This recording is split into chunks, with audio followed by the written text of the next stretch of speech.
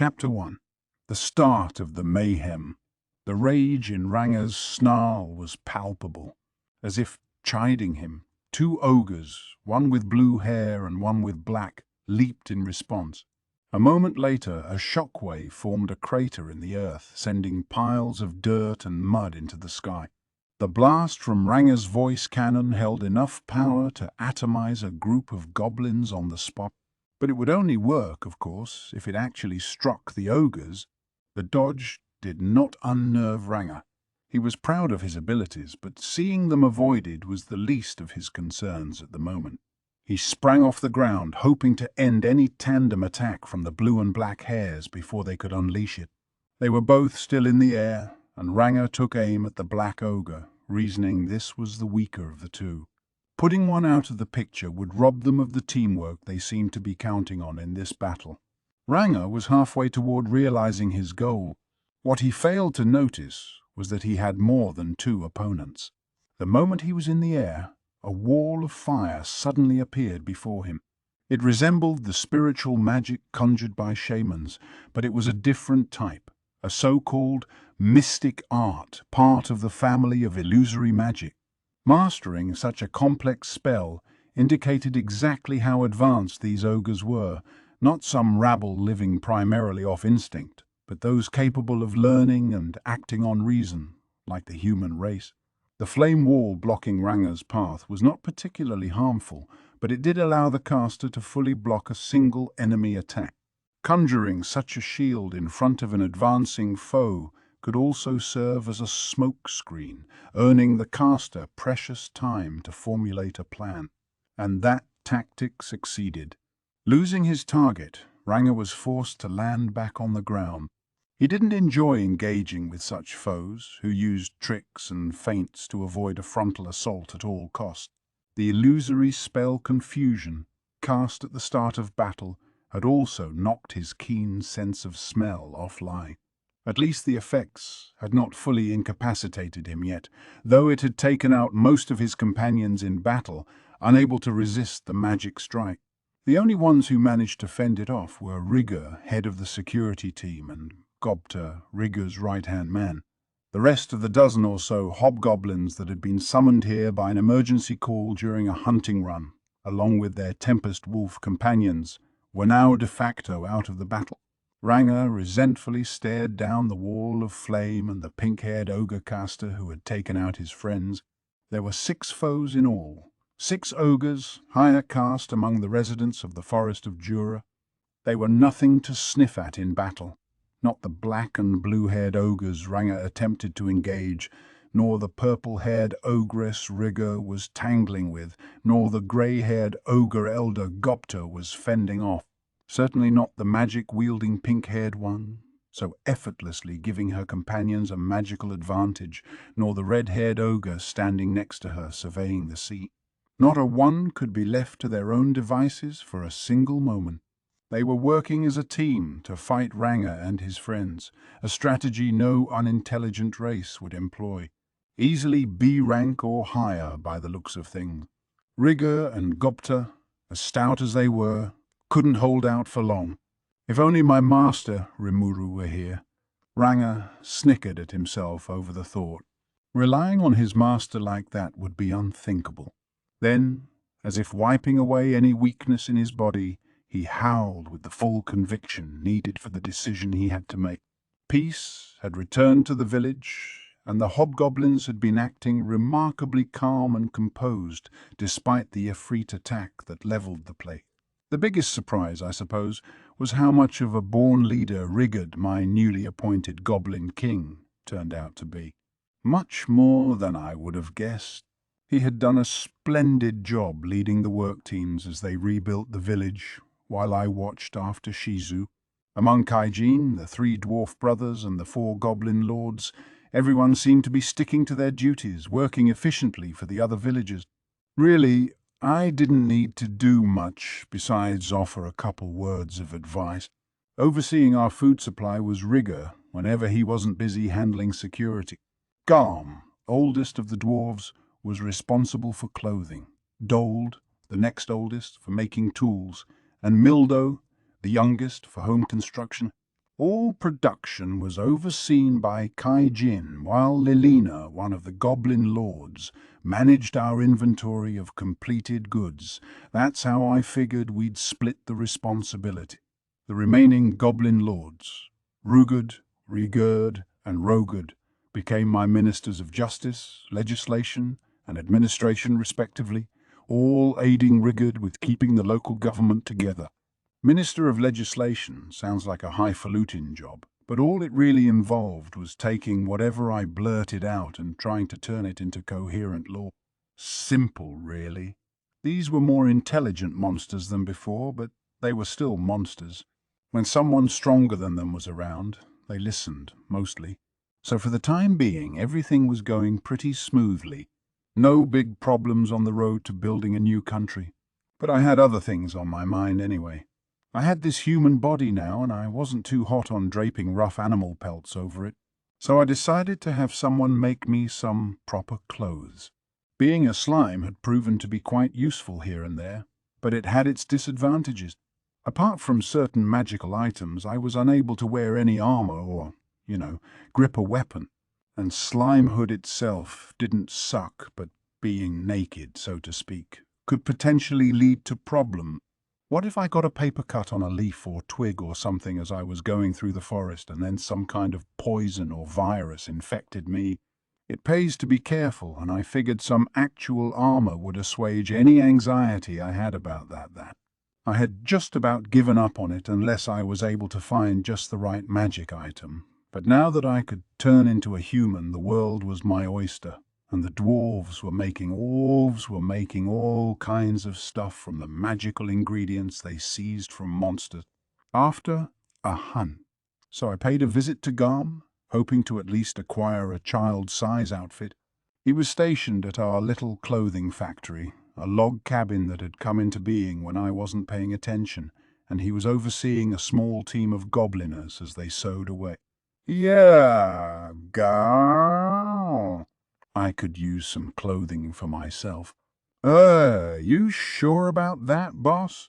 How are you planning to wear it? That's what you've got to say. If you think I was planning to be a slime forever, you've got another think coming, man. You're growing? Well, not too much actually, huh? Were you a child all along, or? Eesh, I was hoping for a little more shock and awe. Ah, well, I can be full size too, but this is a lot easier. So, could you make an outfit that fit? Oh, sure. Mind if I take some measurements? Hey, Haruna, let's get the boss all measured up. I was naked, of course, but I didn't let that bother me as Haruna the Gobliner came up with a measuring rope. I was just a child after all, and my body was genderless. Oh my, she exclaimed, blushing a little. You've become so cute, my lord. Cute? Cute? I mean, I personally thought so, yes, but did that still apply when it was a goblin's worldview?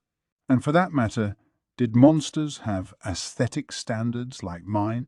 If you went way down the food chain, they were related to fairies, so perhaps their tastes were closer to mine than I gave them credit for. So Haruna measured me. Garm told me to come back in a few days, and that was it. Having nothing more pressing to do, I decided to test out the skills I had obtained a bit ago. If I wanted to play with my new toys in peace, I needed some place where people wouldn't show up and bother me. I could only experiment so much inside my own tent, which prevented me from unleashing too much power. So I told Rigurd I'd be out, ordered him to make sure nobody followed me, and moved off from the center of the village to the sealed cave. It was the place I first met Veldora, inside his vast underground space, pretty sturdily built and completely devoid of other people. Even the cave's monsters didn't dare draw near, as they were still so afraid at even the thought of Veldora. Once I arrived, I got straight to business. Consuming Shizu had earned me the unique skill Deviant and the extra skill Control Flame, both attacks that were already heavily associated with her in my memories.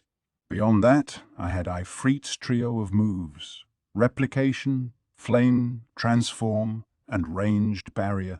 I had already used replication to check out my human form, so that seemed to work well enough.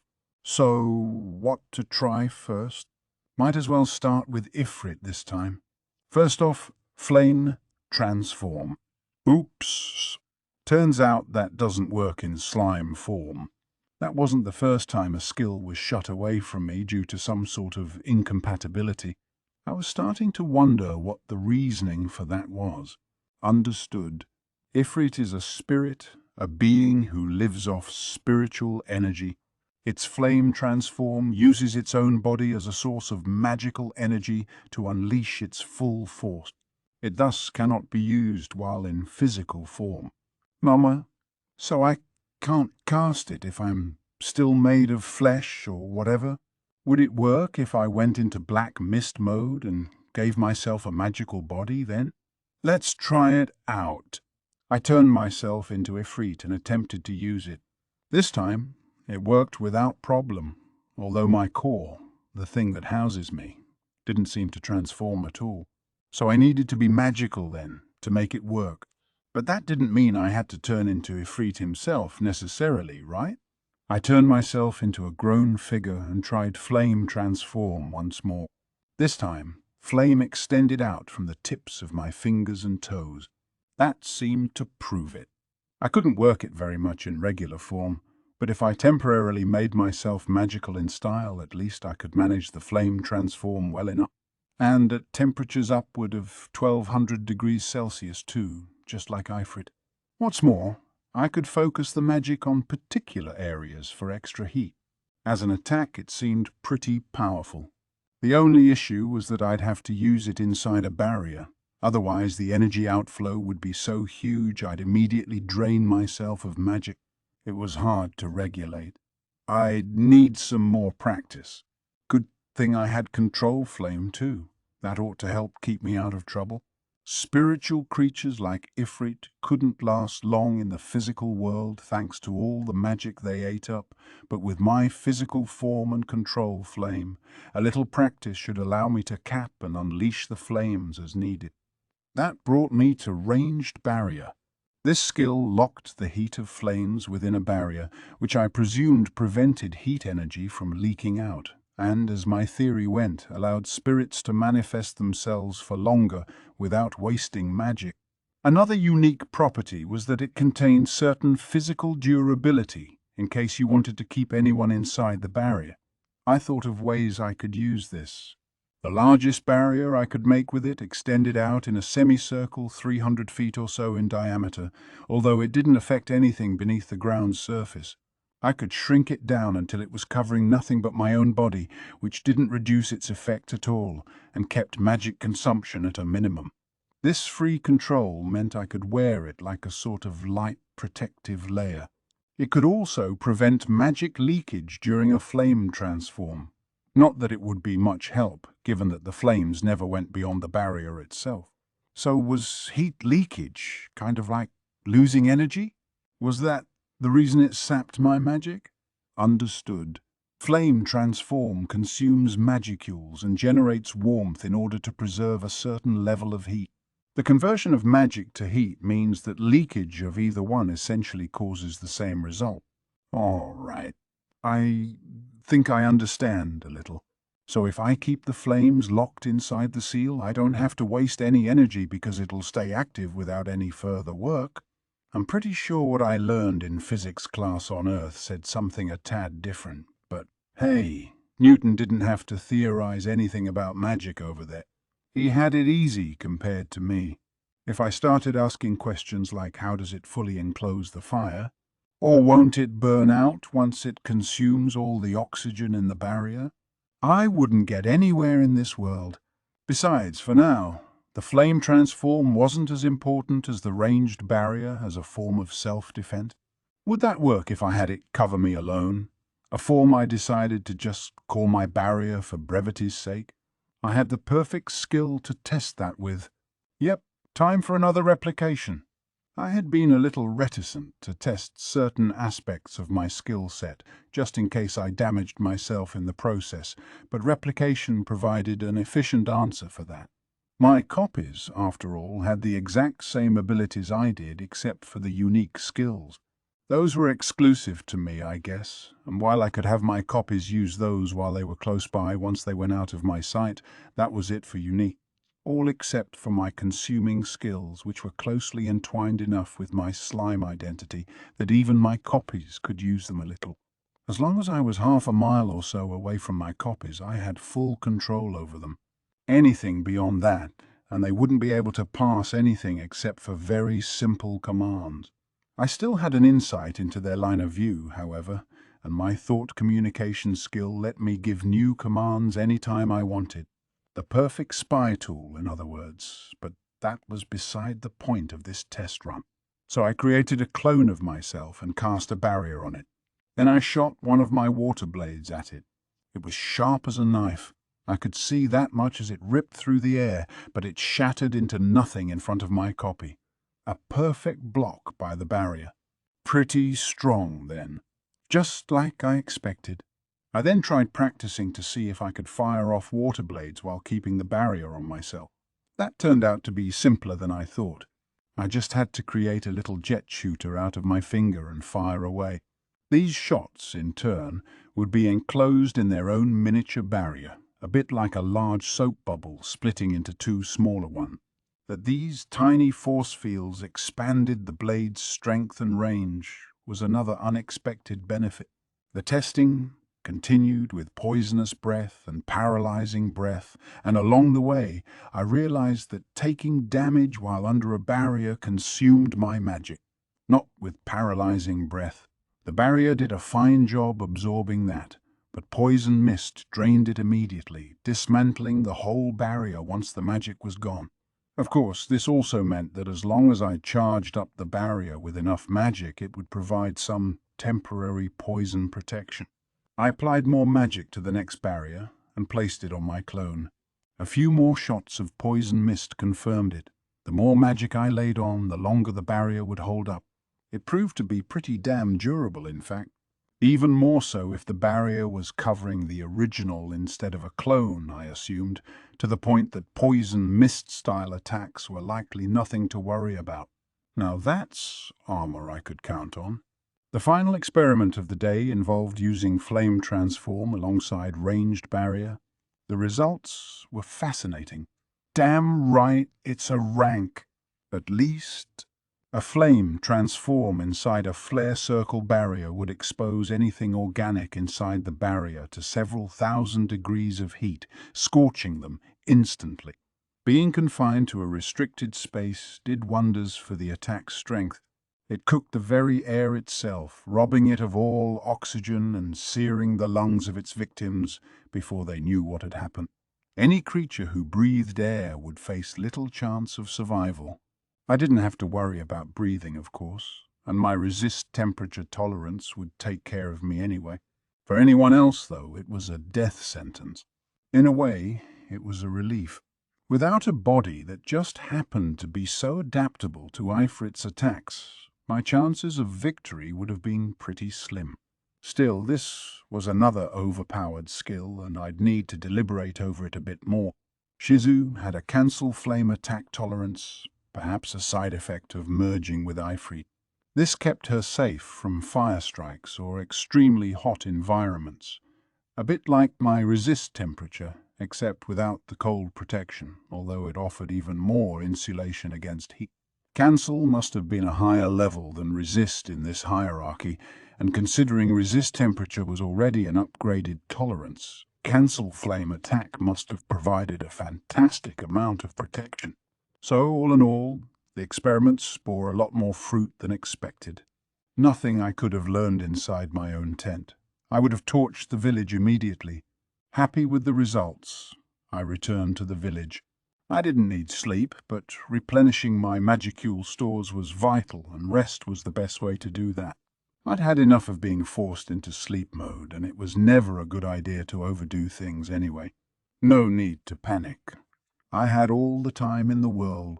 The next day, I stopped by Garm's cabin for a fitting session. They were still stitching up my outfit, but Haruna had some mass-manufactured armor and clothing for me to try on. "Oh my! It looks quite good indeed, my lord." It felt like she was playing dress-up with me somewhat, like a child and her doll, but Haruna and her co-workers seemed to love it, so I let it slide. We found an outfit in their equipment that fit perfectly, so I went with that for the time being. It was basically the same as the rest of the hobgoblins wear, but it felt surprisingly comfy. Garm must have been pretty good with his hands after all. I said, not bad. Easy to move in, and it looks sturdy enough. Glad to hear it, boss. Just you wait until your own custom outfit's all wrapped up. I was starting to look forward to it. I had given him the skin from the boss direwolf I dispatched a while ago, so in terms of fashion and function, it ought to be first-rate. I stepped out of Garm's workshop with great anticipation, still in child form, since there was no reason to abandon my new outfit just yet. I was expecting a few arched eyebrows, but everyone passing by immediately smiled and opened the road to me. They must have recognized me all the same, which I was pondering when I ran into Rigurd out surveying the scene.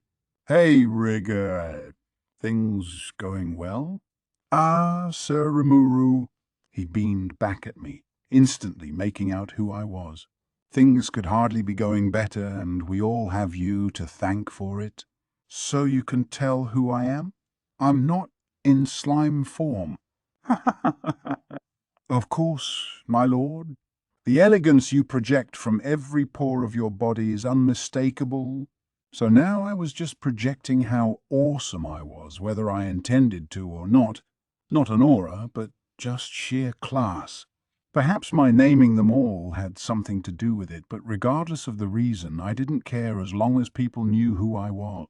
With that concern out of the way, I decided to stage another experimental session down at the cave, telling Rigurd not to bother me unless it was an emergency.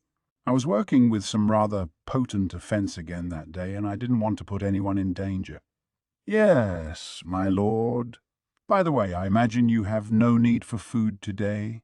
The question made me give Rigurd a thoughtful look. "Oh, of course. Why did I forget about that? I've got this lovely new human body, and I haven't even tried eating anything yet. Actually, hold on. I think I'm going to eat with you guys starting today." We will, my lord." Another beaming smile, which always looked a bit threatening from hobgoblins, but it wasn't their fault. "Well, we must hold a feast today to celebrate the occasion. I will instruct Lilina to prepare a sumptuous spread for us all." I was just as happy as he was. I didn't feel hungry, no, but it would technically be the first solid food I'd had in ages. It was exciting. A distance away from the village, I stumbled upon Riga and Gupta. "Hey," I said, "I guess there's a party at the village today, so try to hunt down something tasty for Lilina, would you? I'm capable of eating food now, so let's make this an evening to remember." "Ah, Sir Rimuru," Riga exclaimed. "Is that so? Well then, I will provide the most succulent cow deer I can." Cow deer? Cow deer? The name made it easy to imagine the sort of animal he was talking about. People around here seemed to dig it. I was starting to seriously look forward to this. "By the way, Sir Rimuru, to what do we owe the occasion of your new appearance?" How kind of you to notice, Gupta. Life as a slime is pretty easy for me, but going around as a human ain't too shabby either. It offers a lot more command over the five senses than I enjoyed as a slime, for one. Taste, in particular. That and this form makes it easier for me to interact with you guys. I had already reproduced all my old senses pretty well, except for taste in slime form, but being a human still felt more natural somehow. Although being a slime was second nature at this point. "Oh, I see," Gupta shouted. "I would like to interact with you too, Sir Rimuru, but I do prefer more curves, sir." That's not what I meant by interacting, you idiot. I rewarded his observation with a reverse roundhouse kick. My body moved exactly as I instructed it, which meant my right foot struck home in the pit of his stomach. The pain caused him to pass out, and really, I couldn't think of any better medicine for such a fool. My apologies, Sir Rimuru. I assure you I will instill some discipline in Gobta later. Sure. I'm not that offended, but thanks in advance for the meat. But of course, we've had a number of herds migrating from deeper within the forest, so the pickings are quite good. We won't let you down. Oh, something up in the forest. Indeed, we occasionally see large-scale migrations of magical beasts due to changes in habitat or other factors. I doubt it is anything serious, but we are stepping up our patrols. That struck me as odd. He was probably right. It'd be nothing, but you always need to stay a step ahead on these things. So I summoned Ranger and assigned him to sentry duty with Rigard and his team. Nothing he couldn't handle, I was sure. In a moment, Ranger stepped out from my shadow. I was capable of summoning him now. My pride forbade me from being unable to do something Gobta could handle with such ease. I had been practicing on the sly for a while. You called, Sir Rimuru. I did. I want you to join Rigard's team in the forest. I doubt you'll see anything, but if you do, keep the team safe. Yes, my lord. I will make it so. His face was meek and docile, but his tail was wagging like mad as if nothing pleased him more than being bossed around. He was back to normal size now, which still meant he was 6.5 feet tall or thereabouts, so the wagging didn't kick up any gale force winds at least. I was glad to see he was listening to my training. Keep a close eye out, Ranger, and if you see anything, Rigger, let me know. There is hardly a thing to worry about, Sir Rimuru. I hope you have a hearty appetite worked up. He was right. Maybe I was overthinking it. Ranger was at least a B+ in terms of strength, maybe even an A- by now. His class was on the upper end of what you saw in the forest of Jura. He'd be fine. The thought of all that roasted fantasy monster meat in my mouth was making my brain catastrophize over nothing. I'll be sure I do. I'll be in the cave, so let me know if something comes up. Then I nodded at Rigger and left. The excitement was welling within me all the way to the cave. Actual roast meat! There was no way I could expect much from Hobgoblin Haughty Cuisine, but if all they were doing was grilling up some meat and plants and such, what could go wrong? They probably wouldn't season it with much apart from salt, but oh well. But hold on. Do they bother adding any seasoning at all? I hadn't thought about it since I had no sense of taste. They've got to use salt, at least. Maybe I should find some rock salt and build a little supply for myself, just in case. The analysis skill provided by the great sage let me track down some rocks with salt content in them. Predation let me suck it in and extract the salt, and I just tossed the rest. Couldn't be easier. Was it really all right to use my skills for stuff like this? It has to be. What's the harm in using the tools I have? So, with the salt in hand, oh wait, I was testing out my skills, wasn't I? I was so distracted by the upcoming feast that I lost track of my original mission. I shook the cobwebs out of my head as I headed for yesterday's underground cavern. Today, I wanted to try my hand at some control flame maneuvers. It was, as one would expect, an extra skill to control flame. You could build up your body's temperature and the ambient heat in the palm of your hand, focus it on a single fingertip, or just whip up a campfire on the ground wherever you liked. No actual wood or kindling required. That, however, was it.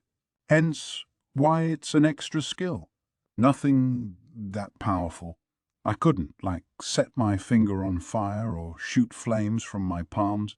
I thought I could maybe release the heat from my fingertip like a sci-fi laser rifle, but I was sorely disappointed. And forget about triggering explosions like Shizu did with ease. She was probably fusing this with some of her own magic to do that. Hang on. Fusing with magic? Suddenly, the flame transform I had worked on the day before came to mind. Back there, I had changed my form into a grown adult and infused my own body with that skill, but as I'd thought about it overnight, I realized I could try working flame transform on my internal magic stores instead. For spirit beings, flame transform turned their body into energy waves, but I figured there was no rule that said I had to use it that way. For example, what if I released some magic and worked flame transform on that? And if I could then take the results over with control flame? Received. It is possible to combine the mimic aspect of your predator unique skill, flame transform, the extra skill control flame, and the unique skill deviant execute? Yes. No. Just like I thought. Yes, it is then. Pretty surprising to find this unexpected quirk of deviant before I even had a chance to fully examine it. I felt like I'd been introduced to some new kink, a bit guiltily, but at the same time, I was just beginning to realize the extent of this new world. Report. Flame transform and the extra skills control flame and control water will disappear following the combination. In its place, you will have earned dark flame and the extra skill control particles. Resist temperature will also evolve into cancel temperature.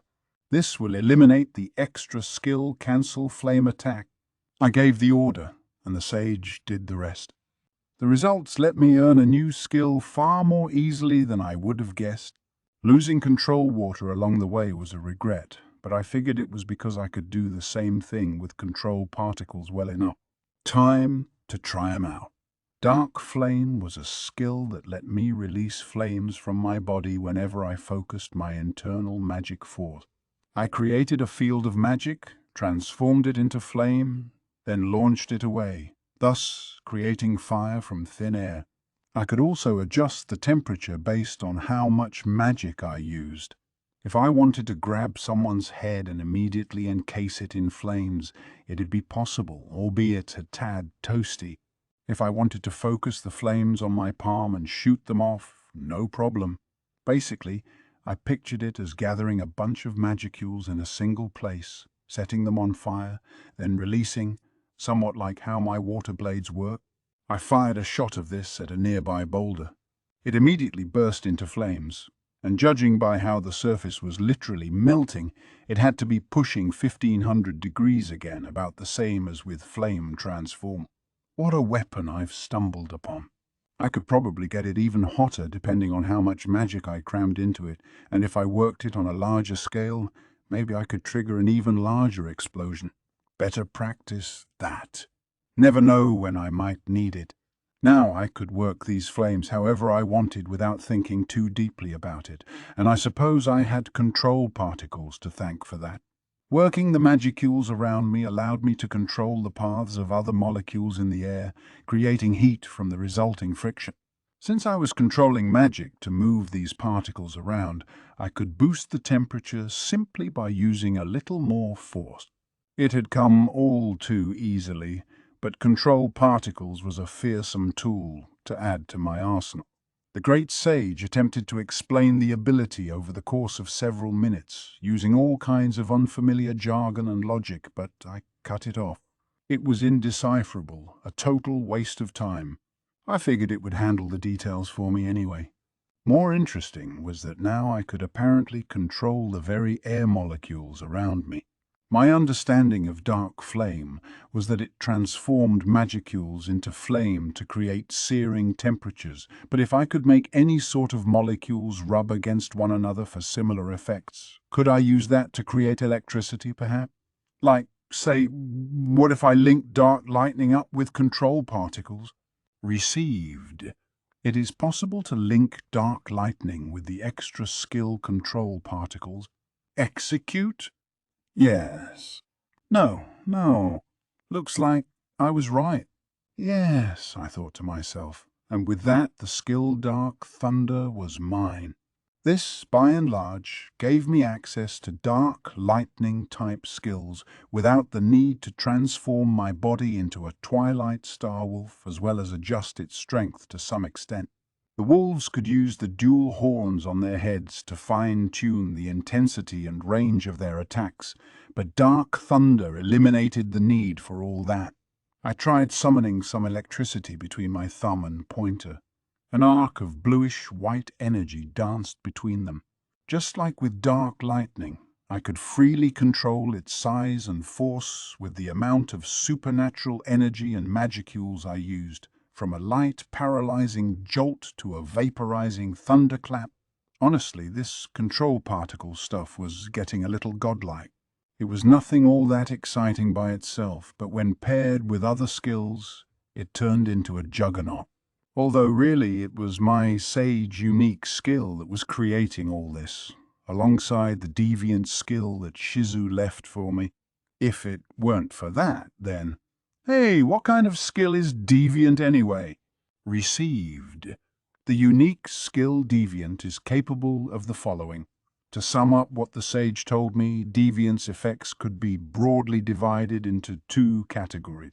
Synthesize. Transform two differing targets into a single object. Separate. Separate. Release the properties inherent to the target and make it into a separate object. The original object may disappear if it has no physical form. This appeared to be the main engine behind Shizu's transformation. Human and spiritual forms, two very different things, synthesized into a single creature. It was hard to say whether Ifrit took Shizu over first, or if Shizu invented the deviant skill to keep Ifrit from staging a complete power grab. There was no way of knowing for sure now, but either way, it was clear I could adapt this skill for a number of things. I already knew that synthesize could be applied to skills leading to all manner of other combination. Perhaps it could be combined with magic as well? Maybe fusing flame and wind to create hurricanes? Or maybe I could give magical effects to weapons and trigger a special attack with just a little magic force. To give you my honest opinion, this deviant skill was a scarily good fit with my own skill set. As a slime, I wasn't capable of nervous sweating, but I might as well have been. A few quick experiments had already given me control particles and dark flame, and I now also had full control over electrical attack. There were tons of monsters left for me to predate and glean new skills from, and I planned to do that as much as I could. And for that matter, could I use the separate function to seize skills from my enemies? Received. It depends on the specific scenario. However, erasing or separating skills etched into the target's soul is not possible. So it couldn't do everything. But it works sometimes. I'd need to figure out exactly what was available to separate from my target first. But really, synthesize was the biggest prize with Deviant. I was planning to take a lot of skills from a lot of monsters going forward, and seeing what kind of things I could create from them was already getting me excited. I suppose it was all thanks to the great sage, but either way, Predator and Deviant made for a potent duo. It didn't exactly have the most attractive name, but in Deviant, Shizu had given me one hell of a farewell gift. I decided to wrap up that day's session with a few cancelled temperature tests. Temperature covered both fire and ice, I supposed, and considering even resist temperature was enough to handle Ifrit's mega-charged fire, having an upgraded version should handle most attacks tossed my way. Anything short of being launched into the sun like a slingshot, at least. There was a barbecue waiting and I wanted to wrap this up quickly.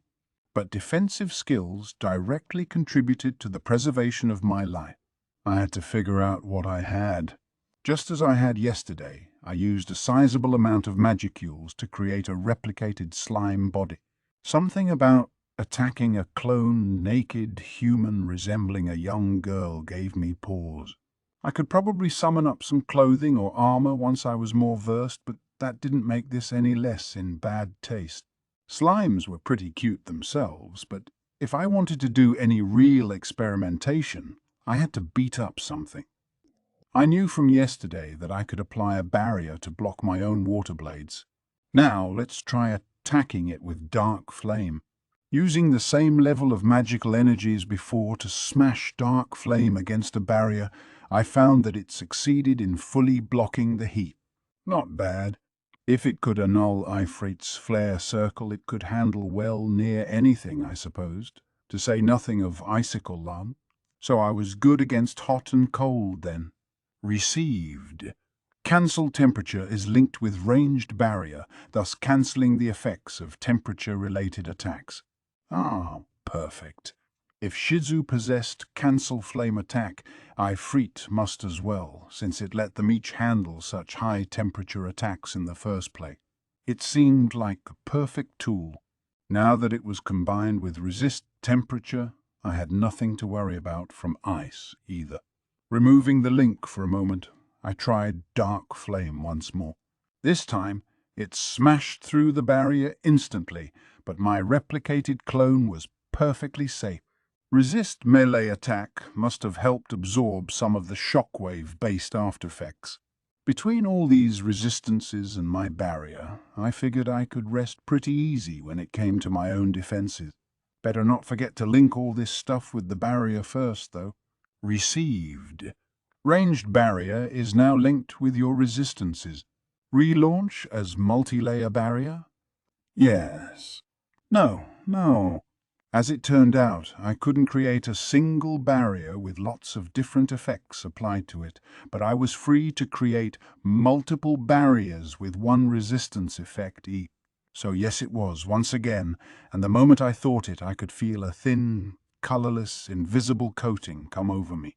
It was a multi-layer barrier consisting of several layers, but still so thin that my magic sense skill could only barely spot it.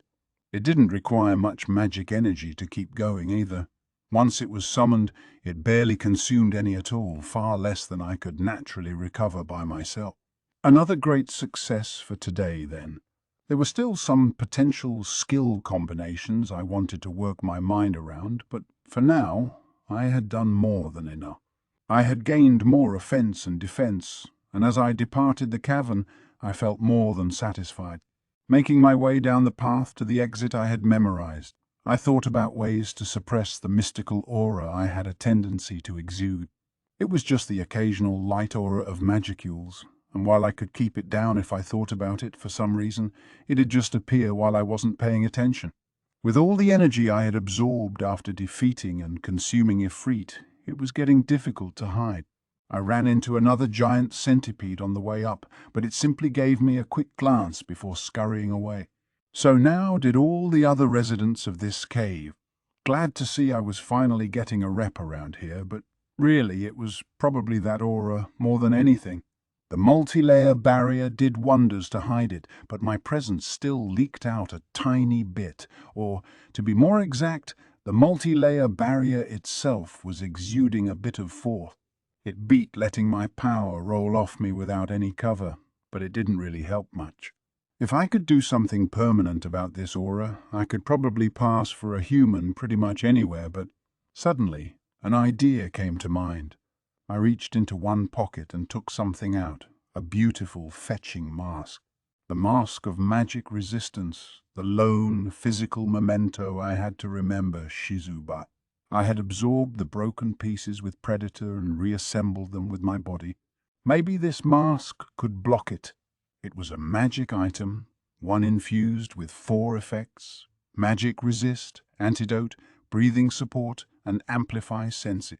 Pretty valuable, I imagined. Also, the likely reason why Shizu could breathe normally when summoning fiery explosions within point-blank range of herself.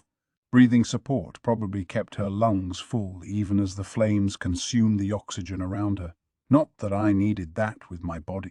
I could synthesize up a respiratory system if I really wanted to, but I didn't. Maybe this mask could convince people that I was breathing, though. It wasn't useful now, but it could be depending on the kind of people I ran into. The other effects, antidote and amplify senses, seemed a lot more useful to your average adventurer, if not to me. The one effect I needed the most was magic resist, which could both dull any magic attacks enemies cast and, hopefully, hide my internal magical force. I put it on. It had an oddly calming effect, and it seemed to fit pretty well. The moment I applied it, the aura pouring out of me immediately dispelled. Nice. Let's go with this whenever I'm bumping around the outside world, so that wrapped up another nagging issue. Good. And I had some nice, juicy grilled meat waiting. As I made my way back above ground, I was filled with glee. My first decent meal in ages turned out to be wishful thinking. The moment I stepped out of the cave, I could instantly feel that someone was fighting. The magicules in the air were stirring, disturbing the surrounding atmosphere. The meat would have to wait. I gave up on it and made my way in the direction of the particle surge. On the other end, I found nothing short of a battle to the death. I could hear screaming as I approached the scene of the battle. It was Gobta. He was crossing swords with an elderly white-haired ogre, but he was far out of his league. Whatever physical strength and agility this adversary had lost over the years, his swordsmanship and footwork made it clear he was no amateur. Gobta, meanwhile, was totally an amateur. I had to hand it to him for managing to stay alive up to this point. He seemed to be holding his own for now, wildly flinging his body around to dodge the ogre's strikes, but his astounding luck could only save him for so long. A moment later, the elderly ogre closed the distance between them and landed a single slash across Gobta's whole chest, right before my eye. "Kaya!" he shouted as he rolled on the ground. "Oh, that hurts. I may die. I may very well die here." I figured he was fine if he had the energy to plead his case with that much gusto. Besides, to my eye, his opponent didn't seem very intent on killing him. Noticing my presence, the wizened ogre abandoned the fight, confident enough that Gobta was no longer a threat. "Calm down, you. The wound is a shallow one." "Go, Sarimuru!" "Are you here because you were concerned about me, my lord?" "Yes," I said, "and I'm glad you're in good shape. Don't need a recovery potion or anything, I see." "Whoa, please." I apologize if I didn't make that clear enough. Yeah, he was fine. His wild instincts must have propelled him to the ground, preventing him from being any more seriously injured. So I tossed him a bit of potion, more to shut him up than anything. One flask was plenty. The old ogre didn't move while I administered treatment. It seemed like he was observing me instead. It was a little unnerving. The area around us was littered with fallen hobgoblin warriors and tempest wolves. None appeared to be dead, but knocking them all out without dealing any grievous wounds would have taken some serious talent. A magical strike, perhaps. Farther off, I spotted a purple-haired ogress fighting with Riga. This, too, was sadly one-sided. The ogress, wielding an iron mace that was little more than an enormous hunk of metal, was apparently blessed with superhuman strength. Riga's sword was starting to bend against it, and his wooden shield was long since battered to splinters. It wouldn't be long before he was out of the picture, too. Ranga, noticing me, sprang to my side. "Sir Rimuru," he said, "my deepest apologies. I was here, and yet look at this disaster." I stopped him, mid-sentence. This wasn't Ranga's fault. They just had the misfortune of running into the wrong adversary. These were ogres, one of the highest-level races in the forest of Jura, and no hobgoblin could hope to last too long against them. "Hold your weapons," I softly ordered Riga and the other stragglers. He instantly did so upon hearing my command. The ogress, instead of striking any further blows, gave me a thoughtful look. She was large-framed, muscular, but still in proportion. Her chest was formed enough to make her identifiable as female, and to my surprise, she looked quite a bit more noble than I expected. I ordered Ranga to take the exhausted rigger away. The ogres, while still wary of me, made no move to stop him. "Sir Rimuru, I cannot express my sorrow." Rigger, covered in scratches from head to toe, could barely form a single word or two between breaths. Against the purple-haired ogre, he had little chance of victory. His skills maybe hovered around B rank on a good day. "Don't worry," I said as I gave him a potion. None of his injuries were serious, so his recovery wouldn't take long. "Just get rested and leave this to me." "Ragnar, what happened to all these fallen fighters?" "Ah, that." According to him, magic had felled them all. It was some sort of sleeping spell, and none had managed to resist it in time. Good thing it wasn't a confusion type, at least. That could have been murder. Magic, though, talk about drawing the short straw. Damn. I took a moment to calmly assess the situation. There were 6 of them, and they were a rather odd group, one that totally contradicted my conventional wisdom of the ogre race. They were fully clothed and dressed well, if simply. I was expecting tiger skin loincloths and little else, but I was wrong. They were big as I'd pictured, and each one was well built, but their full wardrobe was a surprise. If they were this well dressed and wielded magic to boot, they had to be highly intelligent. Perhaps more dangerous than an equivalent party of human adventurers even. If you took 2 races of equal physical strength, the presence or lack of intelligence could make a huge difference in danger level. That went double for such a high-level race. These monsters were B rank or higher as it was. If they were further armed and working together, they could have even hunted down Ragnar. The ogre's weapons made me curious too. That they had weapons wasn't unusual. If even goblins could buy them from dwarves, pretty much anything with a pulse could. But there was a difference between simple clubs and full-on swords. Eastern-style ones too, very different from the dwarven Western types that worked more like bludgeons. The elderly ogre who felled Gobta wielded a sword that could only be described as a Japanese-style katana, and judging by how he handled it, he was a seasoned swordsman. That, combined with his ogre strength and magic, made this group potentially lethal.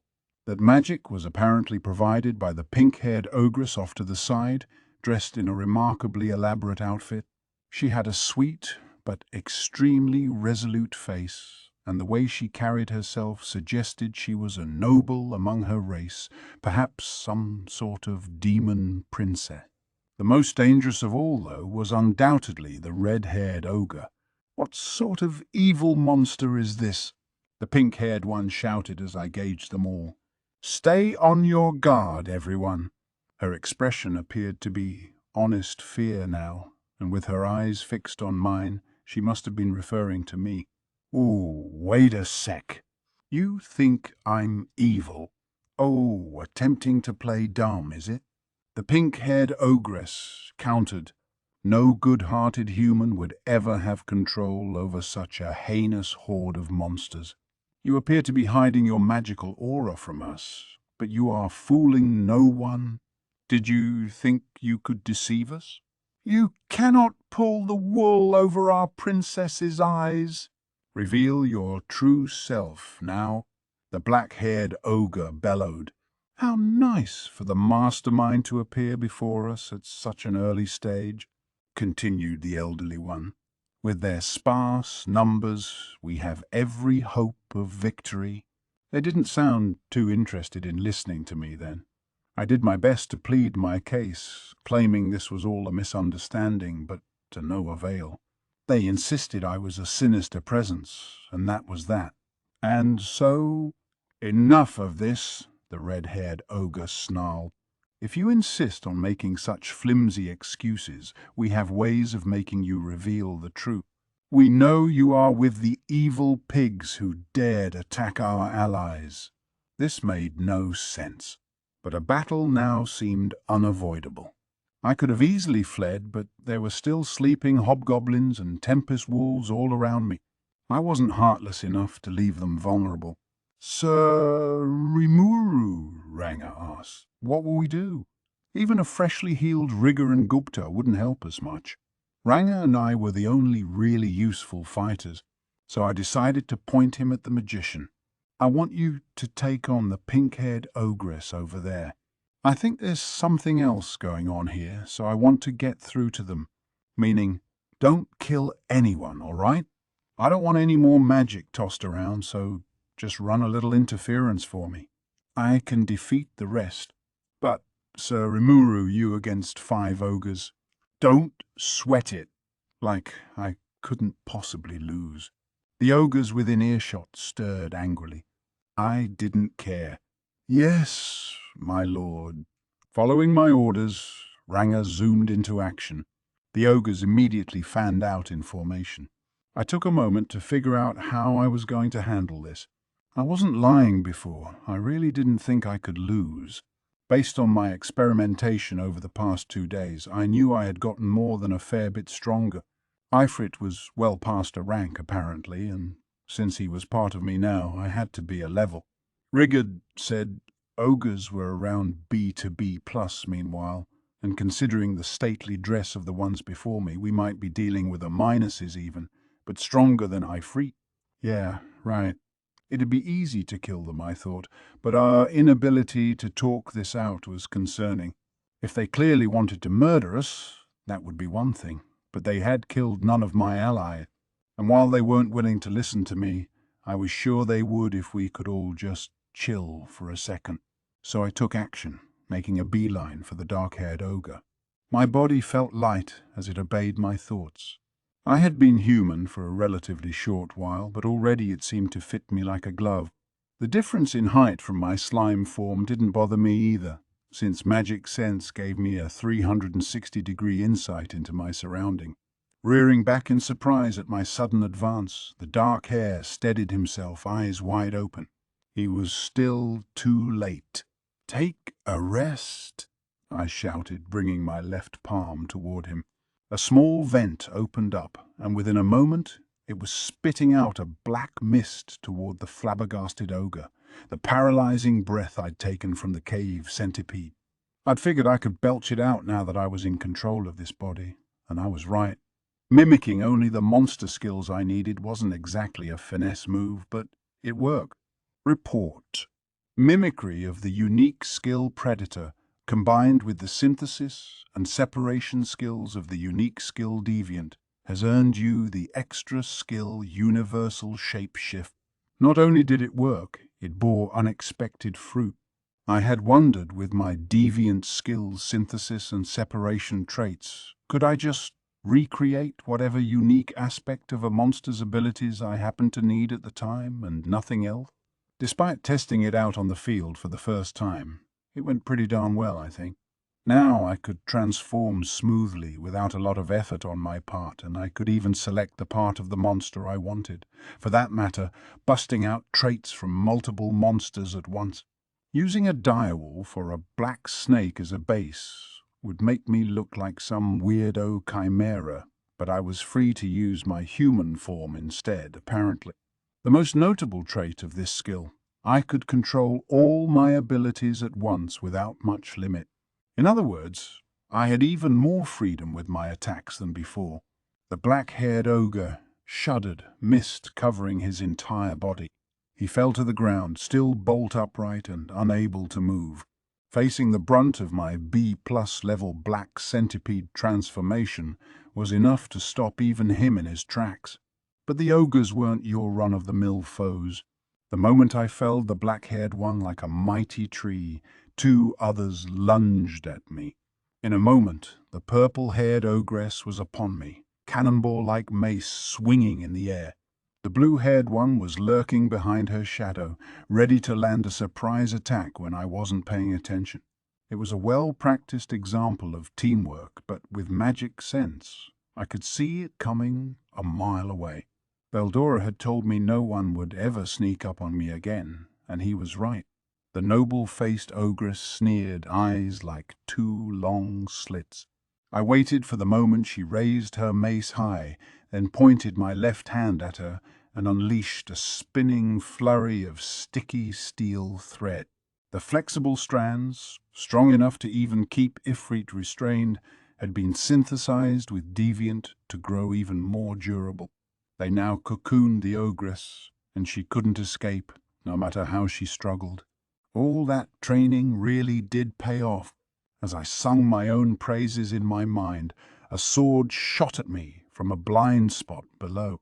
The blue-haired swordsman had aimed straight for my heart, but I didn't panic. Magic sense had told me he was there, so I was just thinking about how I'd handle him. I decided to use my right arm as a shield to deflect the straight sword. After the dull thunk of steel striking against something solid, the sword broke neatly in two. The ogre's eyes widened in surprise as I landed my follow-up, a straight jab from a scaly right arm. I had deployed body armor, the scale defense from the lizards in the cave, up and down my hand and forearm, and it made short work of the blue hare's chest plate. It shattered, ensuring I had defanged him without hurting myself a single bit along the way. I didn't really need body armor here. Resist melee attack linked with multi-layer barrier was enough to annul any potential damage to my arm. But hey, just in case, that meant 3 ogres were out of the picture. That left the pink-haired ogress Ranga was tangling with, the haughty-looking red-haired one, and the elder ogre still standing there and gauging my every move. Do you see how strong I am now? Are you willing to hear me out a little? Silence. Now I am more convinced than ever. You lie at the very root of this calamity. It was your cohorts who led those fetid pigs to destroy our home, was it not? A simple horde of orcs would never be enough to defeat us normally. It was you, the magic-born, who doomed us. The magic-born who what? This was getting to be one serious misunderstanding. And when that red-haired ogre said pigs, was he talking about orcs? Rigur and his crew had suggested there was some kind of struggle going on over forest territory. Wait, you've got the wrong. I attempted to state my case, only to be stopped by a premonition behind me. I turned around. The elder wasn't there. Was the other one lecturing me just to divert my attention? In a panic, I turned, blocking a strike from behind with my right hand. It was a shock, someone evading magic sense to get so close undetected. Thankfully, the unique great sage skill sped up my thought processes to 1,000 times faster than normal. The elder unsheathed his blade in a flash, and I was just barely in time. But something about my arm felt unusual.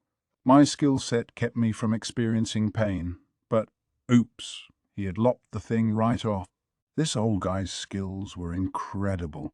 Even with multi-layer barrier and body armor in place, it was like he could cut through paper. I must be growing senile. I was sure I had decapitated you there.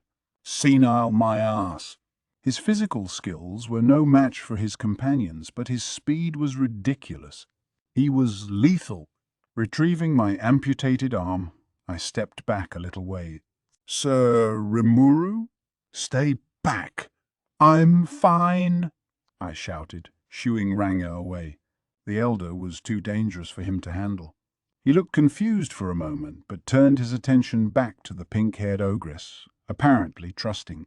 I will not miss next time, the elder said as he resheathed his sword and readied it anew. No way I would underestimate his advanced age now. I needed to show him everything I had. Apparently waiting for the moment I was fully focused on him, he leapt up and, with a shout of "Die for my comrades," slashed at me from my flank. Ah! The red-haired ogre shouted, still targeting me. Losing an arm should be the end for you. You were strong, I'll grant you that, but you were arrogant. You thought you could take us on alone, but that was your undoing. He had a unique way of moving, too, one that let him stab at my weaker points, head-on. He must have seen me as enough of a threat to not bother keeping alive. Master-level teamwork like this was a huge pain in the arse.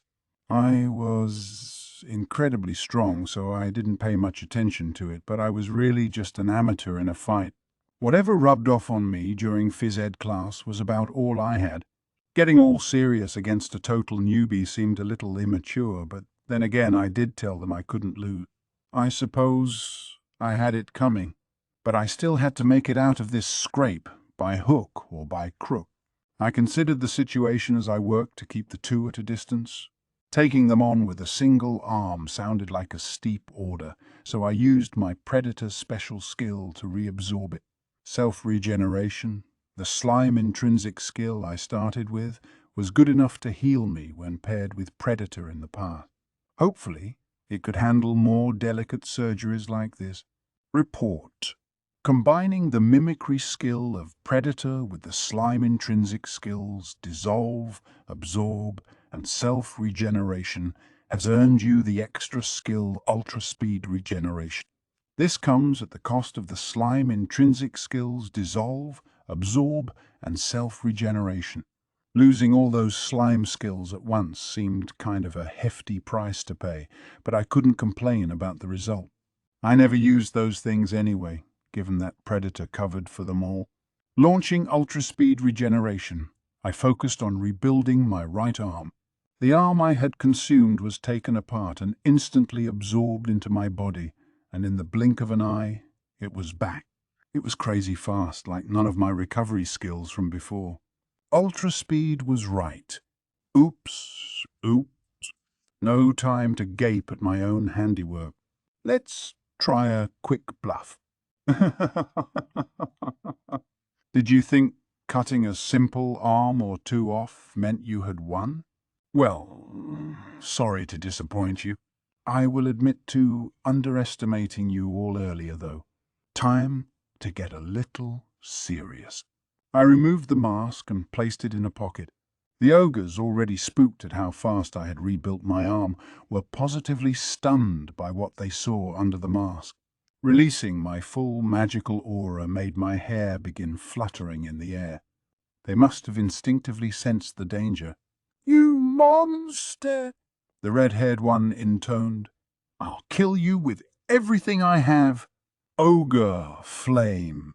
I guess fire was his ace in the hole. I was immediately the center of a hellish vortex that might have been 2,000 degrees or more. That little spark, that won't work. It would have vaporized anyone other than me, but cancel temperature meant that it didn't even singe my hair. Seeing his finisher fail so spectacularly sent the red-haired ogre for the first time into an obvious panic. He kept his head through sheer force of will, resolutely staring at me. He wasn't broken yet, I had to hand him that, but considering I didn't want to kill him if I could, I kind of wish he accepted defeat sooner than later. Right now would probably be my best chance. The ogres were by and large stopped, wary of what I might try next. Let's bust out something huge to break 'em all at once. And if that didn't work, if they still didn't want to hear my story, then I'd have no other choice but to finish them off. Please let this be enough, I prayed as I made my final move. You want to see what real fire is like? Look at this. I let the dark flame whirl around my left arm. I was hamming it up, I knew, but I had to if I wanted to make my foes grovel before me. My brother, the pink-haired ogress tangling with Ranger shouted, the fear apparent on her face. That flame, your illusory arts are nothing compared to it. It shocked her, at least. Her brother's ogre flame was a mystical art, one that turned his very aura into flames. Mine, meanwhile, was an innate skill, which must have thrown her a little. You're right, but I've got something even more fun than that. Now it was time for some dark thunder from my right hand. I needed this to be the clincher, the thing that finally scared them out of their wits. No need to hold back, although I couldn't waste all my magic on it either. I adjusted the force to around a third of its usual level, then sent the particles flowing. Behold my true power. I screamed as I loosed a bolt of dark thunder at a handy boulder nearby. It instantly evaporated, and a beat later, a blast echoed. There wasn't even any soot left behind.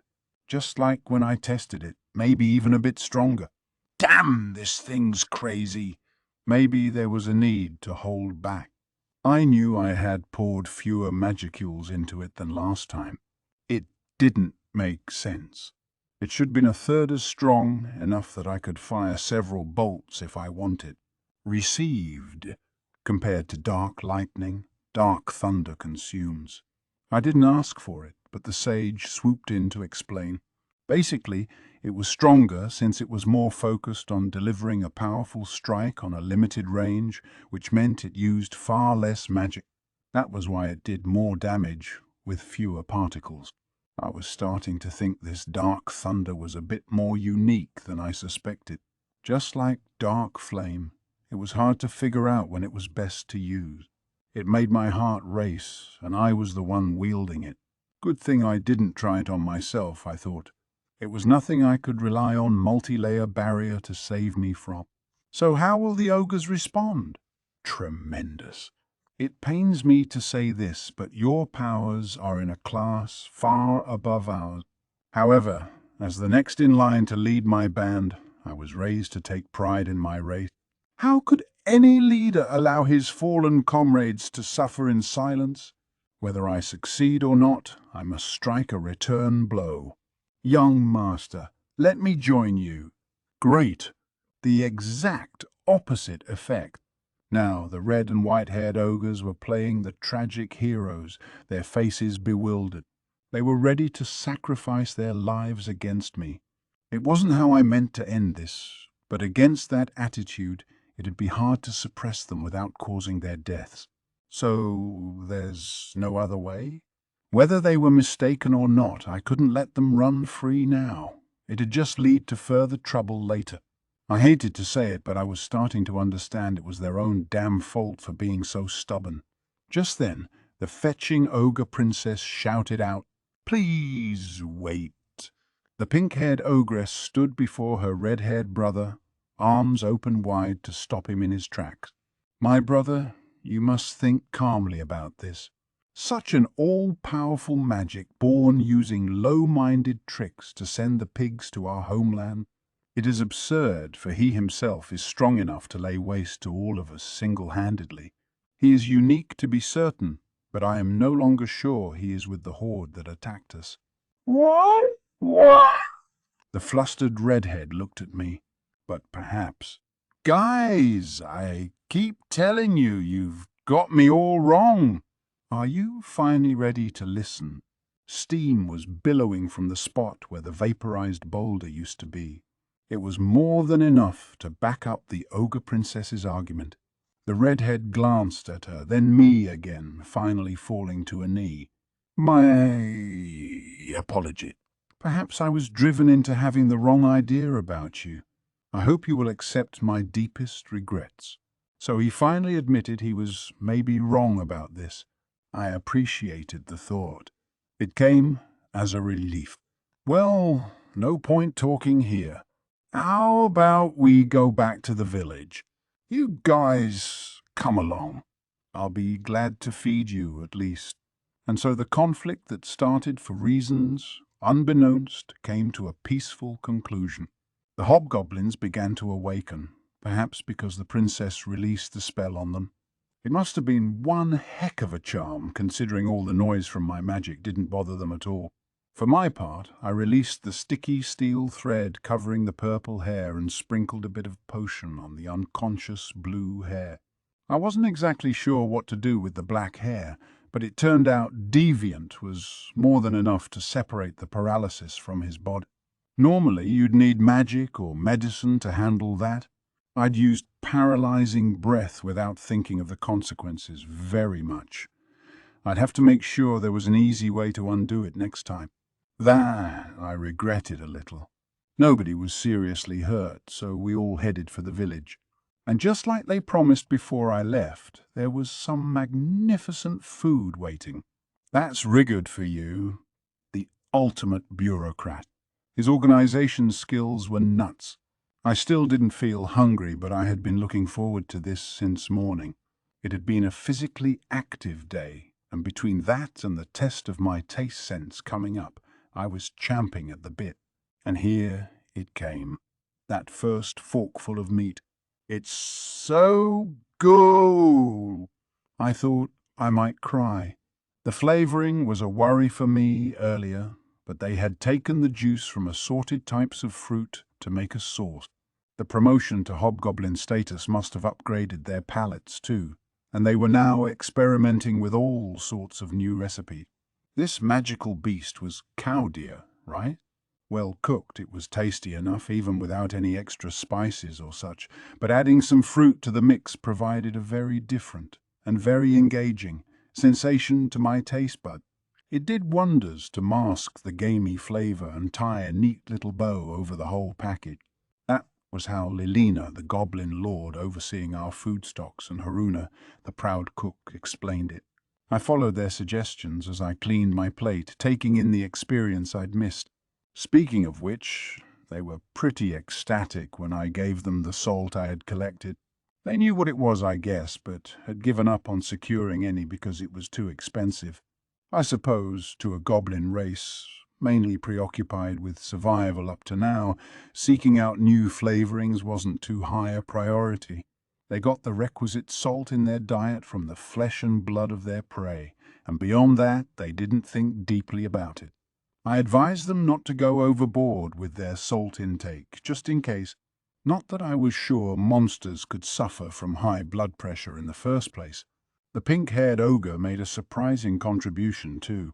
She knew a great deal about herbs and aromatics and the like, and she brought in a few wild grasses we could use to hide the meat's more unpleasant odours. "I hope this will atone for our rudeness a little," she said as she helped collect the ingredient. She was a high-level creature, and she worked briskly, putting the freshly evolved hobgoblins to shame. The other ogress, the one with purple hair, was just eating along with the others, though. Perhaps female ogres weren't necessarily banished to the kitchen in their society. If it was this delicious, I wasn't going to care about genders. It wasn't long before Pink Hair was getting along swimmingly with the rest of the goblinars in the village. They tried to learn as much as they could from her, I was sure.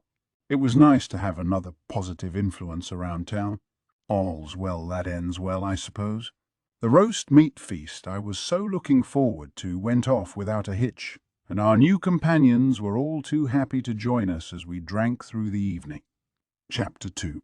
Evolutions and Clashes. We decided to sit and hash things out with the ogres the next day. We chose the log house built atop the recently burned-out public square in the center of the village. Mildo, youngest of the three dwarf brothers, had done a great job crafting it from the basic sketch I drew on a plan of wood. My previous stint as a general contractor gave me at least that much knowledge, as I measured out the dimensions and such as best I could with charcoal on wood and handed it over. It was the great sage and the new freedom my body offered that made it possible, plus the drafting tools the dwarves brought over. With a bit of effort you could get something almost as accurate as from a computer. I was starting to feel like I could whip up a skyscraper in no time flat. Mildo had no problem comprehending the blueprint. Maybe my drafting approach was a lot easier to understand than whatever was this world's mainstream. Which made sense. The buildings around here were child's play compared to the kinds of things we'd designed for the concrete jungles back home. The Dwarven Kingdom had plenty of impressive architecture, to be sure, but in terms of technical execution, it still had a ways to go. Maybe we'd have high-rises built on this square someday. It was amusing to think about. But I digress. I guided the ogres to the house's reception room, looking around to make sure everything was built as I ordered. They meekly followed behind, eagerly looking around the house like it was a novelty. There was zero decoration yet, so I don't know what enthralled them so much, but whatever. The reception room had a large table, along with a few simple stools encircling it. We were all gathered there, Rigurd, the 4 goblin lords, and Kaijin the dwarf as a mediator. 13 in all, counting me. Why did I have Rigurd and the rest here? Because I figured the ogres had some important things to tell us. If something was happening to the forest of Jura, it had come to our doorstep soon enough. I didn't want to be the sole go-to point for every crisis. Rule but don't govern, as they say. Haruna came in with tea for everyone. She gave a quick bow once she was done and left the reception room. It was still a tad awkward for her, but she was beginning to learn some manners. Wonderful progress. I brought the cup to my lips. Bitter, but not distastefully so. I didn't used to be so picky when it came to this sort of thing, but the long-awaited return of my sense of taste was maybe making me more finicky. The green, tea-like bitterness played around my tongue. I could feel its heat, too. My body had cancel heat, I suppose, but I could still feel this. Funny. The ogres seemed to enjoy it as well. I waited for them to settle in before we began to talk. I started by asking why they were there in the first place. They replied that they were fleeing in order to regroup and rally themselves. That, in itself, was disquieting. I had a feeling this would go on a while. If there was a force out there that could defeat ogres, we had a threat on our hands. These were B-ranked creatures, even solo, and I could tell that much from yesterday's battle. And these guys here were the cream of the crop, masters of the forest. The highest class of monster you'd find here, I was told. Better hear them out. To sum up the ogre's story, there was a war, and the ogres lost. That was about it. While I was busy fending off Ifrit at this village, the ogres were getting involved in a war of their own. Who on earth could challenge the most powerful race in the forest of Jura to war and win? It sent a thrill of tension across everyone in the room. Their faces tightened with concern. They attacked our homeland out of nowhere, the red hair muttered angrily. Their power was overwhelming those hideous pigs, those orcs. It was an army of them, apparently. And unlike humans, monsters never thought about formally declaring war before having at it. So while the ogres didn't decry the surprise attack in and of itself, orcs attacking them was far from the norm. Why? Simple. The difference in strength. Orcs were D-ranked creatures, stronger than goblins, but nothing a veteran adventurer would lose sleep over. Ogres, remember, were 2 grades higher than that, rendering a one-on-one battle eminently predictable. And yet the weak challenged the strong, and they won. I decided to go a bit more in depth. The ogre's home was a fair bit larger than our own village, an informal collection of clans which together formed a kind of battle-fought home to 300. About as powerful as a small nation's Knight Corps, in other words, a force equivalent to a 3,000-strong army of fighters trained to B- monster status. These ogres lived a life you could describe as militaristic. The clans held battle training with one another on a regular basis, occasionally joining this or that side to assist other races when they fell into conflict with their neighbors. Some of the clans had even made their mark on history, forming vanguard forces of an army for one demon lord or another, and these ogres were descended from them. They lived, in other words, as de facto mercenaries, and the ogres of this world were quickly destroying the image I once had from my own fantasy novels. But that wasn't the issue. They had been defeated by far weaker monsters, and it looked like they were all still in shock, for in this reception room we were looking at the sole survivors of the entire settlement. The red-haired one had taken his sister, the princess, away from the place while their leader was spearheading a team to defend them from the orc. She was nobility, after all, a sort of ogre shamaness, and her people put her ahead of everything else in their lives. If only I were stronger, the red hair groaned. The last thing he saw was the orcs, clad in black armor, delivering the final blow on his leader. A giant orc, one that let off an eerie aura, and one other, a figure who didn't bother to hide their own brutally dark aura, one who wore a mask that looked a bit like an angry clown. It was one of the magic-born people, I am sure of it, the shamaness declared. A high-level one. I'm afraid my brother never stood a chance. Indeed, the elder added, we jumped to conclusions about all of you because we saw that fiend in action. We thought you were one with them. Yes. Really? Cute love. Getting lumped in with this murderous freak. The way they put it bruised my ego a bit, but then again, I was wearing a mask of my own back there. Perhaps it was natural to associate me with that magic-born guy. I was under the impression that a magic-born person could be almost any intelligent monster. Ogres would count as magic-born even. But if this guy outclassed them that much, he had to be something extra fierce. I knew from our earlier confrontation that nothing was more dangerous than monsters with a little intelligence. They could wield magic with the ease of a human caster and handle weapons equally as well. That, combined with physical strength that outclassed humanity's, made them difficult to counter at all. And the higher level the monster, the more disastrous the results could be.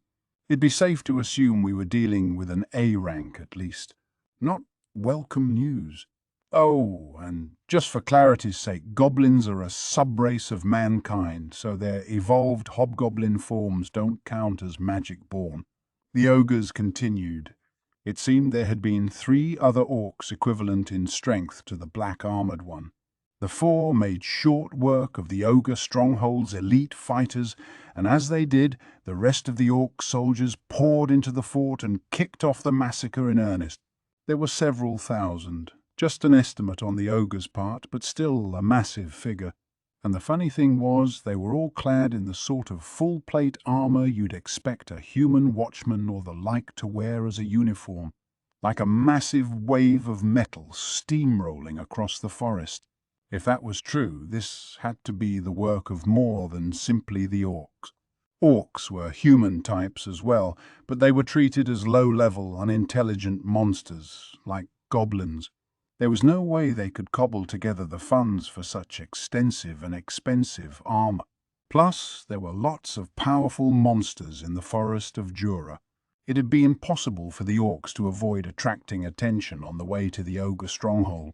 It seemed fair to assume they were colluding with some other nation, a nation of humans. But I couldn't guess what they wanted, and that concerned me. If the force was several thousand strong, they couldn't have merely wanted to crush that one ogre site. They were gunning for the entire forest of Jura at that rate. You know, Kaijin offered, they might be in cahoots with one of the demon lords. Demon lord? Shizu's face flashed across my mind, her final words echoing alongside it. Leon, the demon lord, the foe I'd promised to defeat. Could that be possible? I wasn't sure I had it in me to topple a demon lord quite yet, but generally speaking, I didn't think any demon lord cared much about this forest. Outside of it, their lands spread far and wide, and their fertile fields were mostly tended to by vast numbers of golems and slaves that had been captured in battle. Demon Lord-controlled lands never had to worry about famines, and as a result, these lords were rarely concerned about areas under human control. The way it was explained to me, the so-called war slaves had it good enough that their lives weren't much different from anyone else's.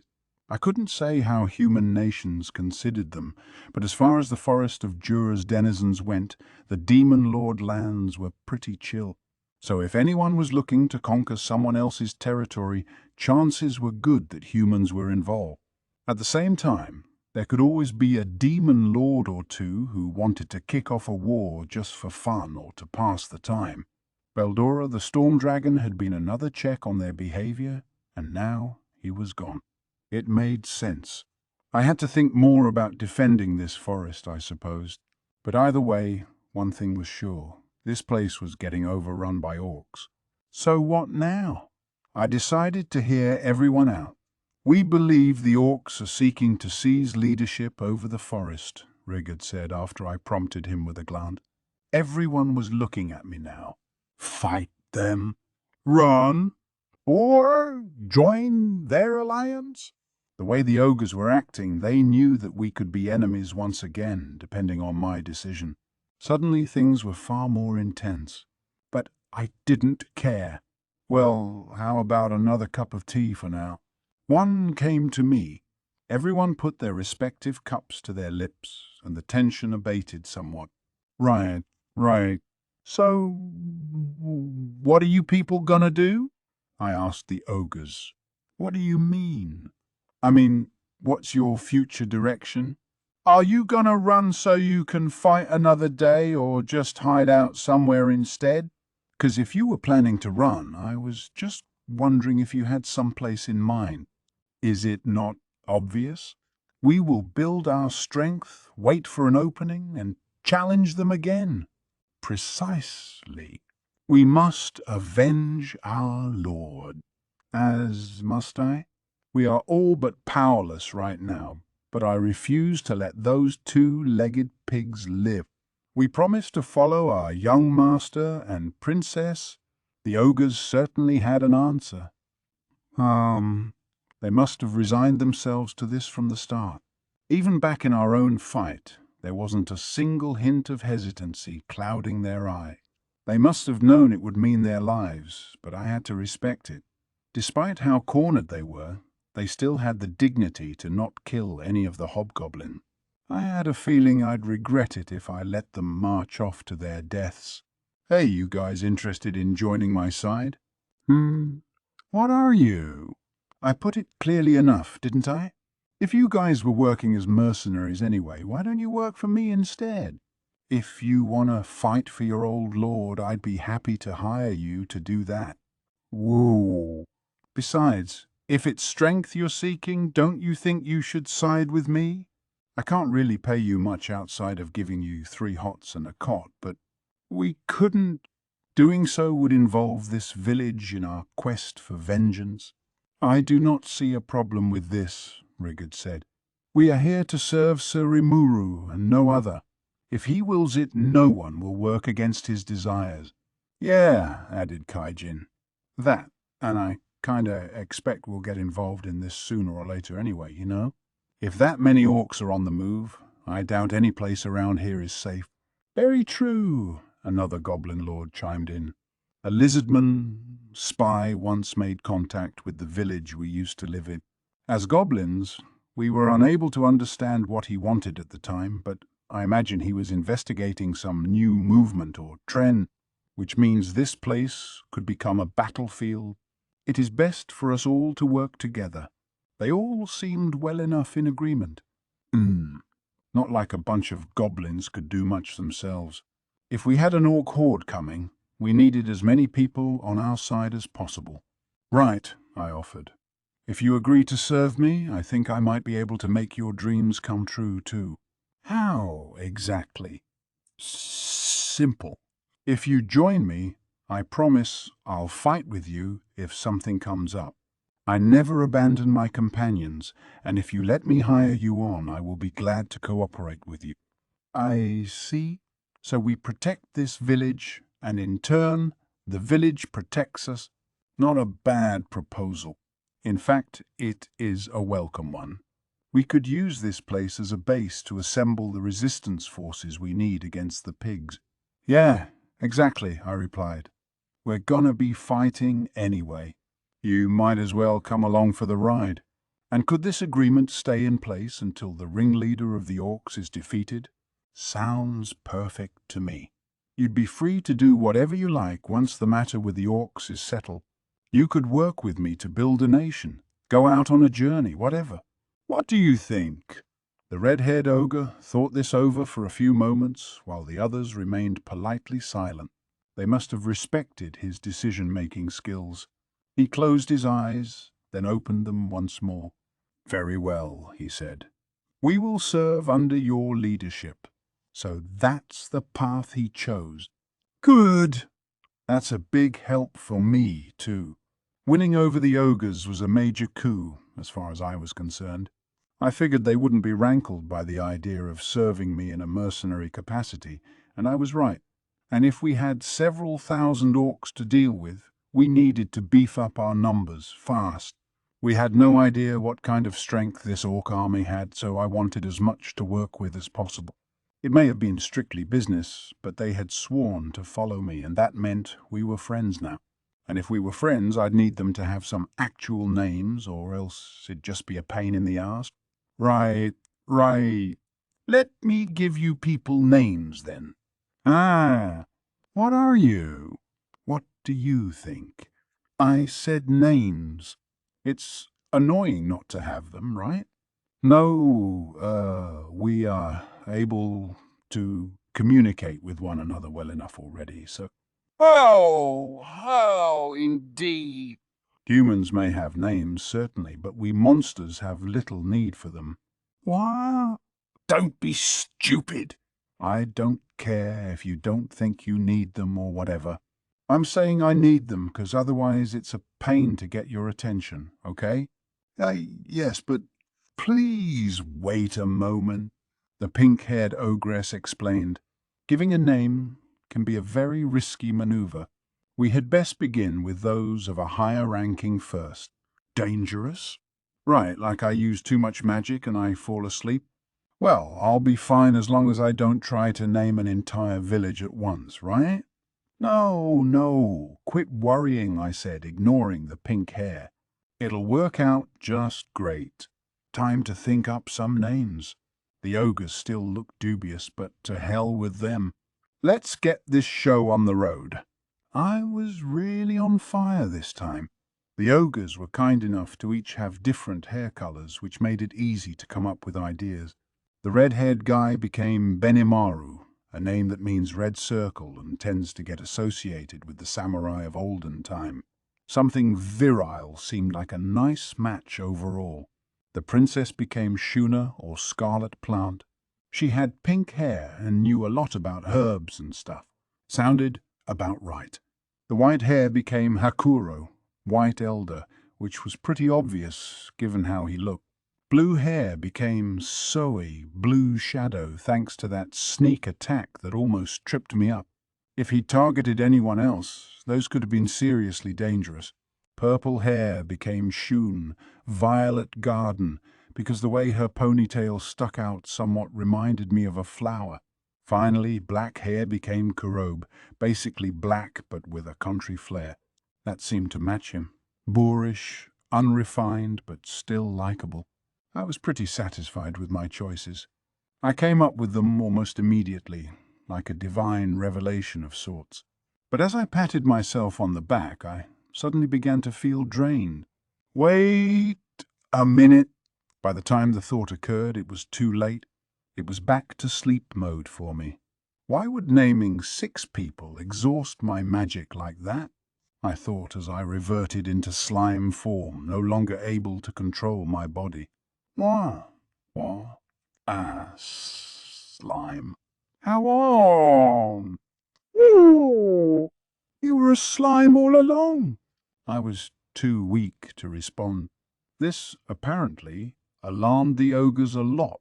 They fell to the ground, seemingly just as drained as I was by the ceremony. Whoa! What's going on here? I wouldn't have my answer until my magic was recharged. A night passed. This round of sleep mode, if anything, was even rougher than last time. I was conscious, but it was like everything I saw was in a dream. My memories were vague, like something soft being pressed against me, or like I was floating amid fragrant flowers or something. I had no way of knowing exactly what was happening, but I was probably overthinking matters. Sure.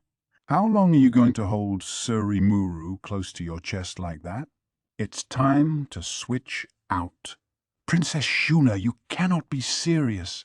There is no switching out to be done. I will take care of Surimuru, so please, you should rest yourself. Enough of your nonsense, Shion.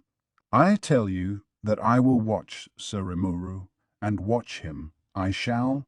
Apparently this was some kind of argument, but I'm sure I was just imagining it. Just like I was imagining them playing tug-of-war with me. Let's just go with that. So, what did happen? I got to find out once I finally woke up to the sight of all 6 standing before me. The one in front was a handsome young man with a burning blaze of crimson hair. His eyes were just as bright red, and they were fixed squarely upon me, never wavering. "Who's this?" I thought. But another look confirmed it. It was Benimaru, the ogre referred to as Young Master by his cohorts. 2 horns, smoother and more beautiful than obsidian, poked out from his crimson locks. They used to be thicker than elephant tusks, but now they were honed, polished, and as thin and beautiful as a work of art. The Benimaru I knew was a hulking figure, but this guy was maybe just under 6 feet tall, and his body was taut and well-defined. The amount of energy I felt from him, however, made him seem like a completely different person from before. He wasn't quite as strong as Ifrit, for example, but that was the first comparison that came to mind. He might be past a rank now. How the hell did naming someone unlock this much force? Was my honest reaction. Next to him was a fetching young woman who was almost hidden in Benimaru's shadow. Shuna, I supposed. She was already sweet-looking, and that had evolved massively along with everything else. Like, what the hell? This was a total princess now, man. A completely different level from before. Her long hair, just a touch pink now, cascaded across her head to the ponytail below. She had 2 horns of white porcelain, lightly shaded skin, and lips the shade of a cherry blossom in spring. Her crimson eyes seemed a little glossy as she looked at me. Dude, what a babe! No 2D anime girl could compare. She was smaller, around 5 feet, and the aura she projected made you instinctively want to protect her. Hakuro, the wizened old ogre, seemed far younger now. He had looked about ready to keel over at any moment before, but now it appeared he was maybe just beginning to approach his golden year. His posture is perfect, and at least some of the physical strength he had lost with age has returned, I thought. Even in a straight-on test of strength, he was no longer someone to trifle with. His eyes were still black, his hair still a shocking shade of white, but now those eyes were sharper. His long hair was tied back, and he had a pair of small horns on both sides of his forehead. He looked like a warrior, and if he took me on now, I wouldn't exactly like my chances. Shion, the other ogress, had clearly paid close attention to her hair. It was well washed and combed, nice and straight instead of flipping out in the back like earlier. It had a fetching sheen of purple, a nice match for her ponytail. She had a single horn, that obsidian black shade again, and it naturally parted her hair. Her purple eyes, like the others, were firm upon me. Her skin was nearly white, her lips bright red. She didn't look as wild as before, maybe a little makeup. And that, combined with being about 5.5 feet, made her look pretty damn amazing. The whole package was sleek as a supermodel, but she had one extremely unique part, a part that whatever masculinity I had left all but forced my eyes to wander toward, I suppose. I was in slime form at least, so she couldn't see where I was looking, which was good. I bet she'd look kick-ass in a business suit. Honestly, I wish she could be my secretary. Such were the thoughts of my soul. So I was about the same age as Benimaru, with a complexion on the darker side and lips a slightly bluish shade of black. The single white horn on his forehead contrasted well against it, and his navy blue eyes exuded a strong force of will. He had handsomeness to him, something Benimaru most certainly did not, and he was about the same height to boot. How were all these people getting so attractive all of a sudden? And not just attractive, but like in the completely opposite direction of what they were before. A total 180. The sheer perfection irked me a little, which I suppose is only human. Kuroba was in the prime of his life. To put it nicely, he was rugged. In a not-so-nice way, he was hairy. It made him stand out a bit among the beauty pageant contestants surrounding him. His hair and eyes were black, his skin a dark shade of brown. He had 2 white horns, noticeable without being too huge on his forehead, and in a way, the averageness of his looks made me feel a kind of kinship with him. It was a relief, in a way, his presence in the crowd. Between that and his apparent age, I had a feeling we'd get along pretty well. So that was the 6, and it wasn't just their looks that had changed.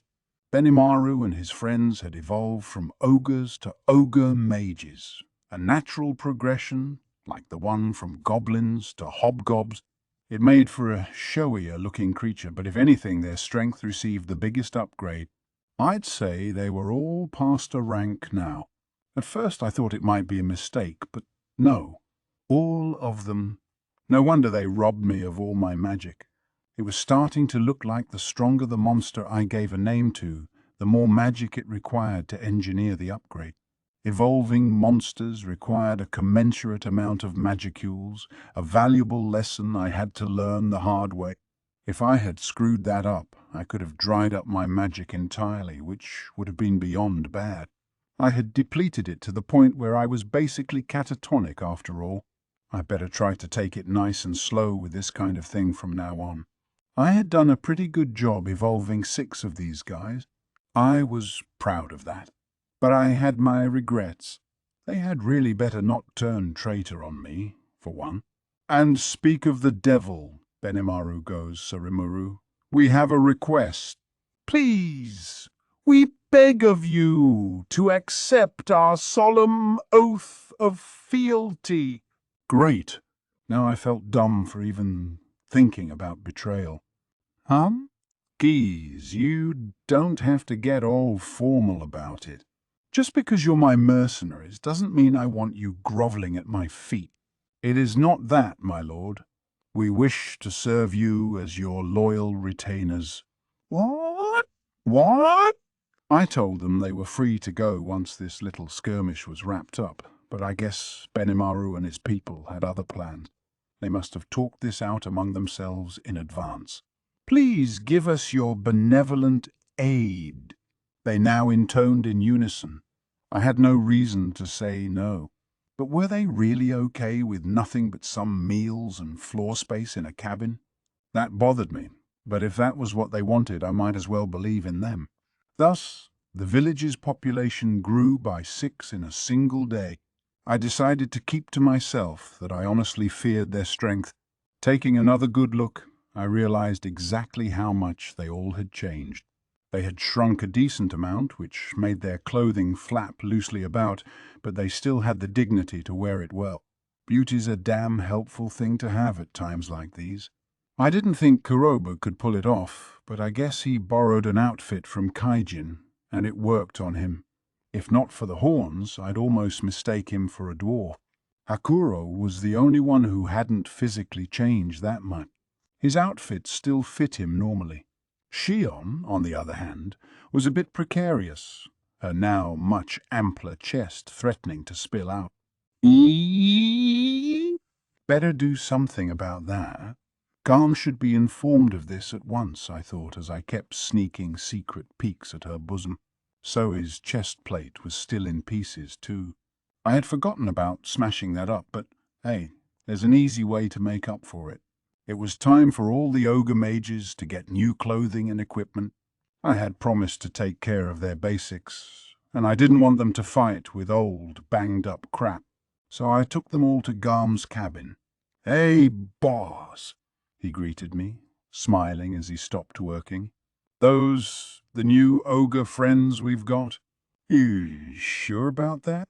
'Cause they sure don't look like ogres to me," but he looked pretty surprised, his eyes right on Shion's chest. "Yeah, well, I named 'em all, so they aren't exactly ogres any longer. Ogre mages is the term for 'em now, I think. Ogre mages. That's a high-level race, isn't it? Born only on extremely rare occasions among the ogres. Is it? Well, there you have it, I guess. You think you could make some clothing and armor for them?" "Oh, yeah, sure thing." Garm still seemed dubious, but refrained from commenting further as he brought the ogres inside. I was sure he'd be measuring them all shortly. Hakuro was good to go as is, and Kurobi apparently borrowed a few days' worth of outfits from Kaijin. Simple work clothes, really, but Kurobi seemed happy enough with them. And that reminded me, why did their clothing look so Japanese? "Hey," I asked Hakuro, "your weapons are pretty unusual, aren't they?" As he put it, around 400 years ago, a group of armored warriors came to the ogres' homeland, heavily wounded and seemingly lost in the forest. The ogres were a warfaring bunch by that point, more akin to monsters than they are now, but even then, they blanched at attacking the defenseless. They were a high-level race, not very preoccupied about food, so they took care of them. The warriors, thankful for this, instructed the ogres in battle techniques, and gifted their armor to them. One among them knew how to forge these katana-style weapons, and after a long trial-and-error process, they succeeded in producing large numbers. One of the warriors they trained was my own grandfather, Hakuro said proudly, and he made well sure to teach me every skill he had. Yeah, Kurobe added, and my family's among the blacksmiths that supply 'em all. So you can make those swords yourselves? I am more versed in a straight sword, said Hakuro, but I have learned how to take care of these well enough at least. Kurobe, though, is a sort of weapons master to us. Yep. I made all of these swords. I ain't too good at fighting, but you want me to bang some metal together. I'm your ogre. Wow. I had no idea there was a weaponsmith among them. Kurobe was notably weaker than the others, so I guess strength wasn't the only thing he was good for. This group from 4 centuries ago might have been otherworlders like me, I figured, not that I had any way of knowing for sure. The important thing was that the ogres were intelligent enough to keep their tradition going. Very good, I said. In that case, Kurobe, you're going to be our village's dedicated swordsmith from now on. Yawn, Sir Rimuru. I'll do my best for you. I introduced him to Kaijin at once, and since they had already met yesterday, our discussions went quickly. The two immediately hit it off, and by the time I left, they were already talking about new weapons they could craft. That and some kind of weird research Kurobe wanted to tackle. I don't know if it's because of this, but it sounded like Kurobe possessed a unique skill known as researcher. It sounded a tad like my own predator skill, and it was geared for producing things, offering sub-skills like full analysis, spatial storage, and transform material. Spatial storage was basically like my stomach, and transform material allowed him to mess around with the stuff he kept in spatial storage. For example, he could store a big heap of scrap iron and transform it into solid ingots for further processing. More or less like my copy skills then. It was funny how researcher gave Kurobe the kind of skills that he and only he would find useful. He had also obtained control flame and resist temperature, and while I'd peg him as B rank in battle, those skills would make him a pretty tough fight for most people, wouldn't it? Although it seemed the man himself wanted to devote his life to forging katanas. Now, at least I was pretty sure the hobgoblins wouldn't have to worry about where their weapons were coming from. But before they swung into mass production, I really wanted them to craft some swords for me and the other ogres. I gave Kurobe a fairly massive supply of magisteel for the job and set him at it. I'm going to make the best swords you ever did see, he promised, striking a fist against his chest to prove the point. I was looking forward to it. Their measurements taken, Benimaru and Soe stepped back outside, dressed in fur outfits. People that handsome, they look good in anything. I am so jealous. Where's Shuna and Shion? Ah, yes. About that. Benimaru was a little reluctant to explain. After prodding him a bit, I learned that the two were apparently unsatisfied with wearing simple fur. Given how fancy Shuna's royal vestments were, I guess I couldn't blame her. She said she'd just fix up her own outfit, finding bare fur to be too itchy for her taste. Princess Shuna, you see, so I said, is quite gifted with sewing and such. One of the best among us, in fact. I could believe it. She and Shion had been dressed in a fabric I could only describe as silk, assuming that existed here. It was made by weaving together strings spun for cocoons by nearby creatures known as hell moths, then infusing the thread with a large quantity of magic for extra protection.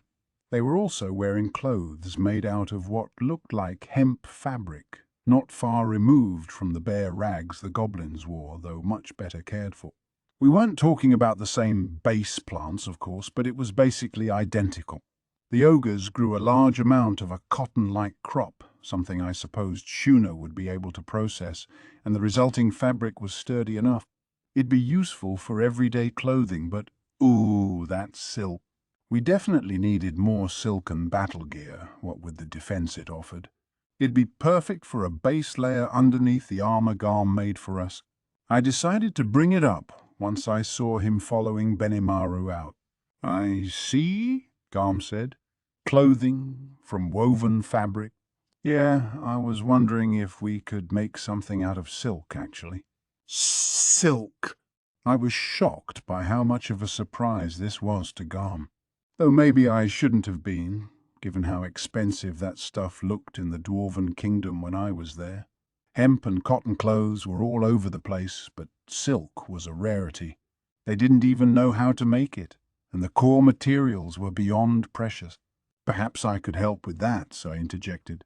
Hellmoths were B-ranked monsters, capable of charming people with the powder they released from their bodies, but as larvae, they were defenseless.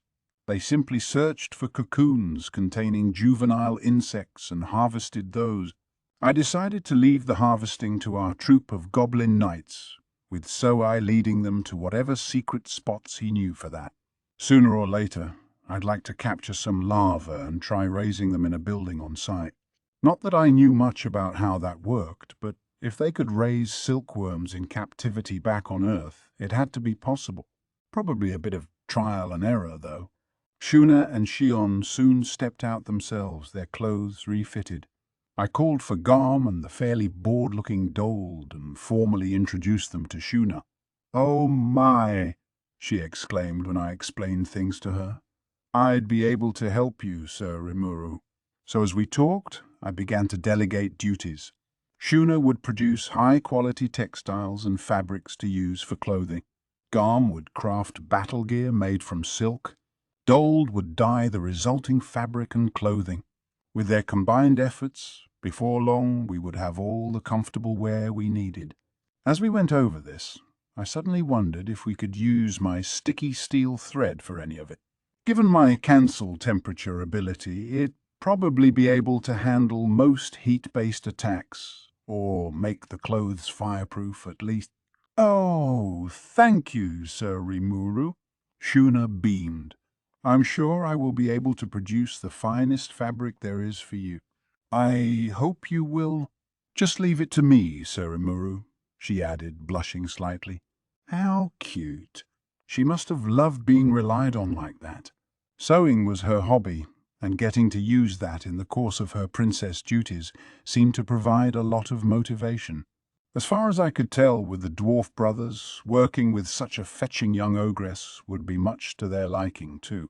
"Please, please, please, just don't make any moves on her.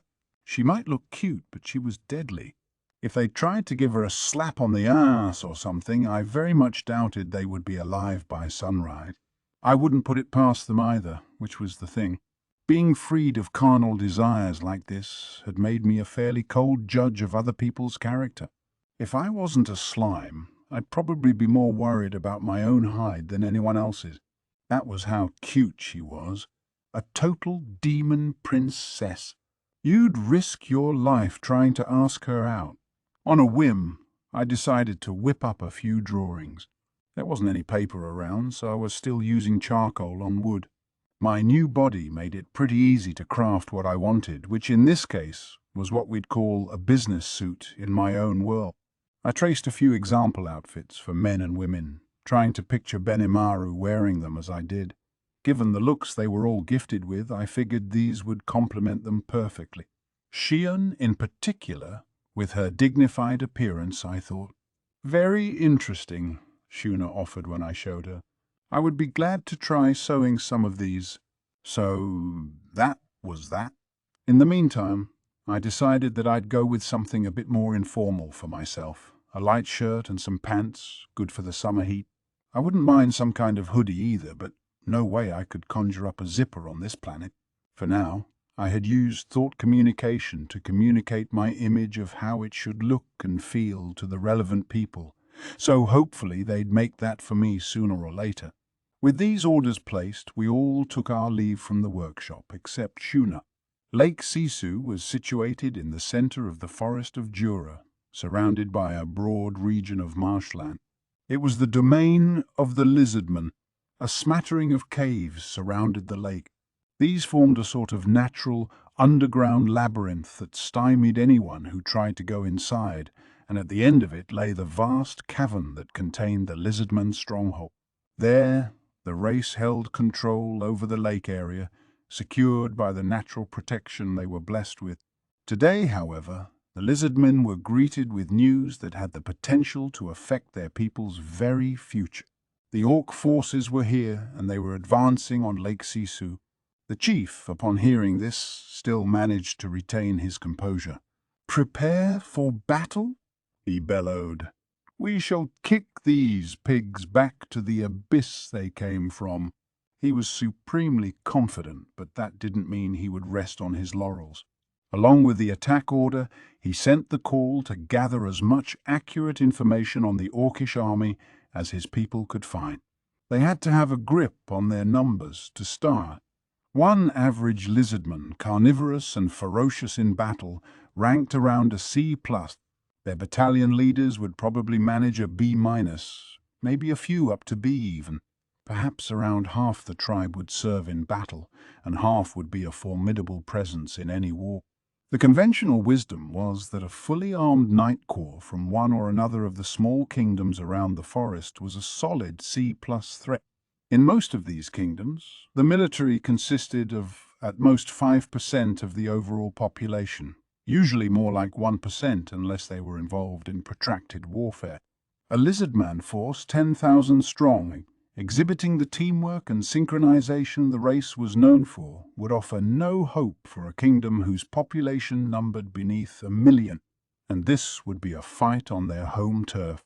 The chief liked his chances, but there was still something that bothered him. The orcs had no problem with going after weaker opponents, but they never dared to defy those higher up on the food chain. Lizardmen were not weaklings. They were higher up, as it were. Goblins would be one thing, but what was making them act so fearless against lizardmen? The question gave birth to a small seed of doubt in his mind, one that even now stabbed against the chief's heart. He was a bold man, but he was also careful. A balance anyone who wanted to lead such a fierce tribe had to have, and the chief's concerns wound up being all too perceptive. The orc force numbers a total of 200,000. The spy team's report to the chief and his council of tribal elders sent a thrill of fear across the great cavern. Its content, delivered amid halting breaths by the lizardman warriors, froze everyone in place. "Ridiculous. That couldn't be possible," one of the elders scoffed. The chief agreed. He would have said the same, if so many others weren't in attendance. He had a duty to be a rock for his people, unmoved by every ill tiding that greeted them. He couldn't believe it, but he couldn't simply say so. If the report turned out to be accurate, he would have to accept it and come up with countermeasures. "Is this true?" he ventured. "By my very life, it is, my lord." "Very well. You may go and rest." He gave the warrior a composed nod and ordered the lizardman, who no doubt had run at full speed day and night to deliver the news, out of the chamber. The sight of the chief, as sage and reserved as ever, must have relieved them a bit, so much so that they fell to the ground right where they stood, too exhausted to continue. It was all the proof the room needed that their news was true. 200,000? It is insanity. Watching their fellow warriors carry the spy team away, the chief found himself forced to reassess the situation. The orcs were certainly a fast, multiplying race in terms of numbers, but he doubted even they could assemble such a huge array of fighting men and women in one place. How could they even have the logistics to supply 200,000 hungry stomachs? It would be a gargantuan effort keeping those supply lines fed. Transporting all that food couldn't have been feasible for such an undisciplined rabble. "These orcs are selfish louts," one of his advisers whispered to him, "not a care in the world for anyone but themselves." "How could anyone have wrangled them into a single cohesive unit?" That's the question, the chief thought.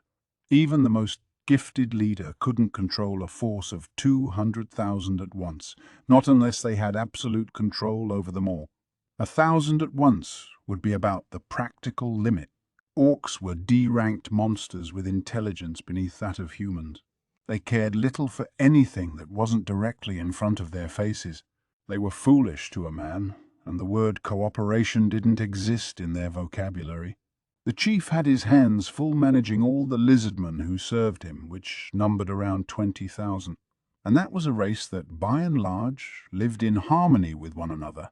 Add a 0 to that figure, and it was simply beyond comprehension. Is there some manner of genius class among them leading the forces? The chief said to himself. It could hardly be the case, his advisor replied. Anyone capable of maintaining order among them would need to be a unique monster, and I have never heard of more than one such creature appearing at the same time. Indeed, another chimed in. The idea of multiple unique monsters of your caliber, my lord, being born among the orcs, impossible to think of. The chief nodded as they each shook their heads in disbelief. No, it makes little sense. But there is no point denying facts. If I am to assume this report is valid, what are the orcs capable of doing? Even if the orcs did have several unique monsters like the Lizardman Chief, would they have it in them to work together toward the same objective? Assembling an unheard-of force like this would require some other presence, something pushing all those talented, unique monsters to strive for a common goal without going at one another's neck. Such a uniquely charismatic leader would mean that even low-level orcs could not be trifled with. In fact, they could be a threat like none before.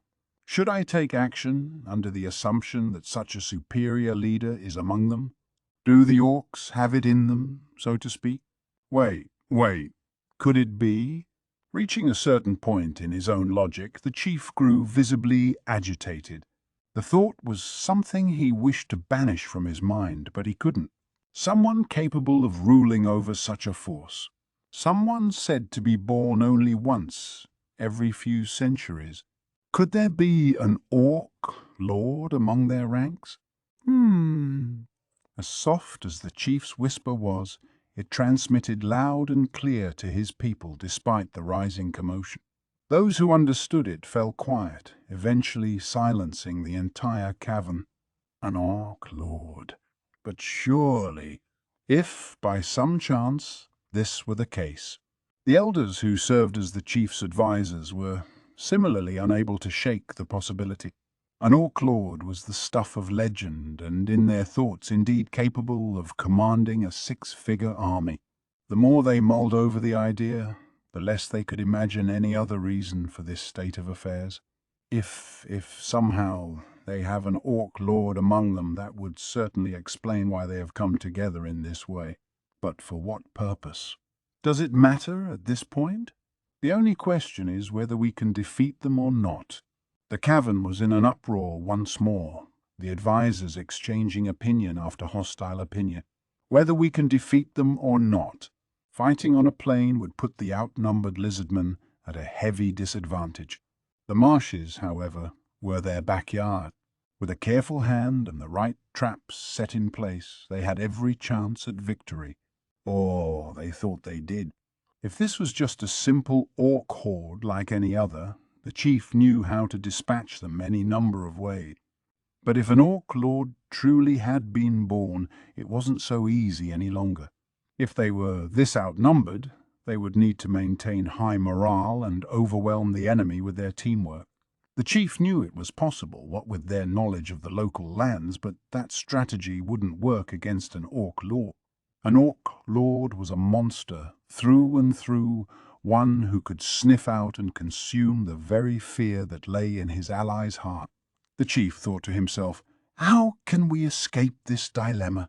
If this orc lord thing turned out to be a non-existent threat, he could ask for nothing else. But nonetheless, he felt compelled to take every measure he could before the confrontation came. He would need backup. The chief, his mind made up, called for one of his men.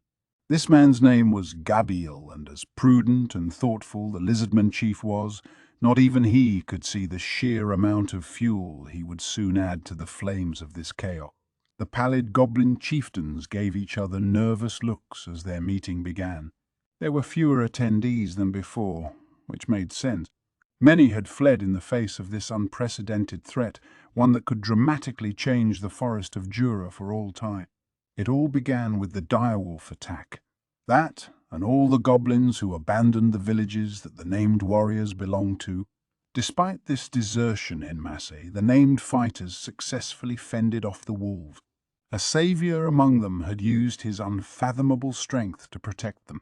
Not only did the named fighters overcome the direwolves' threat, they made them do their bidding, and now they were attempting to rebuild. The villagers who had professed a desire to fight with them in a tribunal some time ago were now gone, moved to the village run by this savior. Goblins, those petty, trifling little things, had no hope of survival unless they lived in groups, coming to one another's aid. But even after all that happened, there was no way these goblins, after abandoning their kin like this, could drive a stake into their pride and beg for forgiveness, no matter how much, deep in their hearts, they truly wanted to. Some had already verbalized as much, in fact. But if they sought to join them now, they would no doubt be treated little different from slaves. Thinking of it that way, it was completely impractical. Fortunately, this savior gave no indication that he wanted to swallow up the villages that surrounded it. Perhaps they could just maintain the status quo, living as they did before. That would be best, yes. But life wasn't that kind to them. One day, out of nowhere, a small group of orcish knights dressed in full-plate mail came to visit. "We are knights with the orcish order. As of this very moment, this land is under our valiant orc lord's control. We shall grant you maggots the chance to remain alive if you wish. You must collect all the food provisions you can within several days and bring them to our headquarters. If you do, we will spare your lives and treat you as the slaves you are. If you do not, we will provide no mercy. We offer no terms of surrender to those who defy us. Think well before you take action." Their one-sided declaration complete, the orcish knights boldly took their leave. Orcs were, at best, D-ranked monsters. Stronger than goblins, yes, but not overwhelmingly so one-on-one. This kind of strength was beyond anyone's knowledge. Some unknown, terrifying thing was happening to the forest of Jura. Everyone was sure of it now. Something that portended dark things for not just this village, but every other one in the surrounding area. By the time the villages had assembled and learned that the exact same declarations had been made to them all by the Orc Knights, desperation had fully taken hold. At that moment, the goblins all realized there was nowhere to go. The Orcs wanted the goblins to supply their food, that much they knew. They wanted it from them, so they wouldn't have to worry about procuring it themselves. Otherwise, they would have razed the goblin villages at first sight, burning them to the ground. They claimed they'd spare their lives, but if they were going to confiscate every scrap of food they had, what was the difference? They'd either starve or be killed. The difference was between a certain death or an infinitesimally small chance at survival. No matter how much they gritted their teeth, the goblins had nothing but utter annihilation waiting for them in the wings. Their battle-ready forces numbered less than 10,000. There was no way to make contact with their comrades in the outer lands, unaffiliated with the tribal elders. There was nothing to be done. Just as they found themselves at this impasse, they were greeted by news that forced their hand even more. A lizardman envoy had come to visit. Was this a glimmer of hope? The goblin elders scrambled to meet this messenger, a lizard man named Gabriel who claimed to lead his tribe's warriors. The arrival of a named creature made them swarm around him, like a savior sure to extract them from this horrible predicament. "I want you," this savior told them, "to swear your loyalty to me. Do it, and your futures shall be bright indeed." The elders immediately decided to trust in him. It was the classic mistake of the weak, grasping at anything that could possibly aid them. Some of the goblins suggested that it'd be preferable to rejoin their old brethren instead of being ruled by the lizardmen, but they were in the minority. The vote was cast, and they were now under Gabble's beck and call, having no idea that this effectively set their fates in stone. Gable, warrior lord of the lizardmen, had taken 100 fighters with him out of the marshlands via a direct command.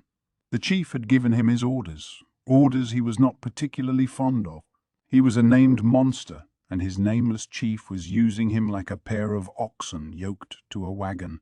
And even if this chief was his own father or not, it was starting to test his patience. He knew he was chosen. Special. It was a source of pride for Gabble and the main source of his self-esteem. And chosen he was. He had encountered a certain monster in the marshes, and that monster gave him a name. "You have potential," this figure told him. "In the future, I could imagine you being my right-hand man. I will be back to see you someday." Thus he was named Gabble. He remembered it like it happened yesterday. The event and the monster, Gelmud. He saw Gelmud as his true master. "He may be my father, but what reason do I have to let a nameless minion boss me around for all time? I need to rule over all the lizardmen someday. I have to, for Sir Gelmud's sake." Was this how things should be? It couldn't be, or so Gable thought. It was a side effect of wanting to be recognized by his father, the ever-stern figure in his life, the great leader of all lizardmen. He was letting his pride overcome him, but he didn't have the vocabulary to realize that. What now, then? The chief had ordered him to travel around the goblin villages and seek their cooperation. He was allowed to threaten them to some extent, but he was expressly forbidden to do anything that could turn them against the lizardmen. A tepid idea, Gable believed. What works with goblins are shows of strength. It always does. As far as he was concerned, his way would work just fine. He had all the power he needed for it. Yes. What need do we have for a chief so weak-minded that the mere thought of an orc horde makes him quiver in fear? Now is my chance to seize control of the entire tribe. It seemed the perfect opportunity. But it wouldn't be easy to bring the lizardmen to his side. Lizardmen who valued power, but also solidarity above nearly everything else. The chief held control over all his citizens, all the way down to the lowliest muck-sifter, and Gable knew few would side with him at first. He thought still that he could cobble together enough soldiers who would be loyal to him. The goblins, for example. Low level, yes, but they would perform well enough as living shields. A significant number of them, and even they could pose a threat. Strength lay in numbers, he knew, and 10,000 sounded like a very useful figure to him. Why worry about the orcs? With my powers as the strongest warrior among the lizardmen, they are but a trifle. And I could seize this opportunity to make my father abdicate once and for all. So one of the warriors with him chimed in.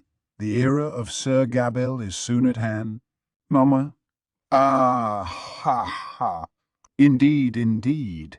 Very good, my lord. And I promise that we all shall follow you to the end of the world. Gable gave him a confident nod. In his mind, his future as the new chief and great leader of the lizardmen was already a matter of fact. Then perhaps his father would finally see him for who he really was.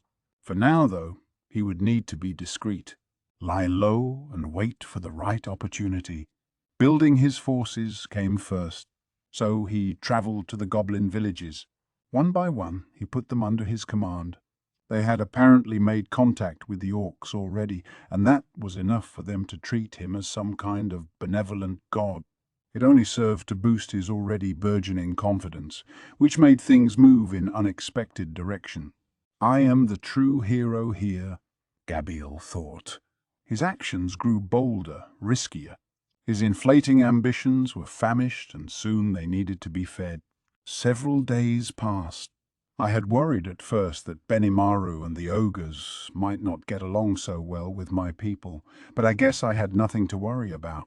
To hobgoblins, ogres were a rank or two higher on the pecking order. but the goblins had the capacity to accept them as their own. And since ogres weren't too keen to pick on those who were weaker, they were practically worthy of worship as far as goblins were concerned. With Kurobi making swords, Shuna sewing clothes, and Zoe gathering hellmoth cocoons, I had everyone humming along, really. Benimaru and Hakuro were down in the underground cavern which I had told them about. Training, they called it, which was fine by me. In their evolved forms, I'm sure they had new abilities that needed testing out. Sean had mentioned where they were when we were out surveying the structures currently under construction around town. Or to be exact, I was being held close to Xian's chest as she walked around. She had volunteered to be my secretary, and I had no reason to turn her down, so she was now serving as my transport in the place of Ranga. I could have transformed into a human, but really, being a slime was a lot easier. I definitely didn't have any impure motives, like enjoying the sensation of being sandwiched in between her breasts or anything. I called it a town just now, and that was the best way to describe it. Certainly not a village any longer. In terms of what I had cooking for the future, we were starting to get pretty broad in scope. Of course, we were still busy enough with the sewer system and other underground infrastructure that it'd be a while before much would change above ground. Given how much enthusiasm Mildo was giving his job, though, I had every reason to expect big things at the end. The center of town was starting to get pretty full with buildings, even if most were only temporary. It was becoming our industrial district, a line of log houses located next to our storehouses, serving as workshops for building weapons, armor, and clothing. Kuroba was holed up inside one, laughing heartily with Kaijin as he worked on something or other. I was patiently waiting to find out what it was, since I felt I'd just get in the way of the creative process if I barged in. So we headed for the building Shuna was in. "Ah, Sir Rimuru." She beamed as soon as she saw me. She quickly rose to pick me up, as if snatching me from Shion's hands. She gave me a few loving pats as she toured me around, showing me how they were handling their work. They seemed to be having fun there, which I was glad to see, and as we chatted, she had no particular complaints. Whenever Soei came back with his cocoons, they'd get right to silk production. Work on hemp and cotton fabric was already underway. I was impressed with their speed. "Well, we have you to thank for that, Sir Rimuru," Shuna said. It turned out, and I had no idea about this, that Shuna had obtained the unique skill analysis, the same one I had been using to such great effect. Apparently, she had inherited many of the benefits I had as part of my great sage skill: hasten thought, analyze and assess, cast cancel, and all of creation. In her case, though, her assess skills were so advanced that she could just use magic sense to analyze objects where I had to use predator on them first. Pretty convenient. But thanks to earning that unique skill, she had lost a decent chunk of her magic energy. The hit had taken her back down to approximately B+ level, although the evolution was still enough of a strength upgrade that she had no complaint. "Sir Rimuru," Shion said as our chat with Shuna winded down. "Princess Shuna has her work to hand. Perhaps we had best leave her to it for now. She had a schedule for me, just like any decent secretary." "Oh, are you taking good care of Sir Rimuru, then?" "Of course." I could feel Shion taking me away from Shuna. "I will see to all of Sir Rimuru's needs, so there is no need to worry about that." He. I certainly wouldn't mind taking care of him, too. "Not at all, Princess Shuna. There is no need. I will fully provide for him." I could almost see the sparks flying. "Nah, just my imagination. Besides, I didn't need to be taken care of at all. I had lived alone for long enough that I could do pretty much anything I needed on my own. Maybe it's time I got out of here," I thought. "Sir Rimuru, who do you think is best suited to take care of your needs? Me or Shion?" I was too late. Yeah, you've got silk to weave or something, right, Shuna?" I guess you could help out whenever you're free, maybe. Help out on what, exactly? Hell, if I know. Very well. I'm glad to be counted on like that. Shuna smiled. This was enough for her, I suppose. Well, good. Let's just leave it at that. Thank you, I replied. She nodded cutely in response. Absolutely. I will gladly serve as your shamaness whenever you need. Shamaness? Yes. You have accepted me as your oracle, the one who will revere and serve you, have you not? Did I? Because I think I would have remembered that, but I hesitated to say so, sensing it might be a tad dangerous. Oh, yeah. Yeah. Sure. Have fun being my oracle, then. I was welcomed with a rosy smile. You are in good hands, Sir Rimuru. So cute. I was ready to let her say just about anything to me. In that case, Sir Rimuru, we had best be off. Shion, of course, took the opportunity to ruin the moment, briskly lifting me up. Thanks? You're welcome, sir. Shuna chirped, her smile taut against her face, as if she had just emerged victorious from some manner of epic battle. Glad to see that was settled, then. I felt like the temperature around us had chilled a bit, though I'm sure it was my mind playing tricks on me. With a lot of things in the world, it's better for everyone to just chalk it up to their imagination. Now we were off to Benimaru and crew. They were no doubt busily testing their newfound abilities, and I wanted to find out what they had discovered so far. We arrived at the underground cavern to find Benimaru and Hakuro crossing swords with each other. Benimaru's wooden blade was, for some reason, shrouded in a white aura. When he slashed it at Hakuro, it emitted a bright arc of light that surged forward. It slipped right through Hakuro's body, instead slicing a boulder behind him cleanly in half. The next moment, Hakuro appeared behind Benimaru's back, his own wooden sword against his opponent's neck. This, apparently, signaled the end of the battle. These guys are ogres, right? Because that little snippet I just witnessed looked so refined. Those moves, and that white light, what's up with that? Why are wooden practice blades enough to smash up rocks? Why bother with the sword at all, then? Akuro was the first to notice me. Hello to you, Sir Rimuru, he said. A rather nice place, this is. Quiet, too. I do apologize you had to see me like this, Sir Rimuru. Oh, no. I heard you were training, so I thought I would see how it's going. Doing well, I suppose? I think we are coming to grips with this, yes, Benimaru said. Hakuro's regained enough of his youth that he's as strong as a man half his age. Ho! Indeed, it is as Lord Benimaru puts it. I can feel the power flowing into this withered old frame. But it's only just begun for the two of us, Hakuro. I am still stronger than you, remember, which should have been enough to win, but Benimaru's face visibly soured. I could tell that his stores of magicules did outclass his foes. Indeed, young master, or should I say Lord Benimaru? I fear, however, that you rely upon your strength reserves too much. You must lend an ear to your sword the way I do, and become one with it. I would hate to let myself lose to you until you achieve that. Even before he evolved, Benimaru was a masterful enough fighter to sneak up behind my back. I still remembered how he evaded my magic sense long enough to slice right through my arm, even with multi-layer barrier and body armor protecting it.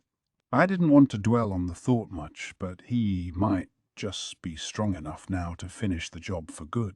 Yeah, you lopped my arm off not long ago, didn't you? I said. If you don't mind my honesty, that threw me, man. And then you regenerated it at a moment's notice. I believe I was the one nearing panic. Well, that was true, yeah.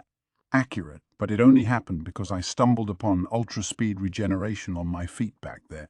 What Benimaru didn't know wouldn't hurt him, though. I was pretty impressed with how you managed to completely hide yourself like that, though. How did that work? That is a skill known as Battle Will. It uses my aura, which places it in a different family of skills from magic. As Hakuro put it, Battle Will was a unique sort of art or technical skill that transformed the magicules within the body into fighting spirit, thus powering up the wielder's physical form.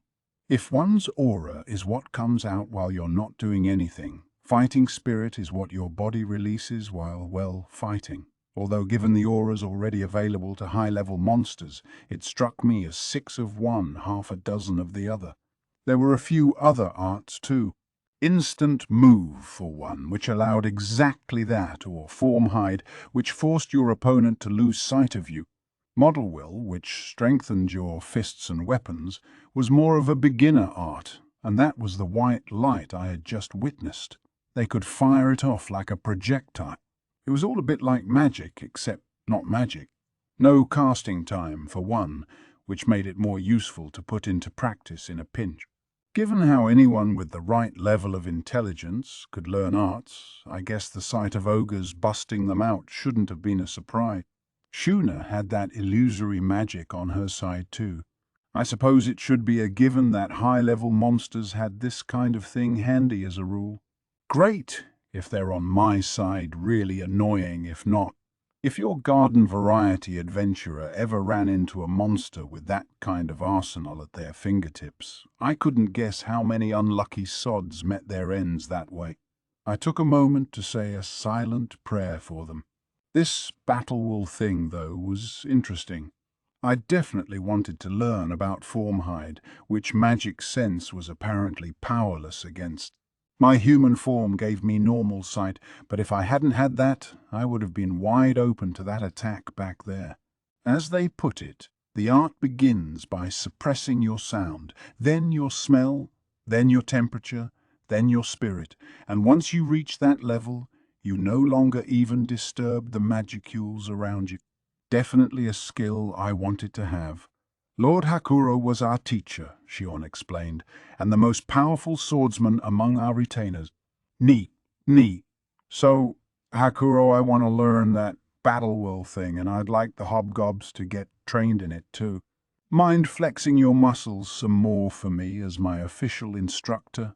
Ho, ho, ho! You seek a favor from this decrepit old man? He fell to one knee. It gladdens me to hear. If it be for your sake, Sir Rimuru, I would be overjoyed to exert my weary bones one more time. Sir Rimuru, Benimaru added, you said you planned to build a nation in this land, yes? You were serving as king and Rigard as your top minister? I know nothing about government myself, but when it comes to military issues, I believe there are few who could equal me. If you wish to appoint me to a role along those lines, I would gladly accept it. Fine by me, but that's kind of a step down for you, isn't it? Nothing of the sort. We serve you now, Sir Rimuru, and we have offered our loyalty. If I may fulfill this by serving as your vassal, then I would gladly put everything I can offer on the line. I wonder how to handle this. He certainly seems earnest. He'd made a similar request a few days ago, but I honestly hadn't given it serious thought yet. Maybe I'm the one who owes him some more respect. All right. I hope I can count on your strength, then. I had to repay his resolve one way or the other, I figured. Now was the time. The time for me and these ogres to firmly, finally walk hand in hand. That is terribly unfair. Sir Rimuru, if this is how it will be, I would like to be appointed to a post as well. She startled me. Shion, still firmly holding me up to her chest, was visibly pouting. Oh, brother. Did she think I was kicking her out of the cool kids club or something? Guess I'll need to whip up something for her too. I jumped out of her arms and to the ground, transforming into human form as I did. Before I touched solid earth, I produced a change of clothes from my stomach and put it on, a move I had been practicing in secret. Benimaru and Shion looked surprised, but they kneeled silently before me instead of saying anything. "Well then, Benimaru, I hereby appoint you to be my samurai general. From here on in, you will be responsible for running my nation's military affairs." "Yes, my lord. I will serve you well on and off the battlefield. And you, Shion, I hereby appoint as my royal guard. Your duties will remain chiefly secretarial, I suppose, but either way, do your best, all right?" "Thank you so much, my lord. I will make a full effort every day to serve you as best as I possibly can." So now I've not only named them all, but I've given them 3 classes to work with. They couldn't have been more rapt with joy. Kurobe seemed to be loving his own job too. I should have given them all formal titles earlier. Shuna and Sui deserved something too. Just as the thought occurred, a figure suddenly appeared next to Benimaru. It was Soe, and it looked like he had pretty much jumped right out from Benimaru's shadow. The result, he explained, of the shadow motion skill he earned as part of his own evolution. I knew it involved harnessing people's shadows to move from point A to point B in the shortest time possible, but I wasn't too deep on the specific. I'd learned it myself. It was part of what I had picked up from the direwolves, but I'd yet to actually try it. Probably more useful than I thought at first sight. I had so much stuff at this point I hadn't had the time to fully experiment with it all. I'd better get to grips with that soon at least, especially if Soe's already well versed in it. It'd be great for gathering intel, I think. Upon noticing me, Soe fell to one knee. "Reporting, my lord," he barked. Yeah. I have completed my cocoon gathering mission, and on the way back I witnessed a group of lizardmen on the move. Spotting them so far away from the marshes they call home seemed highly unusual, so I thought it best to report to you as quickly as possible. So I seemed perfectly serene. His breath wasn't ragged or anything, but I was sure he must have hurried right over. My sense heat source skill told me his body temperature was slightly higher than normal. "Lizardmen? That is odd," Benimaru said thoughtfully. "So lizardmen and orcs?" Something was definitely happening now. "So I said, I'd like you to handle some intelligence work for me. Starting today, I want you to serve as my covert agent, gathering information for me and our cause." "I could dream of nothing better, my lord," he replied quietly but resolutely. "I was always told that my ancestors were gifted in the so-called dark arts, and I look forward to exercising those skills to their fullest extent for you." So now the ogres and I were one big, happy family, more or less. I had a small group of loyal agents working under me. They had evolved into ogre mages, and they had regained a fair number of their ancestors' abilities. When they first evolved, I had guessed they were all through the wall and well into the top of the A-ranked range. But now that they were obtaining skills and getting used to their new bodies, their individual ranks were changing. Head and shoulders above the rest of the village in strength, but still changing. I had the feeling that my assigning jobs, or classes, to them had helped cement the exact amount of magical force each had to work with. The same had happened with the hobgoblins who were assigned classes. In the end, success in battle had less to do with brute strength and more to do with how you matched up with your foe skill-wise. It was really my skills that defeated Ifrit, not whatever my slime body did for me. Seeing these ogre mages obtain unique skills in the same way was fascinating. I had a feeling that Shuna had forced my hand a little bit, but I didn't mind. She did used to be a shamaness, I guess, so the class I gave her worked well enough for me. She seemed happy enough with it, too. So now I had 6 ogre mages working under me, each with their own class. Benimaru, the samurai general, Shuna, the oracle, Hakuro, the instructor, Soe the covert agent, Shion the royal guard, and Kurobi the swordsmith. I liked it. Gabble was finding some very receptive minds among the goblin villages he'd paid personal visits to. They didn't need any lofty speeches about how strong he was. They were eager to follow him practically at first sight. That's how the weaker races worked, he supposed. And if they showed any sign of defying him, he was ready to whip them into submission. The chief's orders no longer figured in Gable's mind. He had the able warriors of each village gathered together, bringing whatever food supplies they could scrounge up from their storehouses. They numbered 7,000 in all, dressed in flimsy leather armor and bearing crude spears with stone-hewn spike. Not worth relying on in battle, but this was fine for now. The ones too scared to fight had already fled anyway. "Elders! Elders!" he bellowed. "Are there any other villages in the area I should be aware of?" The elders exchanged glances with one another, then one finally stepped up timidly to respond. "Well, perhaps not a village exactly, but there should be one other settlement, yes." "Settlement?" The elder's choice of words rankled the lizardman. "What of it? What is so worrisome about this settlement you speak of?" The elders responded with an astonishing tale, the story of a goblin band riding direwolves. It made no sense to him. Those were strong monsters, those canines, roving in packs to rule over the plains. On their home turf, even the lizardmen warriors would watch their step. Why would they bend to the will of such a low-level species like goblin? It was preposterous. And the elders' tales grew even taller as they continued.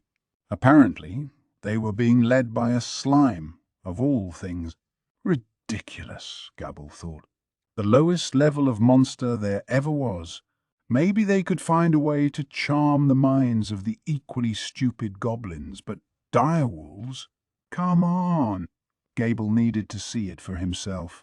Perhaps there was a trick behind the founding of this settlement he could appropriate for his own end.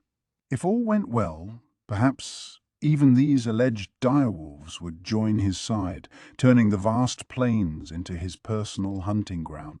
So he sprang into action, letting his desires move him. The location Gabil was given bore no village. This annoyed him, but he let it slide. If he wanted to gain control over the direwolves, he had to expect a hitch here and there.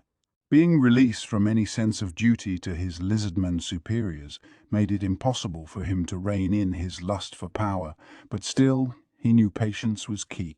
Right now, the existence of his chief was nothing more than an obstacle on the way to his army's objectives. If he could gain the cooperation of the direwolves, the other lizardmen would no doubt recognize their new king by then. The lords of the plains, paired with the king of the marshes, who had anything to fear from those low-level pigs now, no matter how much of a mob they were? Nobody. Gabriel was sure of it. He would quickly suppress them, and then he would rule over the forest of Jura. And that, I imagine, would prove worthy enough a feat to place upon Sir Gelmud's feet. Picturing the joy his master would show him upon hearing the news made it easy for Gable to remain patient. He already had men stationed at Lake Sisu, awaiting additional orders. Supplies were still tight, so they had to take action soon. There was no time to waste. One of his men reported spotting fresh tracks in the area. He immediately placed an order. A group of 10 elite fighters, himself included, would ride upon their hover lizard mounts toward their objective. Gabble didn't even bother to hide their presence in the plains. The direwolves were a concern, but if they were doing the bidding of goblins of all things, they couldn't have been any threat now. I will need to train them, he thought, and bring them back to their former glories. He had no idea what was waiting for him. His head was too full of pride at the idea of serving Sir Gelmud, the only master he truly loved. Chapter 3. The Envoy and the Meeting. Several days had passed since I had appointed my pseudo-cabinet of ogre mages. Just as they had said, things appeared to be going well between them and the hobgoblins, Rigard included. So he was providing raw materials to Shuna, and she was already successfully spinning silk thread from it. The fabric it produced had made her the target of astonishment from the village's goblinaz, which made sense. Compared to the simple hemp from the goblin era, this was in a whole other dimension. Shuna was now instructing the goblinaz under Lilina's leadership, including Haruna, right up front, on the art of sewing. The ogre was now serving as the de facto head of the clothing workshop. She was working closely with the armor agam as well, exchanging opinions on making comfortable clothing and trying to improve their output. It wouldn't be long before we had a line of formal and everyday wear available to us. I was looking forward to it. In much the same way, Kuroba was heading up our weapon forge. It was a learning experience for him and Kaijin, and they were both better artisans for it. Kaijin was more focused on overseeing our efforts at mass production. It's not like any single person had the stamina to bang away at metal every single day for weeks on end, but he still had a wealth of knowledge to glean. He probably thought it best to leave the nuts and bolts of weaponsmithing to Kuroba while he focused on his passions in the realm of research. It was already producing results. I caught him when he was talking with Kuroba about some kind of weapon hobgoblins could use while mounted. Hopefully, they'd remain a solid team for a good while to come. So I, meanwhile, was leading a small group of hobgobs as they built a sort of security network around town, lined with small-scale devices along the way that would sound an alarm whenever someone approached. At the same time, he was constantly gathering intel and relaying it to me as needed. That was thanks to replication, which I could now use to create up to 6 copies of himself at once.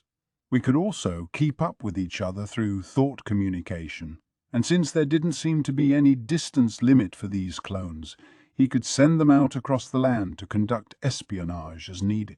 It was worth noting that the clones generated through replication had exactly as much ability in battle as their original body. The difference lay in stamina, or lack thereof. The clones had almost none, in fact, which meant they lacked the energy to launch any mystic arts.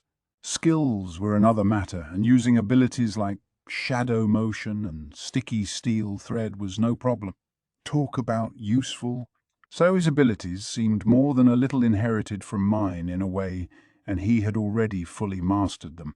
It was interesting, actually, seeing how different people could use the same skills with such differing degrees of virtuosity. Not like I was a dunce, I don't think. It was more like I was a genius at it. To tell the truth, I had actually sent out a scout or two of my own before I formally employed Soai for the job. Intel gathering was a fundamental part of my mission, and if the orcs and lizardmen were acting suspicious, I couldn't simply assume that our neck of the woods was safe. The hobgobs were still amateurs at that kind of thing, though. The best they could do was observe their faraway neighbors from a distance. As irritating as that was, they'd be in danger of capture if they came too close to anyone, and even if they escaped, they'd still tip off our presence to potential enemy. Putting Sui on the task was absolutely the right answer. These were the products of replication, after all. If they were spotted, he could just make them vanish. And having thought communication handy was huge. In a world without so much as a cell phone, we could now talk and trade info far more quickly than before. "Should I go on reconnaissance, Sir Rimuru?" I remember him asking, cool as a cucumber. "Would you mind?" I'd said, and he'd immediately replied, "Right away, my lord," and simply disappeared. A textbook shadow motion maneuver. So I seemed cool-headed, not the kind of guy to make any brash moves.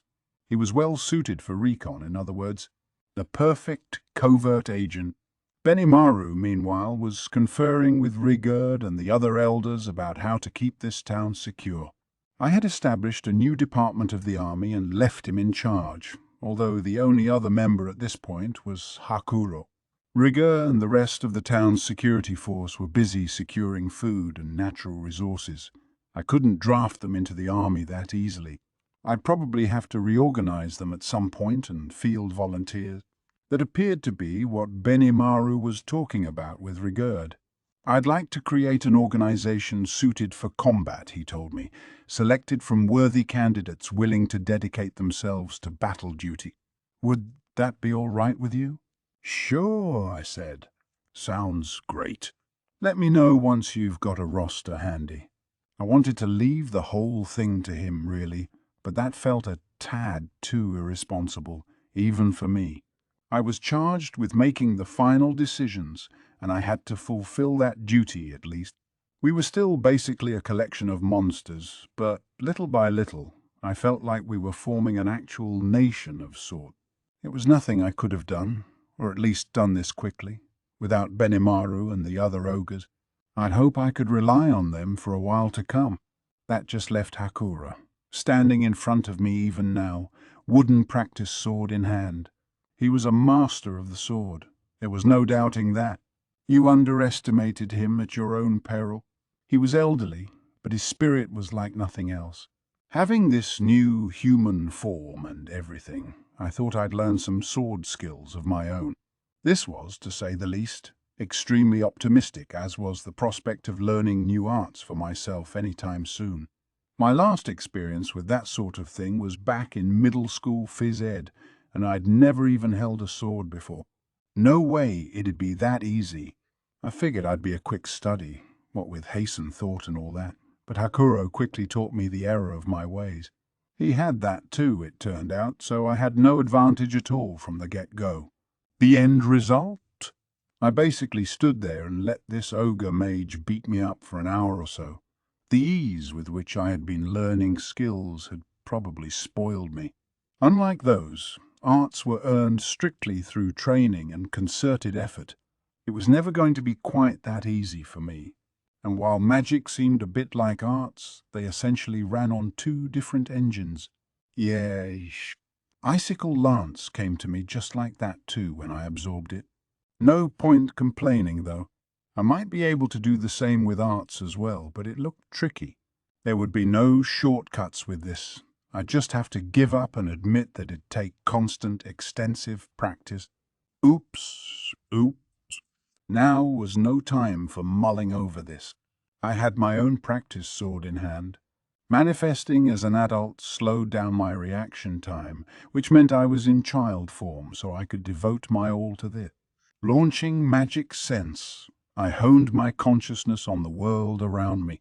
Sense heat source and keen smell were also activated. Question. Enhance ultrasonic wave to evolve the extra skill sense sound wave? Yes. No. Ah, good job, Sage. Just what I was hoping to hear. I thought yes to myself, and with that I opened up a treasure trove of information. The movements, temperature, smell, sound, and everything else related to the magicules surrounding us. Now there was nothing that could escape my senses. That gave me an extra jab of confidence as I took on Hakuro, his sword casually lifted up to his chest. The next thing I felt was a dull blow to the crown of my head. It couldn't have been a cleaner strike. No pain, no damage. He didn't put any force into it at all. Still, though, that was skill, not speed. We were on completely different levels. What was that? Ho! I call that haze, he explained with a smile. It is part of my Formhide skill set, and the more magic I invest, the more I can dilute the presence I project. I believe you have the ability to obtain it for yourself too, Sir Rimuru. It didn't sound very likely. It apparently took him a good century or so to learn, so I didn't like my chances that much. Yeah, I'd sure like to sometime. Hakuro nodded approvingly. It hurt my feelings a little, but I couldn't do much about it. Arts weren't skills, after all. They took time, and whatever advantage I had in skills, and I had a big one, I was sure, it was nothing compared to what Hakuro could do. I didn't think I was acting all high and mighty, but he sure humbled me there. And maybe I could just cast a flare circle and be done with him, but that wasn't the point. This was a swordsman, one born as a nameless ogre, tirelessly practicing his skills in the shadows, away from public sight. No wonder he was the strongest in his tribe. I doubted he had shown a full effort yet, and I was sure his newfound youth only made him tougher. In an ideal world, he'd be known across the land for his talents. That's what I honestly thought. Right, Hakuro said, smiling like a doting grandfather. One more time, then. Before we could make another move, though, we heard the sound of a large bell ringing. Something had triggered Sui's alarm system. Thank heavens for that. I had no chance of beating Hakuro, and I was ready to call it a day. So we headed for Rigurd's residence instead. He ran right up to us once we were in sight. He tended to do that a lot. Maybe my mere presence stressed him out a little. "I have news to report, Sir Rimuru," he said, half in a panic. Lizardman envoy has come to visit?" "Lizardman? I was expecting that unwelcome visit sooner or later, but I guess they're here, huh? Ahead of the orcs, no less. Well, I was ready to deal with either. Let's hear this one out." I headed for the town's entrance to greet this envoy. They hadn't arrived yet, instead sending an advance messenger who told us to bring everyone in the village out front. I asked why the guard didn't just shrug him off, but he was riding a hover lizard, a fairly large mount reserved only for the night classes, and I'm sure that must made Rigurd pee his pants. If this was a troop of night-level lizardmen, no goblin village would stand a chance. They'd be ripped apart. And if a knight was first to greet us, I could only imagine what the main outfit looked like. We'd need to mind our manners. There were 4 of us there at the entrance. Me, Rigurd, Benimaru, and Hakuro. I made sure everyone knew to tread carefully. Absolute politeness, unless I say otherwise, I said. "Yes, my lord," Rigurd said, the rest nodding with him. Where is Shion?" Benimaru said. Apparently, the word politeness reminded him of something. "Oh, I think she's been cleaning my place since morning, but—" What? For some reason, Hakuro appeared shocked at my reply. Is that a problem?" No, not at all." "Indeed," Benimaru added. "She has grown. It should be all right." This was starting to concern me, and as it turned out, I should have been alarmed. Shion was soon there at the entrance, providing tea.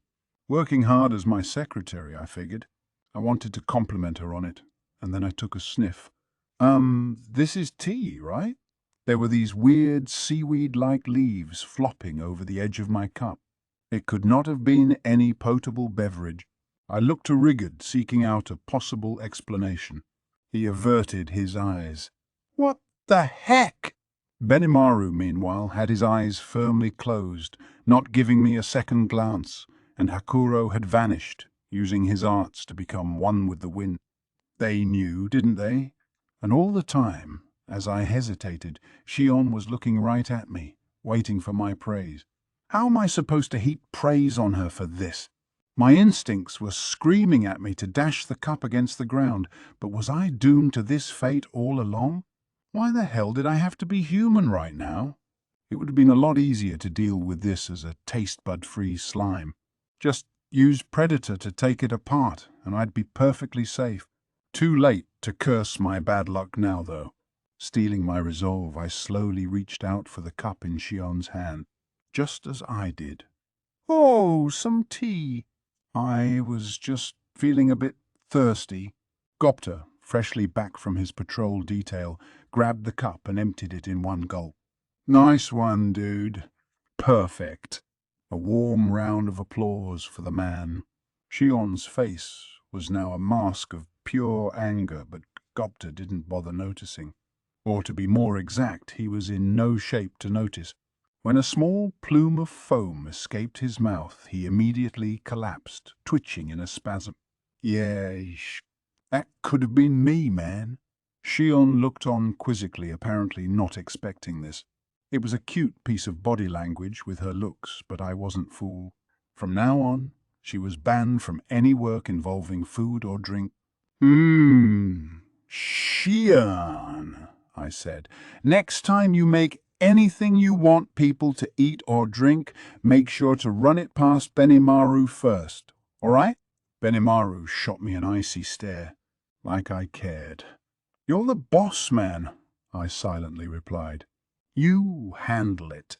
He joined Shion in staring awkwardly at the ground.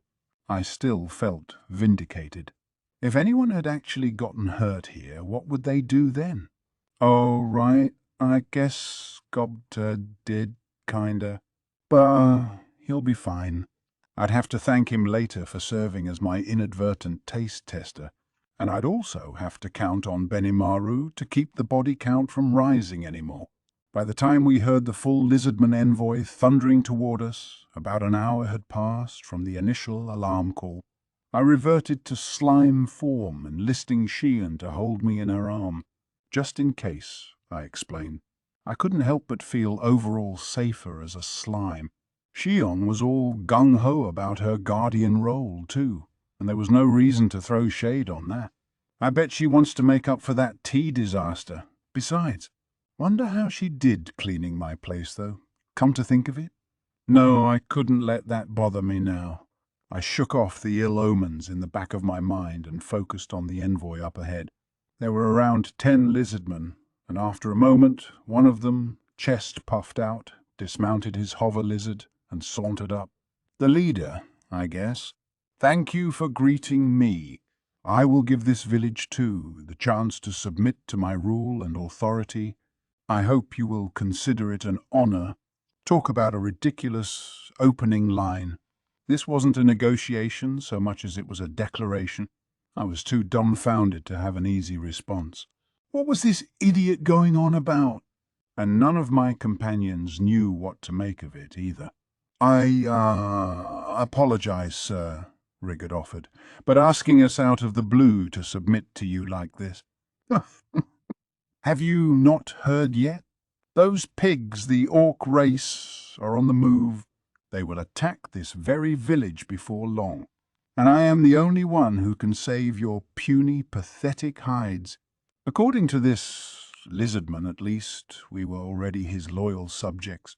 Certainly, if we were about to be overrun by an orc horde, seeking solace under the direction of the lizardmen was one option. I was still waiting on Zoe's report, but until we knew exactly what we were dealing with, it paid to work together, perhaps. Still, though. Yes. I understand there are some among you who have tamed the direwolf race to do your bidding. Whoever accomplished this task, I will gladly appoint as one of my top advisors. Bring him here now. Okay. We could fight together, yes, but what if the team we aligned ourselves with was a pack of idiots? The great thing to fear is not a competent enemy, but an incompetent ally. Napoleon or someone said that, right? It sounded true to me. An incompetent ally would be nothing but a drag on my style, especially in an environment as volatile as a battlefield, and especially if the ally was my boss.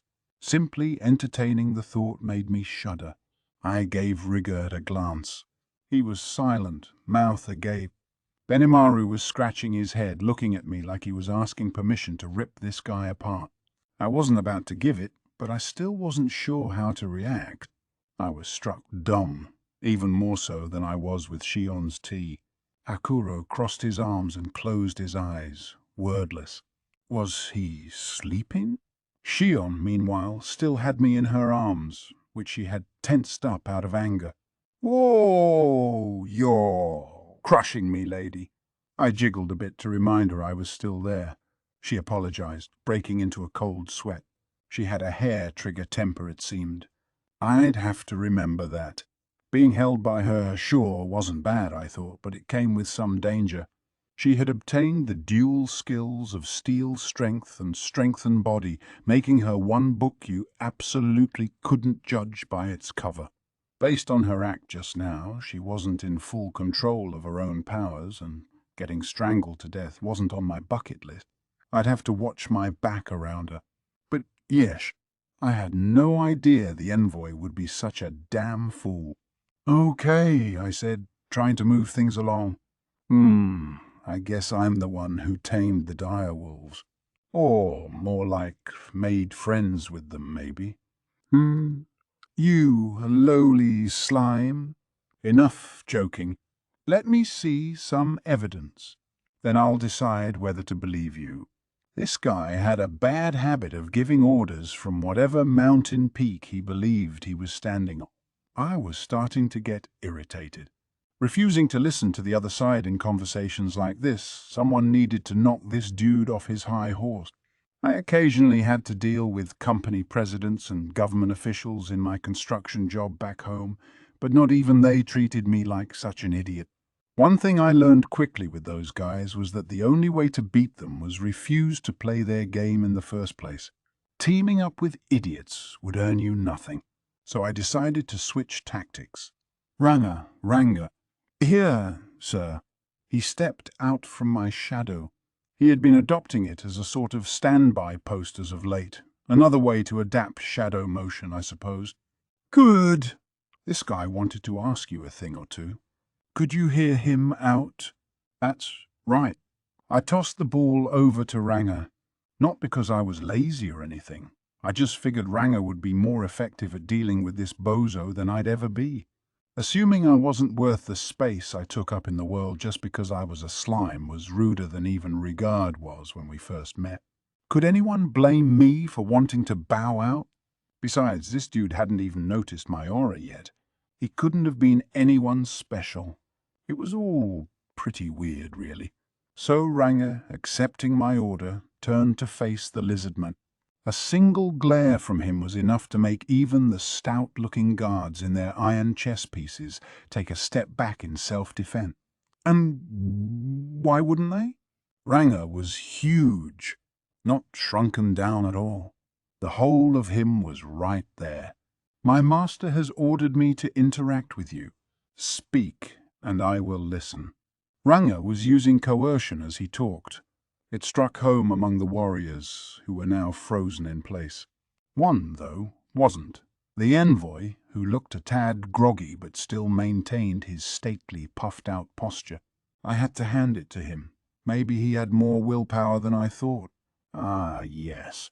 It is you, then, the Alpha, or what have you of the direwolves? I am Gabil, warrior lord of the Lizardman tribe. I am charmed to make your acquaintance. I am, as you have just heard, a named Lizard Man. Will you abandon this slime and join with me instead? How utterly brazen. I wanted to knock him out, but I held back. I had to take the high road here. Just let it slide. I'm a grown-up, so just chill. And you chill too, Shion. You're going to permanently dent me with that vise grip you've got on me. A few more jiggles, and she bowed in apology. I really wish she could bottle up her anger a bit more. Why was this lizard gabble acting like he owned the world, though? I didn't know him from a hole in the ground. I silently cheered Ranga on. Go get him, boy. You filthy lizard! How dare you mock my master? He gritted his teeth, eyes turning red as he silently seethed in anger. Not too much, okay, Ranga? I'm not sure if this lizard can take it. If he tried anything funny, well, he had it coming, but I wanted to avoid that if he really was some higher-up lizard guy. It would appear, he said, that you have been deceived. Very well. Let me use my powers to defeat this so-called master who has taken control of you. Who wishes to take me on? I would gladly handle all of you at once if you like. Wow! What the hell's he saying now? Talk about a bad joke. This lizard really needs to know his place. You're the weakest guy here, dude. Okay, I take that back. There's Rigard. He could probably whip Rigard, but that's still a B rank we were talking about. King of the hobgoblins and probably their strongest warrior. If your average hobgob was a C+, that's a pretty damn big leap. And with the Kaijin forged armor he had on, I'd peg him at a high B right now. That being said, he hadn't really learned much of anything in terms of swordsmanship or battle tactics. Against a professional, I didn't like his chances. I had learned not long ago that the presence, or lack thereof, of arts could vastly change your worth in battle. And while Gable had a big mouth and a pointless amount of swagger, he seemed to be well trained enough as a fighter in my eyes. He was certainly brimming with confidence anyway.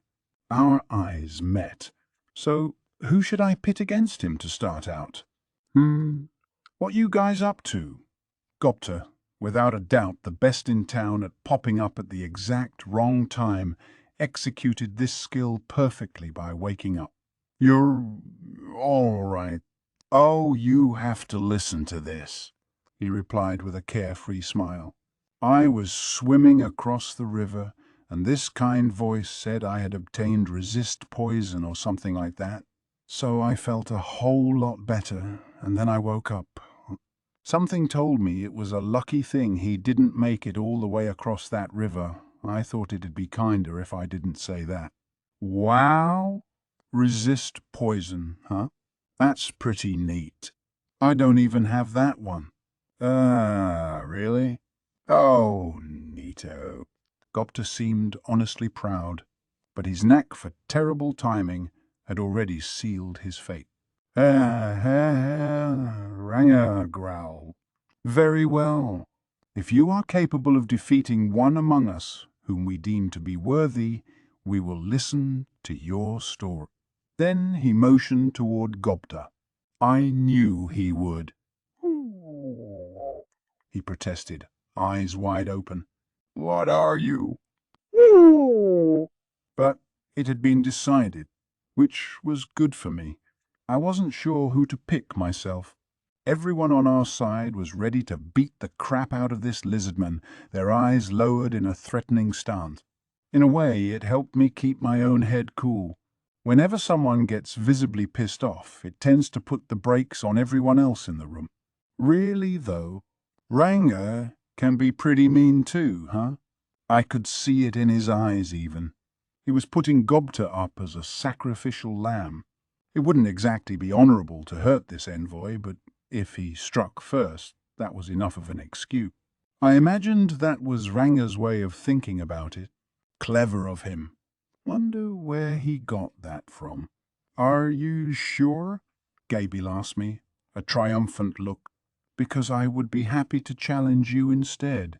Though perhaps you'd prefer to have one of your underlings step up for you rather than reveal to the world how powerless you are. Now he was just dissing me. He seriously thought I was running some large-scale con on Ranga and the rest. I wanted to punch him full strength. My head was distinctly no longer cool. Don't show him any mercy, Gopta. Get him! Get him! Lose, and I'll have Sean cook a 5-course meal for you. Wait a second, sir. I guess you've already made your decision, but I'd like some kind of reward if I win. At least, and please, anything but Shion's food. I do not appreciate this line of conversation, Shion sullenly added. He was right, though. I had the stick. Now I needed a carrot. I figured a taste of Shion's homespun efforts would be enough to make him fight like his life depended on it. I knew it was pointless. I mean, he had no chance, but I wanted to think of a reward then. All right, I said. In that case, I'll have Kurobi make a weapon for you. How's that sound? Really? Come on, Gopta, have I ever lied to you? No, not lie exactly, maybe kind of withheld things from me sometimes, but you're just imagining it. Am I? Oh, all right. This was why I liked talking with Gopta. He was so easy to work with. Sensing our conversation was over, Ranga threw a signal my way. I nodded in reply. If you wish to lend us your power, he said to Gable, then show us what you possess first. You may begin. With that, the battle kicked off. Go! Da! Ready for anything, and Gabil calmly carrying his spear. Gopta had a cavalry lance on him too, making it a duel between two long-range weapons. He had no chance, to be sure. His usual weapon of choice was a dagger.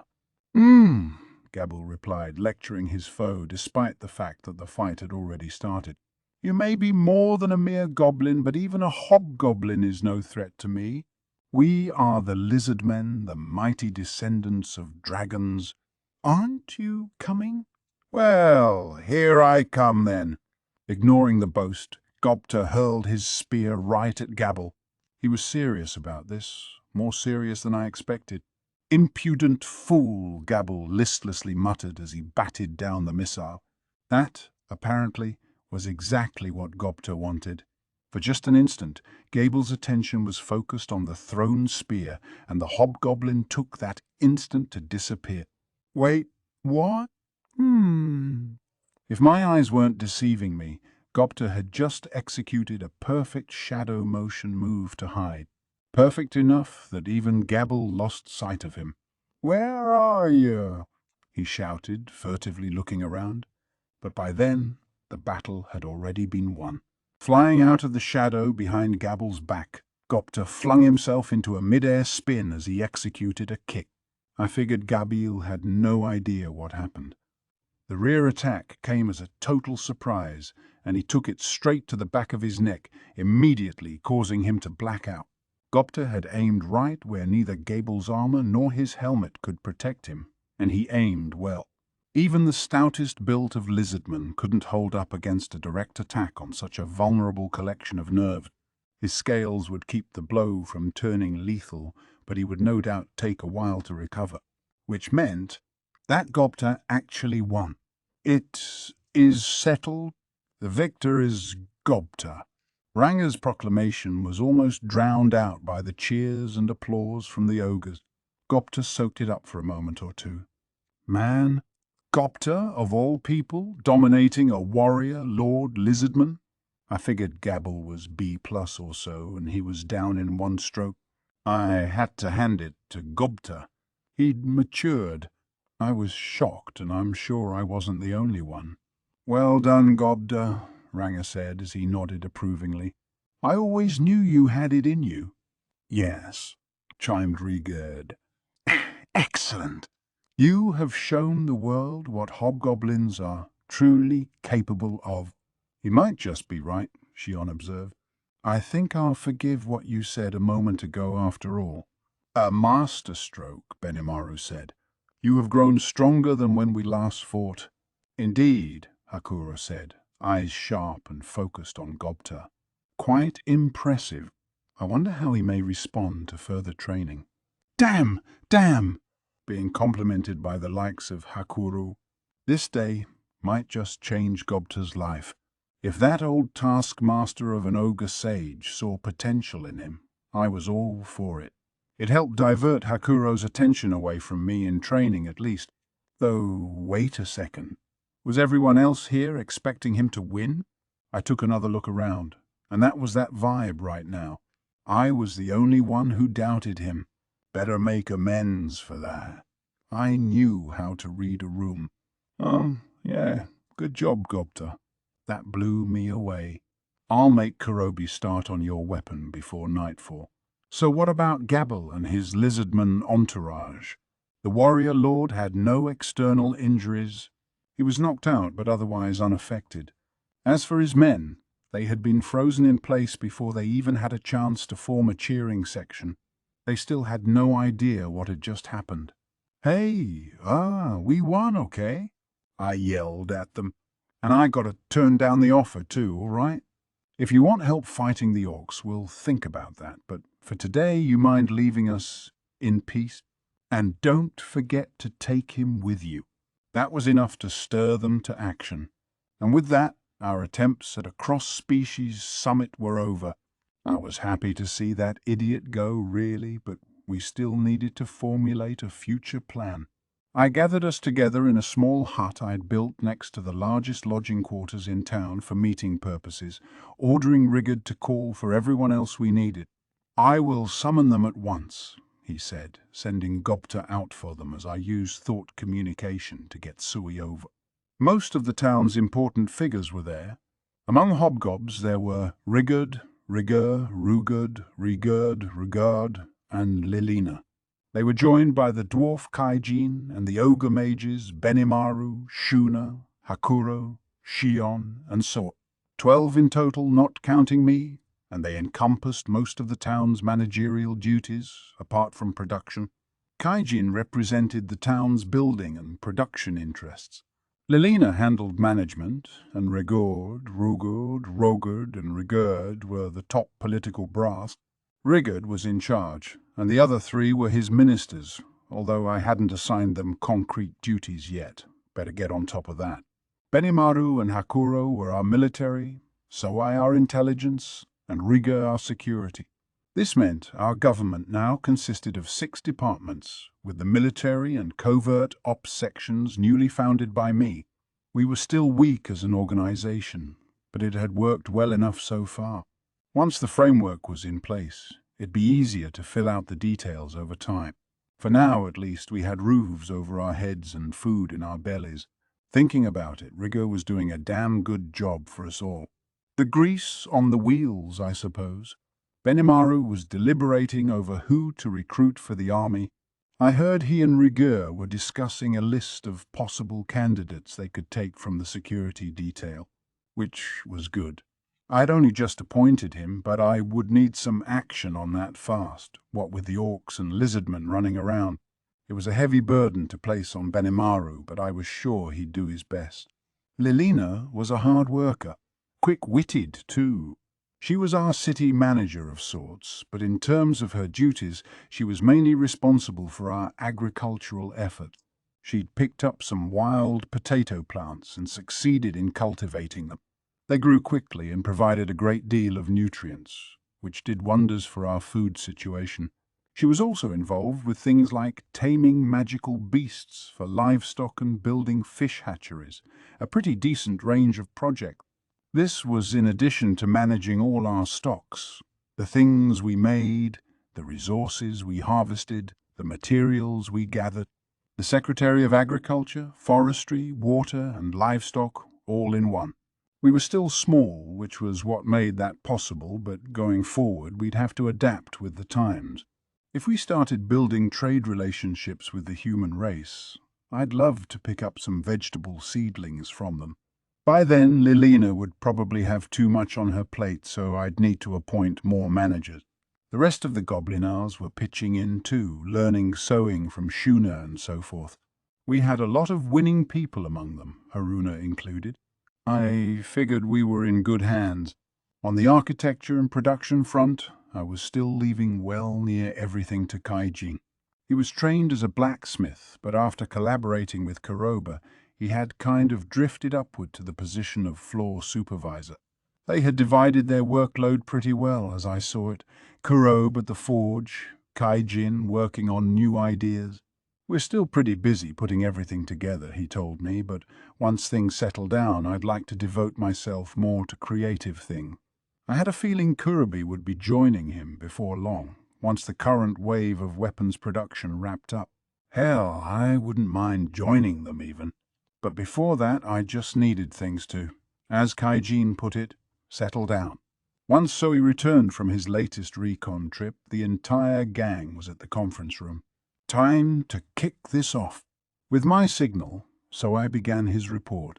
It was generally divided into 3 parts. The state of things in the other goblin villages, what was going on in the marshlands and the orcs' advance. Each area had 2 Zoe clones devoted to it, nimbly gathering intel. A few were still out in the field, rooting around for more. We all fell silent, listening to his tale. First, the goblin villages. Most had affiliated themselves with Gabble, warrior, lord of the lizardmen. Ah, the one who just paid us a visit? They're following that idiot. Fickle bastards. The goblins who refused to this had run for the hills in a state of panic, several attempting to flee to human territory. No one gave them much of a chance at survival. It was one thing if they lived in humble forest villages in uncharted lands, indeed, another if they crossed the border. It's natural for anyone to want to keep their homelands protected, and the humans would undoubtedly give them no quarter. I didn't know what kind of firepower the nearby humans had, but I was sure it'd make quick work of exhausted goblin stragglers, which meant the goblins had little choice but to live hidden in secrecy, which didn't exactly paint a rosy picture for their future. So I had some more information on Gabble for us too. He had apparently gathered the fighter goblins from the assorted villages to assemble a force some 7,000 strong. They were now camped at the foot of the mountain range near us. Quite a number. They had accepted the exact offer given to us, safety against the orcs in exchange for whatever food resources they had. I suppose it was the best decision, but with all their food in the hands of others, they were doomed to starve, regardless of how the orc battle turned out. It was completely careless, really, thoughtless of the village elders who agreed to the proposal. Guess they figured it was better than getting their heads caved in by an orcish axe. Or were they betting that a substantial number would survive the war, that there'd be enough to keep going afterward? It was something we all would have to consider, too. This town wasn't complete yet, but I couldn't bear the thought of abandoning it at this point. If we let the orcs invade this far in, they'd ransack the surrounding forest and make it hard to keep ourselves fed. If we wanted to retain the lives we enjoyed now, we'd have to repel the orcs, and repel them at the marshlands, not here. Speaking of the marshes, the Lizardman chief had been summoning some armies of his own. A force of 10,000 had already been assembled, safe and well-fed from the fish in nearby Lake Sisu. They were holed up in a maze of natural caves and caverns, ready to resist an orcish siege for as long as necessary. So they thought the orcs were that much of a threat then? The Lizardmen, a strong bunch of fighters despite Gable's little display, were already in a state of near total war preparedness, to the point where they were even recruiting the weaker goblin. Finally, I asked about the orcs. The orc force's number, Suai paused for a moment. Approximately 200,000 fighters. 200,000? Someone shouted. I think it was a few thousand that laid waste to the ogre's fort.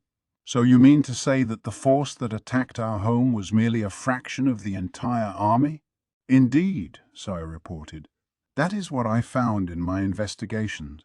We believe the total number involved to be 200,000. The main force is working its way along the Great Amald River from the south, covering a relatively broad range as they do. My estimate is based strictly on the length of their marching forces and the width of the roads they are using, but based on that, they can number no fewer than 150,000. I've confirmed that some squadrons affiliated with them are making inroads here and there into the forest as well, so I would warn against lowballing our estimate. A massive parade of orcs, occupying entire roads for miles on end as far as the eye could see. Do we know where they're headed? Yes, my lord. The force is aiming for the marshes that spread around Lake Sisu, working straight through the Lizardman territory. However, with their current trajectory, they will reach human territory immediately afterward. It is unclear where their ultimate objective lies, but if they continue along a straight line, they will be unable to avoid confrontation with a number of different human kingdoms. Wow! What they thinking? Wait a second, if all they wanted was control over the forest, would they simply stop once they destroyed the Lizardmen? What did they want anyway? What do you think about all this, Soe? Are the orcs seeking to destroy the Lizardmen, or will they continue their conquest into human lands? It is hard to say as of yet, my lord. I suppose not. I had only a dim idea of the geography involved anyway. Well, I think finding out about that should be the next priority.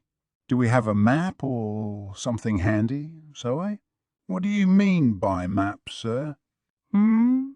This was a bit of a surprise. The concept of a map was seemingly alien to most everyone in the room. Kaijin, bless his soul, knew what I was talking about. He knew, but he didn't have a lead on one we could purchase. Apparently, the way the world was at this point in its history, maps were still considered confidential military intelligence. Well, so be it. I had the assembled members line up a number of wooden boards on the table and then craft something simple for me so I could see where things were relative to one another. Most monsters had telepathy, which let them share a pool of information with one another. This was helpful, but it had the adverse effect of delaying the development of printed or recordable media. Hakuro started by drawing the general area around the ogre homeland, using what he heard from his grandfather as reference. The lack of paper was really starting to bother me, but I had more boards brought in so we could draw up the region around our town. Thought communication came in handy for this, letting people pick up on exactly what one another was picturing in their mind. Too handy, really, given how it let people exchange accurate information without putting it down on paper. I wouldn't necessarily call it an improvement over life on Earth. It was a dilemma, honestly, even if it posed no hindrance to day-to-day monster life. It was a given that humans were a lot better at transmitting knowledge down to future generations than monsters. That was the core behind developing a civilization, after all. The monsters around me might dismiss this map-making as a needless extra step for now, but I was sure they'd thank me later. I had the sage collate all the information people were feeding me with their minds. Once I had it all, I neatly jotted it down on the wooden boards. The result was a fairly serviceable map. The distances and such were bare estimates, of course, but it could stand up to practical use well enough. Sucked that I had to waste a bunch of time on this map before we got to the main subject, though. On to business. So this is what a map is, I said. A way of showing what the land looks like that everyone can understand. I want you to look at this as I speak to you. Everyone gathered around the boards in the middle of the table. I linked it with everyone via thought communication to ensure we were all focused on the same thing. Okay, I'm going to use this map to predict how the lizardmen and orcs are going to act. We're trying to figure out what the orcs are thinking here. If we can grasp that, it'll be easier to plot our next move. They all nodded. I had Suai place a small piece of wood on the orc force's current location. I had written orc on it in big letters, like a game piece. From the center of the forest of Jura, there were 3 basic directions an army as large as the orcs could go. All involved tracing the Amald River, which stretched out from the Kanat Mountains. This river forked into 2 tributaries near the center of the forest, one flowing into Lake Sisu. The larger branch moved upward in a north-south orientation, traversing nearly the entire continent. Toward the end, it made a slow curve before dumping out into the ocean to the east. The forest hugged this river for much of its outward flow, and generally speaking, the area east of it was occupied by the Eastern Empire, human land. After exiting the woods, the great Amald fed the fertile plains that were ruled over by demon lords. That plurality was important. Shizu had said as much as well, that the demon lord Leon was just one of them. It sounded a bit odd, the idea of multiple demon lords, but there you go. For all I knew, Leon and the one who gave Rigard's son his name were 2 different people. The topic deserved more exploration, but that would have to wait. We were trying to suss out the orcs' invasion route and ultimate objective. According to Sui's report, after leaving their habitat near the Demon Lord lands, the orcs had been making their way along the Great Amel. It was the only route large enough to hold an entire army, but apparently they had also been sending squadrons into the forest, picking off the stronger monsters that might threaten them along the way, including the ogres. They were after food, I wagered, but it still seemed odd. What do you think? I asked as I moved other wooden pieces around to simulate the orcs overtaking the ogre fort. In what way, my lord? I mean, why would they send a splinter force off like this? Why couldn't they just march right through the forest? Moving such a large force, Hakuro said, would be very difficult, what with all the trees in the way. Made sense. But in that case, why raise our homeland at all? Benimaru asked. If we weren't in the way of the main force, why couldn't they have left us be? A good question, actually, Hakuro replied. They were right. The orcs didn't seem to have any motivation for picking off higher-level foes, not directly in their path of advance. They could seize their food stores, yes, but if that was the sole objective, they paid an extremely dear price for it. The orcs numbered several thousand, but that was still a pittance compared to the main force. Why devote so relatively few fighters towards such an obviously tough opponent? Was food really the only reason they were willing to accept so many casualties? Remember, Benimaru said, they didn't even offer to hire us as mercenaries. I can only conclude they were prepared to kill us all from the moment they arrived. Shuna nodded. Very true. My sense threat extra skill told me as much. They were fully hostile toward us. Nothing more, nothing less. So the orcs wanted the ogres dead. And that wasn't all. Judging by the routes the main force and this splinter team took, Hakuro said, eyes focused on the map, they would likely regroup in the marshlands. Everyone looked down as he moved 2 orc-labeled pieces forward. He was right. Proceeding in a straight line, they met right at the marshlands the lizardmen called home, a region large enough for the main orc force to regroup and prepare for the battle ahead, assuming they didn't mind the lack of dry land to work with. So they'd definitely run into the lizardmen sooner or later, right? Did they want to eradicate them so they could be king of the forest or whatever? Put that way, I'm not so sure it makes little sense. Or maybe they're in cahoots with a demon lord, like you said? They are receiving support, no doubt about that, but I cannot say whether it is demon lord support. We had best not jump to conclusions. Okay, but even if they are working with someone, what does annihilating the main power brokers in the forest achieve? Everyone on hand offered their own response. In the end, though, no one had a definite idea about what the orcs wanted, the most important question. Plus, Shuna whispered, how are the orcs feeding an army of 200,000? The observation made everyone freeze for a moment. How? Benimaru ventured. That's what they're seizing food supplies for, no? Then he fell silent, realizing how dubious that sounded. Shuna had a point. It just didn't seem right. So, did the Splinter Force have a supply team with them? I did not see any. No. The main force appeared to have a caravan carrying food supplies in the rear, but indeed not nearly enough of one, in terms of size. Nowhere near enough to keep an army of 200,000 nourished. Marching near the river eliminated any worries about fresh water, but they were essentially unable to supply themselves. Whatever food they had would dwindle quickly. Both forces needed something, didn't they? I doubted the orcs had perfected some just-in-time method of supplying a full military force nobody was aware of, but I also doubted they would just let all those orcs starve while they fought. And if they didn't bother to supply the Splinter Force, no way they'd seize the ogre's food, then just deliver it all back to the main army. They had their own mouths to feed.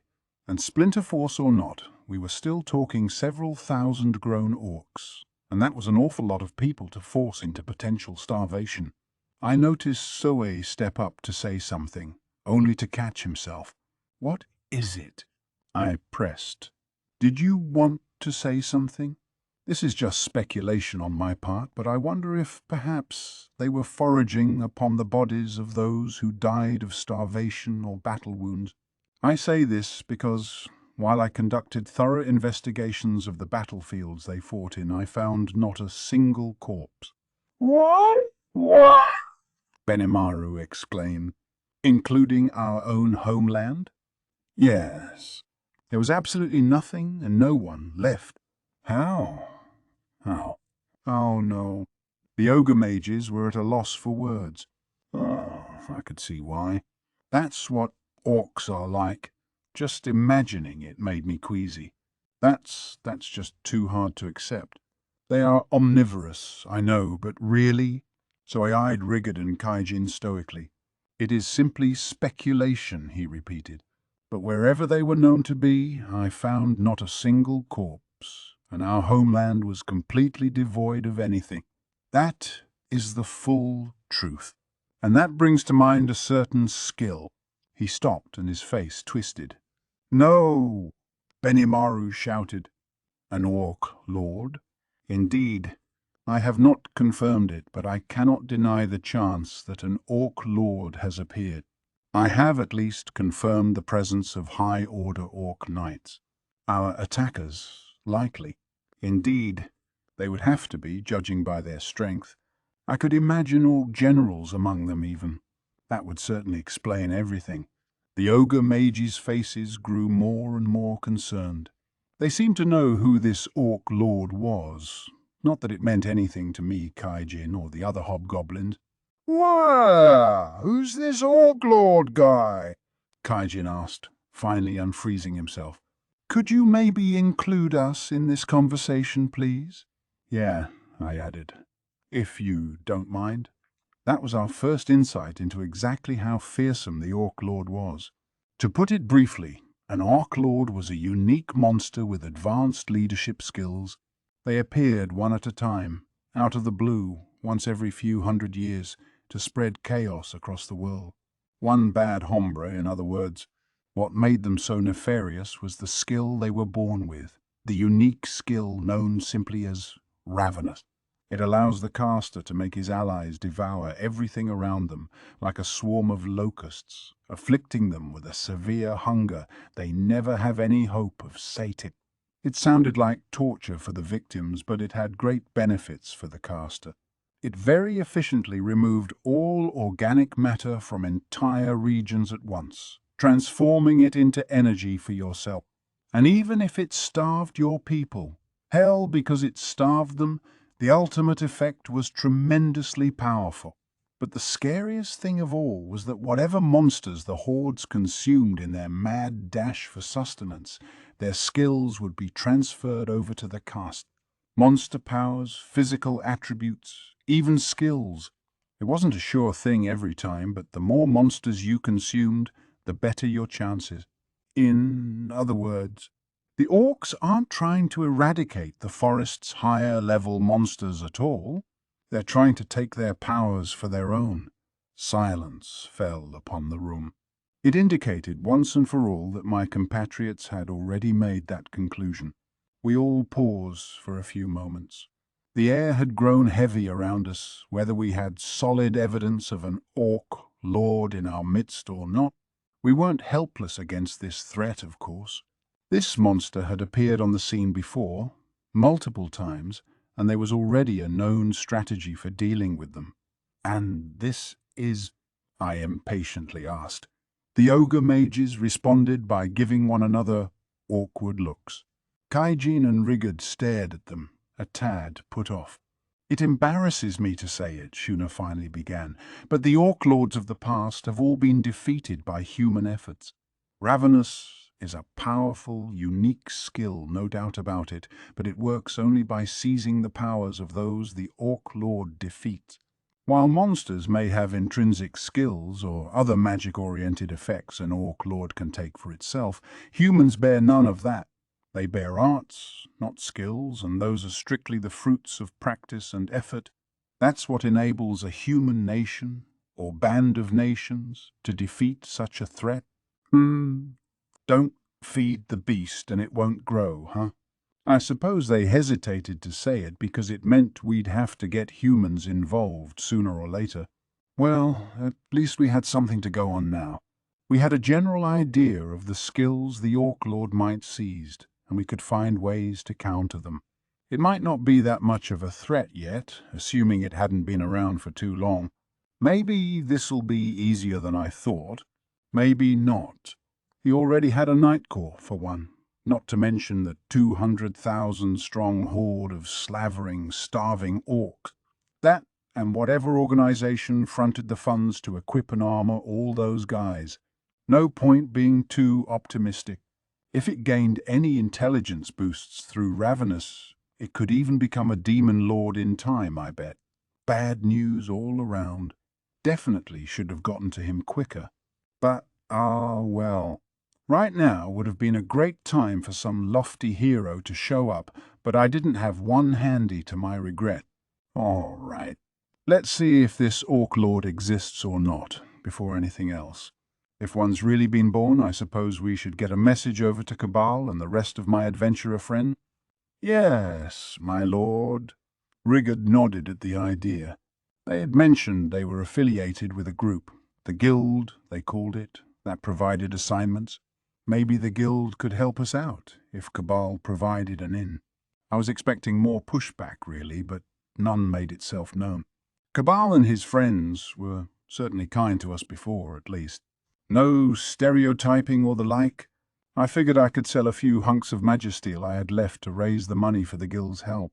They might turn down passing monsters, but they couldn't turn down the right price. That, or I could just have the dwarf brothers negotiate on our behalf. An orc lord would threaten the humans as much as us. We had a lot of chips to bargain with. In fact, if we knew that humans would play a key role in this, perhaps we should send a message out ASAP. If the lizardmen were already goners, the orcs would very likely be going after human kingdoms next. And whether they could feed off humans or not, 200,000 orcs would be a life or death threat to pretty much any nation out there. For now, we needed more information. That was my watchword as I continued the conference. But suddenly Zoe stiffened, wincing. "What is it?" "Well," he began, "one of my replication clones has made contact with someone who insists upon communicating with you, Sir Rimuru." "What do you think? Contact?" "And they name-dropped me, even." "Who the heck?" I still didn't have many acquaintances in this world, really. Was it Cabal, maybe? Speak of the devil? Nah. It took them several weeks to travel here from their home base, they said. Over a month's round trip. Not possible. This contact has not given me a name, my lord. She simply seeks to send you a message, and she is quite adamant. She is a dryad. Everyone's eyebrows whipped up in surprise. A pretty well-known monster, I guess. "No," Rigard exclaimed. "It has been several decades since a dryad has last made itself known, has it not? They have practically vanished. Why would one appear now? To the hobgoblins, they were all but mythical figures. And judging by the ex-ogre Suai's response, they must have been pretty high level. One who had spotted and made contact with Zoe despite how gifted he was at concealing his replications. That proved the caliber we were dealing with. Better not get this dryad angry, then? All right. I'll meet with her. Guide her over here. It would appear my thought was correct. Not long after I gave consent, the conference room door opened to reveal a new figure. It had not lost a second to the Sue replicant, even when he used shadow motion to guide him back, calling her, and it would be rude. She was a woman, and a beautiful one. Her hair was green, her skin light, her figure well-toned, chiseled even like a Nordic goddess. Her luxuriant lips were a shade of light blue matched perfectly with her deep blue eye. She looked about 20 years old by human standards, but human she definitely was not. She was semi-transparent, and any observer could tell that her body had no weight or actual physical presence. Dryads were indeed descended from the fairy races, as close to a form of spiritual life as one was likely to ever witness. I later learned they served as the guardians of the treants, the living tree people that were another high-level presence around the forest.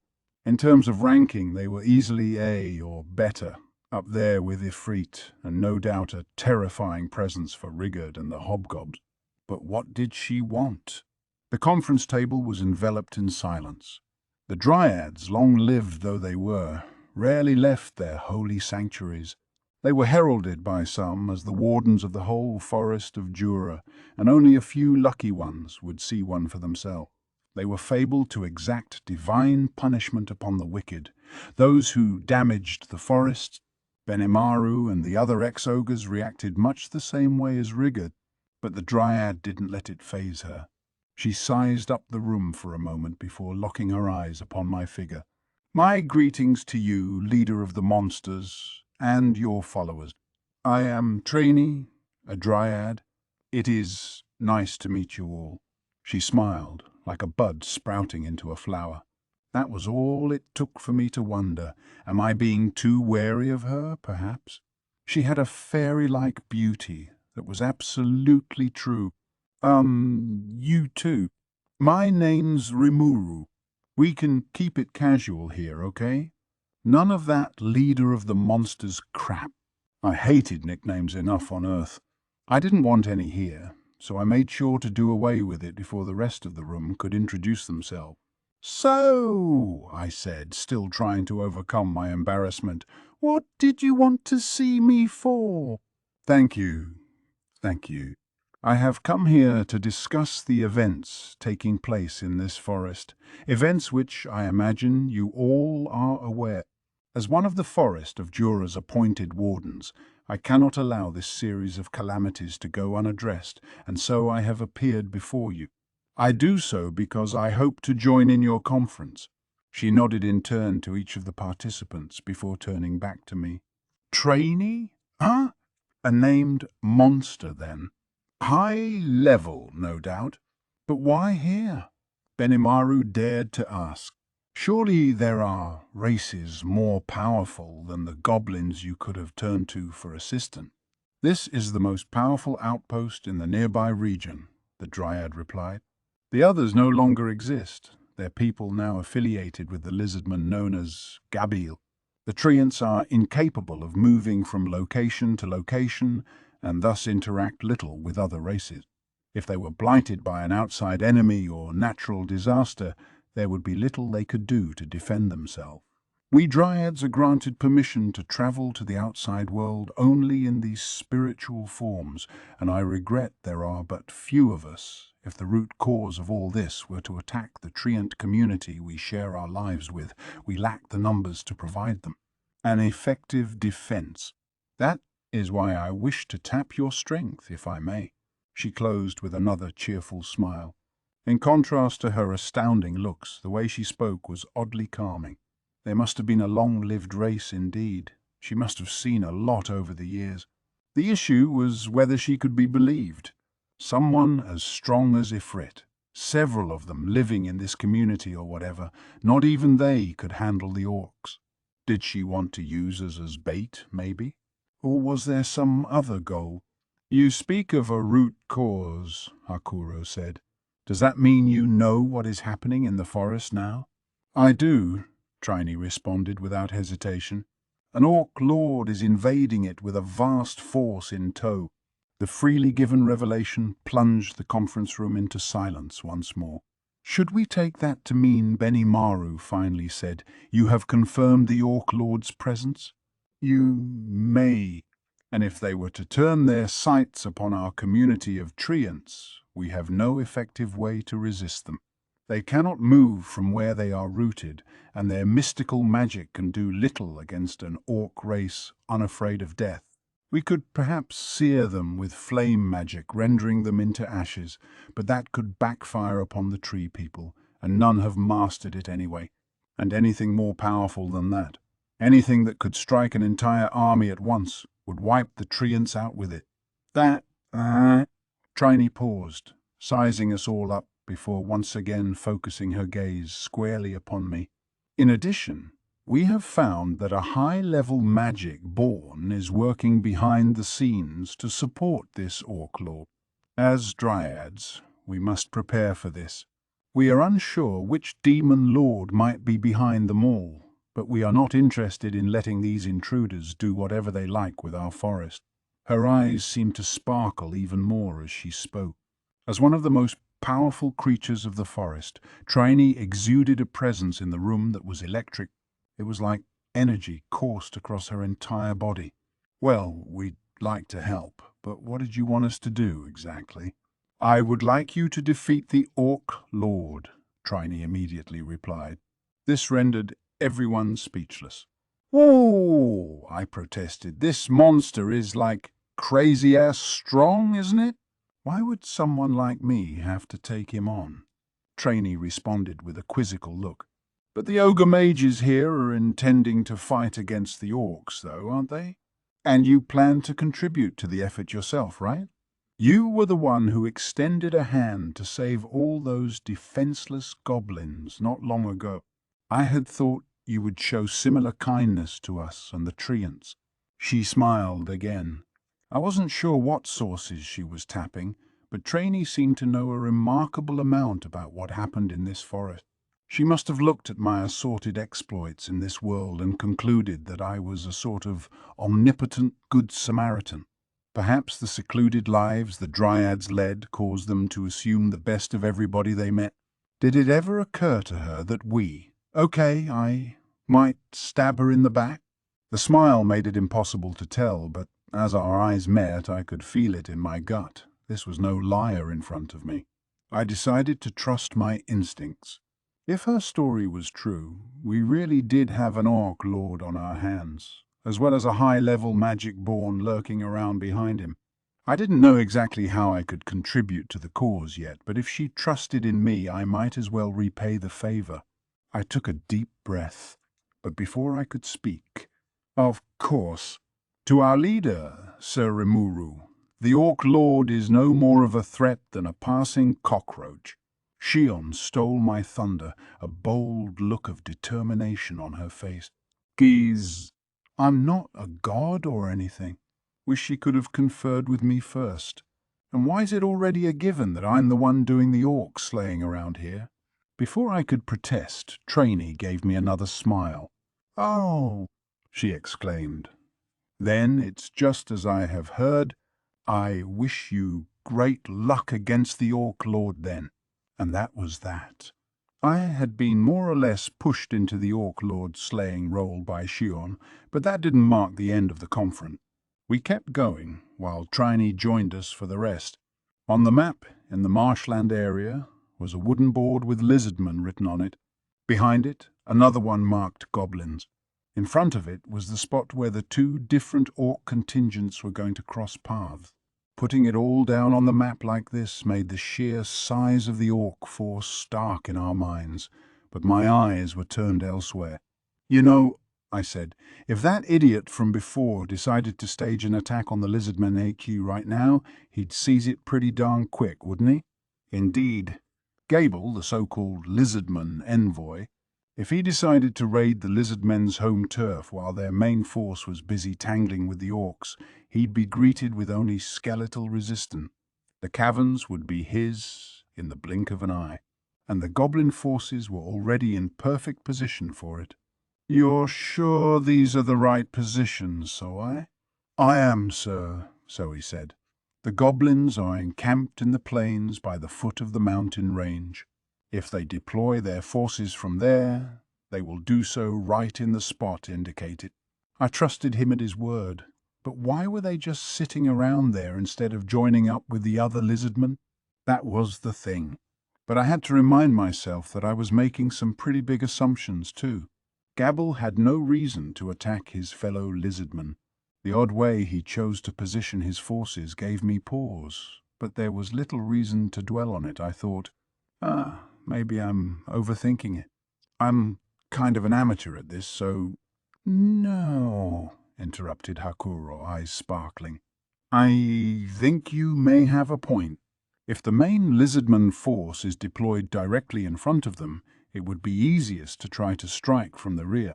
But the orcs clearly don't have the time to try to circle behind them, and even if they attempted such folly, they could easily be attacked and routed from both sides while their lines are stretched thin.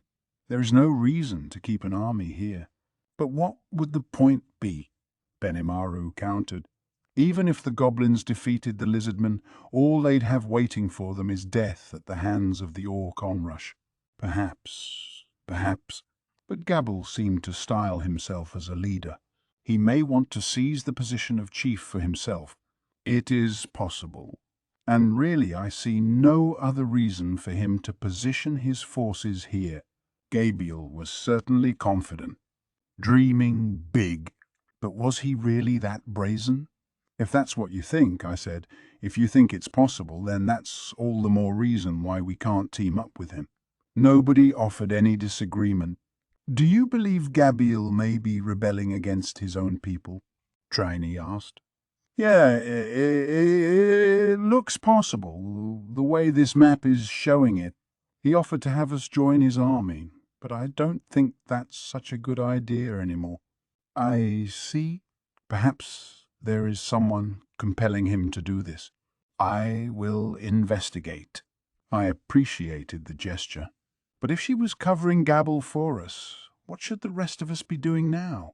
I would very much like to forge an alliance with the lizard men, Hakuro said. By ourselves, our numbers are too low. I would hate to leave them alone and defenseless besides. Nods around the table. Nobody seemed to have any concerns about that. But whether we have an alliance or not, we're never gonna outnumber the orcs, I countered. You sure wouldn't just treat the offer like an insult? The hobgoblins seemed to view that as a problem. The ogre mages laughed them off. Sir Rimuru, you worry far too much, Hakuro commented. Each one of us is as powerful as an entire army. I highly doubt they would look down upon the likes of us. I thought he was giving himself far too much credit. It sounded like something Gabil would say, really, but apparently he meant it. I will go and negotiate with them myself, so I said. Is it all right if I speak with the lizardman chief on your behalf, Sir Rimuru? I sized him up as he awaited my reply. He certainly seemed confident. I wasn't sure where it came from, but he seemed worth relying on. The map had just told us to expect a clash between orcs and lizardmen before long. Assuming that was true, we had more time to save this town than I first thought. Having a general idea of the near future helped everyone else calm down a bit too. Right. So we're gonna take two different tacks. I'll lead an advance force over to the lizardmen and we'll bash up the orcs together. We'll try to win the battle, but if it starts looking bleak, that's when we'll go to Plan B, where, basically, we abandon the town, regroup where the treants are, and focus on defending them. We'll probably need to call upon human aid if it comes to that, so I'll contact Cabal the Adventurer and have them help us rub out the Orclaw. He's just as much of a threat to them as he is to us, so I'm sure they'll step up to help. Of course, this is all dependent on forming an alliance with the lizardmen. You're gonna be key to that, Soe. Make it happen. Yes, my lord. Soe nodded back at me. I had faith he'd come through, certainly. Right. In that case, feel free to talk to the lizardman chief whenever you can. Just make sure we're both equal partners in this alliance. Nobody's serving anyone else. I understand, he said, then promptly disappeared as if fading into the shadows. He works fast, doesn't he? Good. Now, if Zoe messes up his job, we'll jump right to Plan B. I want all of you to be prepared for that, should it come to it. The rest of the room nodded in agreement. Thank you all for accepting my sudden request, Trainee said, bowing low in my direction. I will do my best to ensure this relationship is beneficial to us both. Oh, no. Same to you, I stammered. She smiled a little in reply, perhaps finding my hesitation cute or something. We will meet again then, leader of the monsters, or Sir Rimuru, I should say. Then she was gone, casting her own magic to return home. So we had our orders. It'd be great if we could form that alliance, but if not, we'd have to think on our feet a little. By the way, Sir Rimuru, have you any interest in contacting Gable again? Good question, Hakuro. I think I'd like to save that for Plan B when we get to seeking human support, Hummum. But the kingdoms are gonna need time to mobilize their forces when push comes to shove, huh? You think maybe we could just tell them there's an orc lord out there for the time being? It sounds like a good idea, my lord. I will leak word to the kobold merchant. They will spread it well enough after that. Thanks. That should work for now.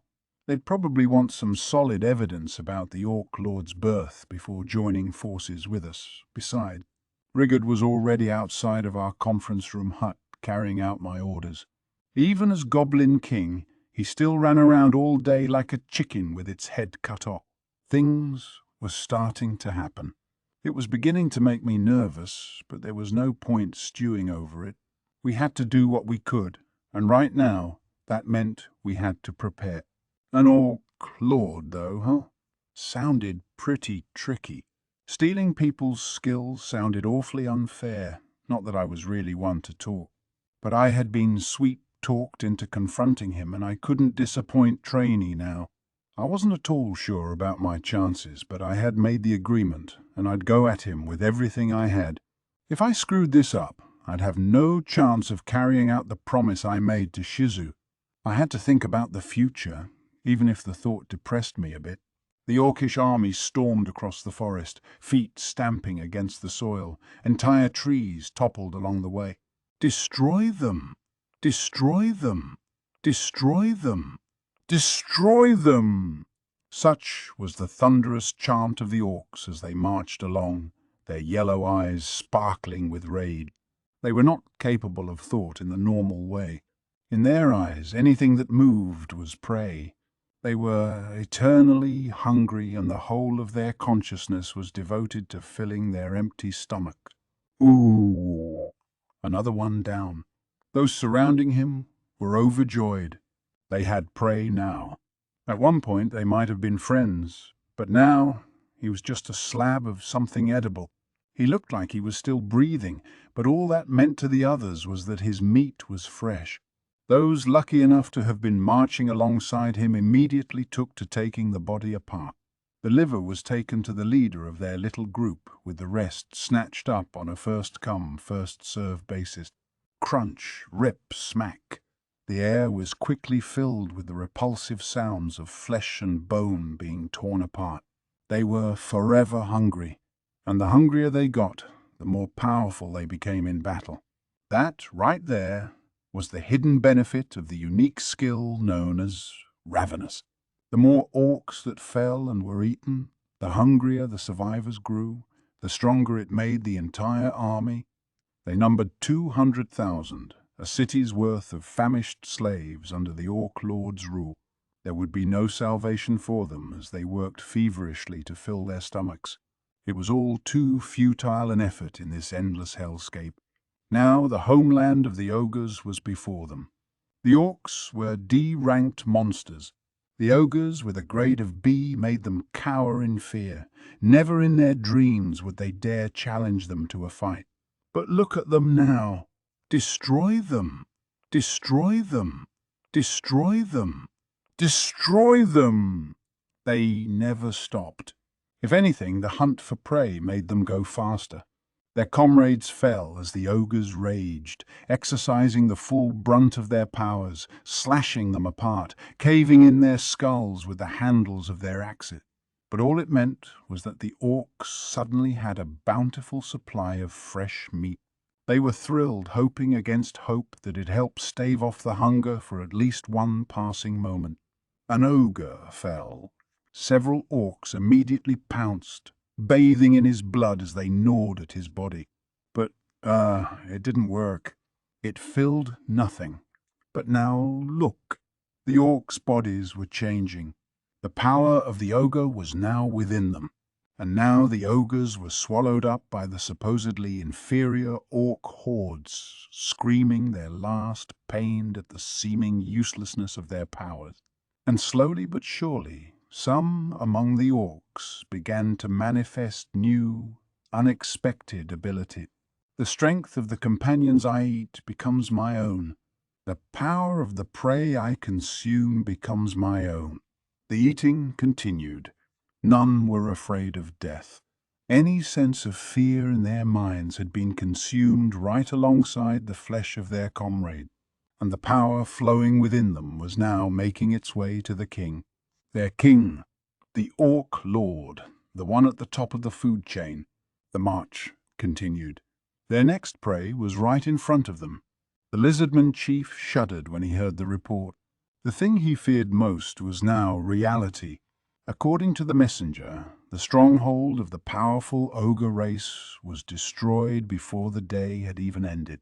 As if swallowed whole by the orc horde, there was no longer any doubting it.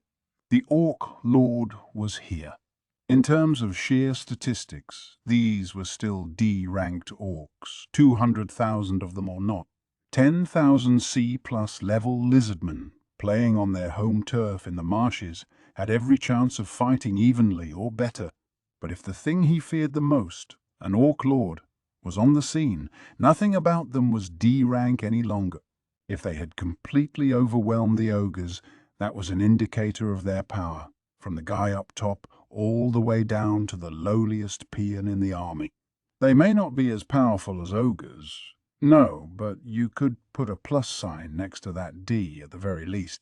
And any orcs who were at knight level or higher would be at least a C. Hell, at this point they might be leaning towards C+, matching the lizardmen's grade. It would be hard enough to fend off such a massive army attempting to strike them at their weakest link.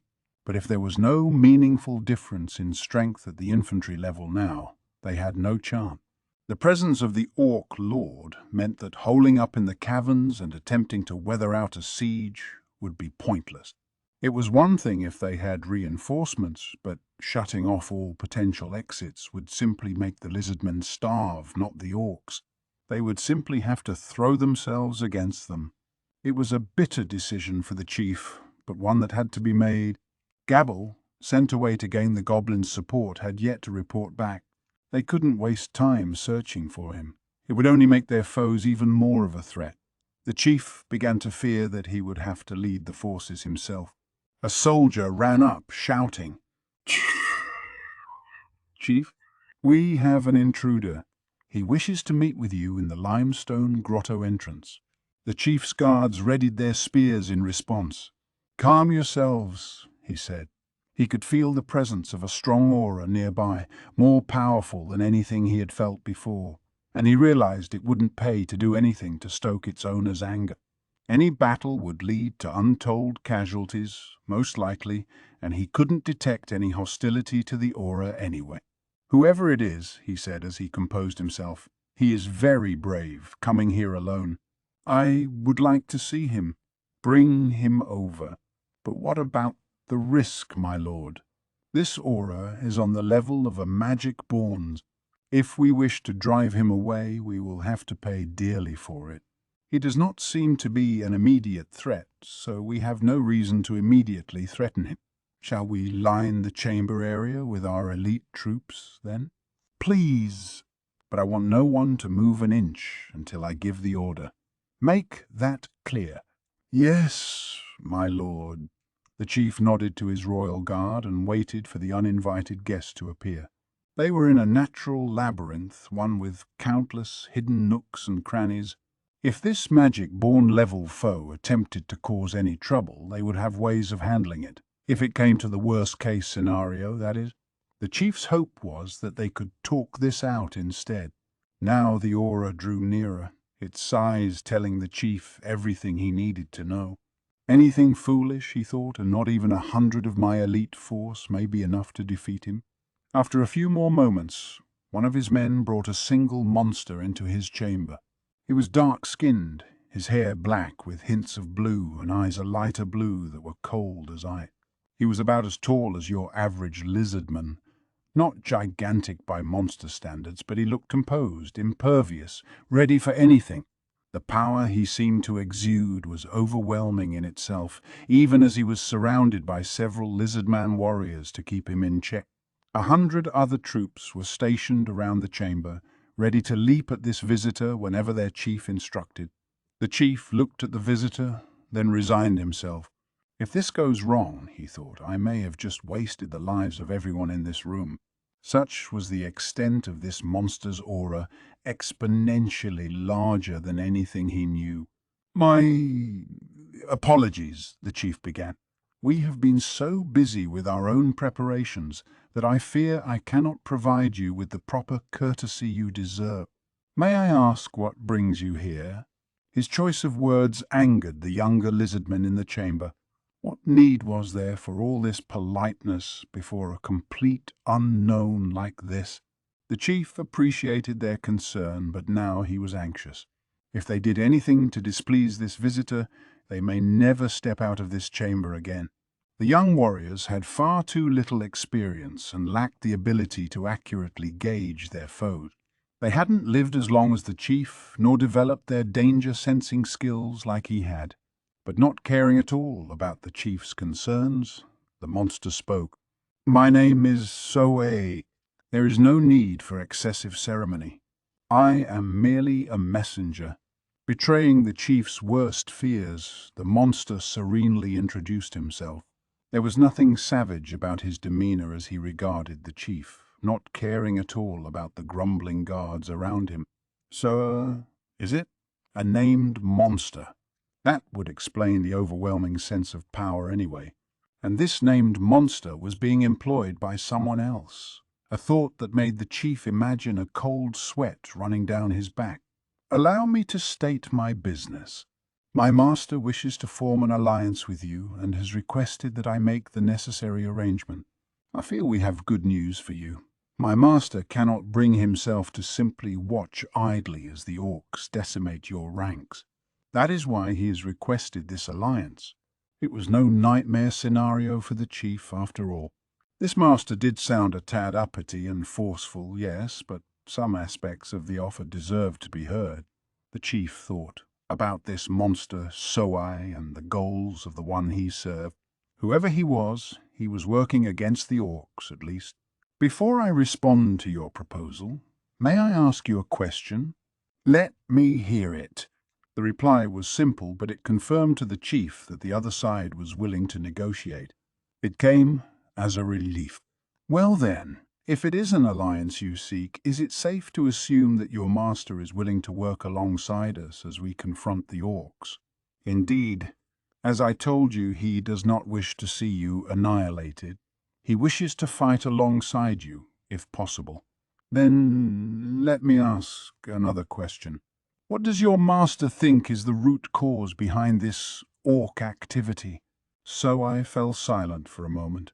A bold smile began to cross his face. "Are you asking whether it is an orc lord we are dealing with? Then let me give you a piece of information I guarantee is the truth. My master, Sir Rimuru, has received a request from the Dryads, the wardens of the Forest of Jura, to slay the orc lord. He has solemnly promised to do the deed. I hope you will consider that as you make your decision." This reply offered even more for the chief than he expected. The revelation that Dryads were involved caused everyone in the room to stir. And the man before him had just confirmed that the Orc Lord was very, very real. Whatever master this monster served, did he have the power, truly, to defeat this menace? Considering Sui had dropped the name of the Dryads, one of the top-level presences in the forest, it seemed safe to assume he was telling the truth. Nobody was dumb enough to speak of Dryads if doing so would spark their ire.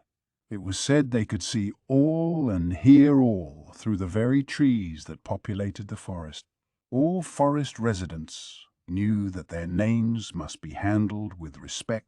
The term alliance suggested that the lizardmen would not be subjected to servitude. They would be treated as equals.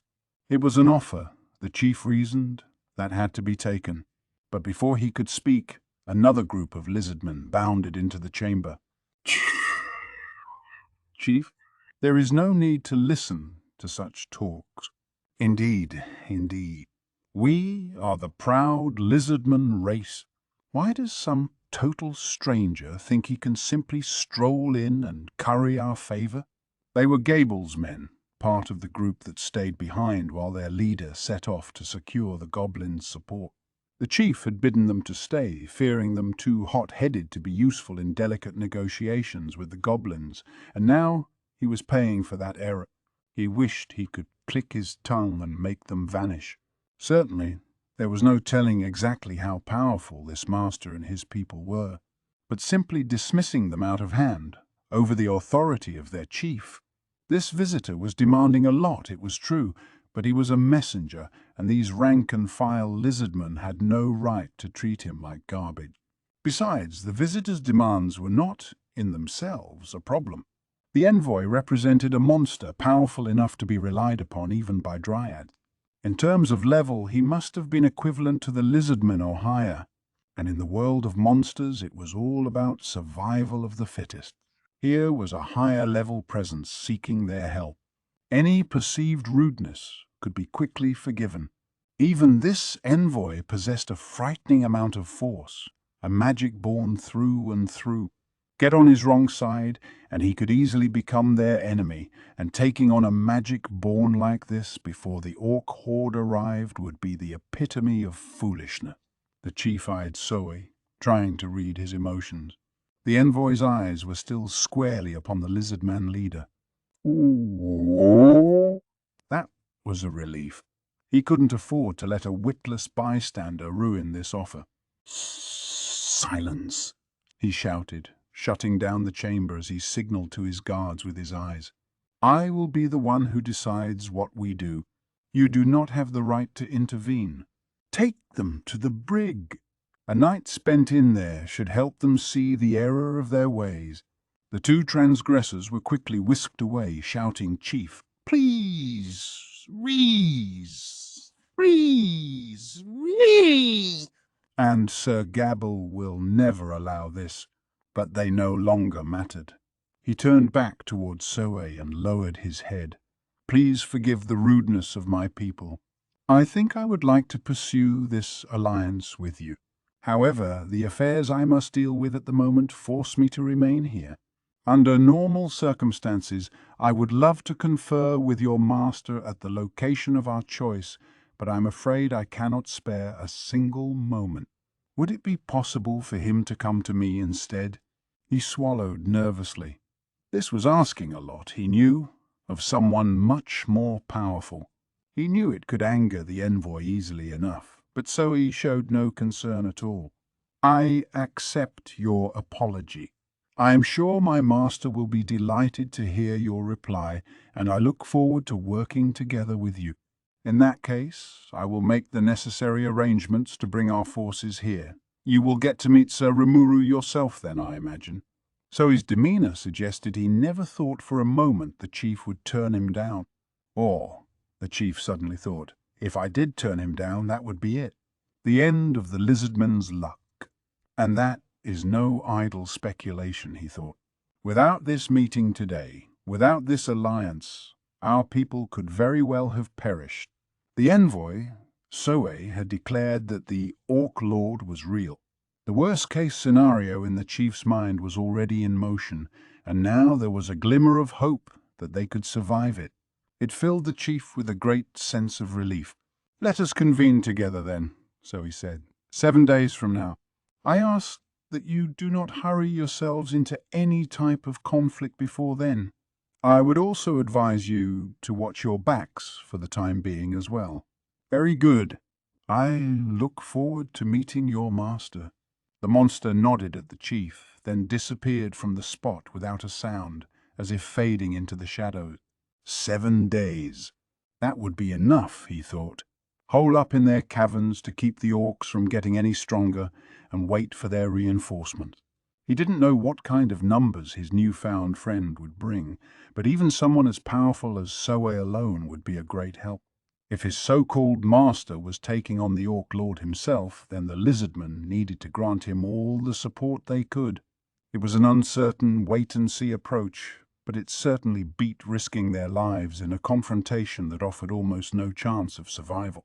Now, at least, the chief knew what must be done. "Prepare for a siege, men. We must reserve our fighting strength until the reinforcements arrive." "Yes, my lord." And so the lizardmen holed up in their natural labyrinth, lying low and quiet for the clash to come. Gable opened his eyes. It took a moment for him to recall what had happened. When he finally did, he shot out of bed, livid. "Are you awake, my lord?" The lizard man serving him said, "Yes. I apologize for alarming you. I must have fallen into his trap." "His trap?" "Indeed. That impudent fool and his clever tricks." "Meaning, sir?" "Meaning that fighter who defeated me was the true leader of the village." "What?" His men began nervously conversing with one another. digesting this devastating piece of news. It explained a lot in their minds. The little sneak pretended that Slime was their leader to distract my attention. He played the part of some foolish peon, then struck me right when my guard was down. Of all the dirty tricks, my lord. And to think the direwolves, of all the monsters, are willingly cooperating with such a small-minded weasel. So much for the so-called masters of the plains. Just a bunch of mangy dogs in the end. The work of a coward through and through, unworthy of ever crossing blades with a warrior such as yourself, Sir Gabelle. Quite, yes. I offered him a chance to duel with me, fair and square, and now I see how much of an error in judgment that was. I see, sir. Indeed, there would be no other way I could imagine you tasting defeat otherwise. Bah! Curse those wretched direwolf beasts and those conniving hobgoblins. Just because they happen to be blessed with a round of evolution, my lord, they walk around like they own the world? If they think they can measure up to the lizardmen, we had all best relieve them of that idea with haste. Gable gave his men an appreciative nod. It was true. He couldn't imagine any other reason why he lost that confrontation. That and the direwolves proved to be a sore disappointment. All that talk of their pride, their flawless teamwork, and here they were sharing their fates with a bunch of underhanded lowlife. Anyone who uses such cowardly tactics against me is worthless, he spat out, still livid. Perhaps it was for the better we did not side with them, then. I would say so, yes. Indeed, indeed. Gabriel basked in the ego massaging from his men. Then he let out a hearty laugh. As far as he was concerned, he wasn't defeated at all. Come to think of it, another man said, I do find it odd, Sir Gable, that you have remained at the rank of warrior lord for all this time. What? Gable replied, sneering at the lizardman. Oh, I do not mean you are unworthy of the post, my lord. Quite the opposite. I just feel it a wasted opportunity of sorts, you serving that feeble old man for all this time. Keep going. Now Gable was on his side. The lizardman straightened his posture, relief coursing over him. I feel, Sir Gable, it is about time we allow our chief to go into retirement and establish you as the new lizardman chief. If only that were already the case. Then perhaps we would not be so thrown by the orcs as we are now. The others quickly stepped up to agree. Exactly.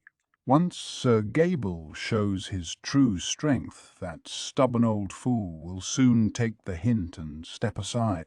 It will be a new era for the lizardman people, and nothing would make me happier than seeing it come to life. Very true. It is time for a new wind to blow across our homeland. Gabriel nodded at the shouted adulation. He felt, finally, that the time was ripe. Ah, he said, so you were all thinking the same thing? I was just considering that the time had come to act myself. Will you be willing to fight alongside me then? He sized up his men. They were all looking at him, eyes full of passion. He liked what he saw. They were envisioning a new epoch in lizardman history, one they would have a direct part in engineering.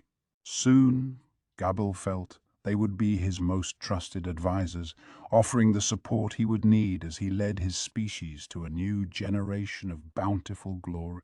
We will, sir, one said, if you are willing to lead us. That was the chance Gabile was waiting for. He nodded sagely. Then the new era is here, he proclaimed. Very well. Let us all stand together. The echoes of the ensuing cheers lingered for what seemed like minutes afterward. The fool had finally climbed on stage. The farce was about to begin. Chapter 4. Disengaging Gears. The lizardman chief nodded at the latest war report. It had been 4 days since his conference with Soe. 3 days remained until the two armies would come together formally, but for that day it looked like they could pass yet another night without any major losses. The orcs' attack was, as they expected, severe. The corridors were teeming with them, pouring in like a flood. As labyrinthine as the caverns were, that didn't matter as much if it was covered from corner to corner with the enemy. They had set traps in some of the chambers to whittle down the numbers a little, and that was about all the offense they had attempted. But not a single lizardman life had yet been lost.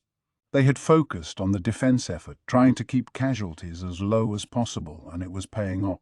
Their knowledge of the caverns played a major role, as did the lizardmen's ever-rising morale. The network of cave paths ensured that their escape routes and emergency access passages remained untouched. The teams facing the brunt of the orc attack switched in and out in shifts, ensuring that only the bare minimum of troops engaged the enemy at any one time. The lizardmen had their chief's uncommon leadership skills to thank for their success so far. But the chief refused to rest on his laurels.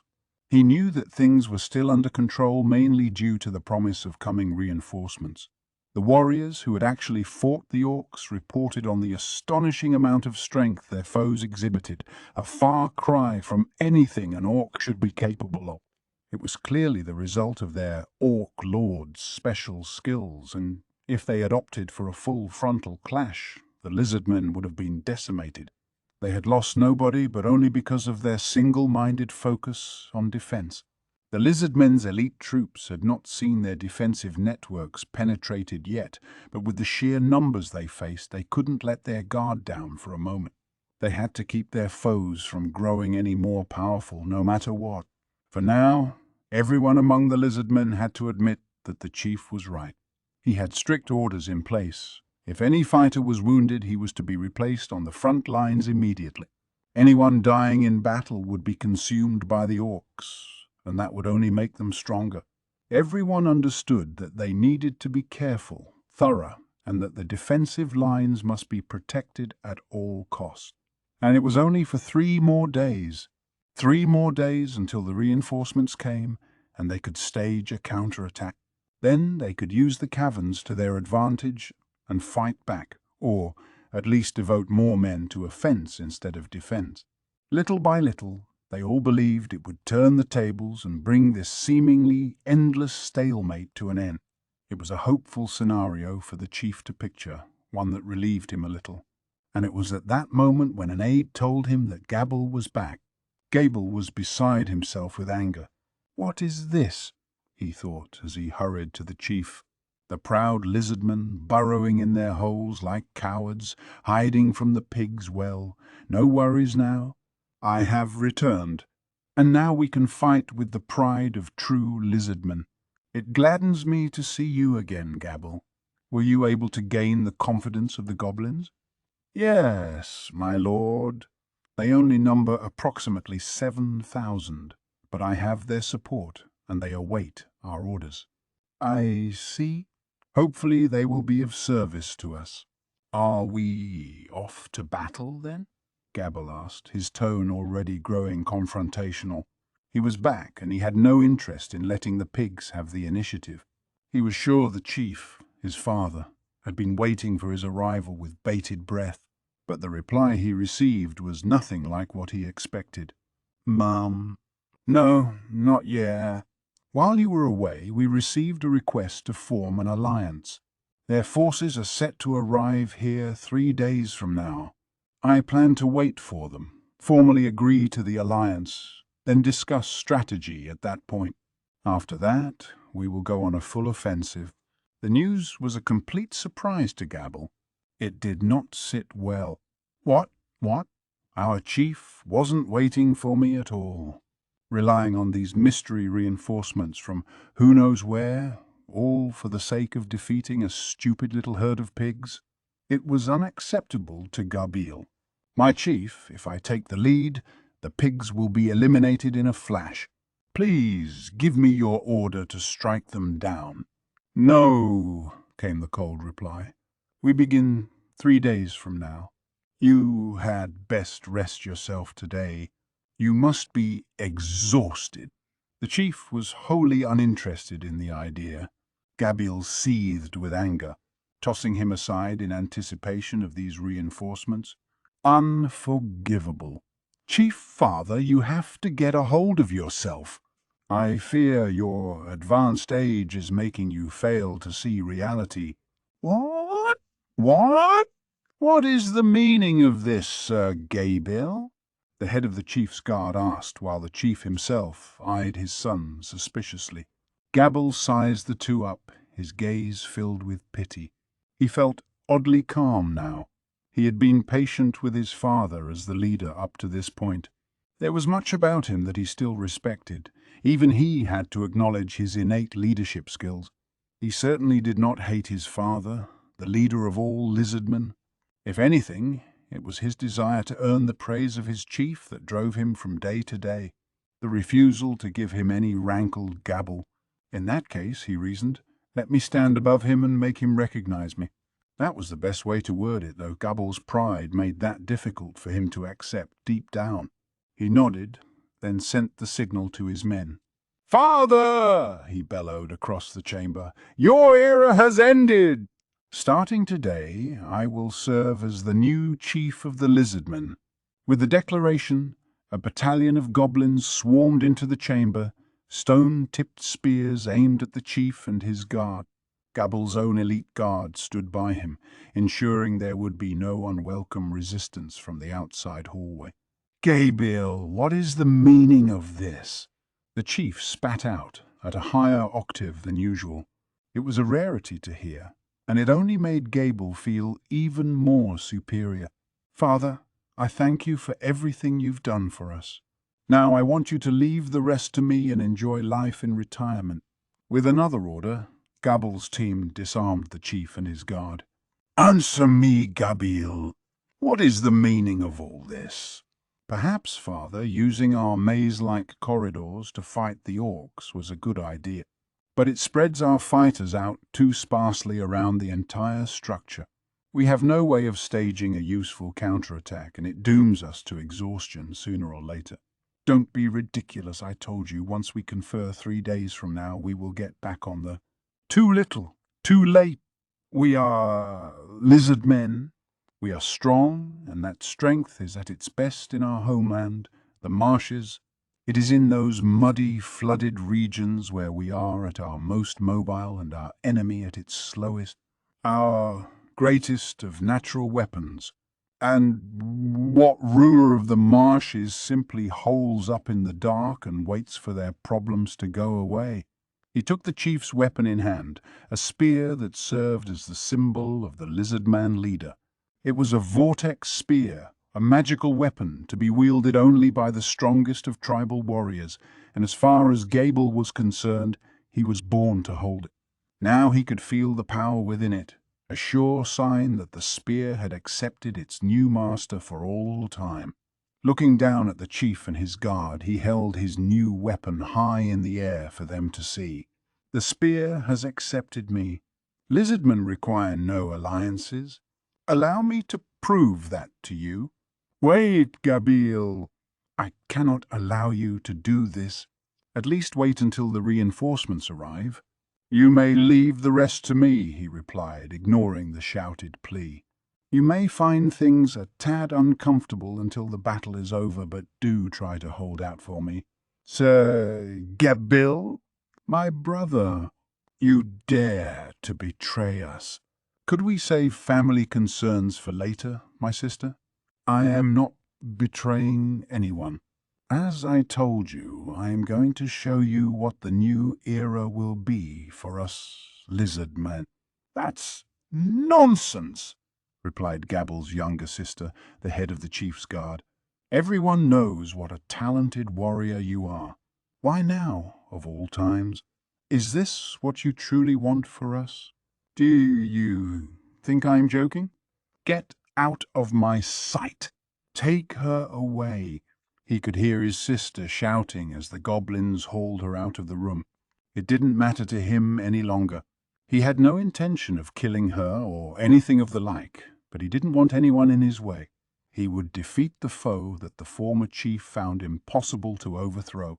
The results would turn him into a new hero, the perfect event for establishing his position at the peak of Lizardman society. Then, he thought as his heart raced, my father will admit it. He will admit that he was proud of me all along. His men were already dealing with anyone who sided with the chief, with goblins to hammer the message home. They wouldn't be expecting it anyway, their attention too focused on the orcs in front of them. They'd never expect their fellow lizardmen to attack them through the emergency tunnels. Before long, the news had arrived. All opposition had been suppressed. Gable sat down on his father's seat, the picture of calm composure. And then, as if waiting for this exact timing, "How's that chair feel to you then?" "Ah, Sir Laplace, thanks for your hard work. It went even easier than I expected." "Oh, lovely, lovely. Glad to be of service." It was a masked man, one with an asymmetrical smile that made it look like he was sneering at anyone he showed it to. His clothing stuck out too, clown-like with its rabble of colours and patterns. It was a ridiculous sight, but Gable was unfazed. This man, Laplace, was in the employ of Gelmud, the man Gable loved more than almost anyone else. He had first appeared before Gable as he was returning to his homeland with his newly earned goblins. "Laplace is the name," he began. "I used to be vice president of the Moderate Jesters, a group of jacks of all trades, you could say. Lord Gelmud has hired me to serve you. Anything you need, I provide." This Laplace did with efficiency, freeing Gable's men from the dungeon and providing regular reports on the lizardmen's move. It was Laplace who removed the seal on the vortex spear for him, ensuring his coup ended in success. The original plan called for Gabel and his elite guard to suppress the chief and his men while the main force was out fighting in the marshes, but with the army hunkering down in the caverns, that idea was a bust. It angered Gabel immensely, but Laplace offered an alternative path. He brought the goblins and Gabel's own troops right to the chief himself without arousing any attention. It was like magic, the way he led them through the escape corridors without a single lizardman noticing. In short, Laplace was the triggerman for the entire coup. "Oh, come on," Gabel Laplace laughed. "I'm really nobody that special, no." But he was to Gabil, this man working for Gelmud. "Ah, ha, ha, ha. Enough modesty, Sir Laplace," Gabel replied.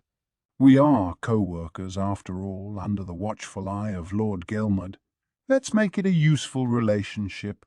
Sir Gabil, we have all the tribal leaders in our grasp."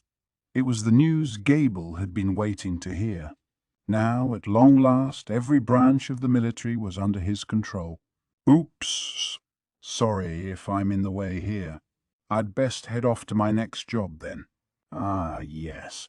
Sorry to detain you, Sir Laplace. I think it's time I whip those orcs and show my strength to Lord Gelmud once and for all." With one final sneering bow, Laplace disappeared from the cavern. "You were quite helpful to me, Laplace. Lord Gelmud has so many talented people working for him, I'd best hold up my end of the bargain then." Gabble stood up, supremely confident. It was time to attack. He couldn't even imagine defeat at this point, and the advice from his father failed to reach his ears. His loyal followers were now cheering his every move, especially the younger lizardmen who formed his most passionate support base. He called each tribe leader to his chamber, ordering them to prepare for an all-out attack, to teach those pigs exactly how daring and brave the lizardmen truly were, as he put it. The order was greeted with cheers from every tribe weary from days of siege warfare. Their former chief's order to hold the fort and prevent casualties at all costs had, ironically enough, made it all the easier for Gable to consolidate his own power. He was giving the people what they wanted, and that made things go his way. Gladdened by the response, Gable sat back down. His time was here. He was confident about that. Defeating the orcs, at this point, was just a minor detail. How could this happen? Waves of despair rankled the chief, so his final advice, to watch his back, was referring to this, no doubt. He thought he had the people under his full control. Even the more hawkish were faithfully following his orders, solidifying their defenses. And then his own son betrayed him. Desperation overtook him. This was a terrible situation. If it kept up, the lizardmen would be ruined before tomorrow, much less in 3 days. He looked down at his chief guard, his other child, Gable's sister. She noticed the signal and nodded. "Go!" he shouted, and the chief guard immediately slipped out of her shackles and ran off. The Alliance forces needed to be notified as soon as possible. They might get caught up in all of this otherwise. He had to prevent that. His pride as a lizardman and as a leader demanded it. That envoy, the man named Sue, didn't bother hiding his aura from him. Once they were out of this natural fortress, they might be able to follow it to wherever he was now. It was a slim chance, but it was all he had to offer his chief guard. The lizardmen guarding the dungeon had taken measures to restrain both of them, but, perhaps out of distaste at the idea of abusing their former leader, they were not doing so with very much fervor. She quickly took advantage of that to escape. For now, the chief felt relieved. He would have to stay here. That was his responsibility for now. All he could do was pray his daughter could complete the mission he gave her. Only 7 days. That was what he promised, and he had failed. He cursed his own worthlessness, there in his cell, and hoped it would not lead his allies to abandon him. So I offered that alliance because, to his master, the lizardmen held some sort of value. If this coup made him change his mind, that would seal all their fates. If this battle costs us the lives of those faithful to Gabble, so be it. Perhaps they had it coming. I just wish we could keep our women and children safe. They had yet to even formally enact the alliance. The chief fully understood that he was wishing for the stars. But one desire still ruled over him, the desire that this tragedy wouldn't spell doom for all the tribes he oversaw. He felt he owed them that much, after all these years, and no one could blame him for it. The chief had a good idea of what was about to happen. Once Gabble was in control of all the tribes, he would immediately order an attack. They would have nothing left in the corridors, not even any defense mechanisms. Without any fresh soldiers to replace the wearied frontline fighters, and against an orc force that grew stronger as the fight wore on, it would only be a matter of time before their defense began faltering. The women and children of each tribe had been evacuated to a chamber deep in the heart of the maze. They would then have nobody to protect them. How did this happen? Wailing about it now was pointless. I will have to be the cornerstone of our final defense. I have to at least buy them a little more time. Just a little more time. That was the best he could offer right now. On that day, the marshes were completely covered in orcs. An observer in the air would have seen them swarming for the cavern entrances like so many ants. But even that was only a small part of the horde. Many were still in the forest, making their way toward the marshland region, and the main force, marching northward along the river, was still coming. They faced no resistance, nothing preventing them from covering the marshes and descending upon the caverns like an avalanche. Now, though, there was a commotion in one small corner of the horde, the first clash between orc and lizardman out in the marsh. In these lands, the lizardman was king. Powerful in combat, they were capable of nimble, quick movements in the muddy, overgrown swamps they called home. That was how the battle began. A handful of fighters hiding in the tall grasses, sneaking up on a clutch of orcs. Everything was going exactly as Gabble had hoped.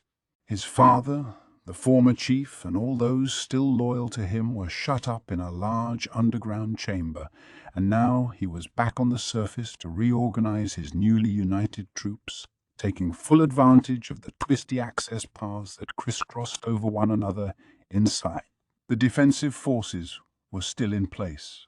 Gabble planned to wrap up the fight before they exhausted themselves. He didn't have an exact bead on the number of troops at the orcs' disposal, but judging by the natural abilities of the two races, he figured there was nothing to worry about unless they were outnumbered 10 to 1 or so. So what if they were throwing a ton of orc bodies at them? That didn't change the core fundamentals of this matchup. Plus, he had ordered his fighters to take a stick and move approach, dealing a blow or two and quickly falling back just in case. Staying on their toes like that would let them regroup as often as necessary, readying themselves for the next strike. Over time, it would cull the orc numbers drastically, dealing them a decisive blow. The orcs on the inside would lose contact with the outdoor forces, and with that, they'd be forced to retreat. The lizardmen's natural agility in these marshes made that strategy possible. Gable was no talentless fool. He lacked his father's ability to instantly gauge the entire theater of war in one glance, but the way he led his fighting men and women was worthy of praise. He'd inherited a lot of talent from the former chief. Lizardmen were naturally attracted to the strong, the powerful. Merely talking a big show wouldn't be enough. Gabble's men loved him, and the love proved that he was more than just bravado and mindless courage. But would it be enough? The final line of defense, the forces tasked with guarding the largest underground chamber, numbered 1,000 strong. That room was now filled with nothing but women and children, non-combatants. The grown women could fight if it came to that, but there was no use relying on them. That was why 1,000 fighters were defending them, spread out across the assorted hallways linked to this room. Each defensive line planned to gradually fall back over time, grouping en masse around the site of the final stand. Everyone else, 7,000 goblins, around 8,000 battle-ready lizardmen, was under the direct control of Gabble. The new chief believed they could win in straight combat without using whatever geographical advantages the labyrinth offered. Thus, only a skeletal defense team was left inside, every remaining available soldier sent off to the marshes. The initial strike came as a complete surprise to the orcs, who found their battalions cut off from one another and heavily damaged. The stragglers who managed to flee the lizardmen were subsequently isolated, making them ripe for the picking by the gangs of goblin. For a bunch of freshly minted soldiers, they performed magnificently, following Gabble's orders to the letter. As they should have. Their lives were riding on this too. It was hard to predict in advance, but the armies under Gable were showing a remarkable amount of synergy.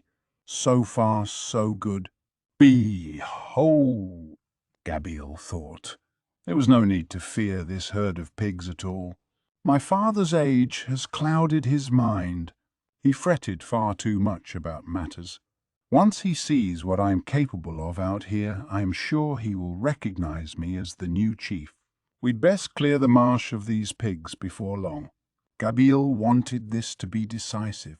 He wanted no room in his father's mind for doubt about his son's superior abilities, and even now, the cheering he heard in the distance seemed to indicate he was on the right track. Look at that! These orcs could never hold a candle to us lizard men. He liked what he saw as he surveyed the marshes before him. But this would be the end of his streak of luck. He had been expecting piles of dead orcs and their foes' morale subsequently crumbling. He was not aware of what made the Orc Lord a truly terrifying foe. His father did, and now that single difference of opinion was making its presence known. Splish, crunch, splish, crunch. The orcs appeared to be advancing over the bodies of their kindred on all fours, attempting to gain purchase over the muddy land. It was only when one grew closer that the truth became clear. It was actually a banquet, a feast upon the dead, and it was enough to make an observer's hair stand on end. Even the most seasoned fighters on the lizardman's side felt sick to their stomachs viewing it. An eerie aura began swirling around the orcs. One fighter, rearing back in horror at the scene, lost his footing. The orc soldiers immediately seized upon his body, dragging it through the mud, ripping all the limbs off. The first lizardman casualty of the battle and the turning point for the entire war. The orcish infantry gnawing on the bare flesh were transferring the lizardman's abilities to the Orc Lord himself. It would not be a perfect duplicate like the ones Rimuru could engineer with his predator skill, but it had one advantage. It could give the caster not only the consumed victim's skills, but also their innate physical trait. Whatever the Orc Lord managed to absorb from the body, he could then feed back to the rest of his army. This was known as the food chain, another ability unlocked by the Ravenous skill. It let the Orcs function both as a horde and as a single, conscious entity. Ravenous did not work the way a well-trained direwolf pack did, but the effects it could have on an enemy could be just as devastating. It was exactly why the Lizardman chief feared above everything else, losing any of his men in battle. Doing so meant losing any inherent advantage his species brought to the table. Even if the Orcs couldn't fully seize the skills of their foes, they could still gain some feature of the Lizardman, and it would instantly be gifted to every member of the horde. Perhaps they'd grow webbing around their feet, letting them more freely move through the mud. Or perhaps scales would spontaneously appear over the more vulnerable points on their bodies, boosting their defense. They were little changes, yes, but they would have dramatic effects on how the battle would turn out. "Do not fear them," Gabriel shouted. "Show them the power we enjoy as the proud Lizardman race." It was enough to inspire his men that little bit further. They knew they were fighting on familiar territory, and they were certain they had the mobility advantage. The Orcs would be too bogged down to catch up with them. And even if they were outnumbered, a nimble attack on their flank would cut them off, just like before. Or so they thought. Matching the army's movements step by step, the Orcish army stayed in formation, following their foes unerringly. They were now perceptibly quicker than before. The Orcs are moving differently. But by the time Gabriel noticed, it was already too late. With newfound speed, the Orcs spread out to the left and right, enveloping the advancing Lizardman force. In perfect order, the 20,000-strong force had completely sealed off the escape route Gabriel's men used to have. The new chief had pushed his men too far into the fray, placing too much confidence in their mobility and figuring they could easily get away if need be. But right now, Gabriel's force was pitted against the 10,000-strong splinter force that had attacked the ogres, plus another 30,000, the advance force from the main horde. Half that number were now behind the Lizardmen. It gave Gabriel pause, but only for a moment. He decided to try breaking through the army in front of him.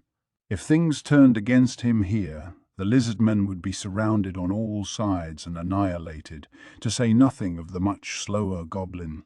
And while Gabriel didn't see the goblins as much more than cannon fodder, he wasn't heartless enough to simply abandon the whole lot at once. "After me, men," he shouted as he began to run forward. "We're breaking through the Orc encirclement."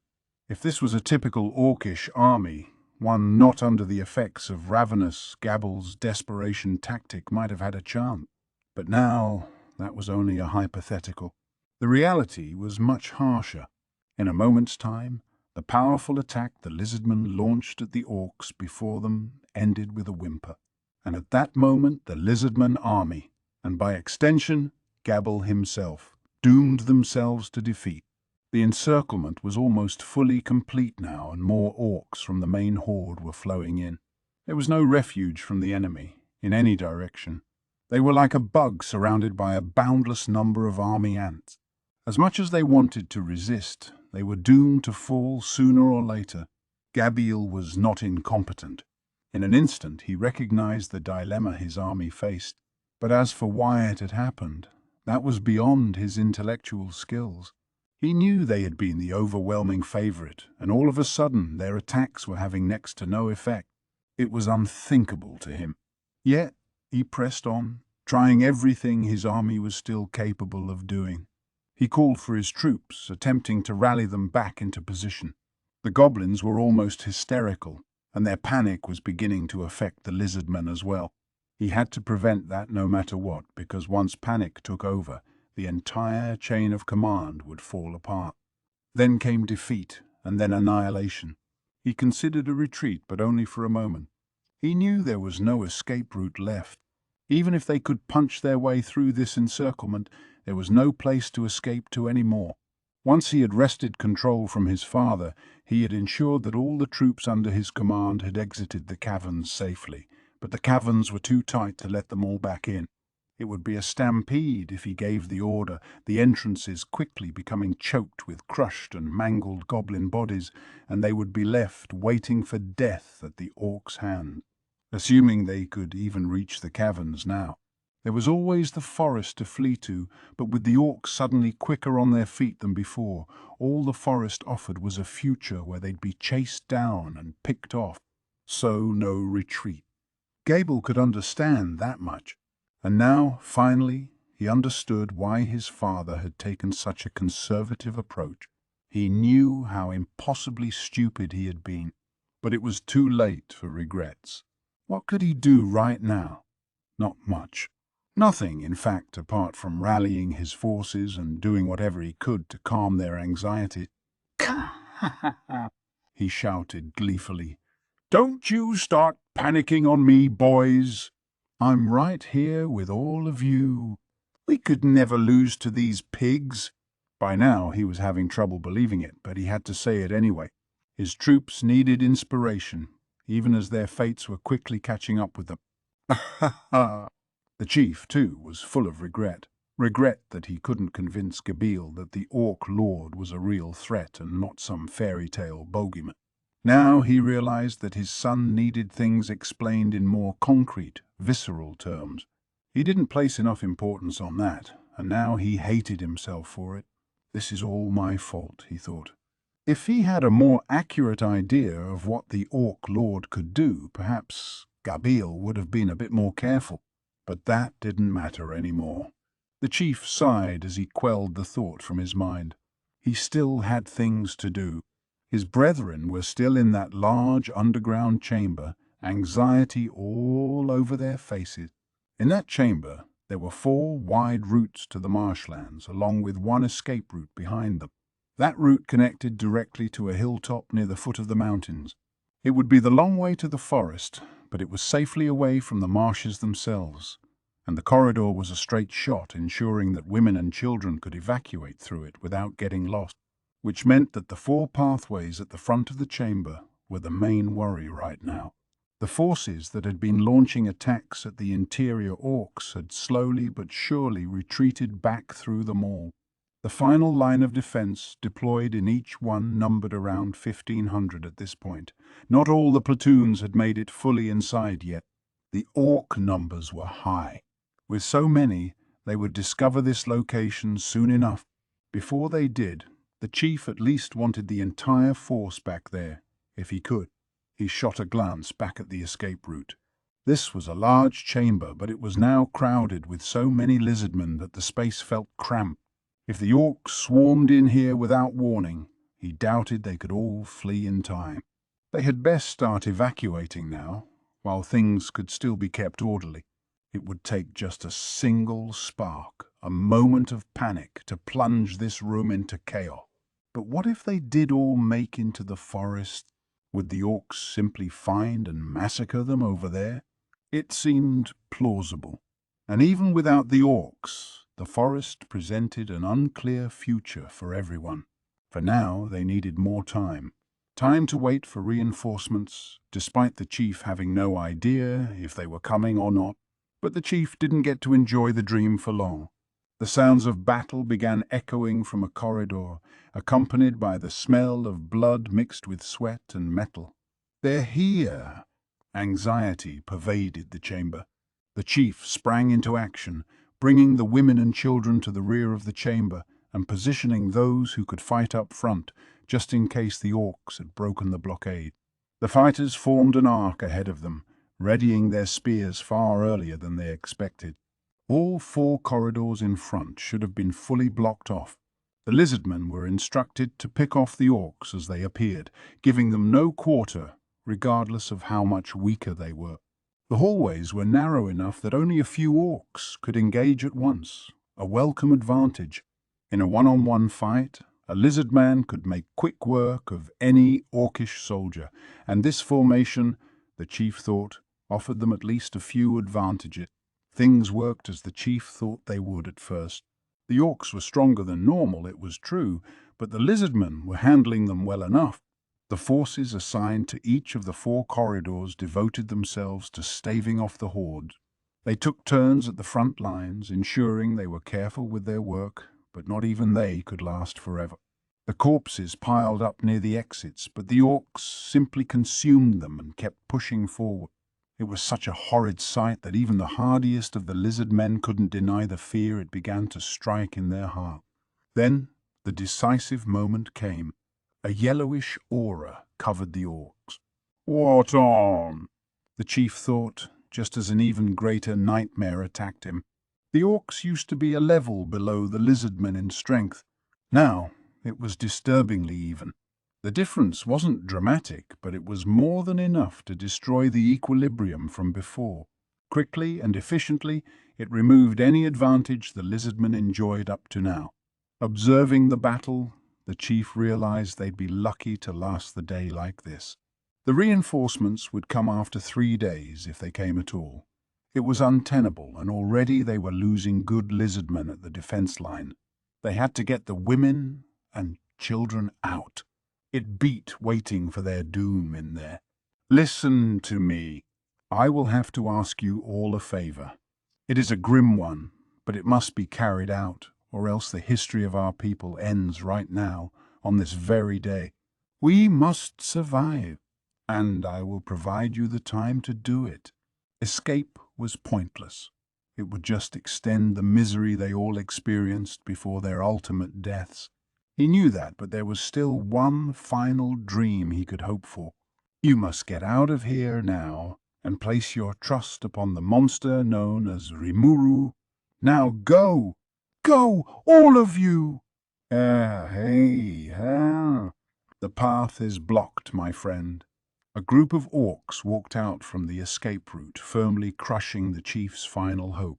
They were orc knights, clad in full plate armor, and as they entered the light, screams began emanating from one of the 4 outer corridors. Appearing behind the shouts of pain was a hideous-looking orc, his body covered in jet-black armor that was spattered with blood from head to toe. This most unusual orc was a bizarre sight, the fires of insanity burning in his eyes. Is that the Orc Lord? The chief was stunned as he beheld the figure, far larger than even the Orc Knight. But if anything, the truth was even worse. You will all serve as an offering to our mighty Orc Lord the Orc, in black in tone. We will not let a single one of you escape. Now the chief knew who he was. He was not even the Orc Lord, just another one of his servants. And yet, all this power he wielded. He was an Orc general, and now he was here, a heavy, long-handled halberd in his hand. The mere sight of him called to mind a boundless hellscape of despair. This is it, the chief thought, his heart crushed. But I won't go down that easily. You will be a worthy adversary for me, Orc General. I gladly accept the challenge. The chief knew this was the end for himself, calmly readying his spear as he approached the general. He would be the last chief of the lizardmen, the one who led them to their final fates, and he intended to do so with pride. The chief guard of the lizardmen ran through the forest, the orders still fresh in her mind. Her exact destination, though, wasn't clear.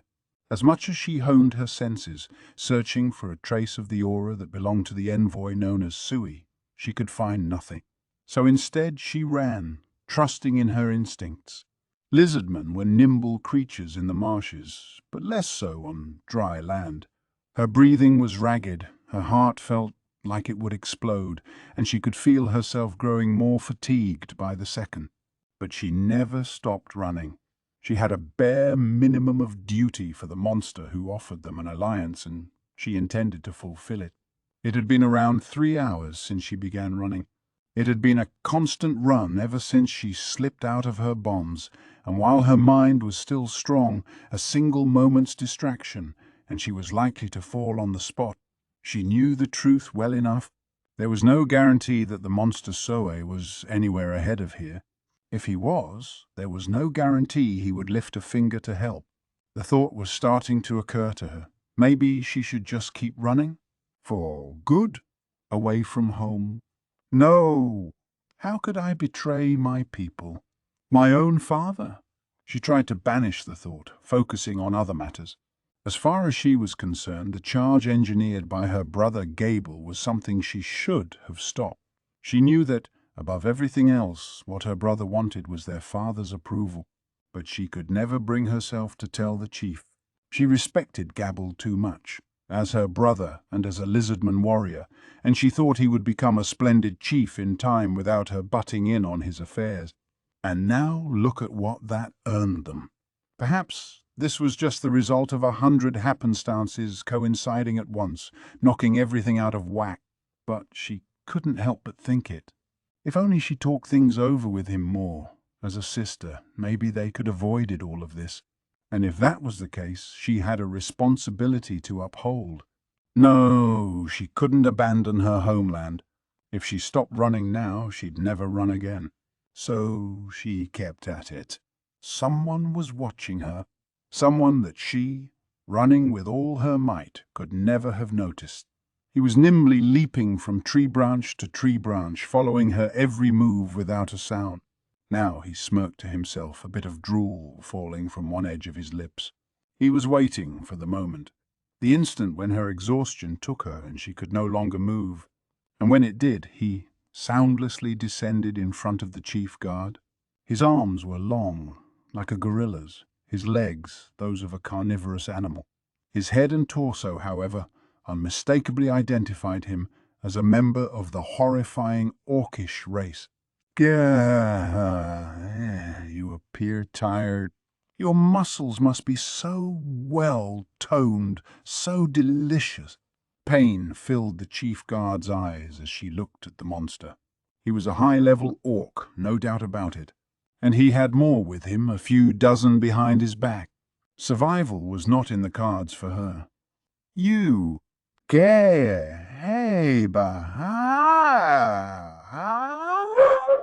I am one of the generals of the orcish army. Consider it an honor to take up residence in my stomach. An orc general? The chief guard readied the spear on her back. But it was clear to everyone involved how this fight would go. She was already slowed by her fatigue, totally bereft of the strength she would need to defeat the orc general and his men. She knew it was hopeless, but she was ready to fight anyway. Her pride dictated it. Yeah. Now, this is getting good. The mysterious man did a little dance where he stood, his cheerful voice booming. His eerie-looking mask and clothing were like nothing else on this planet. Laplace, the man who had exchanged a few words with Gable earlier, was playing with 3 crystal balls as if teaching himself how to juggle. Each one was about the size of a person's head, and images were visible inside them all. A keen-eyed observer would be able to see that each one depicted a scene from a battlefield. All 3 were valuable, magical items by nature, capable of seeing through the eyes of any person of one's choice and projecting their field of vision into the crystal. Only one person could be followed with each ball, and that person had to physically touch the orb to make the connection work, so Laplace could only track 3 at once. But that was more than enough for his needs. He had connected the crystals to 3 of the orc generals he found easiest to control, and now he was using them to steal glances of the current battle. It wasn't something he took a prurient pleasure in. It was his job, part of the duties his client placed upon him. But Laplace was still taking full advantage, apparently having a blast as he peered into each orb in succession. The war was unfolding just as he wanted it to, just as he had been enlisted to make happen. Nice. Please, the boss, he said to nobody in particular. But something was different this time. He actually got a response. You seem to be enjoying yourself. What? What? A woman appeared before the confused Laplace, a fleeting beauty to her form. Her green hair was as tangled as a wall of ivy, loosely covering her entire body, and its translucence made the contours of her frame visible. I am Trainee, one of the Dryad Wardens of the forest. and I have no intention of letting the monster tribes do as they please here. Thus, I'm afraid I must remove you." The moment she completed her declaration, she began casting a spell. This unnerved Laplace. "Whoa, wait a second. I ain't in no monster tribe." Silence. The disturbance you have caused to the forest already makes your crime clear. The magic began to take effect. "Wait! Wait. What's that spell?" Come to me, spiritual summon Sylphide. And with you, I summon the extra skill Unify." The Dryad constructed a shell of magicules over her own spiritual body. It was similar to Rimuru's replication, although she did not, strictly speaking, have any physical form at all apart from the holy tree that housed her soul. Those properties allowed her to unify her spirit with others like her. Unified with the high-level Sylphide, Trini now had the ability to wield the full powers of that spirit, and what she unleashed next was one of Sylphide's most powerful magics. "Your judgment is here. May you pray for your ultimate forgiveness." Ariel Blade. The spiritual unification meant Trini no longer had need for long casting times. In an instant, Laplace was locked inside a gap in the air itself, one occupied solely by great blades of air that rent everything they slashed through. There was no escape once imprisoned. It was a fearsome move, and Laplace, if anything, weathered it well. His own intrinsic anti-magic skills let him escape mortal injury. All it managed to take from him was a single arm, and with a puff of smoke, the arm went into so-called stealth mode. This was an original skill, exclusive to Laplace, that combined illusory magic like deception, infiltration, and concealment, and he was so deft at casting it that it even let him deceive the spiritual senses of a dryad. Yikes. Prone to violence much, lady? You could have let me at least get a word in edgewise well. My work's done here anyway, so I think I'll get while the getting's good. See you around.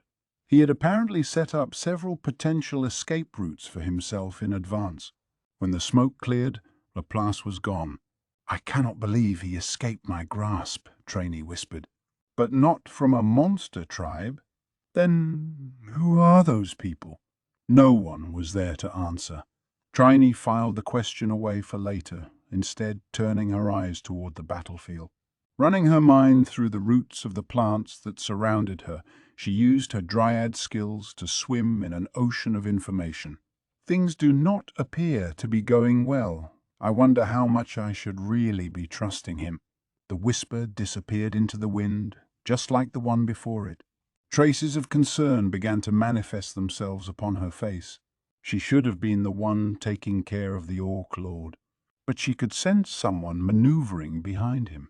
Until she could grasp who, she couldn't make any rash moves.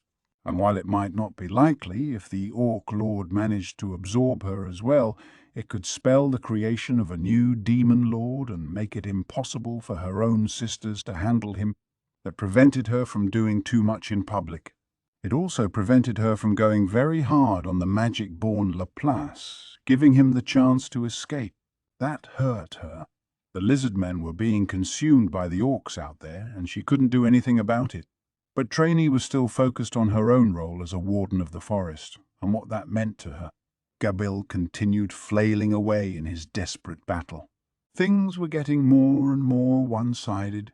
The orcs seemed to know no fatigue, attacking them without pause or end. The federated goblin lizardman forces, unable to escape from their encirclement, found themselves picked off one by one. And even if Gabil tried to break through, how many of his men, wounded and in a state of total exhaustion, would follow him? It seemed clear that now was the time to abandon the slower goblins for good. There was no room for retreat, but by this point, Gabil had to think about guaranteeing himself as many survivors as possible. Warfare in general stopped once it became clear who the victor was, but these orcs seemed intent on completely wiping Gabil and his force off this plane of reality. There would be no terms offered, just murder and then the feast. The orcs saw them as nothing but prey, and it triggered a primal sort of fear. The formation began to fall apart at the seams, the weaker-minded ones succumbing to terror like frogs being eyed by a snake. The goblins were already a lost cause, running around like mad in search of any solace, and the orcs weren't having any of it. They chased them down, killed them, and consumed them. Not even 3,000 functioned as a fighting force any longer, and to the lizardmen, a good fifth of which had fallen, the news was no less grim. It was already becoming difficult to lead them as a cohesive army. But Gabil kept pressing his teams forward, prodding the orc lines for any possible route of escape. His tactics were impeccable, his abilities being used to their fullest.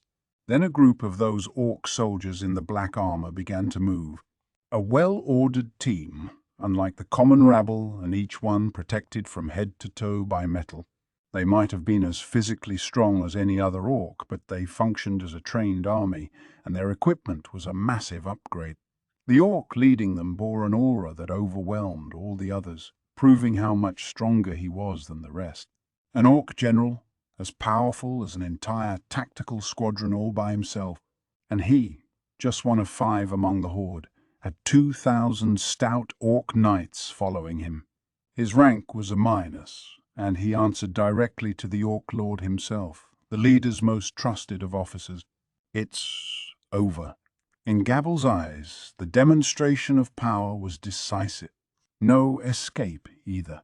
Best prepare to die in battle, then. If he wanted anything right now, it was to die like a warrior, at least. Ha! Ha! So it's the leader of these cowardly pigs. Do you have the courage to duel me? He could never win.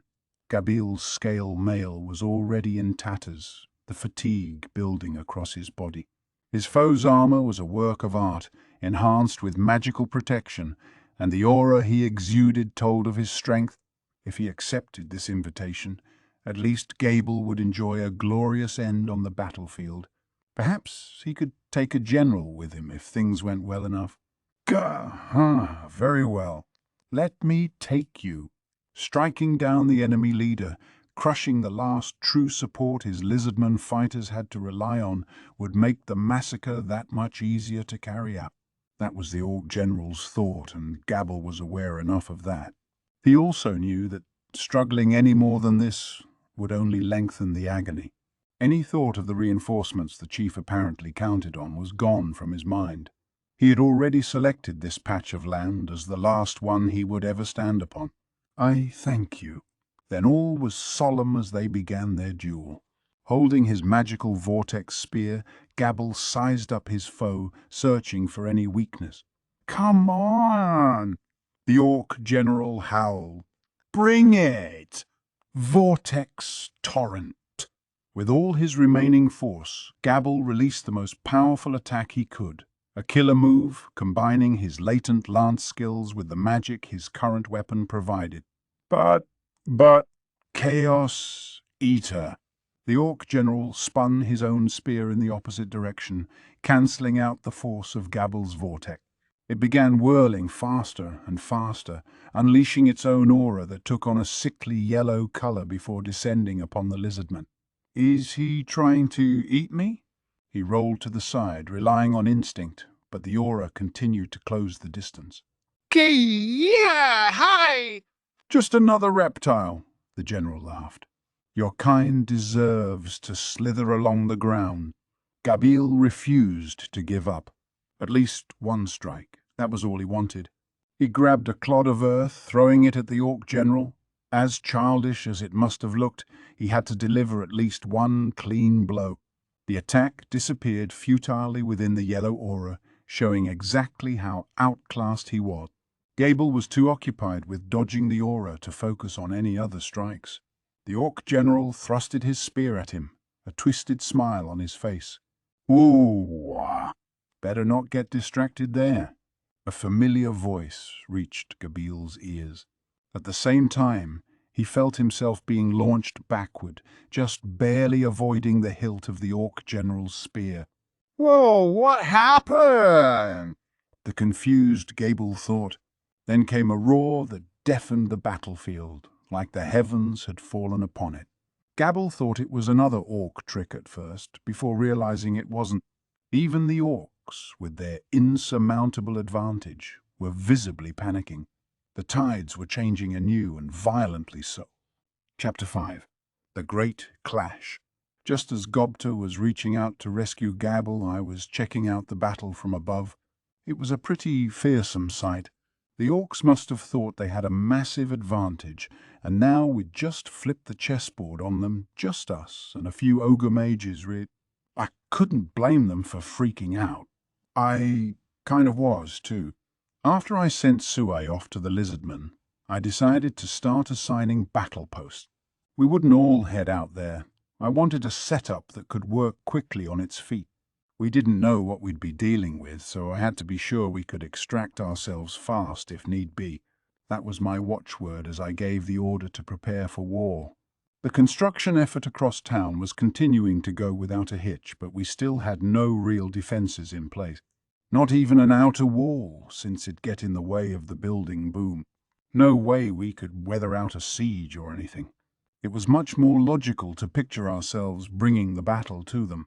Along those lines, I told the people not joining me to prepare to travel to the Treants. They might have to set off before we made it back to town. Before any of that, though, I had to assemble all the monsters in town and tell them what we had decided on. I tried to act as kingly as possible. The final battle will be waged in the marshlands, I began. If we win there, we're good.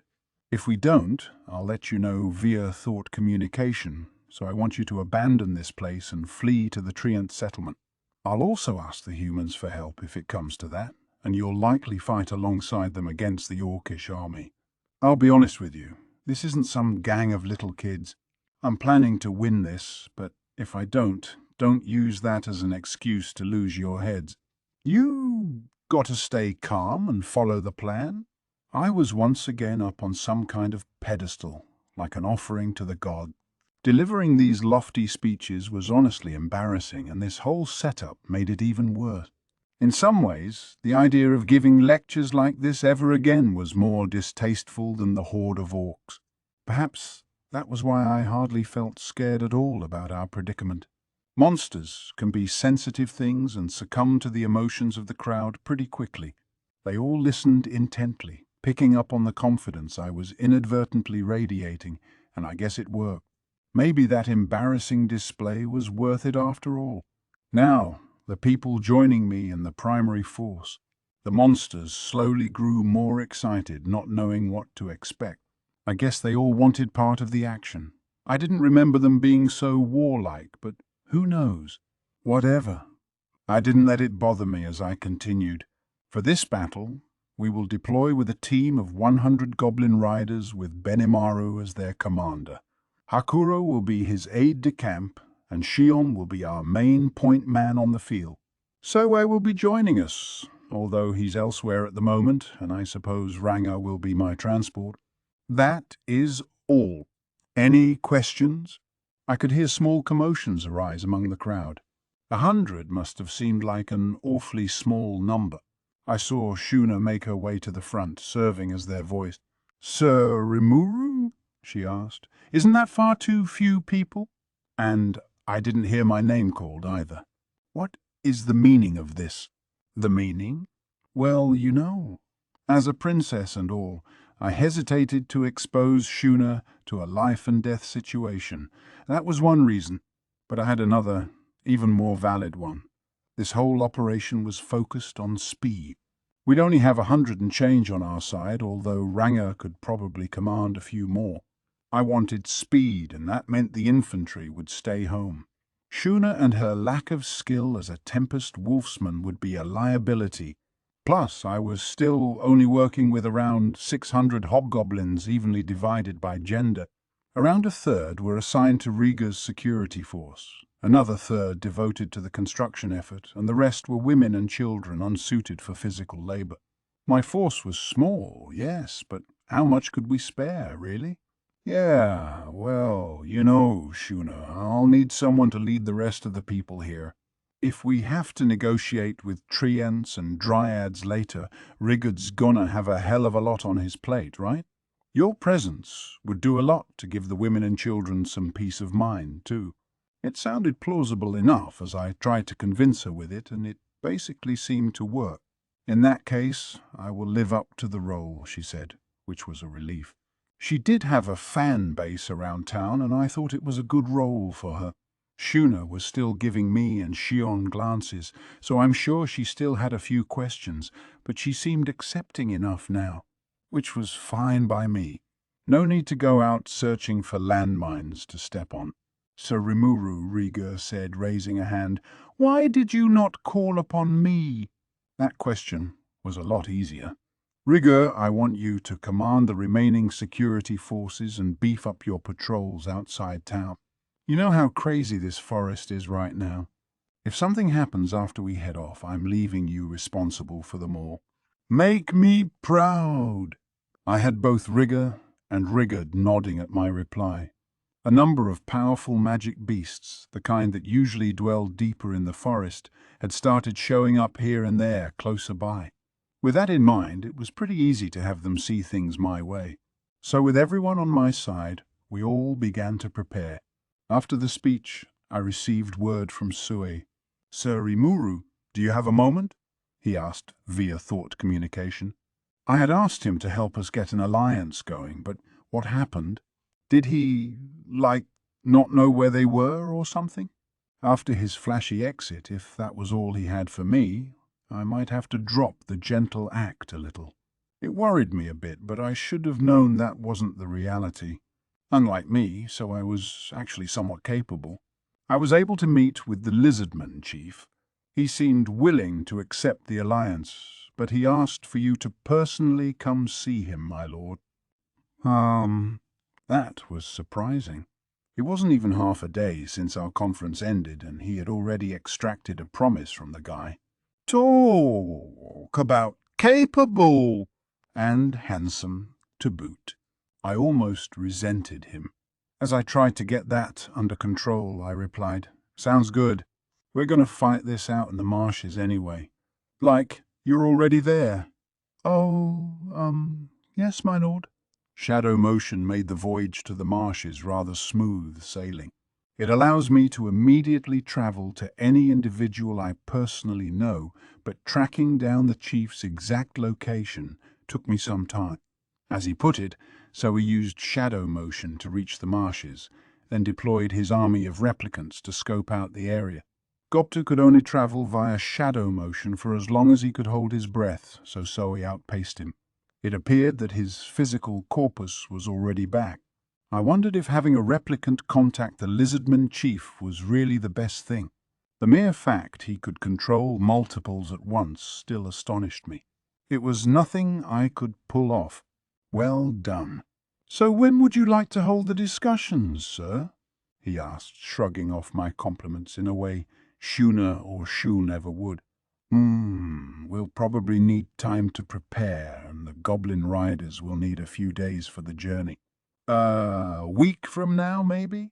It'd be more like 2 weeks if we were going on foot, but a goblin rider wouldn't need 5 days. I reckon we'd take around 2 days to prepare, so a week should be fine.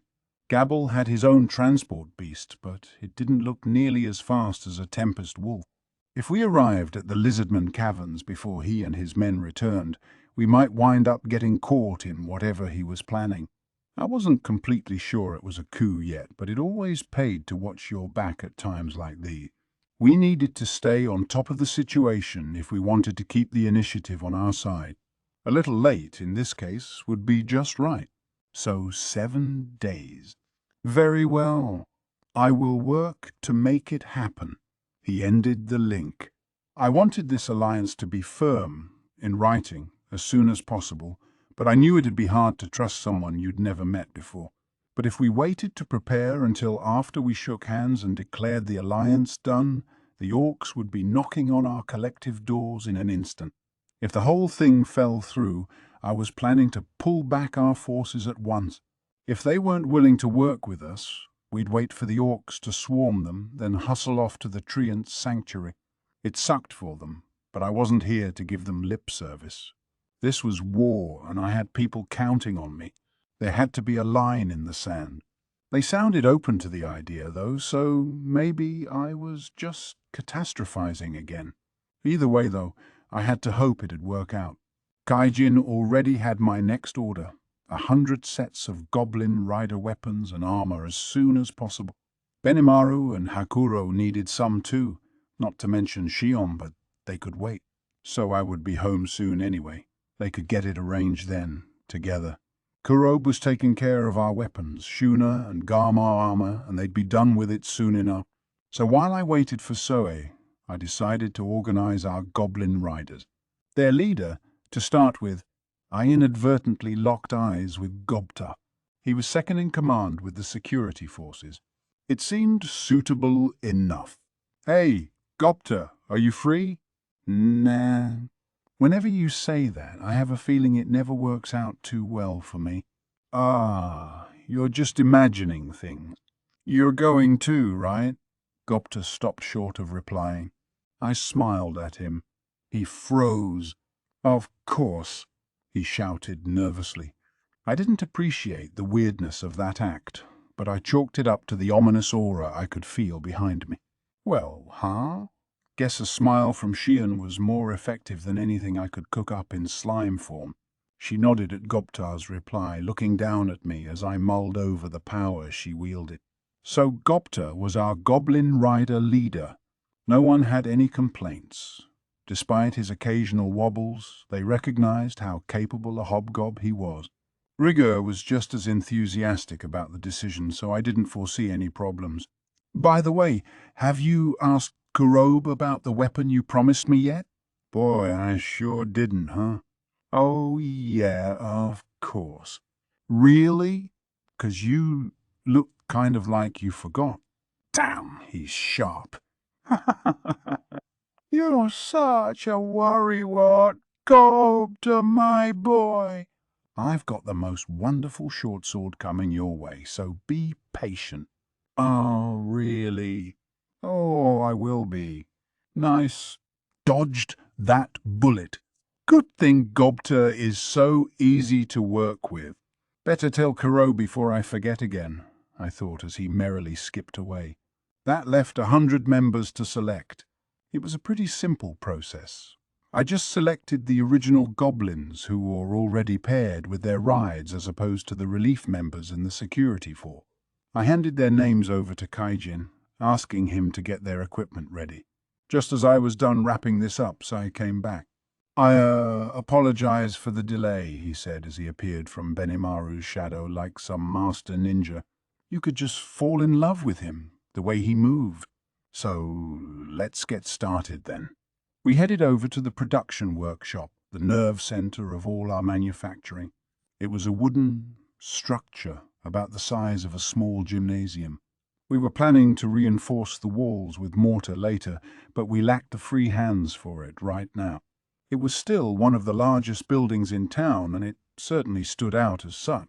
When we went inside, we were greeted by several people loudly working on something. The 100-man battle gear order, no doubt. The security forces' equipment would have to wait for now, sadly. We moved deeper inside. There was a room devoted to sewing work, but at the moment it was a private office of sorts for Shuna. Her skills were so masterful it'd take a while for the goblinos to catch up, so she was alone for now. They were gung-ho about learning, don't get me wrong, but at the moment I had them making hemp fabric and other clothing materials under the watchful eye of Garb. Once everyone had more equipment, I was sure Shuna would recruit some of the more talented seamstresses to help with the silk. We needed clothing before we needed armor, after all. I was now headed for this sewing room, greeting Shuna as I stepped inside. She smiled back at me, now wearing a beautiful, kimono-like dress she must have sewn herself at some point. It looked meant for a priestess, but designed to be as easy to move in as possible. The top was pure white in color, but the skirt part was a light pink, like Shuna's own hair, and it made for a cute-looking picture. One look and you could see what kind of technique she had at her fingertips. I was expecting great things. Shuna took out several outfits and lined them up on her work table. "Thank you for being patient," she said. "I've prepared your clothing, Sir Rimuru, along with a little something for my brother, I guess." "You guess?" This made Benimaru laugh. "Ho, ho, ho! Can you blame her? Your silk fabric is so exquisitely made," Hakura added. "Having even a scrap of it is a great honor. Do you have an outfit for me too, perhaps?" So I was wholly uninterested in the banter. Shion was probably the one with the biggest emotional stake in it. She was a bit more boorish than the others, but she was still a woman. "Here you are," Shuna said, completely ignoring the others as she presented some clothing to me. Afterward, she distributed outfits to everyone else, which was just the sort of thing she'd do. Once we all had our respective gifts, she guided me to a small changing room. She had given me 2 outfits, along with a set of armor from Garm. "He gave that to me," she explained, "and I made sure the clothes would be comfortable underneath." "I didn't see Garm around?" "I'd have to thank him later." So there I was, in the changing room. My first outfit was a base layer, a shirt and some short pants. She had done a great job reproducing the crude illustration I gave her. It felt great for everyday wear, I thought, and she had created 3 sets for me, so I didn't have to go naked while having the laundry done. The second set of clothes, meanwhile, was for battle. A real tour de force from Shuna. Transforming into my child version, I immediately set to strapping it on. It felt so glossy and slick on my fingers, more wonderful than even the highest quality silk I knew, and the pants and shirt were done up just as I had designed them. It was an incredibly pleasant surprise. The cut and the fabric were better than anything I wore back home. Some of my sticky steel thread was woven in too, so it'd protect me more than well enough. I had the sage analyze it for me, so I knew. This outfit, though, the moment I had it all on, it was like I was born to wear it. Perfectly sized. A sort of magic item, I suppose. I had absolutely nothing to complain about, as I felt its magicules intermingle with my own. It already felt like another part of me. Just to test it out, I morphed into my adult version, and just as I thought, the clothes adjusted themselves to match. A perfect piece of work. I moved on to the armor Garm had provided. He said he'd given it some extra attention and it fit me just as well as the clothes. There was a dark jacket made from tanned leather, tied together with string in front instead of sporting buttons. It looked like a plain old jacket, but it was also magical and a perfect match for my aura. Maybe it was because I had the original pelts stored in my stomach before handing them over to Garm. That must have turned it black in color, matching well with my aura. Once again, no complaints. All I had left was the coat to wear over the clothing. This was a long, jet-black coat made from the original direwolf boss's fur. Another Shuna special, and since it lacked any sleeves, it was light as a feather. The front was open, but that didn't make it annoying to wear at all, oddly. Putting it on, I wound up wearing it sort of like a robe. The rear had a high part like a collar to protect my neck, and I could remove this if I wanted or use it as a scarf. A scarf that, apparently, would keep me warm in winter and cool in summer somehow. I didn't think it mattered much with my cancel temperature, but I had to give it a shot regardless. And thanks to that sticky steel thread in there, it really did have some resistance to cold and heat. The coat also came standard with self-repair, which went way beyond basic seam fixes. Enough magic force, and I could basically regenerate it from scratch. Keep it clean, too. Ultra-speed regeneration at work, I supposed. It made sense. This fantasy world, man, it was a treasure trove of fun stuff to play with. So I put it all on and stepped outside. Shuna stared at me spellbound, clearly blushing as the rest of the ogre mages tried their own clothes on. It turned out everything she sewed had the same magical properties of my outfit, absorbing the wearer's aura to match their body perfectly. Thus, they were all natural fits. Benimaru's kimono-like robe was bright red, almost like velvet. On a normal person, it would have looked unnecessarily gaudy, almost clownish, but he had the natural good looks to pull it off. Hakuro, meanwhile, had an outfit of pure white, like a mountain hermit. No excessive decoration to get in the way of battle here. Between that and his sharp eyes, nothing could have suited him better. So his robe and pants were both a dark shade of blue, light, airy, and no doubt hiding an arsenal of covert weaponry inside. Shion went with a Western-style dark suit of purplish blue, exactly what I had drawn up, and framed her as the capable executive assistant she was. All these outfits, mine included, became magical by nature the moment they contacted our skin. Really fantastic results, I thought, and apparently we were free to customize or transform them as we liked. That was thanks to the magic thread used, the mixture of hellmoth cocoons and my own sticky steel thread. Their magicules could be freely remixed and adjusted, much like how weapons of magisteel morphed to meet the needs of the carrier. This meant the clothing would grow with the wearer's body, but I thought it made for some neat fashion applications too. I doubted there was much else like this in the world. I didn't know what sort of magic items humans used in their day-to-day lives, but I had to assume Shuna was among the best in her field. Weaving clothing that magically merged itself onto people's bodies had to outclass whatever they bought off the rack in their realm. I wondered how much my outfit would go for on the open market. "Oh, I have this for you too," Shuna said as she handed me a pair of shoes made of leather and resin. "I think they'll go wonderfully with your cute little legs, Sir Rimuru." I tried them on. They fit and offered supreme comfort. "Oh, these are nice. Dold made these for me," she said, smiling. Apparently, both he and Garm were too nervous about how I'd react to hand them over directly. So why weren't they too embarrassed to ask Shuna? They probably just wanted an excuse to talk to her. She had pairs for everyone.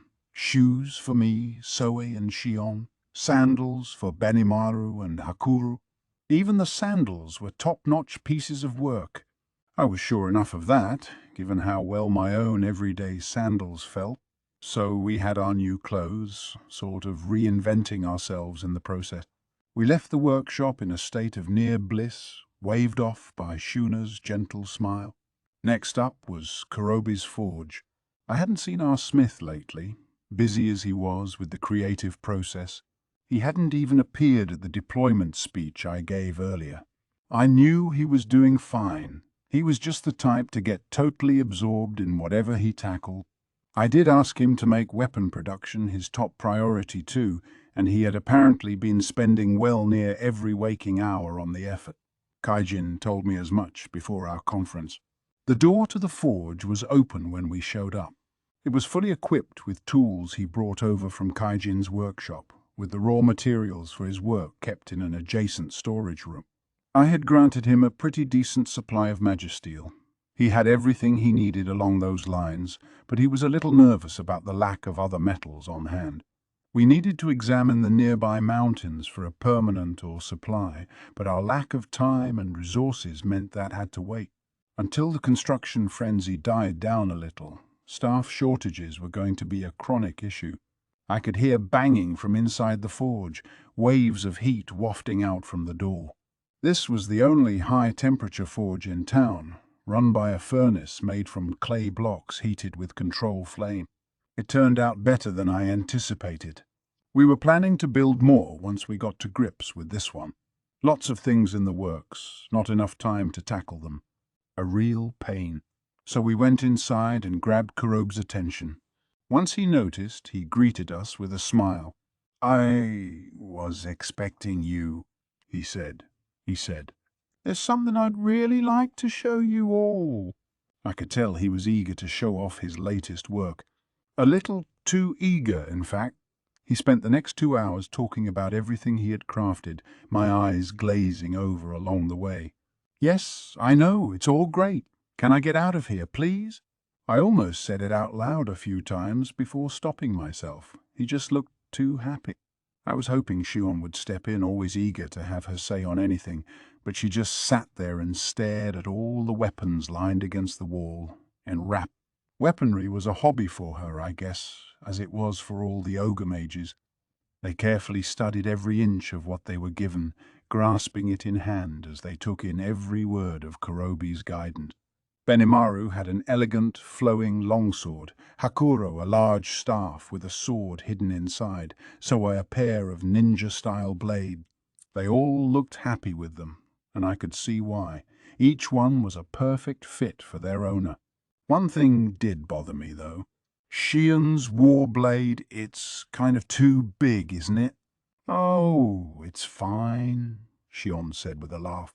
The scabbard's covered in magical power, so I can make it disappear with a moment's thought. That's great, but it wasn't what I asked. Isn't it kind of impractically large? But Shion's smile informed me that further protest was useless. If she could handle it, fine, but it was far too large for a regular person to pick up. I doubted even Kaijin could have made that. Dwarves were pretty strong, but they would need 2 hands just to move it. Shion, meanwhile, could unsheathe this massive hunk of iron with a single arm. I realized at that moment that angering her would never be a good idea. This is probably the largest weapon I've ever built, Kurobi said, smiling confidently as he watched Shion. I figured she could take advantage of it. And he was right. Shion couldn't have looked happier. Finally, it was time for my own weapon. For you, Sir Rimuru, I got this. It ain't complete yet.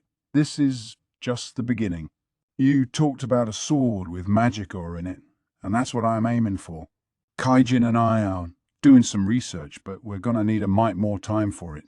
Until then, if you could get used to this sword. I was handed a long, straight sword. So he was actually going through with that idea. Sweet. It made me excited, and glad I offered the suggestion in the first place. Sitting through 2 hours of esoteric blacksmith discussion paid off after all. All right, I nodded, storing the sword in my stomach. I could bend it to my will more easily in there. Kurobe, with a nod, handed me another blade. This is just a test run, he explained, something we were experimenting with. Feel free to use it for now, though. It looked like a plain old Japanese-style katana, but since it was made by Kurobe, I was sure it was a masterful piece of work. I'd want to take care of it. And besides, Hakuro was currently beating all his swordsmanship knowledge into me. It'd be nice to have one to carry around, I thought, and in a moment I had it around my waist. That alone made me feel a little stronger for some reason. Weird. Finally, I asked Kurobe to make a short sword for me. He looked a tad confused momentarily, but he smiled and nodded at the request.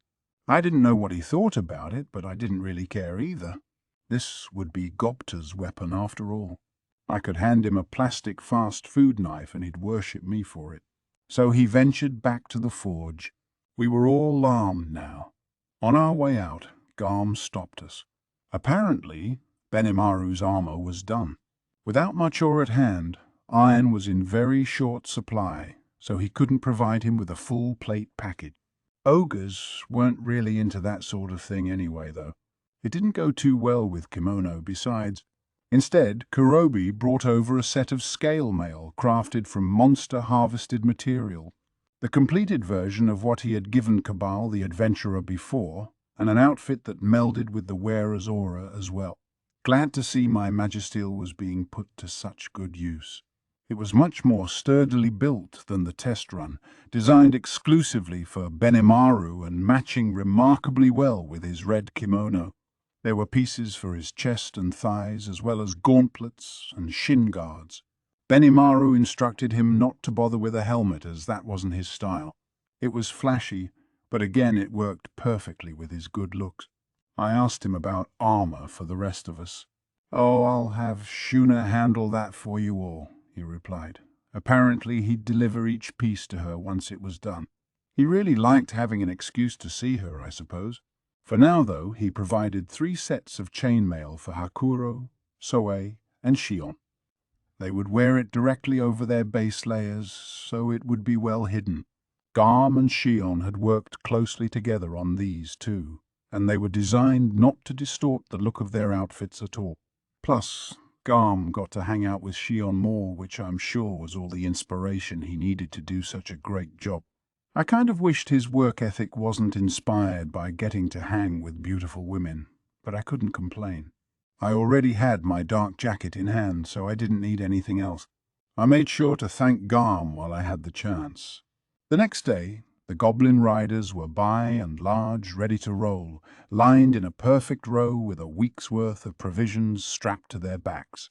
We needed to be quick and decisive in this fight, so I gave them only the bare minimum of food. If I had to provide a full supply, it'd slow us down too much. Speed would be everything, and if it was called for, we'd need the ability to zoom out of there on short notice. Each rider carried enough food for themselves, and that'd be sufficient. I figured we might as well get going so we could scope out the geography in advance. "We've got an orc lord to take down," I shouted at them. "Let's make this quick." I deliberately kept the pep talk short. No point getting too eager. We need to keep our eyes focused on the situation around us, and the simpler the objectives, the better. The riders, nonetheless, gave their war cries of approval in response, the deafening roar echoing across town. Most of these hobgoblin soldiers were survivors of our first and last battle against the pack of direwolves. There were a few newbies, but all were elite troops, each entrusted with a Tempest wolf of their own. Morale was high, and watching them prepare to ride helped relieve some of my own anxiety as well. Maybe we could win this, or at least escape unhurt if we couldn't. It wouldn't pay to be too optimistic, but there's no need to assume the worst in this battle either. So off we went, spirits lifted as we made tracks for the marshes. 3 days had passed since we left town. The trees were thinning out, indicating we were near the marshlands. We were ahead of schedule thanks to keeping our luggage to a minimum. There were no watering holes on the way, so I supplied the forces water from my stomach stores instead, and that apparently gave the liquid a strength-boosting, fatigue-reducing effect. It let the wolves run longer with fewer breaks in between. I should have thought about that, actually. The water in my stomach must have been packed with magicules which can affect monsters in all manner of ways. Maybe that morphed the water into some sort of healing elixir. For now, though, we were resting here. I figured we would chill a bit, checking out the area before we contacted the lizardman. We weren't due to meet with the chief for 3 days, and if we were this far along, there was no need to hurry. I ordered everyone to stand by, make camp, and rest up. Time for a little recon work. "I will scope out the area, Surimuru," Sora quickly offered. He was definitely the man for it. "All right, Soy. Let me know what you find, and try to figure out where the boss of the pigs is if you can." I'm sure he could, what with his consummate scouting skills. Once I saw him off, Benimaru approached me. "Sir Rimuru?" he asked. "Is it all right if we go all out in this battle?" I wasn't sure what he meant. Even if I did, I still didn't know what kind of battle we'd be facing. Well, sure, but if I give the signal to retreat, you better follow it, okay?" Benimaru flashed a fearless smile. "Oh, I doubt you'll need to, my lord. We've made it this far, and we're ready to annihilate them all." "Right." He certainly sounded confident, at least. It was a good match for his naturally rugged looks. Hopefully we'd have a victory to back that up. It wouldn't look cool if he gave me all that bravado and lost. I was sure he'd be bursting with shame, but I wondered if the thought of losing had even occurred to him. I doubted they ever worried much about such things. But, well. Shion, meanwhile, was still marveling at her sword, smiling as she whispered, "I'll let you crack as many skulls as you want soon," and other creepy reassurances to it. At times she acted mega ditzy, and other times she exhibited this serial killer streak. The more I knew about her, the more danger I sensed from her. Let's just pretend I didn't see that, actually. Akuro, for his part, was as cool as always. As serene as a mountain pond, you could say, the sign of a well-seasoned veteran of battle. Then I heard him whisper, "I do hope some of them will provide a challenge." Oh, great. Him too? I was at a loss. Where did all this ogre self-confidence come from? They're about to fight an army they've already lost to once. I'd figure a little more caution would be in order, I thought as I sighed. About an hour into our camping prep, I received a message. "Is now a good time, sir?" My thought communication sprang into action as I rested, watching everyone at work. "What is it?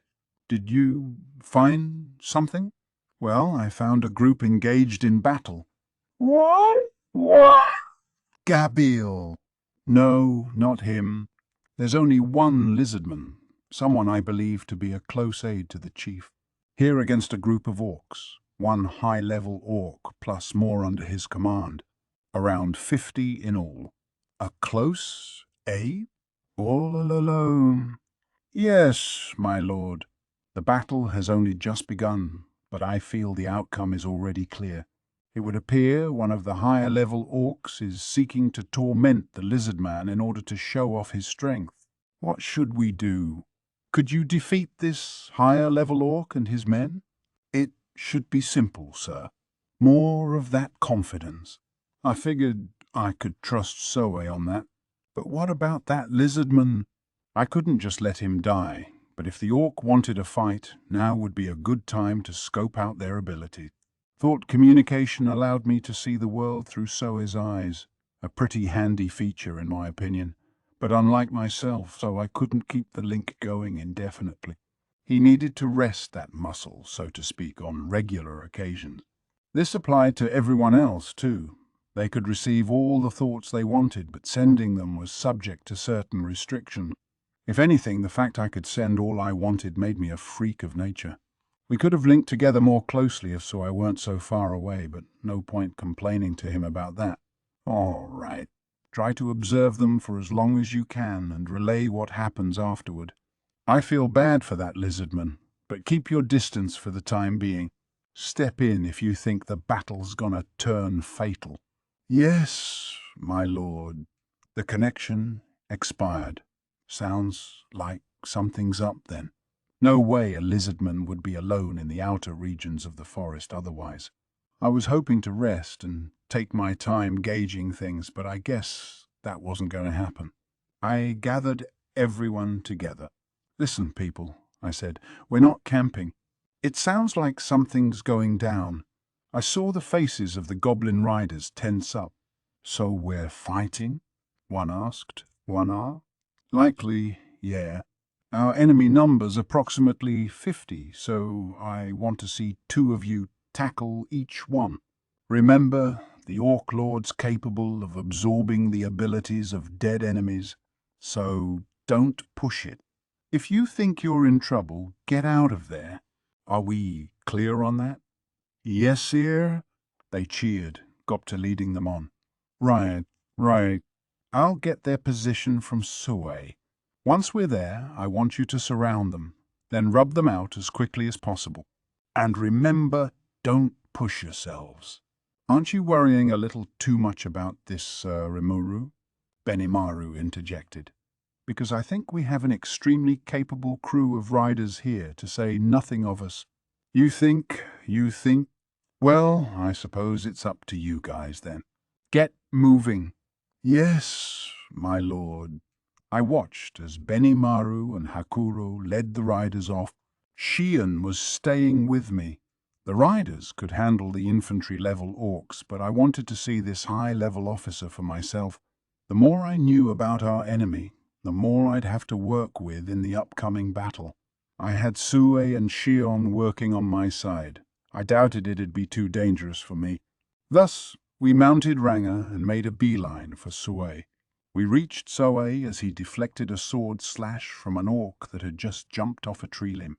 The orc bore a pair of heavy scimitars, curved to look like enormous meat-cutting knives, but thick enough to slice through bone.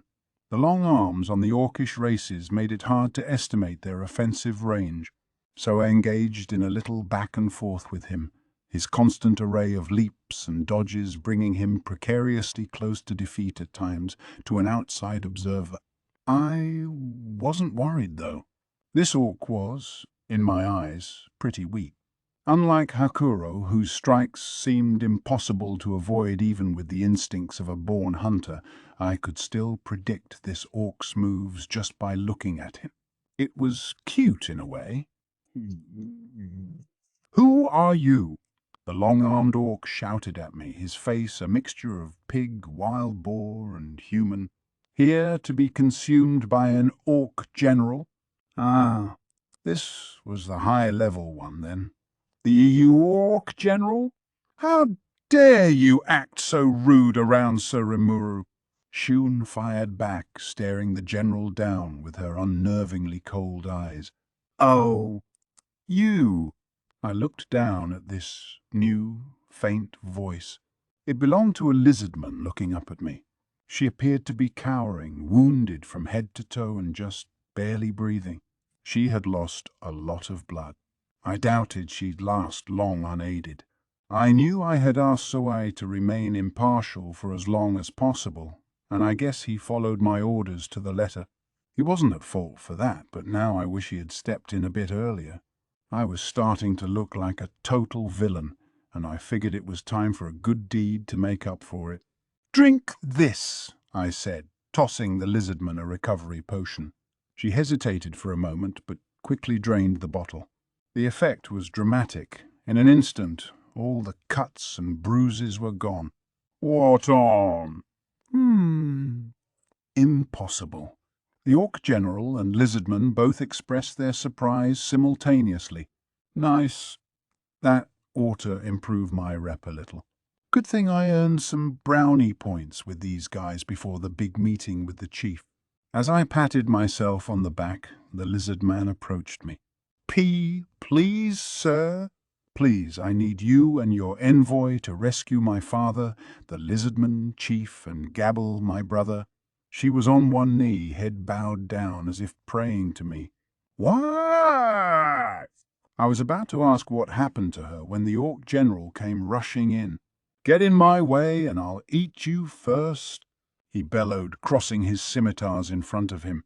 He was probably trying to catch me by surprise, but with my magic sense, that was never going to happen. I nimbly leaped backward to dodge the incoming strikes, but I didn't even need to bother with that. In a flash, Shion was in front of me, landing a single slash with her heavy blade. The Orc General instinctively recrossed his swords to block the attack, but Shion's sheer force knocked them right out of his hand. The extra skill steel strength put her power off the charts, even by non-human standards, so I should have expected as much. "Worthless beast," she murmured, angrily staring the Orc General down with her well-defined face. "You cannot stand still for a single moment while Sir Rimuru is deigning to speak? Damn it! Damn it! All of you seize this wench at." None of the Orc underlings responded to the order. It was understandable, given how they no longer existed. "They hardly put up a fight at all," Benimaru said, riding up to me. "Hardly worth my time." "Yeah, Sir Rimuru," added Gobta, riding alongside him. "Boy, talk about a letdown, huh? Going 2-on-1 almost made me feel bad for them. They had apparently wrapped up the encirclement and massacre just as I ordered. The speed with which they had carried out those orders shocked me into silence. Hakuro was just cutting down the few surviving orcs behind them. Maybe I was worrying too much. "You're kidding me," the Orc General managed to gasp out. Then things got even worse for him. Just as I was about to order Sui to interrogate him, everything finished. "Die!" The voice was accompanied by a single flash of light, backed up by a low rumble. And with it, the Orc General ceased to exist in any physical sense. "What is that idiot doing?" I whispered. So I had the same intention as me, approaching the Orc General to extract whatever information he could. But Shion had no similar thoughts. "I have given this impudent fool the divine punishment he deserves, my lord." She smiled at me, anticipating the praise that was no doubt coming. I didn't know whether to compliment her or scream at her. "Oh, yeah," I ventured. "Let's try to capture 'em alive next time, all right?" "Ah, yes, Sir Rimuru. We need to make them fully understand what happens when they cross the likes of you." "No, nothing like that. At all." But I didn't want to bother explaining it to her. She said yes to my request, and that was good enough. The entire squad was now dead, and while I would have liked some of the Orc General's intel, I was willing to call this a success. No point dwelling on what's already done. I mentally shifted gears as I turned to the lizardman. At least we wouldn't be interrupted any longer. There's still a few days until our meeting. "What happened?" She looked at Sue and me in succession before setting her eyes upon me. "I am the daughter of the Lizardman Chief," she said, conviction clear in her voice. "I serve as the head of his royal guard. In advance of our alliance, my brother Gabble has overthrown the royal family and imprisoned the chief. He intends to wage open battle against the Orcs, but he vastly underestimates their strength. If this keeps up, we will lose, and the Lizardman race will be wiped off the land." She paused for a moment, searching for the right words. "The chief instructed me not to put an undue burden upon you as I related this message. But please, as the one who offered us this alliance, I beg you to help us." Now she was fully prostrate on the ground at me. "Well, huh?" Gabble was the son of the Lizardman Chief, it turned out, and his sister was right here with us. They must have all had good genes. It was a pity how Gable turned out. Still, I couldn't let anything happen to the chief. So, now what?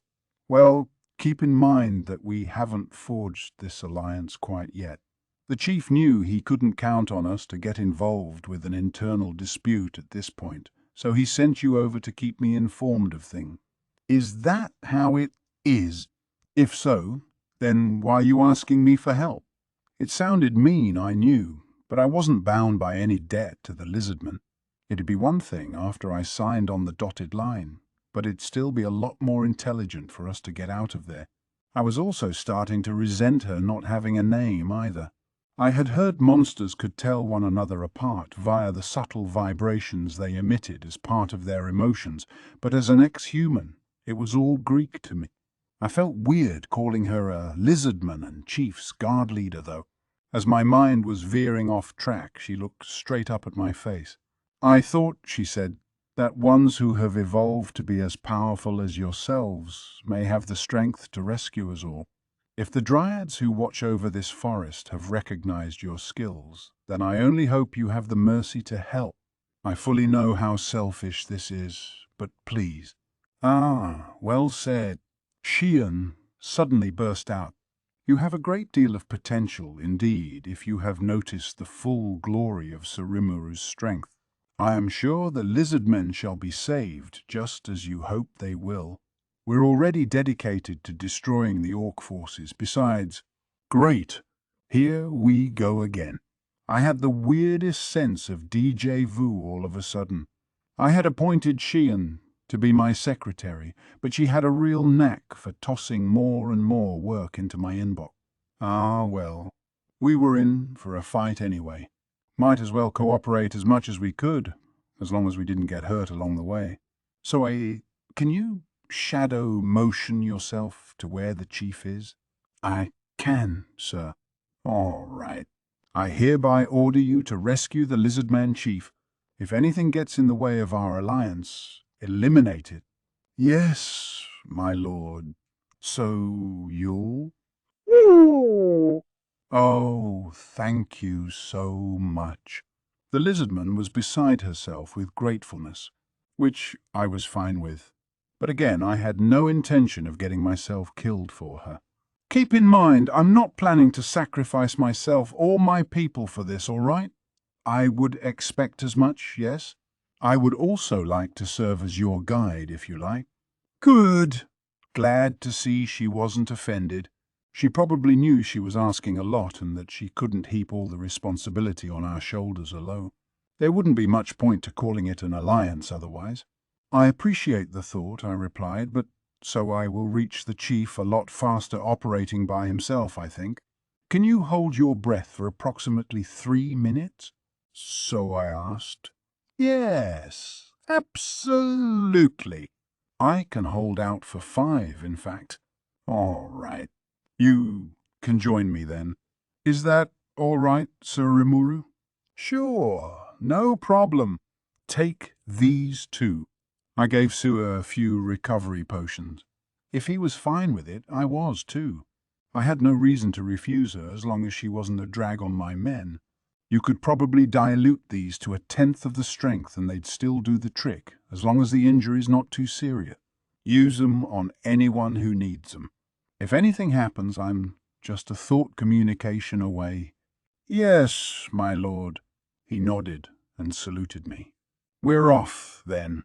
The lizardman bowed deeply before turning to Sui. He placed his hands on her hips and began shadow motion, disappearing from our sight in an instant.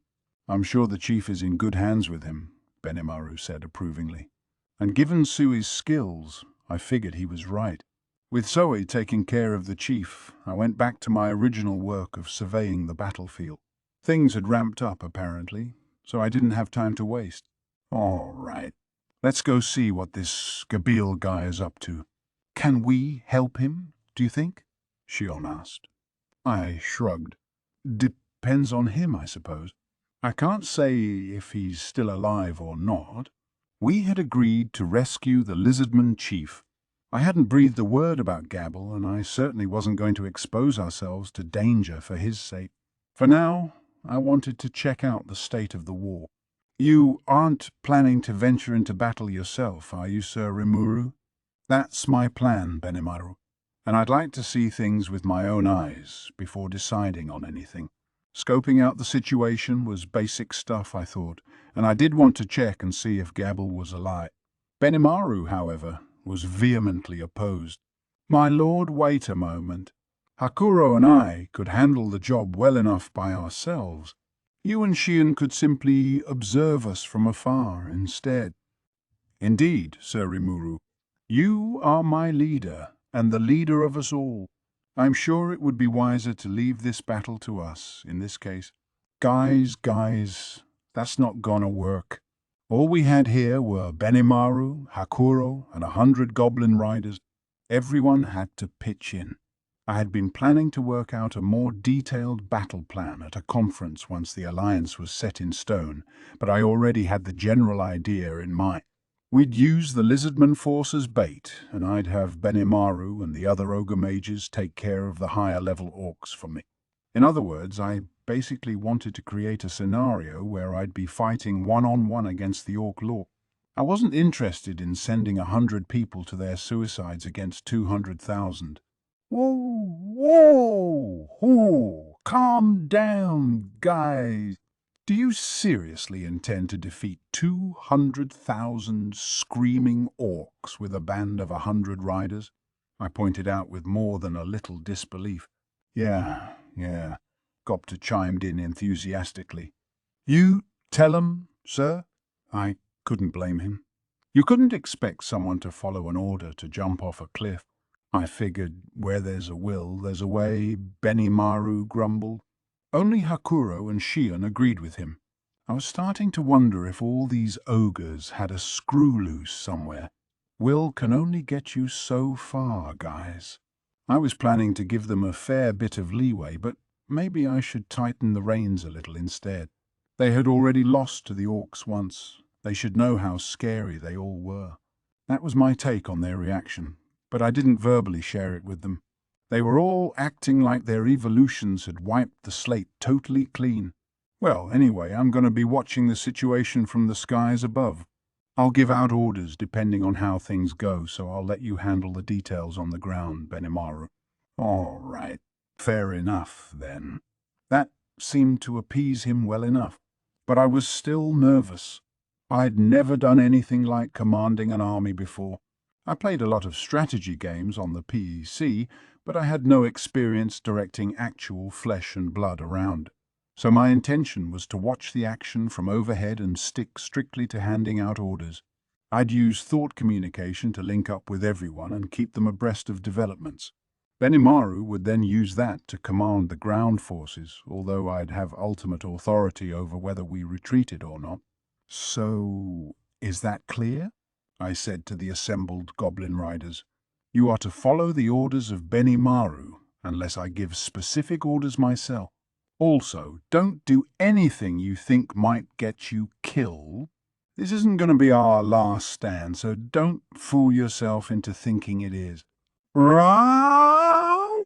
The riders roared their approval once more.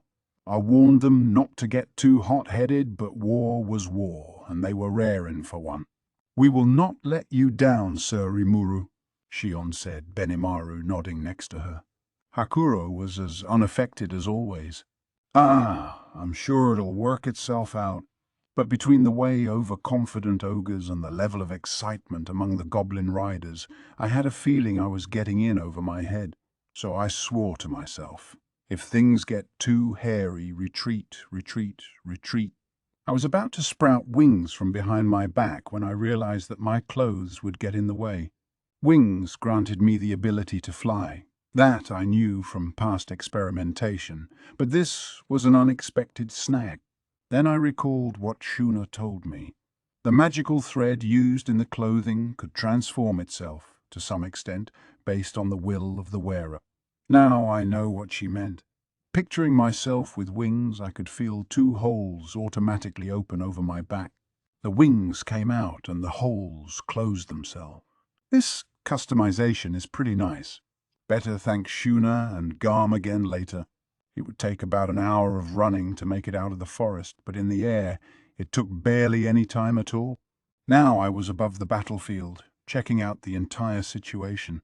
I was a bit too high up to distinguish between the two sides, but I could use magic sense to figure it out well enough.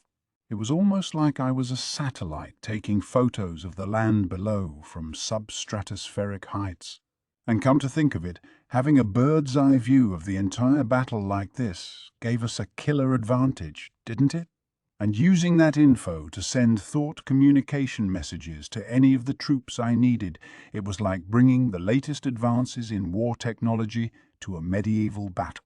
I had access to information that no general in this world could have ever imagined. It was just what I needed to make the numbers work with the small force we had. In fact, this approach was probably best suited for handling small, mobile armies like ours. I marveled at my good luck at stumbling across this tactic as I scoped out the battlefield. To sum up, it wasn't looking great for the lizardmen. They were clearly surrounded with no escape route, and it was only the wild rallying from their leader that let them hold out. There was no telling how long they'd last. Squinting, I recognized Gabble as the leader. I thought he was some random idiot at first, but maybe I underestimated him. Given how obviously devoted his sister was to him, I should have recognized that he was a decent person at the core. The first impression he gave was disastrous, though. As a commander, he lacked the ability to see the big picture in battle, which might ultimately doom him. But it wasn't like leaders were born capable of doing that, without any experience. If he survived this and learned from it, he'd very likely become a great general someday. Now a single orc appeared before Gabble. Another group, clad in black armor, formed a circle around him. Definitely higher-level ones, decked out in full plate and showing a military discipline none of the other orcs had. The one facing Gabriel was likely an orc general like the one Shun had erased from existence a bit ago. He clearly projected a much stronger presence than the orcs in the circle. Then the duel began. Gable fought courageously. His considerable nimbleness and skill with a spear as he faced off against the orc general made me wonder if Gobtar had had any chance at all. In fact, without that shadow skipping trick. Sadly, though, the difference in strength between him and the orc general was just too much. Little by little, Gabble's body was being ravaged by cuts and wounds. I hated to let him die, and if that's what I thought, the answer was clear. I gave my orders. Ranga, can you shadow motion yourself to Gabriel? Yes, my master. As with Sue, Ranga could directly travel to anybody he'd personally met before, which simplified things for me, definitely. Gupta! You go there too. Ye are really. It's like a huge army there. I heard a scream of pain through the transmitted thought. Gupta was cut off for a moment, then the line came back. He will gladly accept the mission, Sir Rimuru. Now it was Shion inserting herself into my mind. I didn't know what had happened to Gupta, but I suppose I didn't need to. Great. I want you two to rescue Gabble for me. Get going! Gupta would get to Gabble first while Ranga was distracting the rest of the horde. He'd then work with the lizardmen and goblins to forge a path out of that hellhole. Off they went, together. But not even they could last long amid the sheer number of orcs, I thought. Sir Rimuru? Benimaru asked. Are we allowed to go all out then? Help the lizardmen first. They need it. After that, do whatever you want. Pay attention to whatever orders Hakuro gives you, but otherwise, have at it. Yes, my lord. We will show them exactly what the ogre race, or should I say, the ogre mages can do.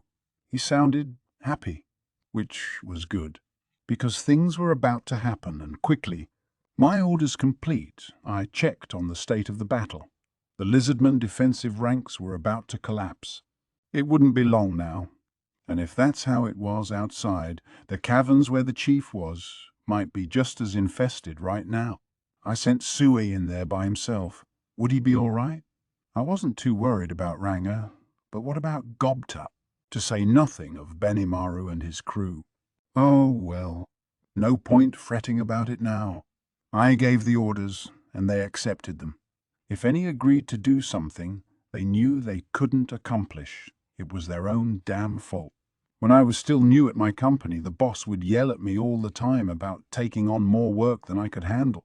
If things got delayed as a result, it negatively affected everyone on the team, according to him. The same went for managers, too. If they were too unobservant to realize they were overtaxing their employees, they deserved what was coming to them. It was key to do the work that was best suited to you. A boss's job was to gauge his team's abilities and distribute the work correctly. I still didn't have a full grasp on these guys' capabilities. It was hard to figure out whether I was asking them for too much or not. I just hoped they knew themselves better than I did, and that I wasn't dumber than I thought. It was an irresponsible thing to think, but I had to believe in it for now. And since a boss's task was to step in and help whenever things went awry, I had a duty to keep watch over them. If anyone ran into trouble down there, I didn't want them to be alone. A single swing of the halberd broke the spear in the chief's hands. The fact the chief had survived this assault so far was worthy of praise in itself. He gave a proud sneer as he looked at the orc general. Pah! I can fight all I want to without a weapon. All the bravado in the world didn't convince anyone else in the room that he meant it. His armor was already shattered, cracks in his proud scale mail obvious for all to see. With nothing left to protect him, the chief was a hairbreadth away from death. Listen, listen, he shouted with as much authority as he could muster. Come forward, my guard. Protect as many of the women and children as you can. I refuse to let you give up. Buy us as much time as possible and wait for help to arrive. Chief, these reinforcements cannot truly exist. Don't say that, he replied, admonishing the vice-general of his royal guard. Believe in them. We can never abandon hope. Protect the pride of the lizardmen until the very end. The chief never wanted to show a moment of weakness. He was a symbol of the lizardmen's strength, their final hope. To the lizardmen with no place else to flee to, they had nothing to lean upon apart from his words. Plus, he added to his team with a smile, as long as I can beat this foe, we can open a new path for ourselves. He was right. If they could defeat the orc ringleader blocking the exit, they would have a literal path to survival. There was no despair among the lizardman warriors. Even if their chief fell, they knew they would stand up and fight. This much they had learned over the years, seeing him stand for his people. They would fight to the last man, and as long as they evacuated as many of the innocents as they could, no greater victory could be obtained. They had to find a connection to the future. But even that hope was crushed before the Orc general. "You old fool! All the ridiculous chatter in the world won't save you now." A flash, and the halberd in the Orc general's hands sliced its way into, and then through, the chief's chest. He fell, coughing up blood on the way. This is it. The caverns echoed with the shouts of lizardmen. The Orc general stepped forward, aiming to land the final blow upon the chief, only to be stopped by a small team of fighters.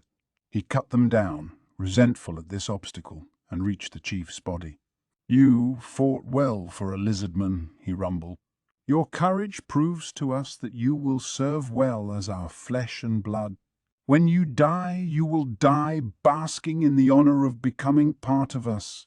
He aimed the blade of his halberd upon the chief's neck, lifted it up, and "I'd rather you didn't do that. We have a promise with the chief," was stopped by the voice of someone who appeared in front of him. At that moment, the arrival of this man, Soe, completely changed the destiny of the lizardman race. So I smiled a thin smile. He felt truly that he had served his master well. To him, this was nothing Benimaru could ever manage, whether he was son of the past king or not. The two had been rivals since childhood, and sooner or later Soe would have become his loyal subject, serving the lord that led the way for the entire ogre race. But that was all in the past. Now he had a new master in Rimuru, and the thought pleased him. The ogres had enjoyed a long era of peace, undisturbed by any kind of conflict. To them, the monsters of the forest were nowhere near challenging enough, and as of late, they haven't even had any rampaging lesser dragons to deal with. It was a good thing, so I knew, but he could never deny that he wanted to make full use of all the skills that had been hammered into him. Then his settlement was attacked by orcs. He cursed his powerlessness on that day. He had assumed their end would come quickly afterward. They were rudderless, unable to avenge their friends and family. But now he was happy and thankful for his happiness. Under his new master, he had been granted a chance at vengeance. He would never let his pride weaken his guard. That single defeat had taught him a great deal. Along with the humiliating memories, he had etched into his heart exactly how foolish he had been all along. He had polished his arts for his master, eliminating his foes, honing everything he had within him. Nothing delighted him more than having orders to follow, and now, so I was ready to faithfully execute them. Looking up at the silent man, the chief recognized him as the monster who had met with him earlier, the high-level member of the magic-born races who called himself Sue, the very one who had offered the alliance. He came for me. But we have no alliance forged yet. But doubts and questions swirled in his mind. Yet the chief, near the end of his life, could do little. He attempted to speak, clearing the blood from his throat. "Lord Sue, you have come for me." "After we forged ahead, ignoring your advice? By my very life, please help the lizardman." He tried his best to entrust his people's future to Soe before he passed. But now there was another figure there, one he did not recognize before she spoke. "Father, drink this." An aqua-blue container was presented to his mouth. The moment he felt the liquid passing between his fangs, his hideous-looking wounds were magically gone, as if nothing had ever been amiss. In a moment, it had brought him back to perfect health. The chief sprang up in a state of shock. "My advice? What do you mean?" "Well, it doesn't matter. I want you to wait here until the appointed day arrives. And try to be careful. Neither my master nor I would enjoy it very much if you were to die on us." It sounded so out of place, this cold, oddly calming voice. He's saying he'll keep his promise about the alliance. But... But now is no time for that, he said. The orcs. Then he realized something was off. The orc general, halberd still high in the air, had stopped moving. His face had an odd dark reddish tint to it, his muscles bulging as he focused all his strength on the upcoming swing. What is the meaning of... Don't worry. I've stopped him for now. Zoe's comment made the situation clear for the chief. But what did it mean? He gave Sue a wild-eyed look. He realized that this orc general, who had completely dominated him in battle a moment ago, was now rendered completely helpless before this envoy. What are you? A pity, though, so I blithely commented as he looked at the frozen orc. I had him captured. I was hoping to torture him so he would be of some use to Sir Rimuru, but it would appear he is sharing information with some outside source. I suppose I will have to kill him then. For Soe, an information merchant of sorts, having data leaked out to the enemy deeply bruised his pride. That was why he always took the utmost care in observing the enemy. A blue light flickered in his eyes now, detecting minute shifts in the magicules in the atmosphere. It indicated he was using observing eyes, one of his extra skills, and that skill told him the orc general was transmitting what he saw to someone, perhaps through a crystal orb or other medium. So I decided it was better to kill the orc than to have his cover blown.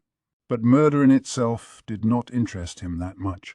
So he decided to reveal a little more, in hopes of gauging the enemy's movement. But just killing you would be boring, he said with a mild smile. So why don't I have you relay a message as well? I assume whoever's controlling you orcs is watching me now, right? Your turn is next, and we'll make sure you will deeply regret making the ogre mages your enemy. And with that, so I took his eyes off the orc general, no longer interested in him. His work was done, and it was time to take out the trash. Die, he whispered. The next moment, the orc general was torn into millions of fine pieces by the sticky steel thread so he had wrapped around him.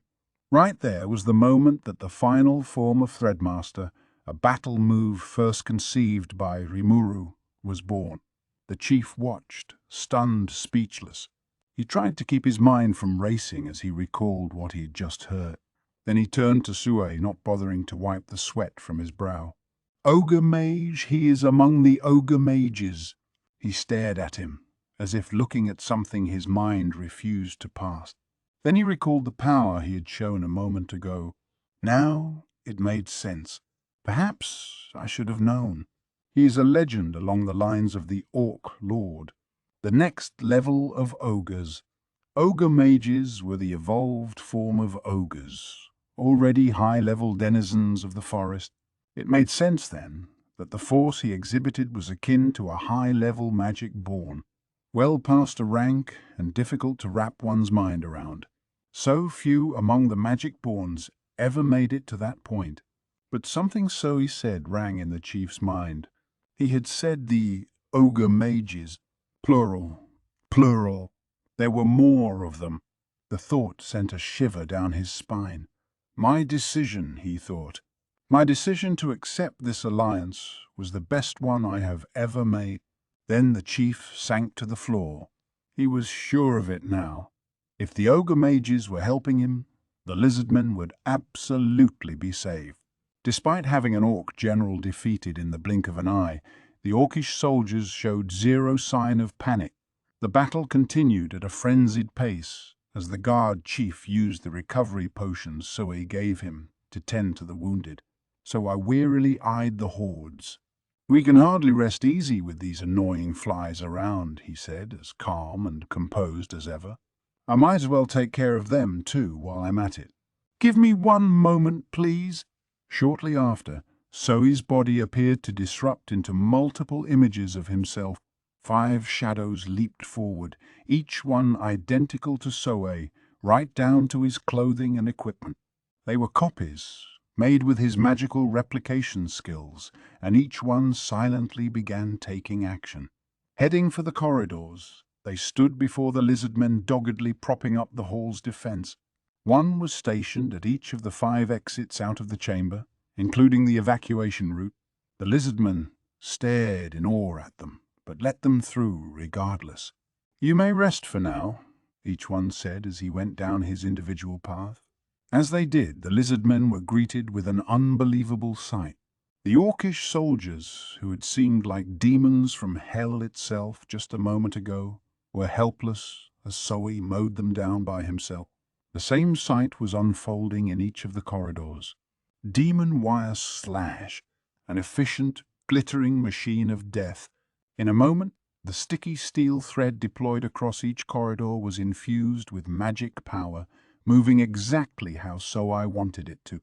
There was no place to run from it, especially in these tight underground halls. The moment he executed the move, the orcish soldiers found themselves instantly sliced and diced. It was perhaps lucky for them that they were incapable of fear. From the lead man forward, they were being massacred without even a moment of resistance. So I showed them no mercy, no pity for even a second, slaughtering the orcs like a hunter reaping the lives of prey caught in his trap. The orcs to the rear feasted upon the bite-sized pieces of orc chopped up by the web-like network of string, ran full steam forward, and got killed themselves. The corridors were a twisty mass of passages, and now they were the sole domain of Zoe. He had his wires laid out in a dizzying number of ways, and he could alter their locations at any time. To him, the orcs were simply bothersome pests that needed to be exterminated, far too frail to be considered truly enemy. His replicants silently, efficiently followed their orders as they carried out the carnage. The lizardmen were too shocked to say anything. The scene before them played over and over again, filling them with awe and fright. It was strength on a completely different dimension, the work of a person whose power surpassed anything they could even envision in their imagination. Beyond this, so I thought, the replicants could take care of things themselves. He left the 6th copy there as a contact point, just in case, and then began moving again, undetected by anyone. He was on his way back to Rimuru, his master, seeking a new role for himself. After Gobta and Ranga went on their way, Benimaru thought in silence for a moment.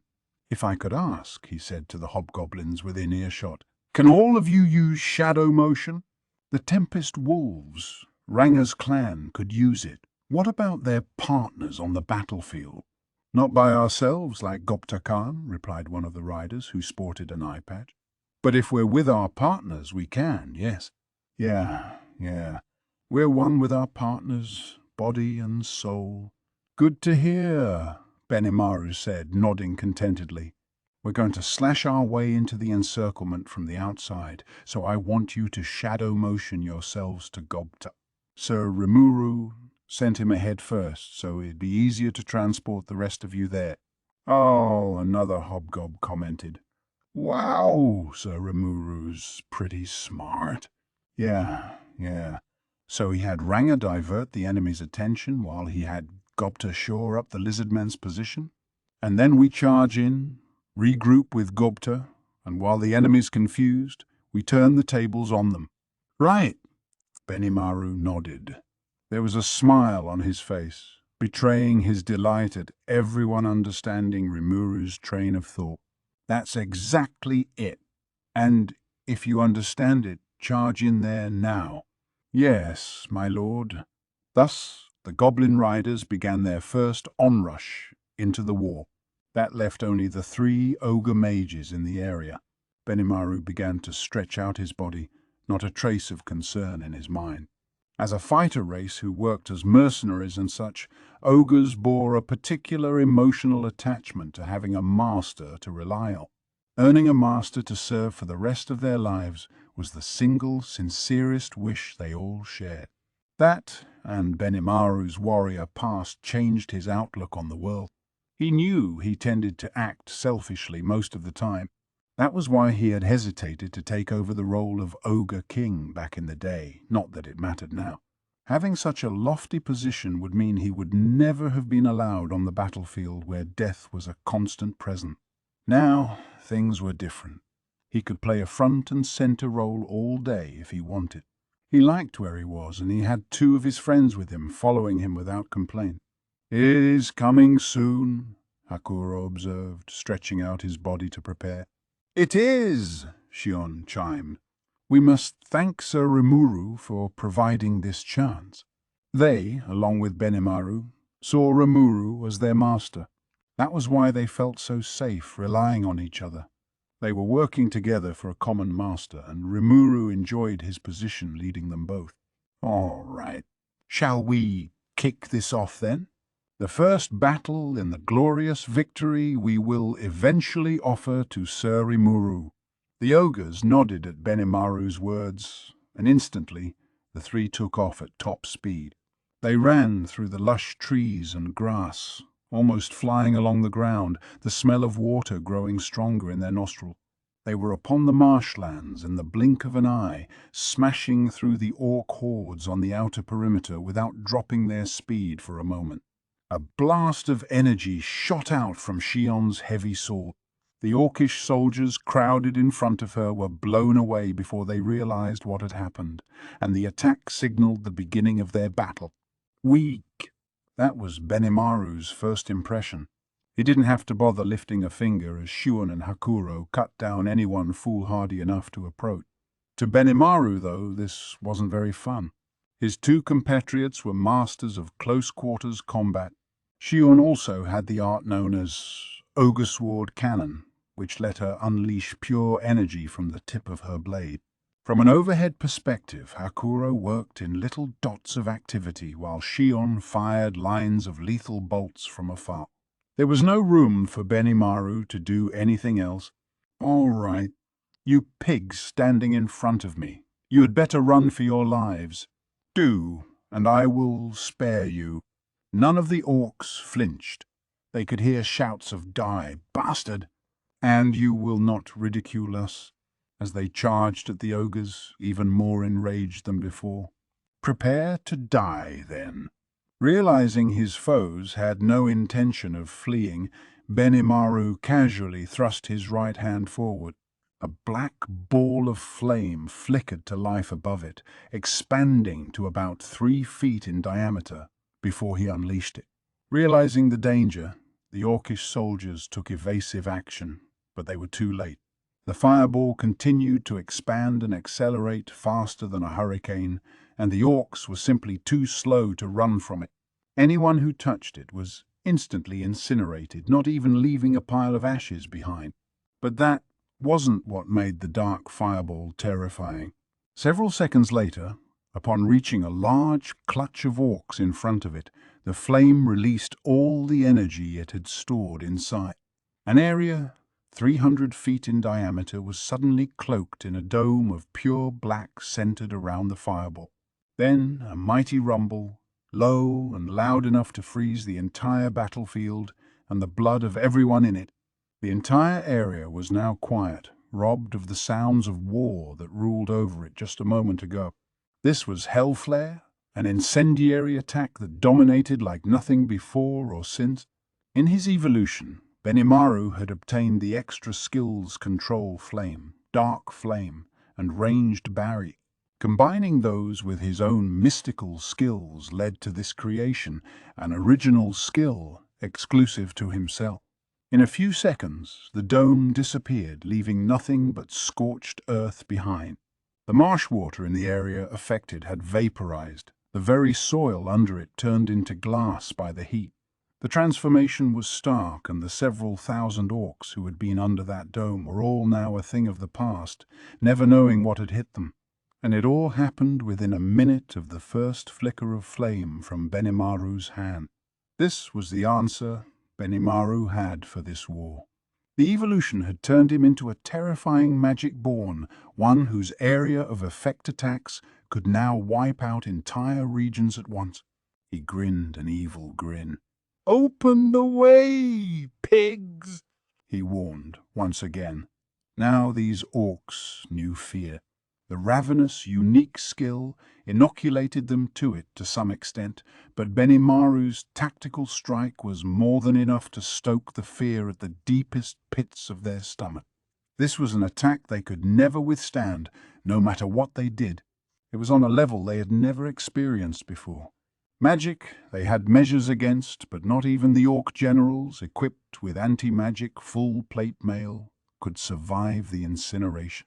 Innate resistances to fire, the Orcs reasoned, were useless, and they were right. Your garden variety of magical immunity wouldn't work here. This attack was a fearsome anti-personnel weapon, equal to a high-level forbidden incantation. There was nothing any of the victims could have done, and not even their ashes remained, robbing the survivors of the ability to consume the corpses and strengthen themselves. No Orc soldier could handle a high-level magic born, and his debut struck fear in their hearts. In a panic, they began to stampede, totally out of control. Nothing could knock them back to their senses now. The only thing in their minds was running, quickly, anywhere away from there. And it was that opening salvo that signaled to Rimuru and his forces that it was time to join the fray. Tossing a glance at the chaos he had just unleashed, Benimaru began striding forward. He was perfectly casual, as if taking a stroll in the park, and the two ogres with him were the same. There was nobody left to challenge them, and now they could see the army that engaged Ranga and his comrade. The Orcish soldiers to them were no longer an obstacle. Just as he had come to terms with his upcoming death, Gabble found himself saved. He turned around, intending to offer a word of thanks. These figures looked familiar, but it took a moment for the memory to return to his brain. Ah, yes. The ruler of that village that tamed the direwolves. Gopta's dim-witted expression matched Gabble's recollection of the noble hobgoblin that had defeated him in battle.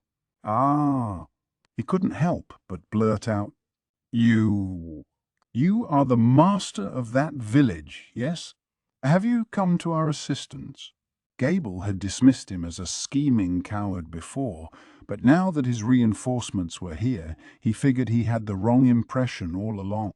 Gupta, meanwhile, wasn't sure how to respond. Whoa, what's he going on? He thought, dumbfounded. This lizardman made so little sense to him that he decided not to grace his madness with a reply. This completely unexpected gift allowed Gabble a moment to survey his surroundings again. There was a great commotion from afar, indicating something else going on. Probably had something to do with that rumble from before, Gabble imagined. But Gobta knew what it really was. A signal from Benimaru that the ogres were on the scene. Oops. Guess we're getting started.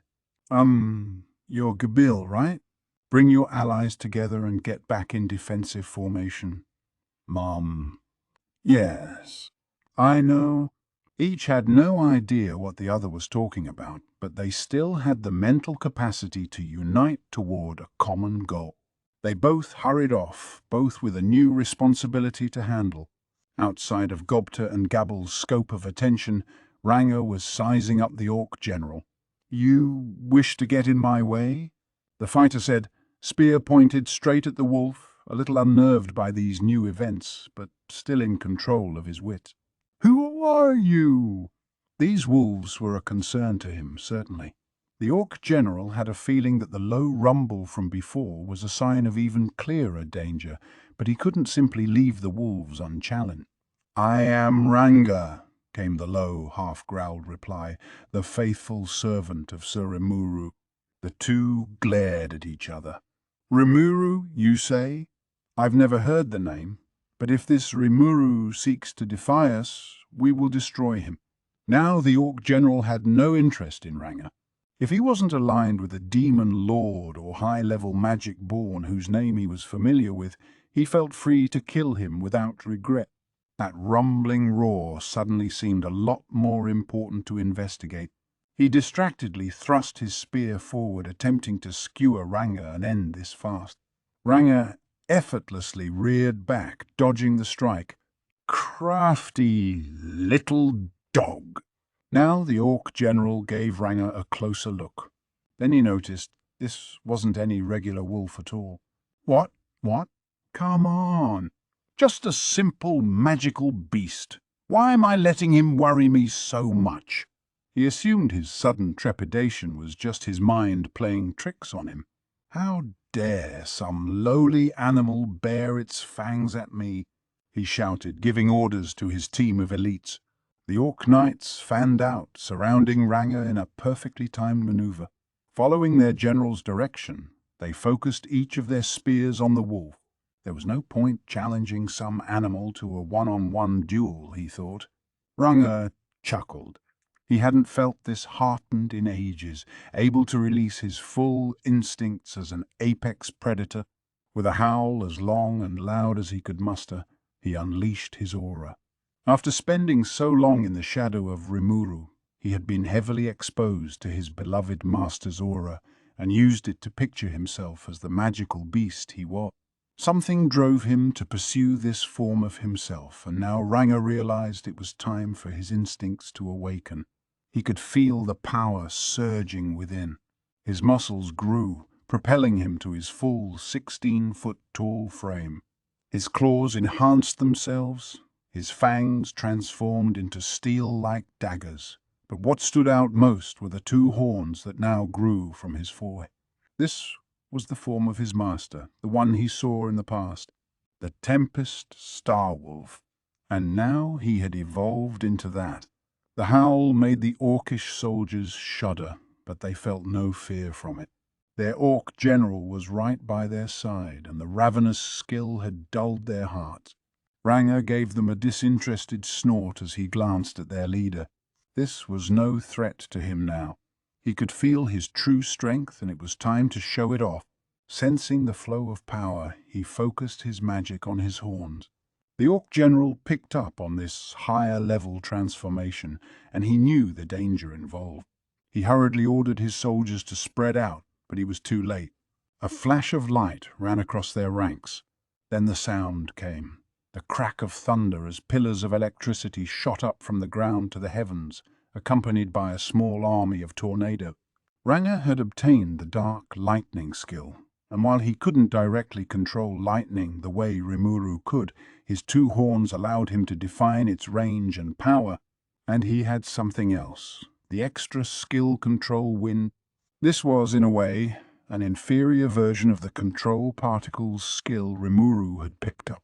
It let Ranga raise and lower the local atmospheric pressure to generate wind gusts, and combining it with dark lightning provided a lethal 1-2 punch. Ranga knew that. His instincts told him so, and he used it on his foes without a moment's hesitation. Control wind was his now, and he used it to generate a staggering pressure difference in the air above. This was the area he used dark lightning on, and the ensuing beams of electricity filled the exact area he wanted. The result was a writhing maelstrom of upward and downward air currents, eventually gathering themselves into a single massive vortex. This led to several large tornadoes, exuding electricity as they ran roughshod across the battlefield like a great death-dealing storm. The Orc General was instantly rendered into a pile of carbon, and his nearby soldiers were quickly picked off by the storm and thunderbolt. Once the tornadoes left the scene, there were no more orcs nearby. Ranga's broad-range attack skill, Deathstorm, thus made its first impact on the world.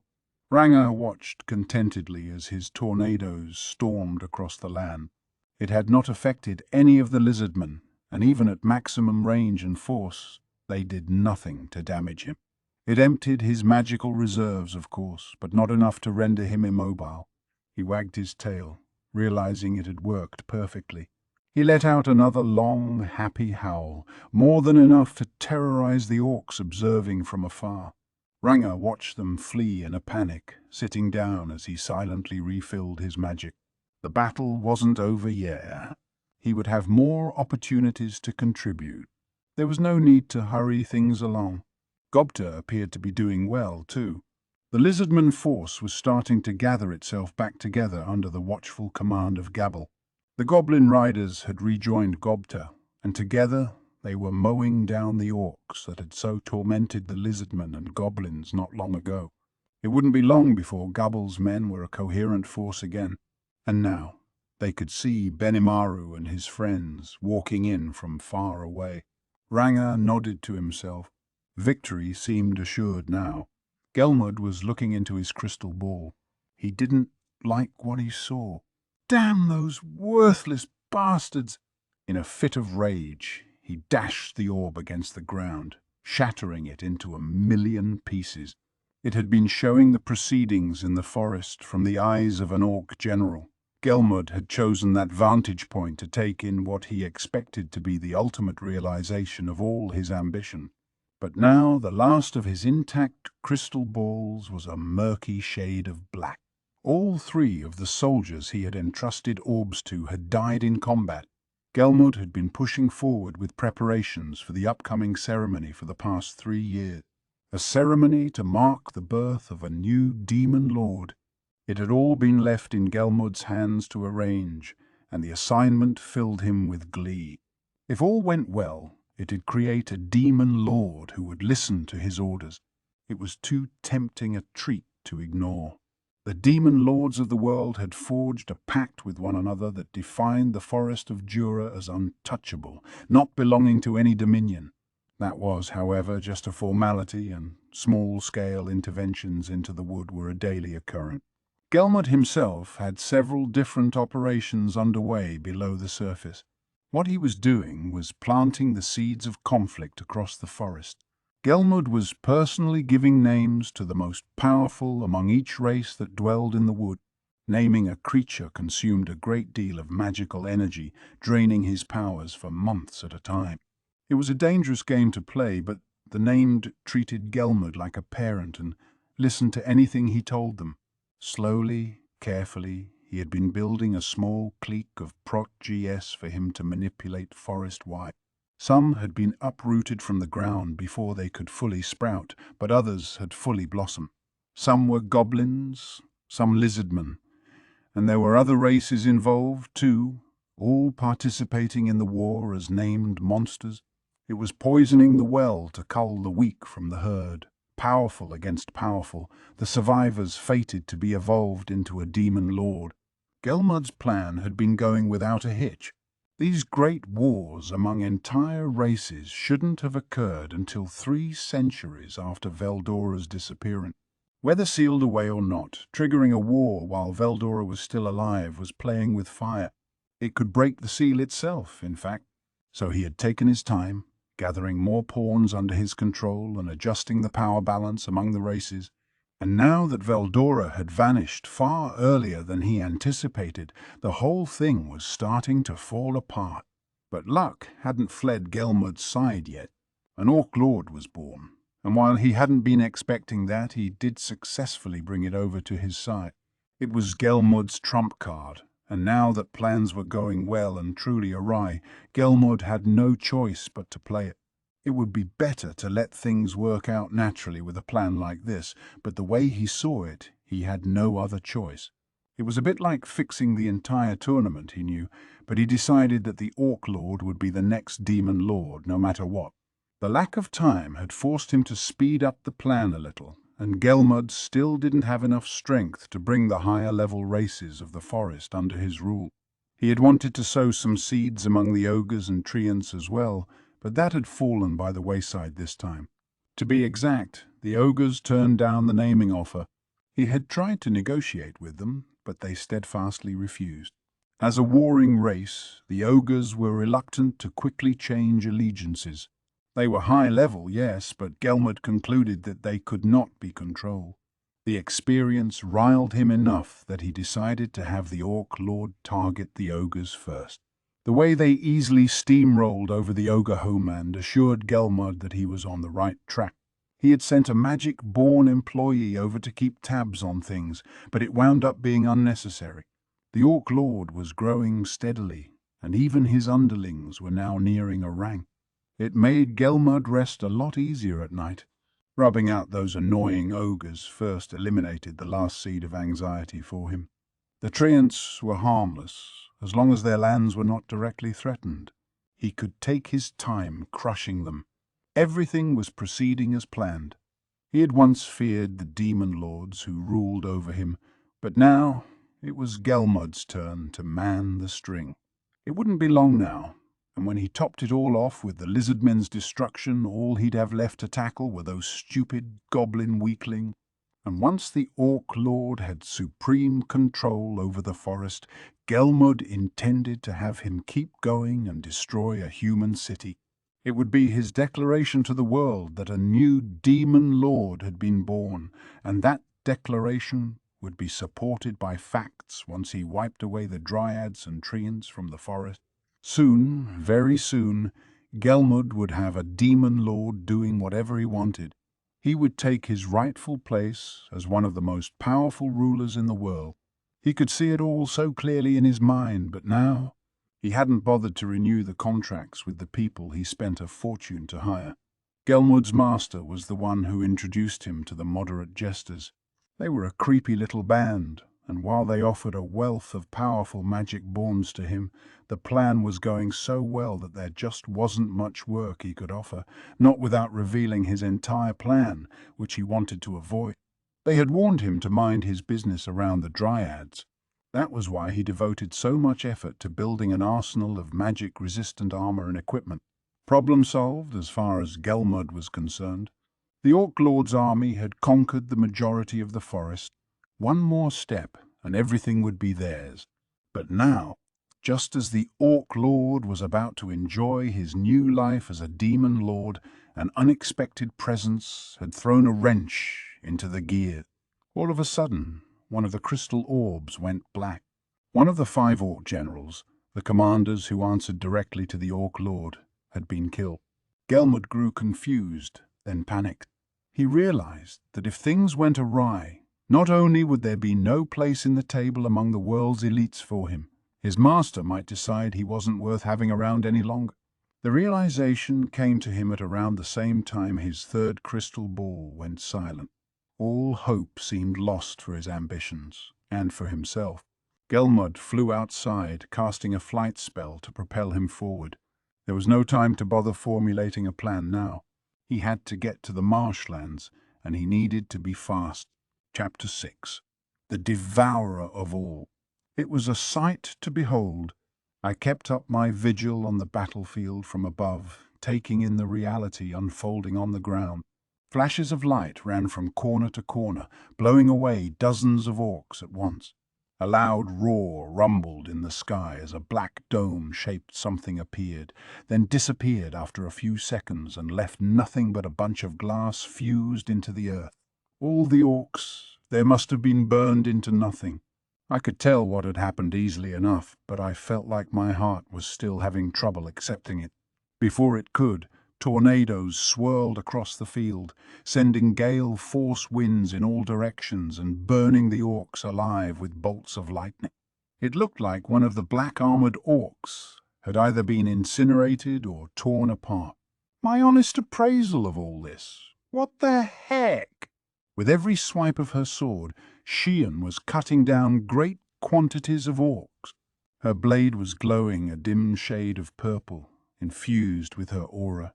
A flash of the same color shot through the air with every slash, cutting orcish soldiers in half with the shock waves. The sword was no kinder to those it physically struck. Some literally exploded. A single slash had a range of 20 feet or so, slicing through everyone unlucky enough to be in its path. She smiled a graceful, fetching smile as she danced her way through the hordes. The attacks just kept coming, uninterrupted, and not a single orc could lay a claw on her. Her strength was simply overwhelming. But there were a couple other guys in battle that made Shion look like a rank amateur. Those were Benimaru and Ranga. Let's tackle Benimaru first. What was up with that freaky black dome thing? I had a vague idea when I first saw it, I'll admit. A combination of my control flame, dark flame, and ranged barrier, I guessed. He used a barrier to freeze the space, control flame to accelerate the particle motion inside, and then dark flame to convert the excited particles into searing flame. It'd instantly cook everything in the enclosed space, like Ifrit's flare circle except with an even larger range. It disappeared in the space of 2 seconds, but with temperatures this high, that was enough. It was a scarily efficient killing device, and the neat thing was how, unlike a nuclear bomb, it didn't affect the outside area one bit. Not a single shockwave or burst of energy leaked out from the barrier. He must have ranged it carefully to control the temperature inside, and I could only imagine how hot it must have been. No way anyone could have survived. The only real problem, I supposed, was the way he took this incredibly dangerous skill. He developed it himself, I later heard, naming it Hellflare, and tossed it around with hardly a second thought, apparently. Now for the other guy, Wolf. Ranga. Transforming into a Tempest Starwolf out of nowhere was kind of freaky, I thought, but it was the skill he immediately unleashed afterward that really threw me.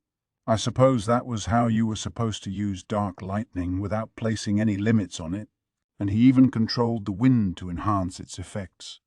Dang, what was that? Understood.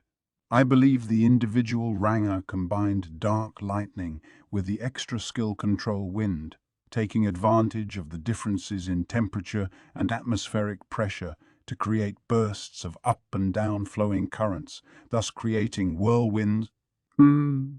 Neat. I don't get it. So he generated tornadoes to attack a wider range than he could with just lightning? Well, it sure worked. It knocked out an entire section of the Orc horde. It consumed a ton of his magic, though, so I doubted a second strike was coming anytime soon. Which, if he could rapid-fire stuff like that, I think we'd need to redefine everything about how war even worked on this planet. Gauging all of this made me realize something. The brakes I had subconsciously been applying to myself all this time, they had nothing like that. No concept that some skills were a little too dangerous to unleash and just lob them willy-nilly at enemies. That was a given in the survival of the fittest world they were born in, I imagined, and really maybe I was the one being weird about it. It'd suck if I held back and my friends paid dearly for it. Over in my old world, there was this tacit agreement that, yes, we've got all these devastating weapons and stuff, but we can't actually use them. They were more for deterrence.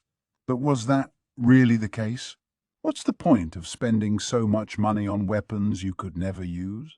Taking all that time to develop them? They're meant for launching when the times call for it? No? And if you're not supposed to use them on innocent citizens, did that suddenly make it okay to use them on the battlefield? I think if you got your brains blown out in a war, you probably wouldn't care much about the exact murder weapon that did the deed, wherever you wound up. Maybe that was the whole point. You needed to show people that you were strong if your weapons were ever going to serve as a deterrent. Maybe there was nothing wrong with that at all, actually. Look at Ranga, for one. He's just sitting there, observing, and nobody's daring to go near him. They're as deterred as they can get. I mused absent-mindedly to myself for a while. The battle had been raging for around 2 hours. Benimaru had popped off 4 of those dark dome attacks. Not even he could deploy them in rapid succession, but I guess they didn't sap that much of his energy. Ranga's attack, meanwhile, was proving more of a one-and-done thing. I guess he put his all into it, which explained his current comparative silence. It certainly helped cow his opponents into submission anyway. As I saw a bunch of orcs running around in a panic, trying not to get caught in Shion's attack range, I decided to analyze the situation a bit. I felt oddly calm now. Benimaru decided where to attack first, but I had ultimate authority over where to go last. I wanted to strike the enemy hard on a specific spot, attracting our foes to Shion and hitting them where it hurt. Hakuro was busy handling the commander-class enemies for me, and I would hardly call that a battle. He approached them soundlessly and diced them up in an instant. The ravenous, unique skill let the armies boost their leader's strength by consuming the dead, so making the bodies themselves vanish was apparently a priority for him, which I appreciated. Part of his model will art, maybe. I could see him release an aura from his palm, burning the corpses, or melting them, really. We proceeded along those lines for a while, with me spotting an enemy commander and sending Hakuro over to erase him. We were overwhelming the orc armies and zero cost to ourselves. I kept up my watch, trying to stay as efficient as possible. Even the more eager ogres realized that the tables had turned by now, I was sure. They weren't attacking as frantically as they were before. They kept their distance from Benimaru and Ranga, fanning out their formations so they weren't bunched together. At that point in time, the orcs had suffered about 20% casualties. Over 40,000 had lost their lives, and it wasn't until then that the enemy's nerve center, the Orc Lord, finally took action. The Orc Lord, a pig-headed monster who redefined ugliness, came to the front. He had 2 orc generals with him, both clearly a level above the orcs from before. Their dull yellow eyes were brimming with hatred, and I could see their auras all the way from up here. Benimaru, Shion, Hakuro, and Ranga were now lined up together to engage them. Even Soe was there, now next to Benimaru. They were clearly ready to rock. So how strong's this Orc Lord then? I had no idea, really, but it seemed that all the powers he gained were starting to make him lose control of his own sense of self. Maybe that was why he was so late to react to us. I wasn't so sure I needed to worry much about him. Either way, though, we couldn't let him get any stronger. Now that Benimaru and everyone else had arrived, I figured the sooner we took him down, the better. I took my mask out from my pocket and put it on. Time to teach him a lesson, I thought as I descended to the ground. Just as I was about to touch land, there was a sharp, ear-piercing sound. As it rang in my mind, my magic sense noticed something flying toward the area at high speed, aimed right at the middle of the marsh where the 2 armies were fighting away. It was a man, dressed rather oddly and with a distressingly strong aura. One of those upper-level magic-borns I'd been hearing about. I landed on the ground, following his trail, Ranga and Benimaru sidling next to me. The man gave us a sideways glance. "What in blazes is going on here?" he shouted, wearing his emotions on his sleeve. "Who dares to disrupt the plans of the great Gelmud himself?" I think I had an idea of what we were dealing with. This was the bad guy, wasn't he? I knew it, and the way he revealed who he was without anyone asking indicated he might be a bit of an idiot, too. He looked minion level, but I didn't want to read this book by its cover. His clothes were odd, but each component seemed to be magical by nature. I'd best not let my guard down, I thought. If I had to guess, this was the guy setting the Orc Lord on the general populace. And now that his plans were going awry, he looked seriously pissed. Lord Gelmud," Gabriel stammered as he ran up to him. "I never would have expected you to come to my aid at a time like this." Gelmud just looked at him the way someone would look at a giant pile of garbage. "You worthless wastes of space," he spat out at the orcs all around him. "If you had just eaten these stupid lizards and other fodder and evolved into a demon lord, then I, the great Gelmud, wouldn't have to be here right now." Well, that's kind of mean. Does he understand what he's saying, really? He means that the lizardmen and goblins were just meant to be food for the Orc Lord. Not that it matters to me, but... Wait, haven't I heard the name Gelmud before? Understood. My information indicates the magic born that gave the goblin called Rigur his name was himself named Gelmud. Oh, right. Gelmud was the guy who named the first Rigger, the older brother of the current one. Did he name Gabil, too, then? The lizard man himself spoke up before I could pursue the question further. "Eaten these lizards?" Talk about your gallows humor, eh? You'll find I'm still perfectly hale and hearty, Lord Gelmud. Ever since you granted me your name, I have done my best to exercise the full potential of my abilities. Ah, so it was him. But naming a monster just so the Orc Lord could consume him? That made an awful lot of sense, actually.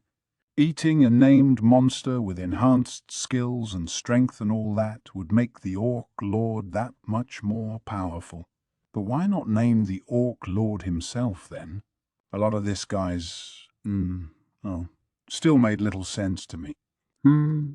Oh, you, Gabil? Gelmud asked while I was pondering this.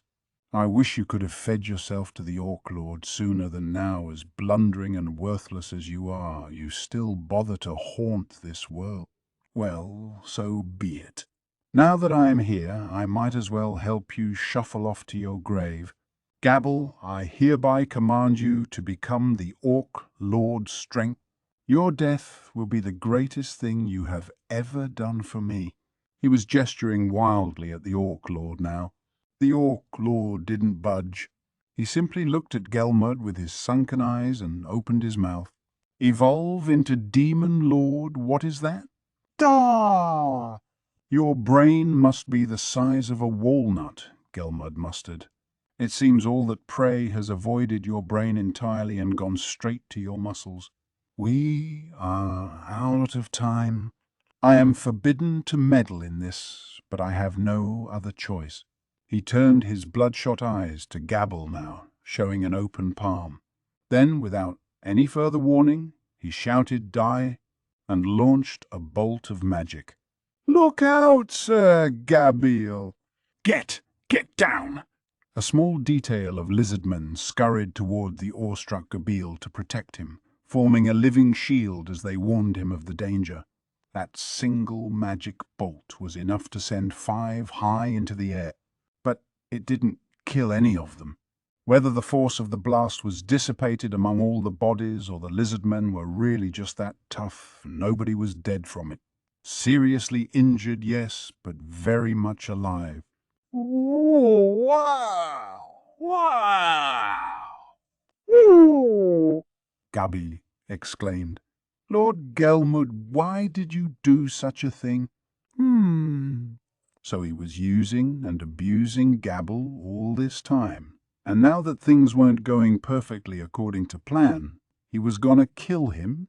Something told me that I probably wouldn't get along too well with this Gelmud guy. Gabble's face twisted itself in despair, betrayed by the one person in this world he believed in. "Yes, Sir Gabriel? It's too dangerous," one of his injured troopers advised him. "Please, get out of here as quickly as possible." He certainly had some nice people under him, or maybe it was more like Gabble was a great boss to them. Judging by the state of things when I arrived, he hadn't used the goblins as the throwaway pawns I expected him to. Perhaps he was using them as a first-line tactical defense, but I could see he had a good reason for it. The beloved commander, huh? "You cocky, inferior races, if you wish to die that badly, I'll kill the lot of you right now!" Perhaps you'll finally be of service to me once you're in the Orc Lord's stomach. Gelmud began focusing his aura above his head, attempting to launch an even more powerful magical bolt. Or was it magic? Because he took almost no time to cast it.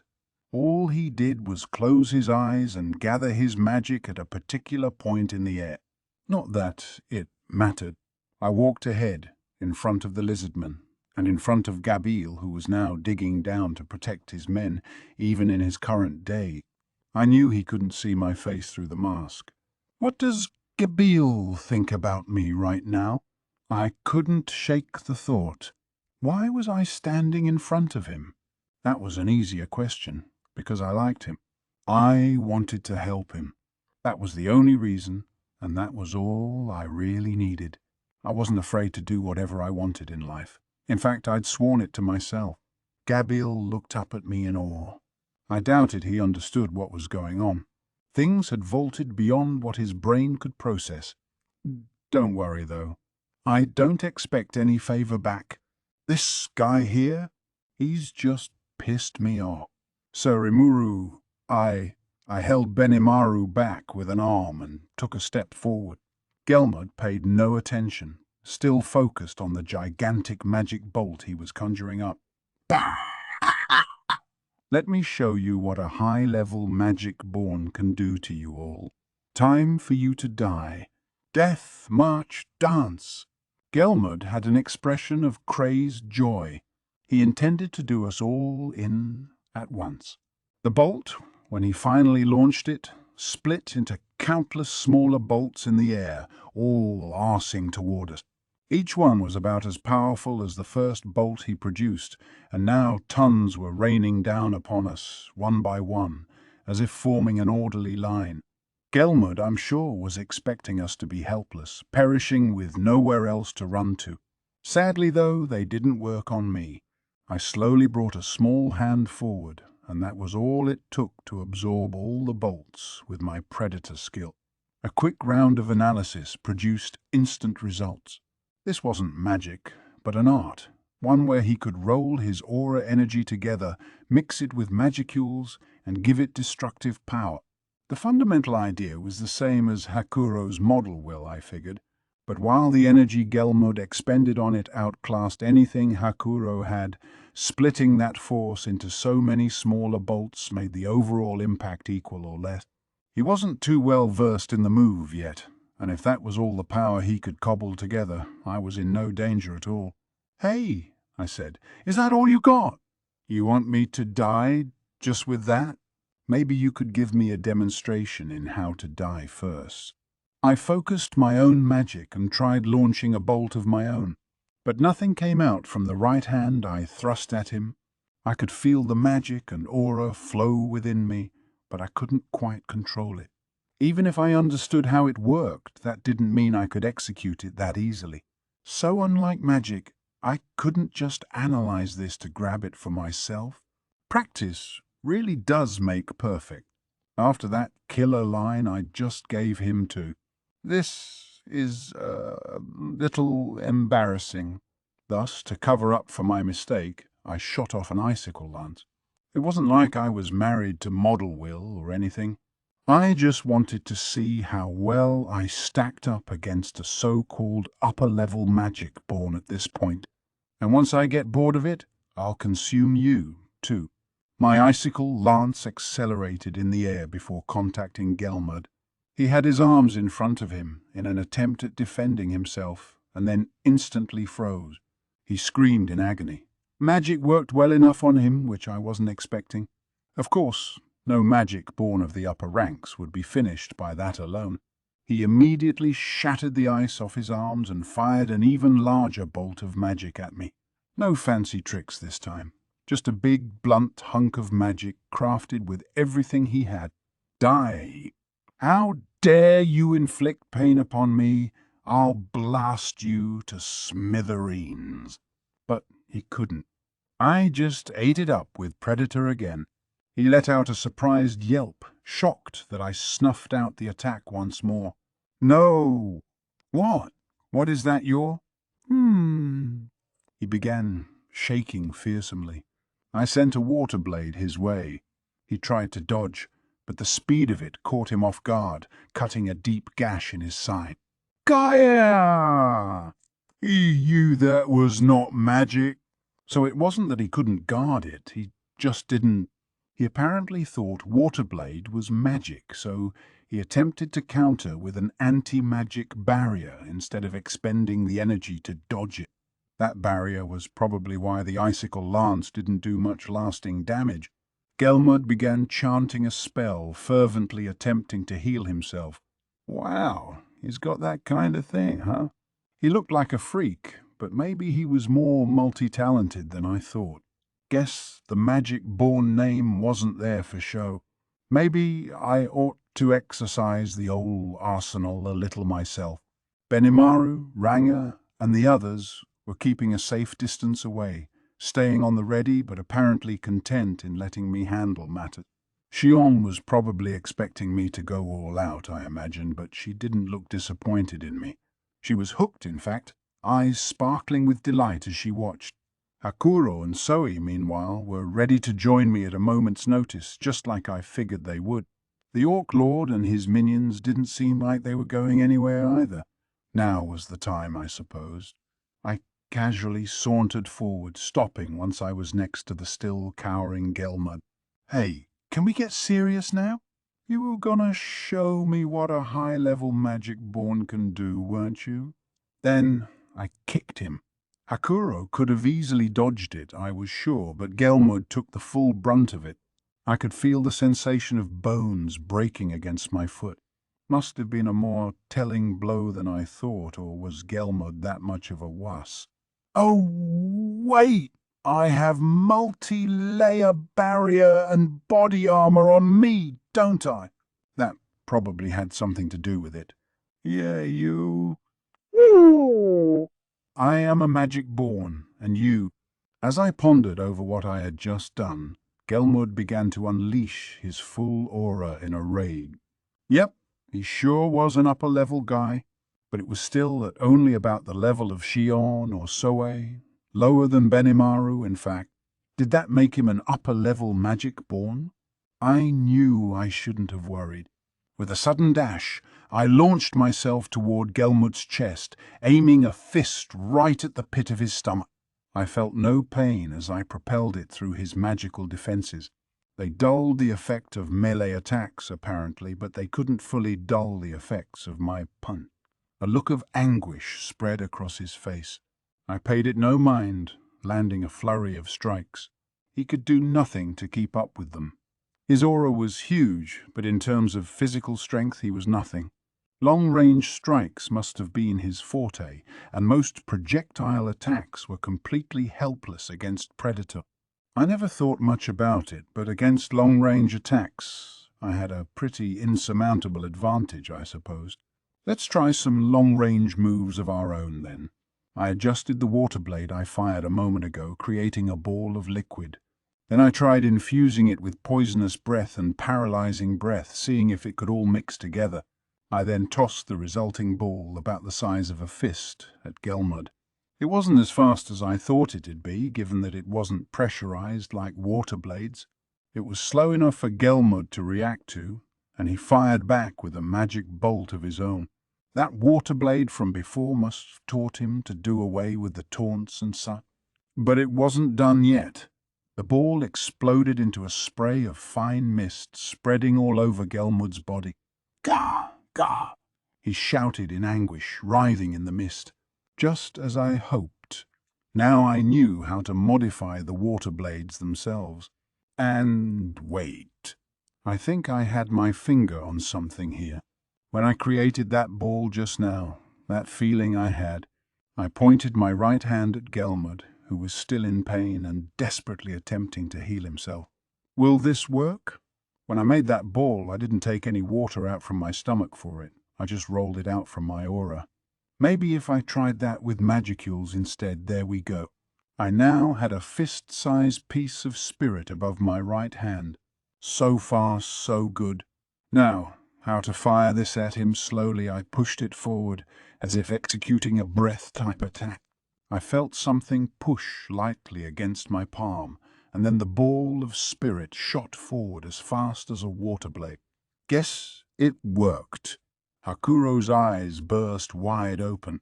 He's learned model will, I could hear him whisper. Still unrefined, though. So now I had my own magical bolt. We'll just ignore the second thing he said for now. Once I learned something, things would fall into place pretty quickly. I was sure I could burn more magic to boost its strength, too. That shot just now missed, sadly. I'll hit the next one, I thought, as I stared Gelmud down. What are you? How? Not even an upper-level magic born such as I could. He was interrupted by the bolt of magic, knocking him cleanly off his feet. I was still just practicing, so I didn't put too much force into it, but it still beat one of my punches. It looked like... Next, I fired several in succession. Smooth sailing. It'd just be a matter of time before I fully mastered it. Time for more practice, I decided as I targeted several shots on Gelmud. I then simply stood there as they all hit home. Geez, I'm more merciless than I thought. I think I got a little too excited about learning this new attack. Still, this dude was way too weak. His store of magic was definitely beyond a level, I'd grant him that, but he still felt weaker than the ogre mages. What's with that? Understood. The ranking system, as defined by the human race, makes its calculations based on the quantity of the subject's magicule. However, even if two subjects with the same quantity of magic fought each other, the competitor with skills and arts that consume this magic more efficiently would have a decided advantage. A subject's level is an arbitrary figure with no official method of calculation and is thus not reflected in an individual's ranking. So levels didn't count as far as the sage was concerned. Not like you can really say what level you are in life and have anything to back that up with. This wasn't a video game after all. Some things you could only figure out by actually fighting dudes and seeing how you stacked up. Maybe that was why Hakuro, already high level to start with, exhibited such a startling change in physical strength with his evolution. You could have all the power in the world and it meant nothing if you couldn't harness it. Gelmud proved that much. I couldn't lose. Yeah, no, I said tauntingly. You can go around calling yourself a high-level magic born all you want, but you don't look like much of anything to me. Or do you have some kind of last resort you're hiding? Yeah, what kind of skills does he have? Because I didn't feel like I was in any kind of danger, but I wanted to glean as much intel as I could. I wasn't letting my guard down. My mind was on the Orc Lord's potential moves, but he still didn't seem interested in moving at all. All right, he said. I will let you join my cause. Soon I will. I punched him. Does he listen to anything people say? Stop, stop, stop. Wait a minute. I have the backing of a demon lord behind me. You will not get away with this. Oh, now he comes out with that. Man, what a pain in the ass. So, I asked, and what are you gonna say when you run back crying to this guy? You don't think he'd actually let you stay alive after this, do you? Gelmud began visibly shivering, face painfully tense. Gaia! Get away from me! He stammered the words as he crawled backward. You're dead? The Demon Lord will never forgive this. The Demon Lord, huh? Leon, hopefully. I had a date with him already. I doubted I could take him right now, really, but I was curious how strong he was. I knew there were multiple demon lords running around, but were they all about the same, power-wise? This guy seemed to know a thing or two about them, and I'd love to pick his brain for a while, but I'd hate to blink once and have him slip through my fingers. I had to think about that as I interrogated him. Hopefully he'd stay just as loose-lipped as when he revealed his role in all this. A pity I couldn't just consume him and gain all his memories. That worked for magical knowledge for some odd reason, but even that was kind of the luck of the draw. I could always extract skills from that, though, which almost seemed like cheating. Speaking of that, I quickly decided to use my sticky steel thread skill to keep Gelmud in place before he got any funny ideas. He had already been levitating into the air, chanting something, probably attempting to fly off, I assumed. But that was no problem now. Damn you! He shouted, attempting to unravel himself as I approached him silently. Stop, get away. Hey! Oh, Lord. Over here? Help me. Now he was seeking salvation from the very Orc Lord he called a fool and a dunderhead a moment ago. Talk about a lost cause. I always respected a leader who had the high regard of his staff, but I hated the opposite, especially when they treated the people under them as disposable. I was merciless against that. He probably had a lot of juicy skills on him.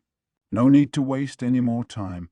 But having the chance to speak to Gelmud beforehand made the thought of eating him more than a little unpleasant. The heaps of corpses that now surrounded him made his heart cry out in pain. I'm hungry. Hungry. You, a high orc kid? Why don't you just die already, you worthless brat? All of us are starving now, O great magic born, grant us your mercy. Don't touch me. You'll get your grime all over my clothes, hum? Wait. You. Is it all right if I eat this? Of course. No need to restrain yourself. Eat until you've had your fill so you can grow big and strong. Thank you, O great magic born. I will never forget this. It is fine. From today forward you may consider me as your father. Ah, yes. Let me give you a name. Your name shall henceforth be. Scenes from the past flashed in his mind. Memories of the first time he was picked up by the magic-born who adopted him. And now he was following his adopted father's orders, hoping to repay the favor any way he could. The two shared the same mission, to transform the forest of Jura, this bountiful place, into a second paradise for the orc, so they could abandon their own starvation-racked, disease-ridden homeland, so barren of anything that even the demon lord no longer paid it any mind. If he could only gain control of the forest, his father would have his talents recognized by the demon lord. He would become part of the demon lord's leadership, and once that happened, he promised that he would provide aid to even more of his ally. But to do that, he needed power. He needed to consume the higher-level races of the forest, gain more strength, and build a new paradise for the orcs, a safe haven to build upon. The forest's blessings would ensure their comrades never had to think about starving again. The other races might suffer, perhaps, but they would have to accept that survival of the fittest, that absolute, incontrovertible law applied to them, too, in the end. This war, after all, was a struggle to find the seeds capable of survival. It should have all worked out that way. If only you had evolved into a demon lord already. What did he mean? What did his father, Lord Gelmud, want from him? For the one called the Orc Lord, all he could do was stare at his adoptive father with his dull, yellowish eye. Gelmud, paralyzed by fear, fired bolt after bolt after bolt of magic at me, materializing them out of thin air despite having his hands restrained. A very skillful act, but it didn't help him. They harmlessly bounced off my multi-layer barrier. The bolts counted as a melee attack, I guess, so they couldn't penetrate my defense at all. I knew that from my previous analysis, so I knew I no longer had to bother predatoring them. The former sneer on his face was replaced with a gasp of despair. Damn it! He shouted. Help me, Orc Lord! I mean Geld! Ah, so he had named the guy after all. I suppose he wanted to conceal his relationship to the Orc Lord for reasons I couldn't surmise. He said he was forbidden to meddle before, which I imagined had something to do with it. That, at long last, stirred the Orc Lord to action. Did he want to help Gelmud? Well, all right. He was free to do whatever. I promised Trainee that I'd take him out anyway. It looked, externally speaking, that he was little more than Gelmud's puppet, but I didn't care. It wasn't like picking off the guy behind the scenes was going to neatly end all of this. I had no reason to hate this Orc, but that didn't mean I could let him live. Watching him as he closed the distance between us, I gauged the situation. None of this felt threatening in the least. I couldn't estimate his magic stores since I hadn't made physical contact with him yet, but I figured it wouldn't be too far from Benemaru's, and that was still around half of Ifrit's. If I gave this a serious effort, it shouldn't be too tricky. My main concern was what would happen once all these orcish soldiers were leaderless. Well, it's about time you stood up, you good-for-nothing idiot. I don't know who you think you are, but you're about to get a taste of real strength. Get him, girl! Show him what it means to defy me, and with a wet, squishy-sounding thud, Gelmud's order was cut off mid-sentence. His head rolled along the saturated ground a few feet. The Orc Lord had done a marvelous, if somewhat forceful, job of chopping it right off his shoulders. Crunch, splish, splorch. Gross, he's eating the dude. The Orc Lord, upon walking up to Gelmud, had not hesitated a moment in using his meat cleaver-like weapon to decapitate the man. Once that was done, he started to slash away, carving the body into small, bite-sized pieces that he immediately hurled into his mouth. It was a low-born, pathetic, and all too suitable ending for Gelmud. So this pig guy wanted him dead too, huh? Or was this his orcish instincts at work? Either way, it wasn't exactly great news for me. The dull, yellow eyes now had the glint of youth and intelligence to them. He had regained his sentience, something he had once lost to the power he gained from all the different races he had tasted. I wasn't anticipating this talk about biting the hand that feeds you. The resulting aura was like nothing I had experienced so far today. Confirmed. The Orc Lord's magical energy has expanded in quantity. He has begun the evolution process to a Demon Lord seed evolution complete. The individual Geld has completed the evolution to an Orc disaster. Ooh, that was the world language talking, wasn't it? Neat. Wait. Stay focused, man. He's really done it now. There I was, figuring I could whip him any time I wanted, and now look. Cut me a break, man. This was completely my fault. I knew I shouldn't have gotten so cocky. Gelmud was so much weaker than I anticipated, and I figured killing the main guy behind all this would wrap everything up, neat and clean.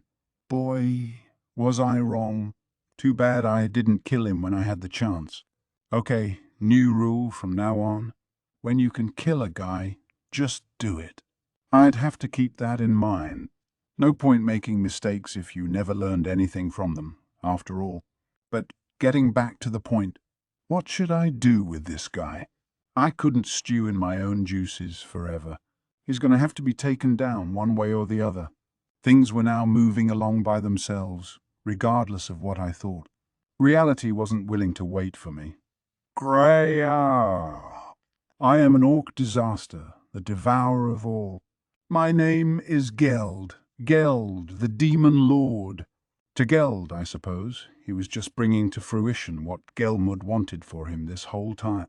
Gelmud wanted him to become a Demon Lord, and he simply selected the quickest way to evolve into one. Just as Gelmud wanted.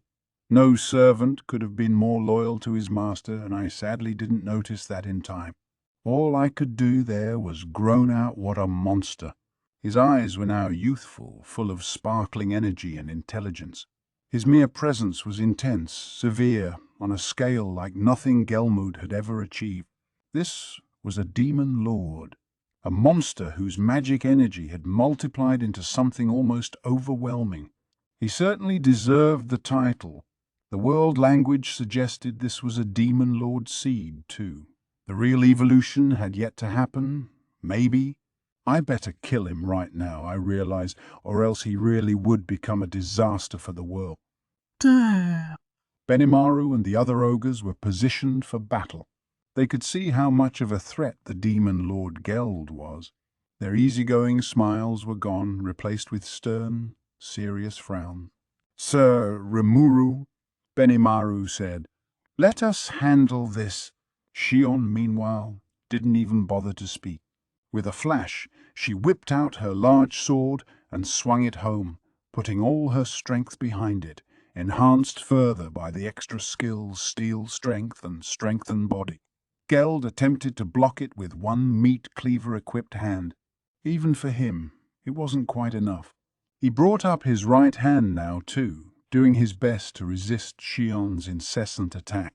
You think some dirty pig can be a Demon Lord?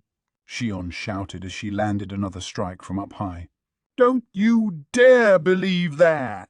Korob's expertly crafted blade now had a visible aura around it as it landed with a dull thud against the Demon Lord's body. Both took a step back before clashing once more. Longsword slammed against cleaver, raining sparks upon the battlefield. It looked like an even match, but before long, The differences between the two became clear. Every muscle on Geld bulged, his very armor pulsing as if it were part of his body. It was the demon lord who won out in the end. His muscle outclassed Xian's, even with strength and body and all of that. The evolution had greatly enhanced his physical body. It made me want to sigh in despair. Xian was tossed back and Geld pursued her. Realizing the danger, she attempted to deflect the blow while leaping backward to reduce the impact. The damage upon her was clear nonetheless. She winced in pain. It'd be a while before she was ready to move again. But Xian wasn't the only one here. As Geld landed the follow-up attack, a middle-aged samurai stood strong behind him.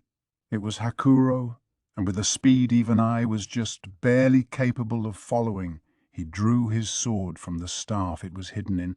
The blade glowed with a constant light, energized by the battle force housed inside the wielder.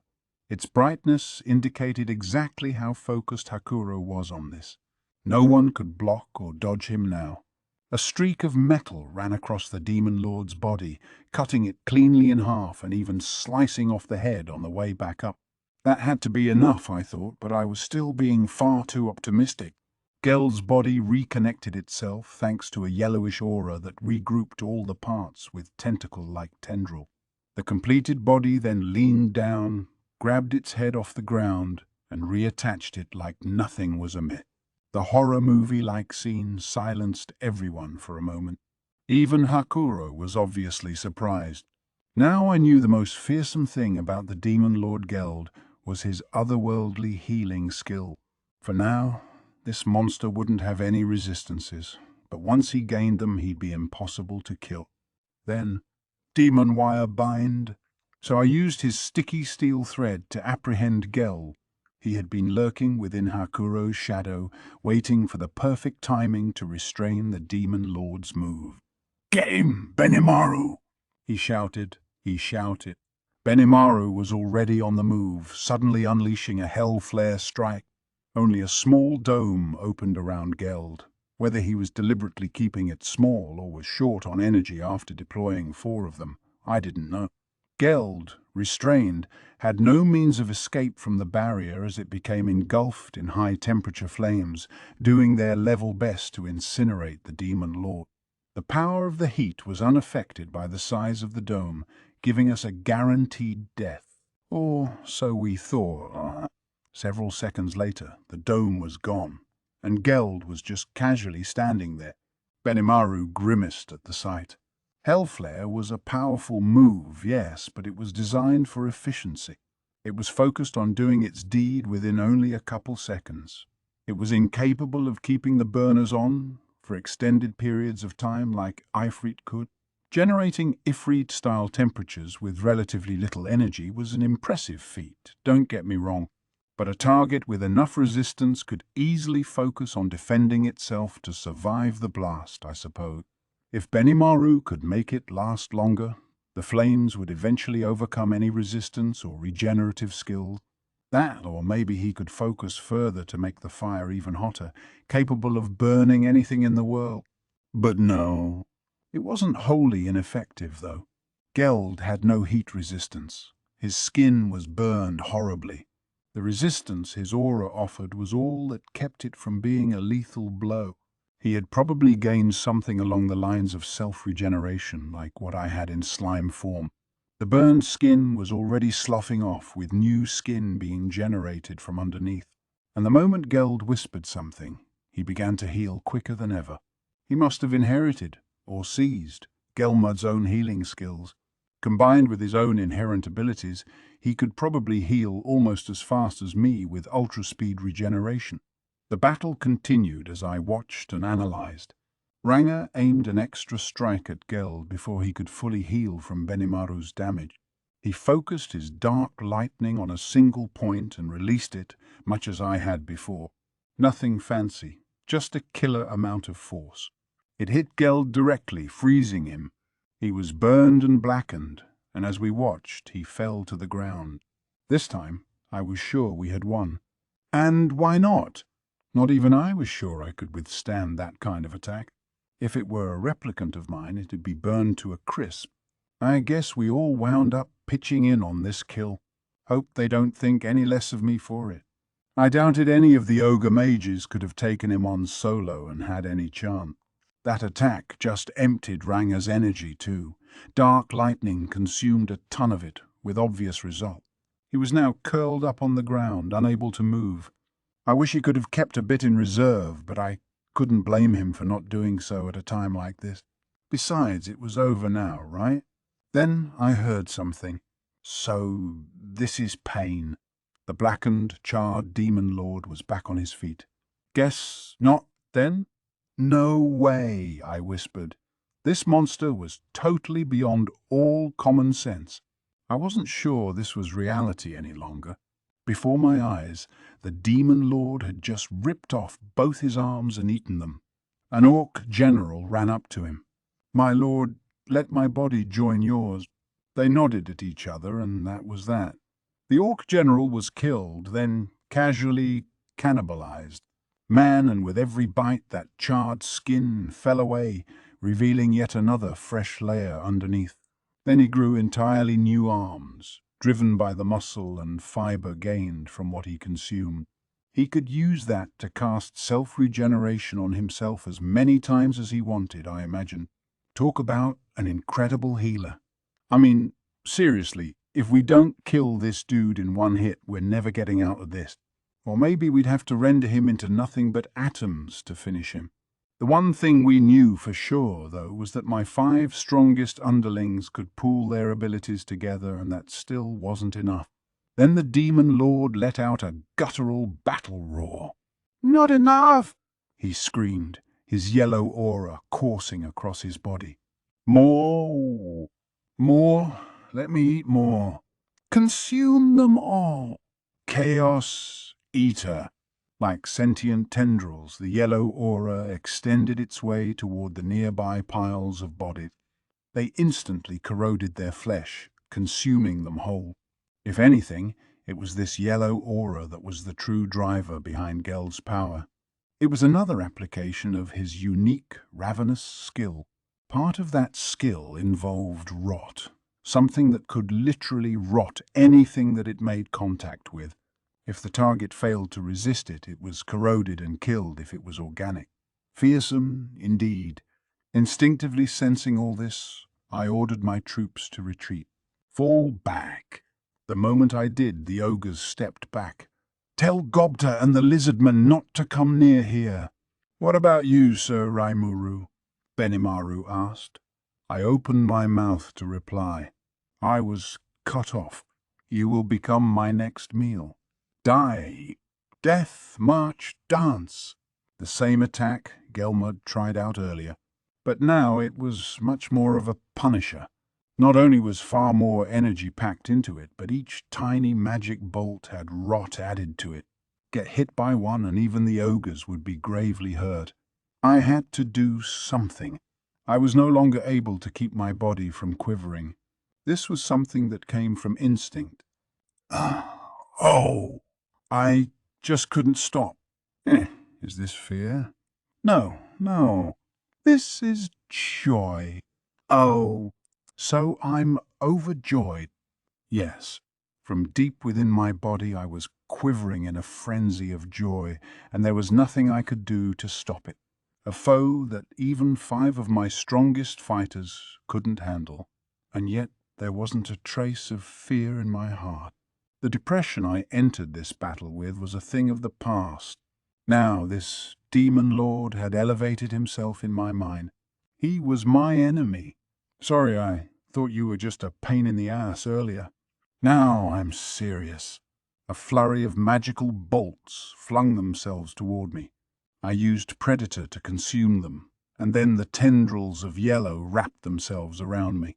The demon Lord Gel's death march dance bolts danced around in the air as if self-conscious, before coming in to swallow me. It was infused with Chaos Eater, and it had a mission to carry out. In another moment, the elastic tendrils were around me. Even if they were still on the other side of my multi-layer barrier, it still didn't feel very pleasant. Yeah. You wanna consume me? Well, all right. Do it if you can. Worked up as I was, my instincts commanded me to flash a weak smile. If you want to eat me, you'll just get eaten first.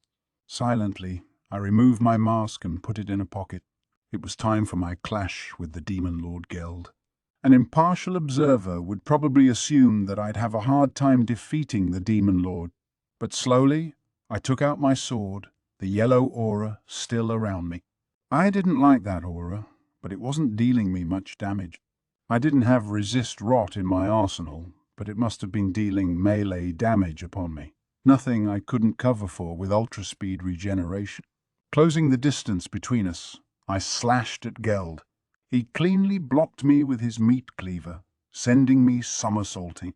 I should have expected as much. I couldn't take Shun in a sword-on-sword clash, and she just lost to this guy. And Hakuro, who was on another plane of existence from me swordsmanship-wise, could do little against him. I tried another slash, moving at hyperspeed to confuse my foe, trying to find any weakness I could from every angle I could think of. I knew it was pointless, but I couldn't stop going through the cycle. Whenever I was blocked or swatted away, I just kept going back, testing it all out. It assured me of one thing. I was weak. I thought back to the 5 fighters I had directly under me, as well as Shuna and Kurobe. They had each inherited part of my skills, and in terms of using them, they were already far more expert at them than I was. Refresher. Ranger, Dark Lightning, Control Wind. Benimaru, Dark Flame, Control Flame. Hakuro, Hasten thought. Shion, Steel, Strength, Strengthen Body. Soe, Shadow Motion, Replication. Shuna, Analyze and Assess. Kurobe, Research. Even among the most typical of skills, the differences were obvious. The ones they inherited were either downgrades or incomplete versions of my own. Absolutely a step down in all ways, but they were using them all far more effectively. If I fought each one-on-one, I was pretty sure I could win. Several at once? No way! That was how strong my fighters had become. And despite that, the Demon Lord Geld probably could take them all in one go, and win. My sage analysis of the battle results told me so. They all lacked a truly decisive weapon, and sooner or later they'd run out of energy and lose. This wasn't a foe I could beat if I fought normally. Emphasis on normally. The ogres could use their skills far more deftly than I could. Why was that? For Hakuro, that was mainly just his high level at work, but what about the others? There were a few reasons. They mixed the skills with their own arts, or their instincts allowed them to unleash their full potential without holding back. They had adopted the skills for themselves, and they could use them more efficiently than I ever could.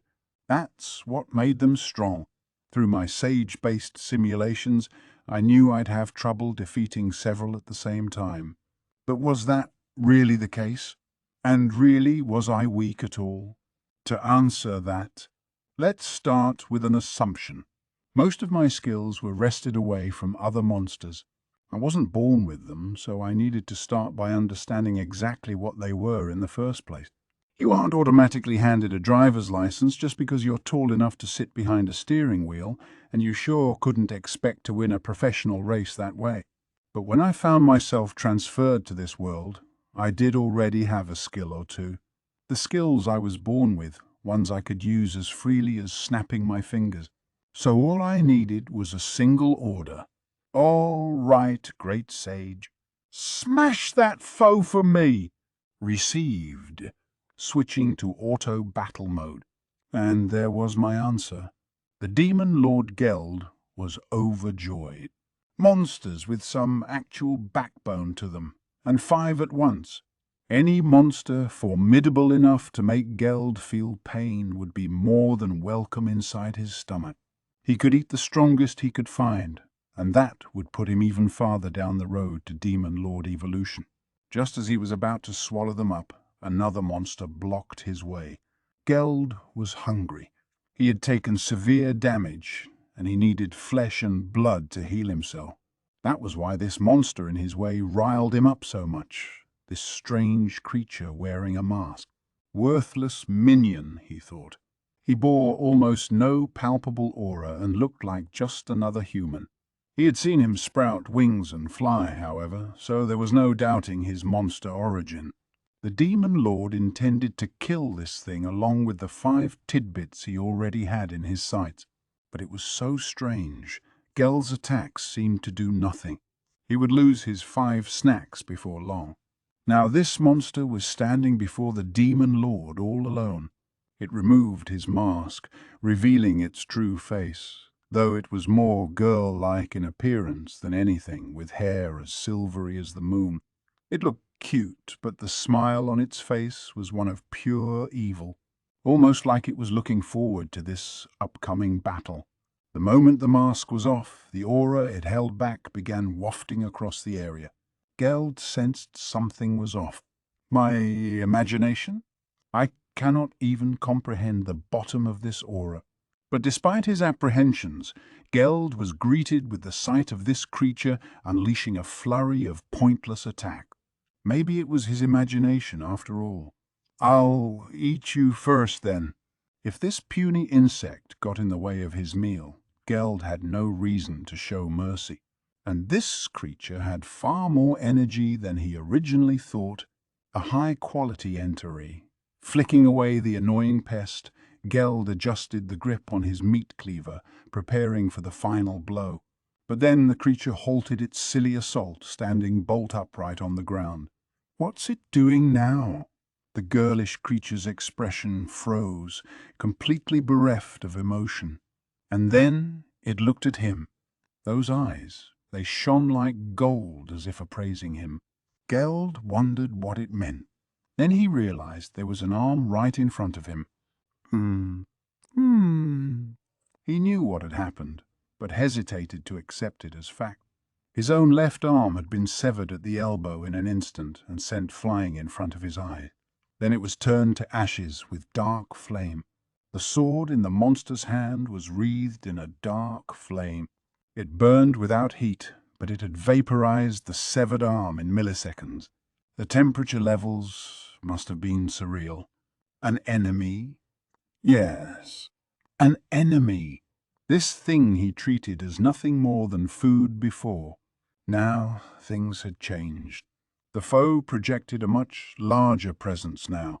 The first enemy the Demon Lord had faced since his evolution made him anxious from head to toe. He began to feel physically uncomfortable. "No, my arm won't regenerate." He checked his own arm. It was burning at the end with dark flame that never seemed to extinguish. It was keeping him from healing, its aura now connected to his enemies. As long as he didn't kill the foe who had put this upon him, the flame would never disappear. Anger began coloring Geld's eyes. He ripped the remainder of the arm off at the shoulder, consuming it in several large bites before regenerating the arm from the socket. Then he thought for a moment. If he didn't have enough power before, he could just use his skills to compensate. This foe's speed was exemplary, but Geld held the power advantage. If he could just crush it, all that speed would be his. Matching his meat cleaver with this monster's moves, nimbler than ever before, he blocked the full brunt of the enemy's force. But the moment sword met cleaver, the dark flame swallowed it whole, melting it. No! The Demon Lord Geld reared back, shocked. Was this an enemy? No. It was a threat. He had to consume it with every power he had at his disposal. Otherwise, he finally realized he would be the one eaten. Geld's aura swelled, releasing a shockwave of force. He watched the monster elude it, then unleashed Death March Dance once more. The magical bolts split into 8 in midair, each bolt hurtling toward its target. Each one was enhanced with Ravenous, bestowed with the Rot property. The monster evaded them as they flitted through the air, absorbing each one of its pursuers. Geld laughed. Now you will be consumed. The 5 fighters from before no longer figured in his mind. All that mattered was the prey in front of him. The monster was still distracted by the magic bolts. He confronted it, reaching out for its body. The foe noticed just in time. It turned, then began to grapple with him. Geld had the strength advantage. I could crush it now, he thought. But then he fell, his balance lost. The foe had kicked him in the knee, shattering it. This innocent little girl. It was unimaginable how quick the strike, how brutal the impact. Geld refused to let go. Ka! Ha! Ha! I like it. I'll eat you just as you are. The prey was in his hands, ready for the first bite. It was helpless now. A little bit of damage was of no concern to Geld. Even that shattered knee was already regenerated, good as new. The demon lord filled his palm with the yellow aura, preparing to infuse it into his prey. Ravenous allowed him to rot his foes directly with a single touch, arresting all their life functions and converting them into more nutrients for him. Every fiber of his being desired to eat this creature, every ounce of energy poured toward his rot skill. And in a moment, his opponent would stop resisting as its body slowly melted into nothing. Things have unfolded just as I thought. With the full support of the great sage unique skill, I was now fighting with my skills at maximum efficiency. I was making complete use of them, but it wasn't because I had leveled up or anything. I wasn't fighting so much as I was letting the sage do the fighting for me. It was a totally optimized approach, leaving everything to good old sage. Just as I figured, it demonstrated perfect mastery of my skill. Once I knew I couldn't overpower Geld, I placed a multi-layer barrier over my sword and imbued it with dark flame. This kept the sword from deteriorating over time, greatly boosting its attack force along the way. Even the skills I never managed to use too well were expertly handled by the sage. It processed all the data at hand and always chose the most effective move to make next. It was covering the entire board as it figured out how to handle the demon lord like a chess problem. But even then, I couldn't let up. Geld was starting to keep up with me speed-wise, and if this battle kept going, it might get worse. And if Resist Flame was one of the potential upgrades, I had nothing on him. Hell, for all I knew, we were already at that point. And besides, everything I had for myself applied equally to the demon lord Geld. He had only just evolved. He was unfamiliar with whatever he had just inherited. Whatever advantage I had, I was losing it with every moment I dawdled. Geld was in the throes of evolution, much as I thought I was. That was why I had to wage the battle this way. Grappling with him was exactly what the sage predicted. It would prove difficult to burn Geld to a crisp with dark flame only. He healed so quickly that it'd take too much time to completely burn him up. It might be possible if we could capture him in a flare circle, though, and that was why I had to subdue him first.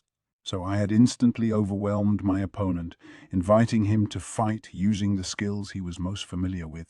The demon lord fell for it beautifully, accepting my test of strength. Just like the sage predicted, Geld wanted to rot me, then consume me.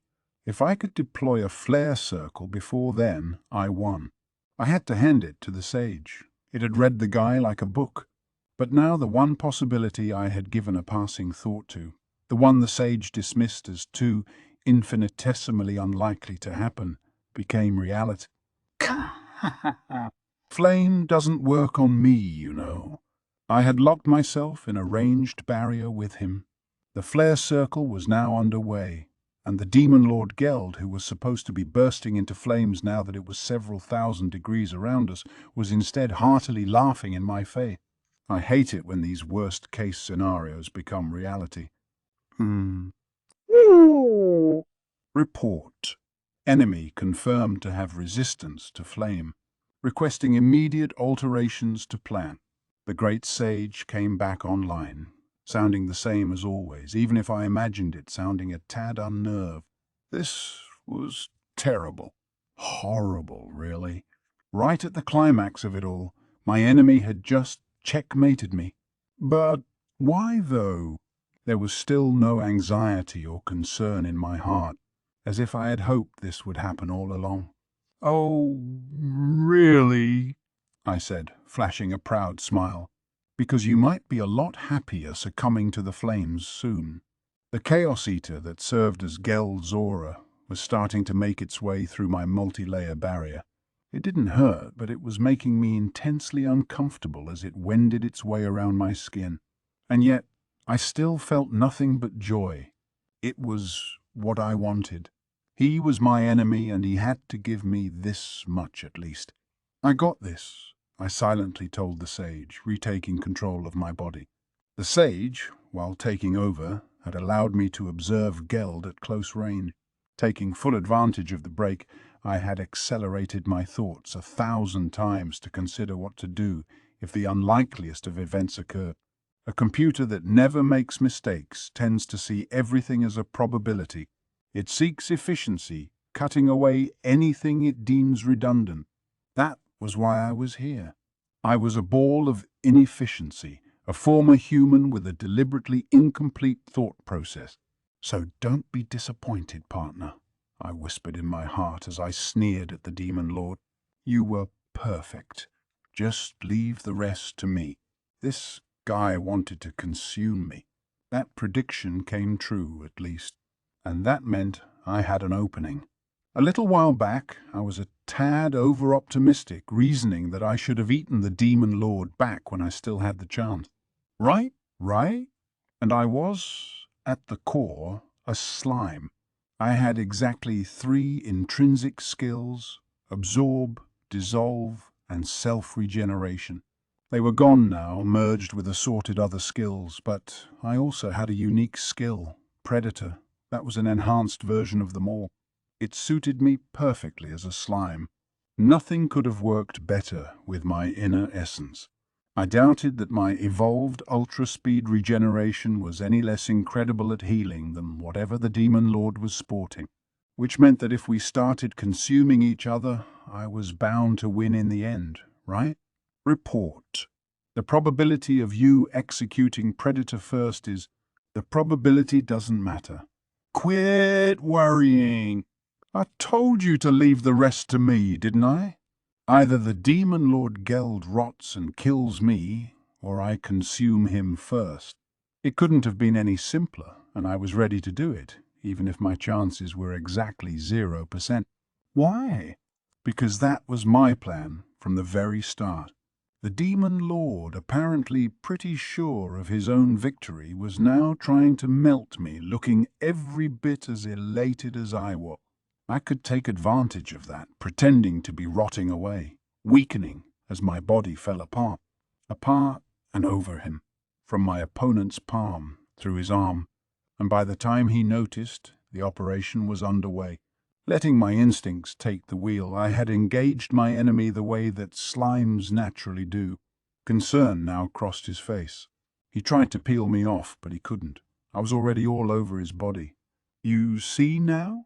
Sorry, but all that strength of yours doesn't mean too much now, does it? No.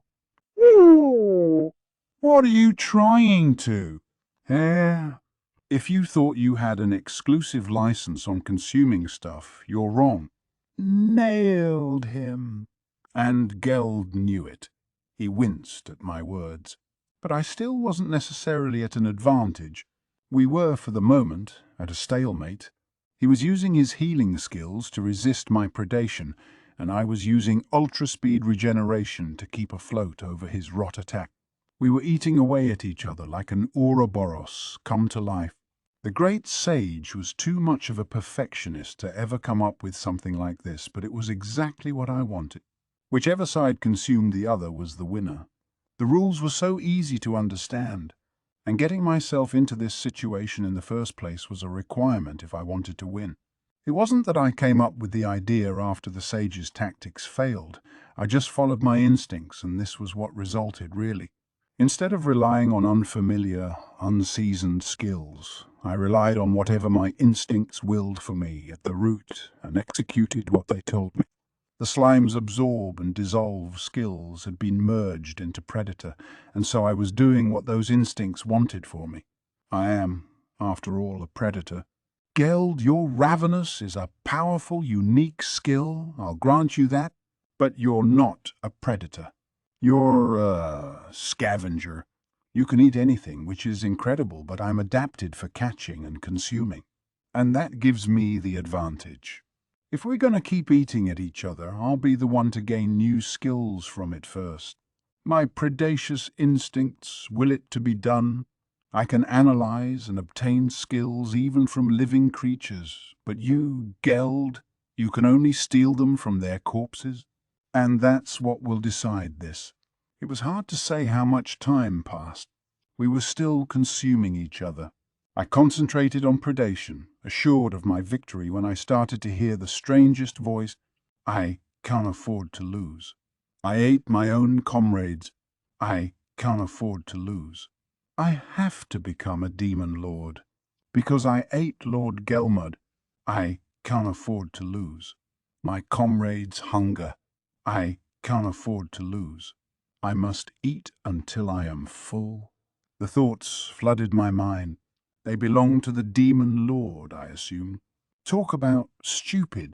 Think whatever you like, I've already won. But I can't afford to lose. I ate my own comrades. I committed a terrible crime. I can't afford to lose. Look, can you forget it already? Let me tell you, this world's all about survival of the fittest, and you aren't fit enough. So you're gonna die? But I can't afford to lose. If I die, I leave the sins of my crimes to my comrades. I don't mind if I alone am sinful. I did whatever was needed to avoid starvation. I will become a demon lord. I will accept all the hunger in the world, so no one else has to feel this famine. I know I can. I am an orc disaster, the consumer of all. And you're still gonna die? But don't worry. I'll eat up all those crimes for you. You what? Eat my crimes. Hummer. And not just yours. I'll eat the crimes of all your friends, too. The crimes of all my friends. How greedy of you. You think so? Yeah. I am greedy. Does that make you feel better? If it does, then just rest a bit and let me eat you already. I couldn't afford to lose. But, I am tired. It is warm in here. Greedy one. You know there will be no tranquility down the road you travel, but you are still willing to take on my crimes. I thank you. My hunger is sated. He was Geld, the orc disaster, and now his consciousness had vanished within me. Confirmed. The orc disaster has disappeared. The unique skill Ravenous has been absorbed and merged with the unique skill Predator.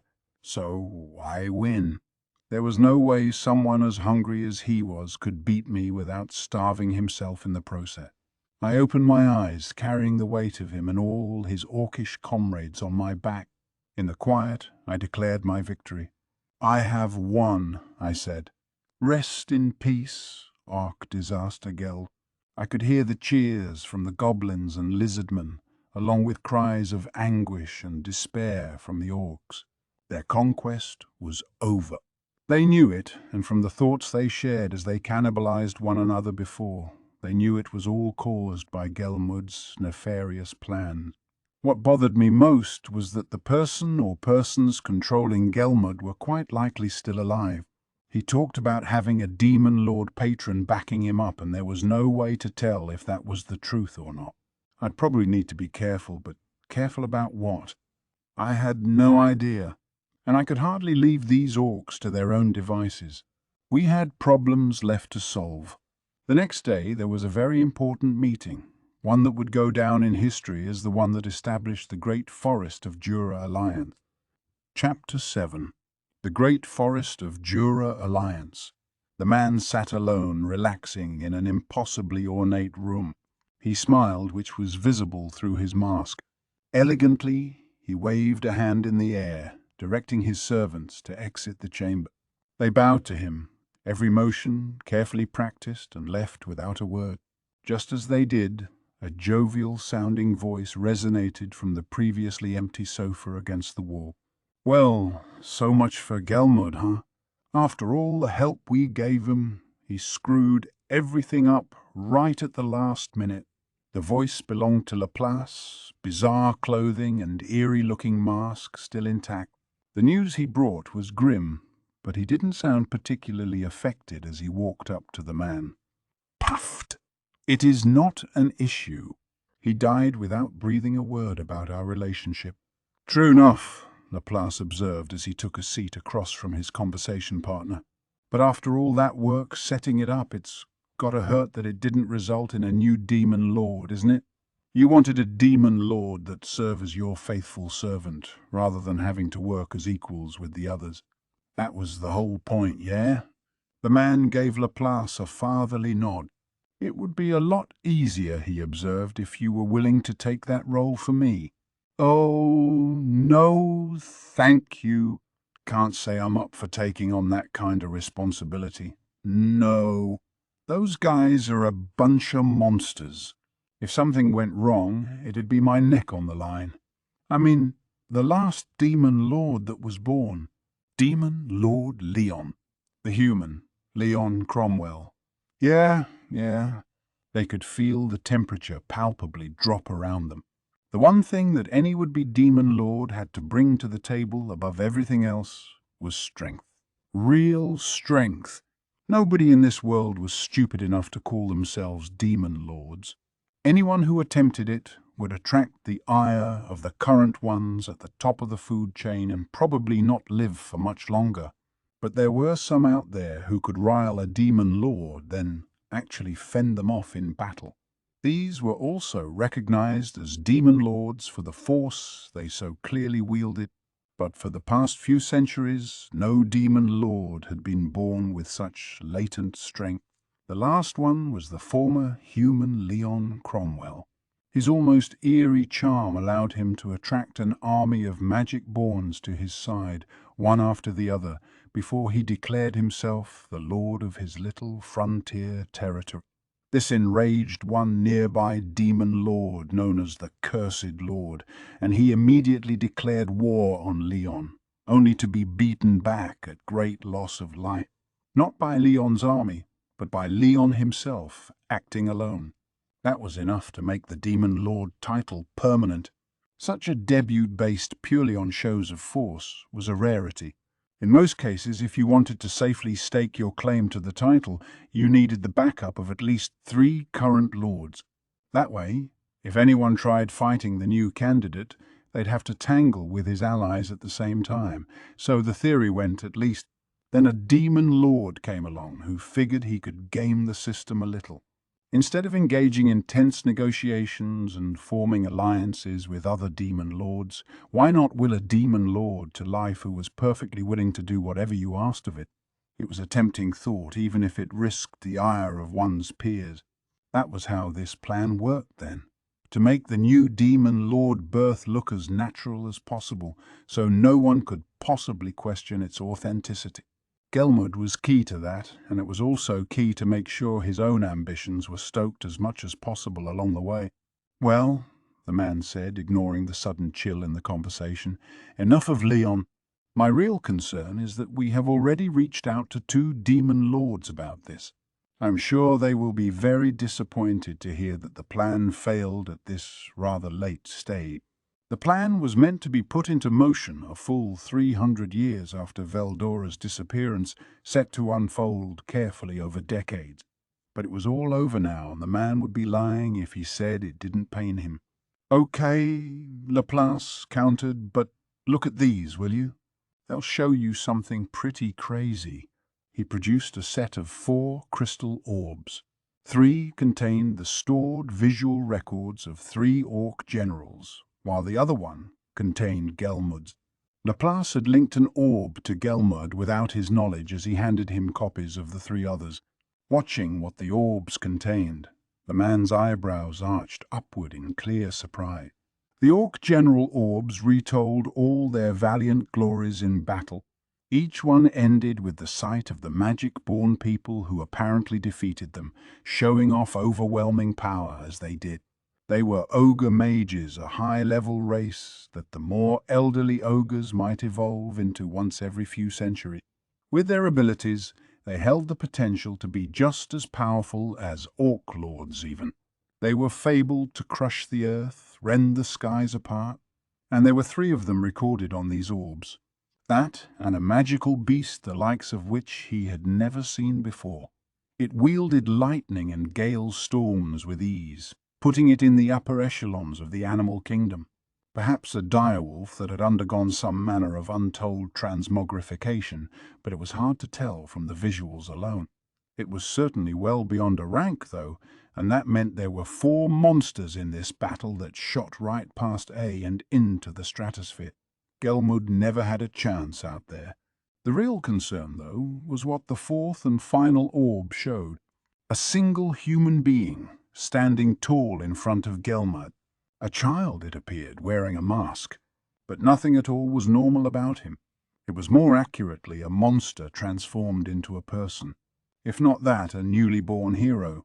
Both men in the room knew that human summoners and otherworlders could often be gifted with astounding abilities, but a child would be too immature to take full advantage of them, and he or she certainly wouldn't be participating in a war between magical beasts and creatures. Thus, by the process of elimination, they assumed this was some manner of monster in disguise. It appeared from the visuals that this child had the 4 enigmatic creatures under his control. When the situation turned to battle, it was clear Gelmud was far out of his element. The image went black quickly, no doubt when some attack landed a telling blow upon him. When all the orbs were sifted through, the man leaned forward and let out a long, deep sigh. Gelmud, an Arank, one of the greatest of those born of magic, had been overwhelmed by a child. A child with 4 upper-level magic-borns of his own. He was still unclear about the ultimate fate of the Orc Lord, but with this kind of force at play, he doubted there was much hope for him. This kind of force. A force that could no longer be ignored. Pretty crazy, eh? Yes, very interesting, the man ventured with a smile. So what now? Laplace took a moment to answer. 2 demon lords just as powerful as he was. And the person he had mentioned the potential birth of a new demon lord, too. There was much to consider. Well, keep the ship afloat for now, is what I'd say. If you think you need any help, you'll get my regular discount, okay? Take care for now, Clayman. He disappeared, leaving the man, the demon lord Clayman, alone in the room. He replayed the orbs several times over, thinking quietly. The battle was over. That was, pretty rough. If he had fully completed his evolution, I don't think anyone could have beaten him. I won precisely because we made it to him in time. Just in time, as it turns out. It would have been so much easier pre-evolution, too. I was still kicking myself over that. But I had it coming. I should have killed him fast instead of getting all cocky. It was more than half luck that earned victory for me in the end. But the rewards I reaped from it made all my regrets look like a drop in the bucket. That's right, it's unique skill time. I had obtained my 4th unique skill from the spirit of the demon lord Geld, although I guess it got merged into Predator without so much as a peep. The great sage gave me the rundown after the battle. Report. Following the merger of the unique skill Ravenous with the unique skill Predator, the unique skill Predator has evolved into the unique skill Glutton. The sage had the habit of combining skills that resembled one another a fair bit, although everything was still downward compatible. I analyzed this new skill, then closed my eyes. This skill, Glutton, consisted of 4 old abilities: predation, stomach, mimic, and isolate, combined with 3 new ones: corrode, receive, and provide. The new ones work like this. Rot. Performs rot on the target, decomposing it if it is organic.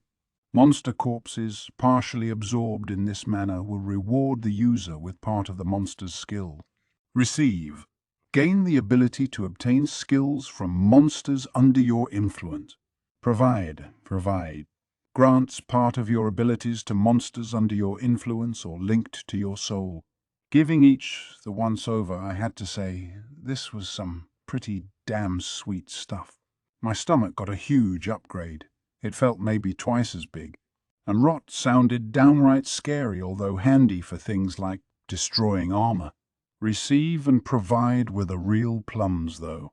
This meant, basically, whatever new skills people like Benimaru and Ranga earned when they evolved, I could get them for myself, right? And redistribute them to anyone on my team I wanted. Understood. You may interpret it as such, yes. However, there are restrictions to providing abilities.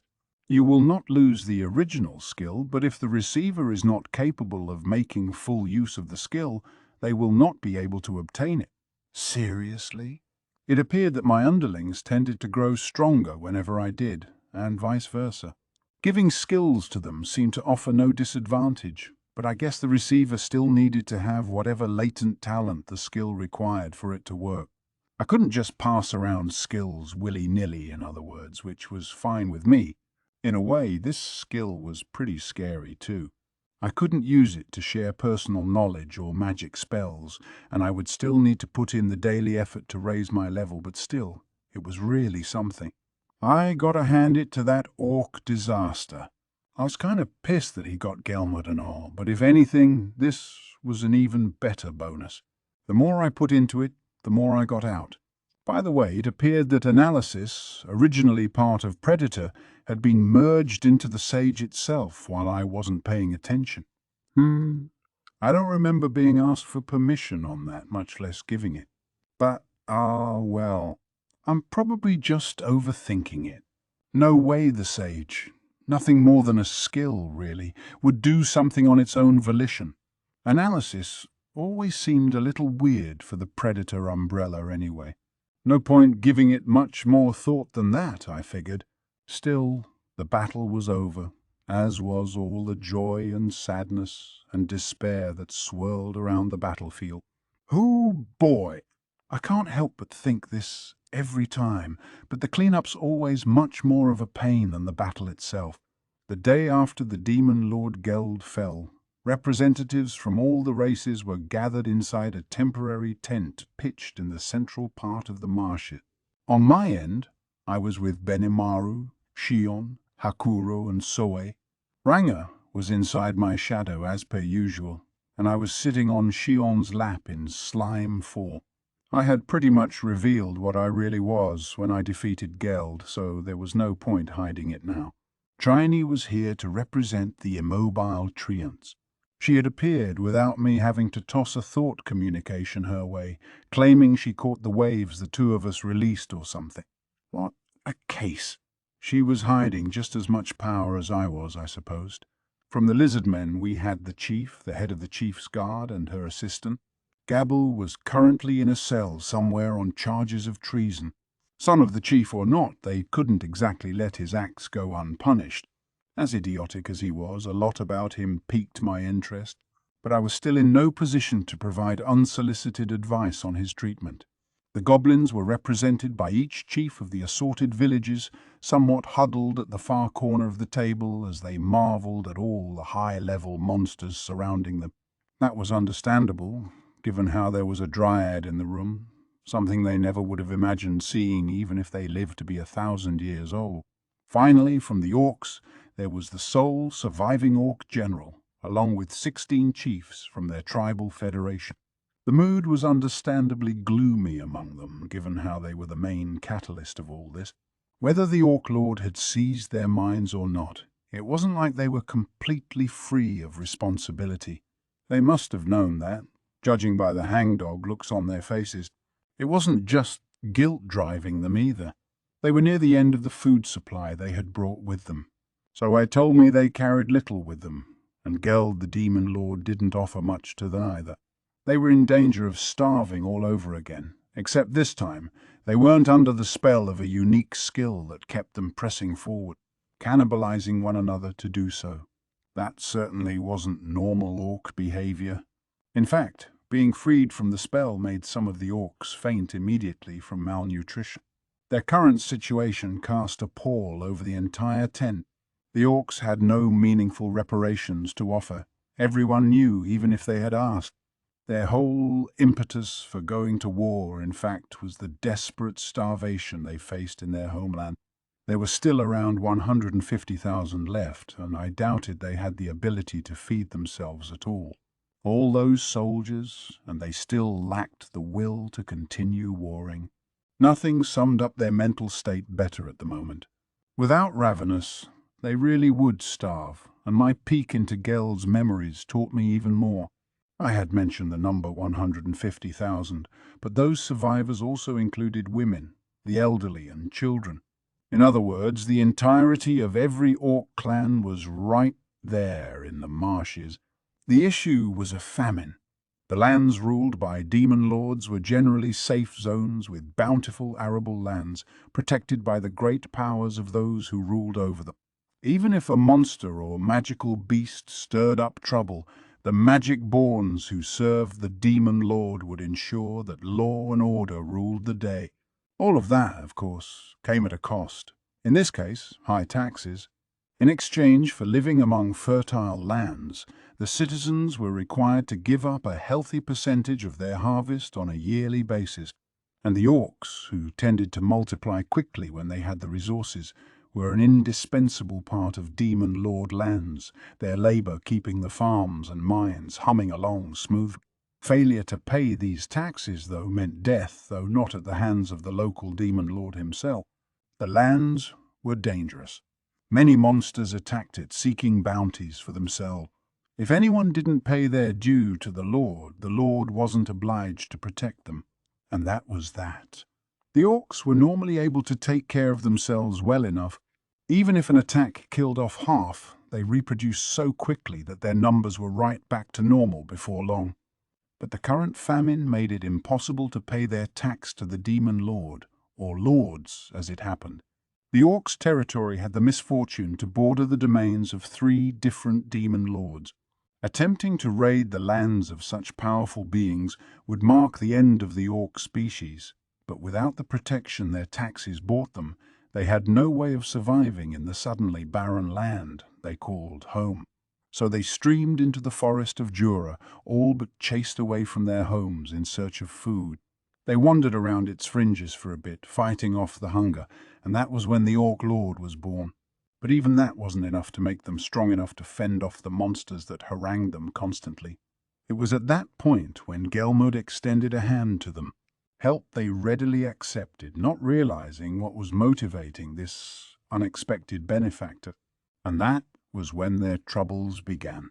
That was about all I knew about them. I didn't have the fine details exactly, but I was still able to glean that much from Geld's mind just before he vanished.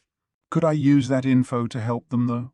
The thought weighed heavily in my mind, just like it did in everyone else's. As we got started, Hakuro would serve as mediator. I asked the Lizardman's chief guard to take the position, but she refused. The role is too weighty for me, she protested. It felt weird to have the losing side in charge of the negotiation, so I threw the responsibility asked Hakuro to handle it since he was practically born for it anyway. Once he declared the meeting underway, silence fell. No one dared open their mouths, instead turning right toward me. What a pain! I really hate meetings. Companies that hold lots of meetings never actually accomplish anything. The important stuff should be left to people capable of handling it, really. But, well, I began. Before we get down to business, I'd like to tell all of you what I know at this point. Everyone's faces tensed up. I tried my best to ignore it as I discussed what I learned from Geld's memories, as well as what Soe had researched for me. The reason why the orcs took up arms and the current state of their affairs, The orc delegation looked at me wide-eyed. I guess they weren't expecting this to come up. As I continued, some began shedding tears. Perhaps they didn't think they'd have a chance to give their side at all. Perhaps they were prepared to die on the spot. Then I gave Hakuro a look, indicating that I wanted to move on. In that case, he said, I would like to make sure all of us are on the same page when it comes to the casualties wrought by this invasion. The conference slowly sprang into action, the lizardmen going first. As they reported their numbers lost, the orcs hung their heads, unable to speak. Well then, Hakuro ventured, do you have any demands you wish to make of the orcs, Chief?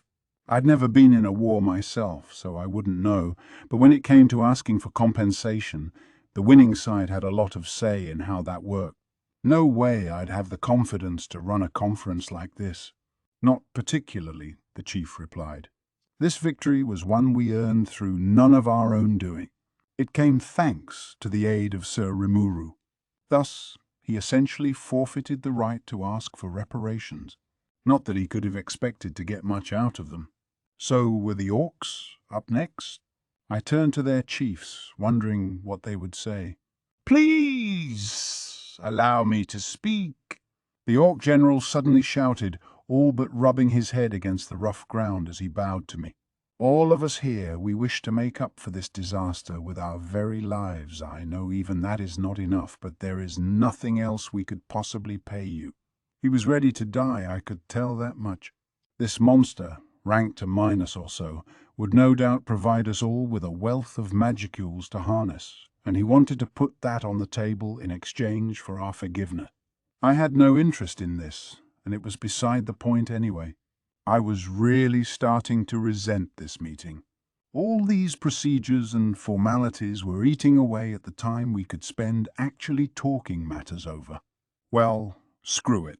Let's try things my way for a sec. One moment, Hakuro said, apparently noticing my intentions. I believe Sir Rimuru has something to say. The orc general fell silent, looking straight at me. So did everyone else. I was never a fan of being the center of attention, but I couldn't exactly say so. I began. I'm going to have to admit that I'm not very good with big meetings like this. So let me just say what's on my mind right now, and maybe we can all mull that over for a little while, all right? First off, I want to make one thing clear. I have no interest in charging the orcs with any crimes or whatever. I went on to explain my reasoning. Staging an invasion of the forest was, if you had to rate it on a scale of naughty or nice, pretty naughty. Whether Gelmud was using and abusing them or not, the moment they said yes to him, they were accomplices. But it was also clear that the forest offered their only possible hope for survival. All the races here might have decided to do the same thing in their shoes. Simply asking us to accept their presence was, I suppose, tough. It would be like asking our neighbors to hand over their land. Nobody would simply roll over and say yes to that, and that was doubly true for the survival of the fittest types around here. There was no point debating over what was now firmly in the past. Right then, we needed to talk about what would happen next. We couldn't spend all day dwelling on apologies and reparations and such. Plus, I promised Geld I would take on all the orcs' crimes for him. Maybe it was pushy of me, but I wanted to make sure everyone knew I was serious about that. That is my thought about this, I said, and I'm sure you all have your own thoughts, but I see no need to punish the orcs for anything. I say this because I promised the Demon Lord Geld as much. I have taken on all the crimes committed by the orcs.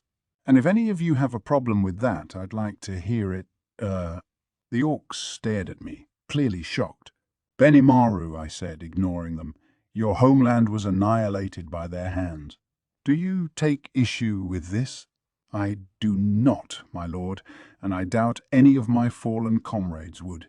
The sole, immovable rule that links all monsters together is that only the strong have the right to survive. We faced up to them without fleeing, and thus we were prepared for the worst. And, Sir Rimuru, we would never have an issue with the decisions you make. The other ogres nodded in agreement. Everyone appeared to be with me. I then turned to the lizardmen, but the chief spoke before I could. We too have no complaint with your stance. There is one thing I wish to ask, however. No complaint? Really? I was kind of expecting some... He was more sympathetic to their plight than I thought, maybe. What is it? It is a good thing, I think, not to pursue the orc's crimes any further. We were saved by you, Sir Rimuru, and are thus in no position to make any grand proclamation. However, there is one thing I wish to be fully clear on. The chief stopped and looked straight at me. Are you suggesting, Sir Rimuru, that we accept the entire orc population's right to live in this forest? And here we go. It was an obvious question, and it came at a critical time. I am, I said as graciously as I could. Instantly, the meeting erupted into a commotion. The orcs, shocked, discussed whether such a thing was even possible. The goblins were screaming incoherently, some foaming at the mouth. Trini watched silently, gauging the situation with a hostile eye. Only my ogre mage friends remained undisturbed. Silence! Hakuro shouted, finally bringing order back to the tent after a prolonged furor. He had waited for everyone to get over their initial surprise before giving the command. I understand what all of you are thinking, I said, and I understand how the thought makes you nervous. And you're right, I have no idea whether it's possible or not. But I think it is. Like I said, I just want you to hear me out. So I began talking about my idea. The vision of a great forest of Jura alliance, a proposal that would have been dismissed as a hopeless dream at any other time. Even if we let every orc in the marsh off the hook right now, they were still doomed to starve. The straggler forces left without stronger leadership would form small raider bands that strike the lizardman and goblin villages before long. They had nothing to eat, no place to live, and nothing about this conference would mean anything until we tackled that fundamental issue.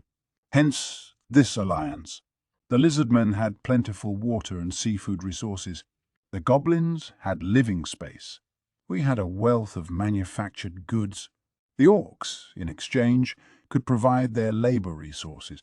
Their settlements would have to be spread out among us all to some extent. They numbered in the 6 figures after all, but I was sure we could maintain decent lines of contact. We'd need to put some in the mountains, some in the foothills, some by the river, and some deeper in the forest. My team and I could provide technical home-building assistance, although we still wanted them to handle their own affairs otherwise. We were already short on labor in my town. We didn't have the capacity to look out for others.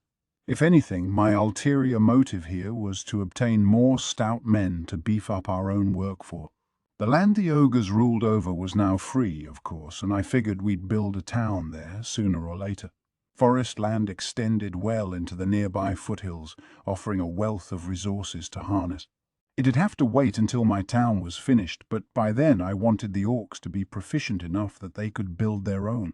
Then all the dispersed orc populations would have some place to live together again.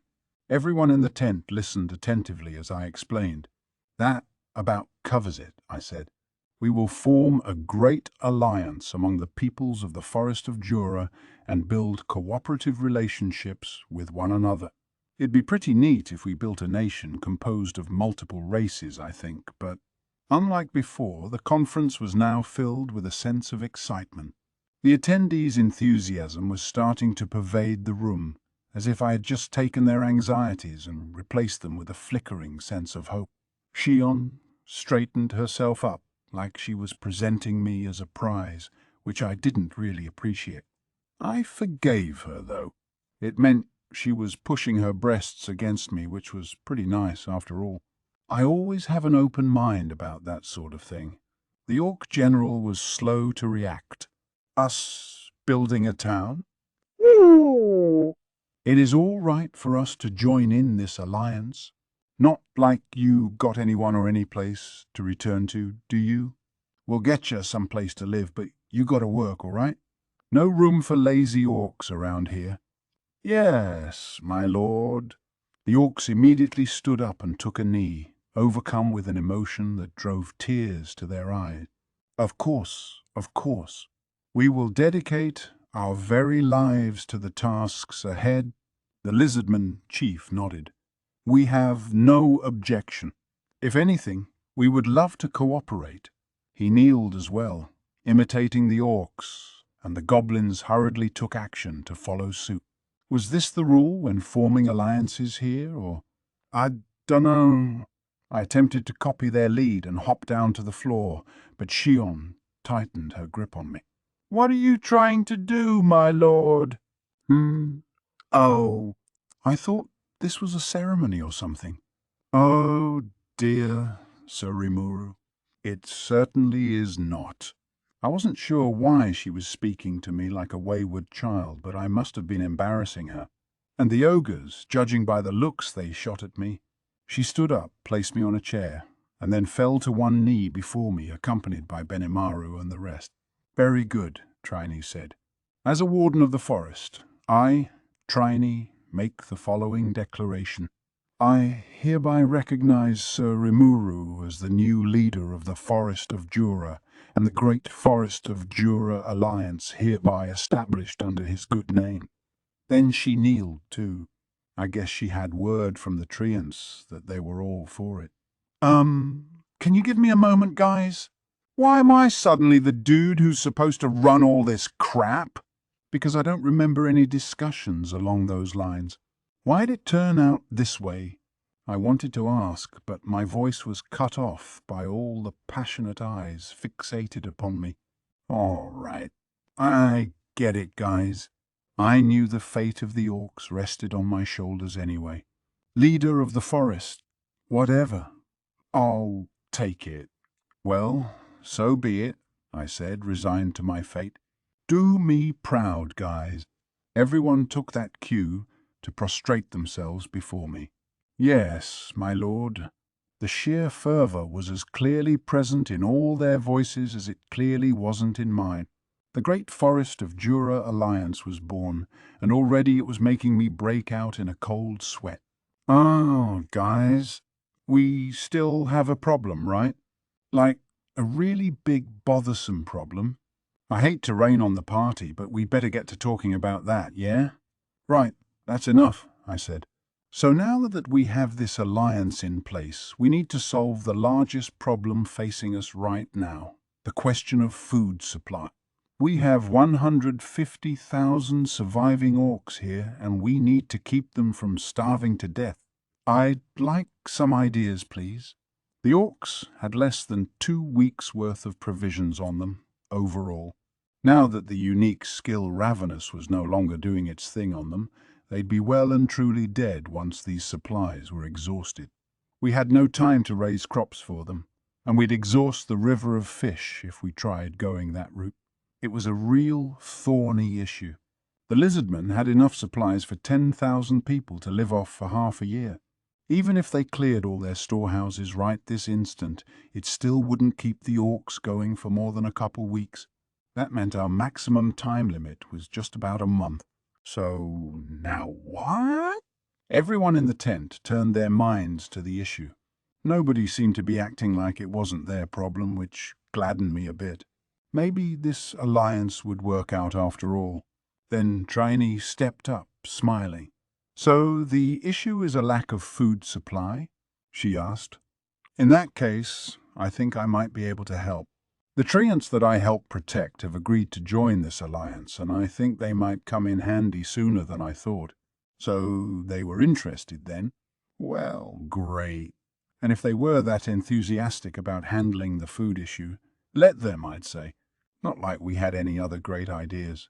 With all our most pressing issues covered, we ended the conference, and that was the day my name was first written down in the annals of history. The day our great alliance was formed was one which, I suppose, no monster would ever be able to forget. It was, after all, the day I decided that each and everyone needed a name. Which, yeah, I said I would, and I was super cool about it. But why were they counting on me to come up with all those names? I mean, yeesh, 150,000 orcs alone. Insane. It took me 3 days to come up with 500 goblin names. Guys, I couldn't imagine how long it'd take to handle this job. I gave serious thought to simply up and running away this time, but I still had all those orcish crimes to gobble up for them. Orcs were D-ranked monsters by nature, but they were more like C+, while the Orc Lord was still influencing them. So basically, this was just a matter of me taking in the magicules lost to the air after Geld's defeat and breathing them back into each one. That way I could name them all without exhausting myself in the process. The problem I had, though, was what the names should be. Simply going down the alphabet wouldn't save me this time. Maybe I could divide them by race or start giving out last names or something, but managing all that would be even more of a hassle. In the end, the solution I came up with was as simple as it was beautiful. The perfect series, one that I could extend for as long as necessary, all the way to infinity. That's right, numbers. It was a little like assigning an ID number back in my homeworld, but damn, did it make things easier for me? So I had all the orcs in the marsh stand in neat lines before me. I was worried they might resent being given such unfashionable names without any right to say no, but the magic they had lost could directly lead to their death. They might decide to take matters into their own hands if it came to that, and then the village raids would begin. The cause of this confusion was the orcs' numbers. There were too many, in other words, and naming them would help with that too. Evolving into a higher-level monster would do a lot to lower their reproductive rate, something I saw for myself with the hobgob. Now was no time for me to moan about my responsibilities. As Benimaru said, they always had the right not to be named if they didn't want to. I spread the word, since it had certainly saved me some time, but not a single one took me up on the offer. So much for that. And so the ordeal began. I decided to start by assigning a basic sort of tribal name to each one.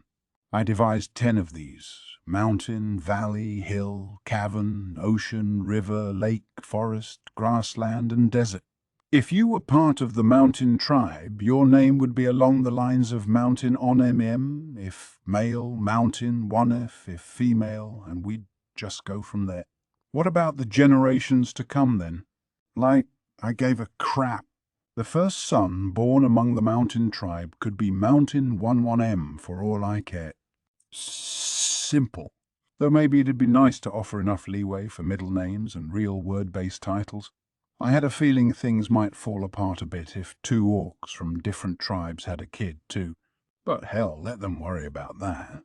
I didn't care, and so I consumed some magic lost from each orc and used it to name each one in succession.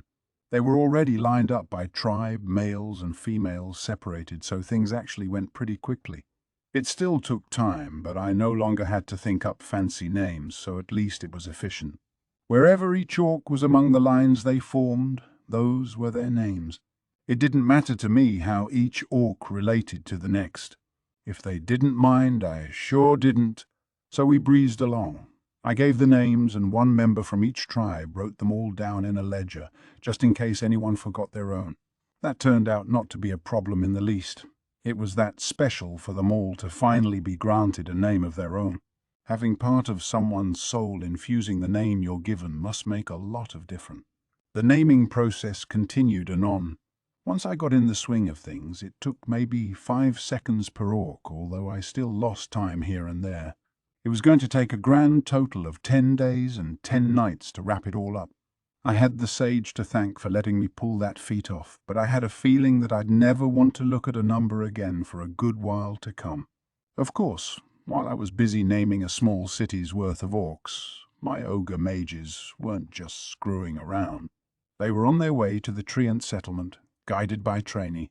I had left procuring our food supply to them, although privately I had my concerns about how they'd come up with enough. Treants were monsters that lived off water, sunlight, air, and magic.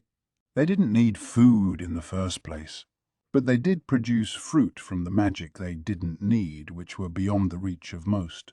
Treants couldn't set foot nor root outside of their own sanctuary, so they simply collected and stored the fruit on site. These were magical fruits, of course, and when dehydrated they would never go bad. People called these dried treants, and as I found out later, they were considered rare delicacies on the public market, going for outlandish prices among foodies and the like. Considering how treants almost never connected to the outside world, you just didn't see them all that much. But rarity alone didn't dictate the prices. Dried treats were packed with an intense amount of magical energy, enough to keep you alive and well for 7 days at a time without even feeling hungry. A condensed drop of manna from heaven, in other words. It was these dried treants that we were apparently going to receive a bountiful supply of, helping the orcs stave off starvation. I wasn't too worried about the transport process. Keeping up proper supply routes was always the thorniest part of waging war. Starving the soldiers on the front lines quickly spelled total defeat. They needed to be fed, and that was always a logistical challenge, but these fruits didn't take up much space at all. The real problem was transport time, and the Tempest Wolves were ready to help with that. Or to be exact, the Star Wolves evolved from them. As a newly minted Tempest Star Wolf and leader of his pack, Ranger was able to evolve all the other wolves in his pack to regular non-Tempest Star Wolf status. Each one was ranked around B, making them high-level magical beasts, and while we still only had 100, I had a feeling we'd be caring for more soon. As part of his newfound skills, Ranger was able to summon something he called a Star Leader and a Minus Commander Wolf that would serve as his representative during the transport effort. His take on replication, I supposed. He could summon and dispel it at will.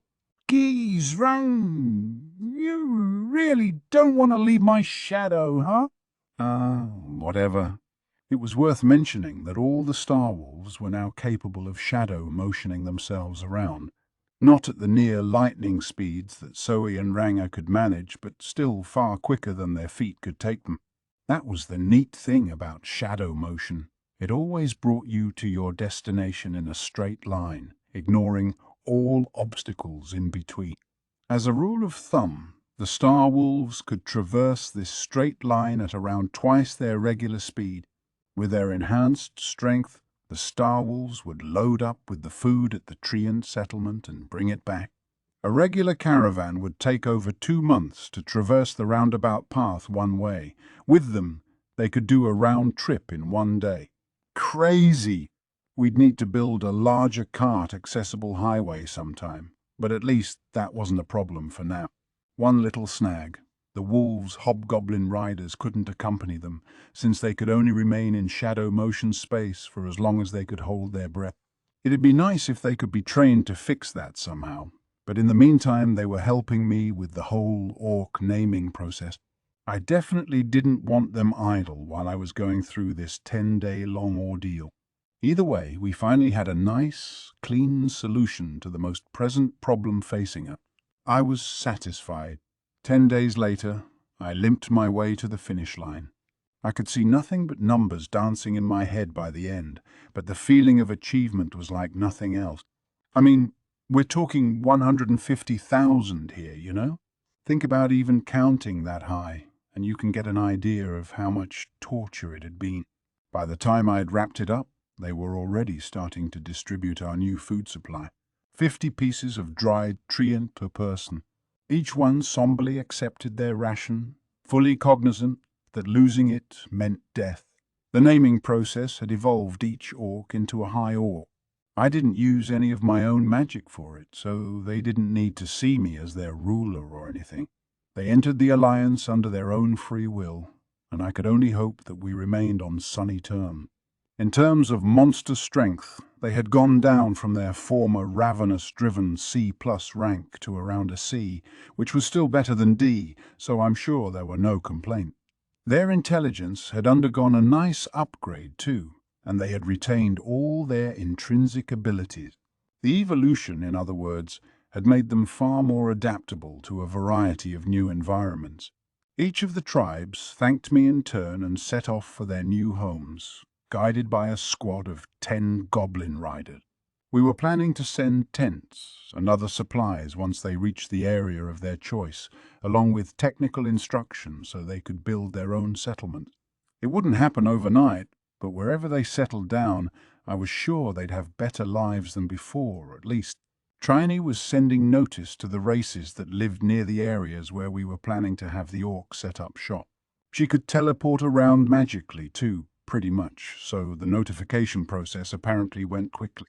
Nobody would be willing to turn down the request of a dryad, whatever they thought about it internally, so I hoped no major problems cropped up. We had deliberately chosen areas that weren't populated by intelligent races, so I figured we'd be fine, but you never know. Soon, the High Orcs set off on the road to their new lives. But we weren't done yet.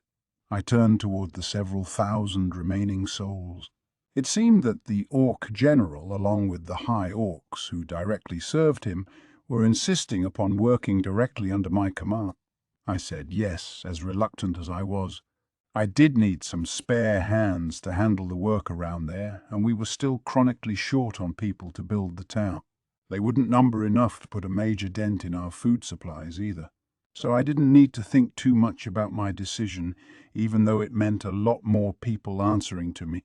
Around 2,000, in fact, the remainder of the elite Orc Corps, numbering 2,000 or so, decked out in their black full-plate armor. Their strength must have been what helped them survive this long. If they were going to be my elite guard of sorts, I couldn't very well put them in the same naming series as the rest. But if not, what then? Given the yellow auras they emitted, I figured I'd name their tribe after that color instead. Through the lens of analyze and assess. Like Shuna, I could use it to analyze people to some extent via my eyes alone. I sized up the elite guard, then lined them up in the order I decided on. I then gave them numbers from strongest to weakest, without dividing them by gender. Such was the birth of what would later be called the Yellow Numbers. That left only the Orc General to tackle. I had a feeling I'd have to contribute some magic of my own into this one. Fortunately, I already had a name picked out. Hopefully, he'd be able to pick up where the previous Orc Lord left off. I hereby declare that you shall inherit the will of the Orc Disaster. You shall be called Geld from now on. Yes, sir. Our eyes met. His overflowed with tears. And the moment I gave the name, the Orc General's body was wrapped in a yellow aura as he began to evolve. At the same time, I could feel the magic flowing out of me. Oh, crap. Not that much. Once more, I was back in sleep mode. I have taken the wrong path, but I am happy now. In the end, I was fulfilled. Lord Geld, I will take your name and your will. May you rest in peace. Indeed, there is no need for you to suffer any longer. You did not warn your father, and no one will blame you for that. I am here precisely because he survived back then, and your crimes will disappear as well. Yes, my lord. By the name I have taken up, I swear to protect the one who has taken all our sins for himself. Indeed, I trust you will. All the magic I put into that sent me into a deep sleep again. I suppose the exact level of consciousness I retained depended on how much magic I spent. I felt like I had some kind of weird dream, but I couldn't remember what it was. You'd think I would. I don't need to sleep any longer, so any dream was bound to be pretty valuable. Couldn't do much about it then, though. I awoke to a situation that I probably should have expected by now. There were 2,000 soldiers in front of me, now High Orcs. Still ranked C+, since they were stronger than the rabble, I guess. Geld, though. My loyalty is forever yours, my lord, he shouted as I groggily tried to get it together.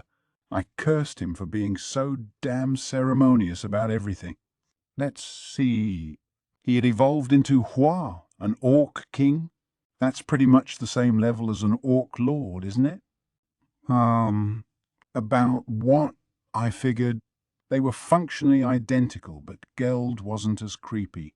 He had also gained the unique skill gourmet, which granted him abilities like stomach, receive, and provide.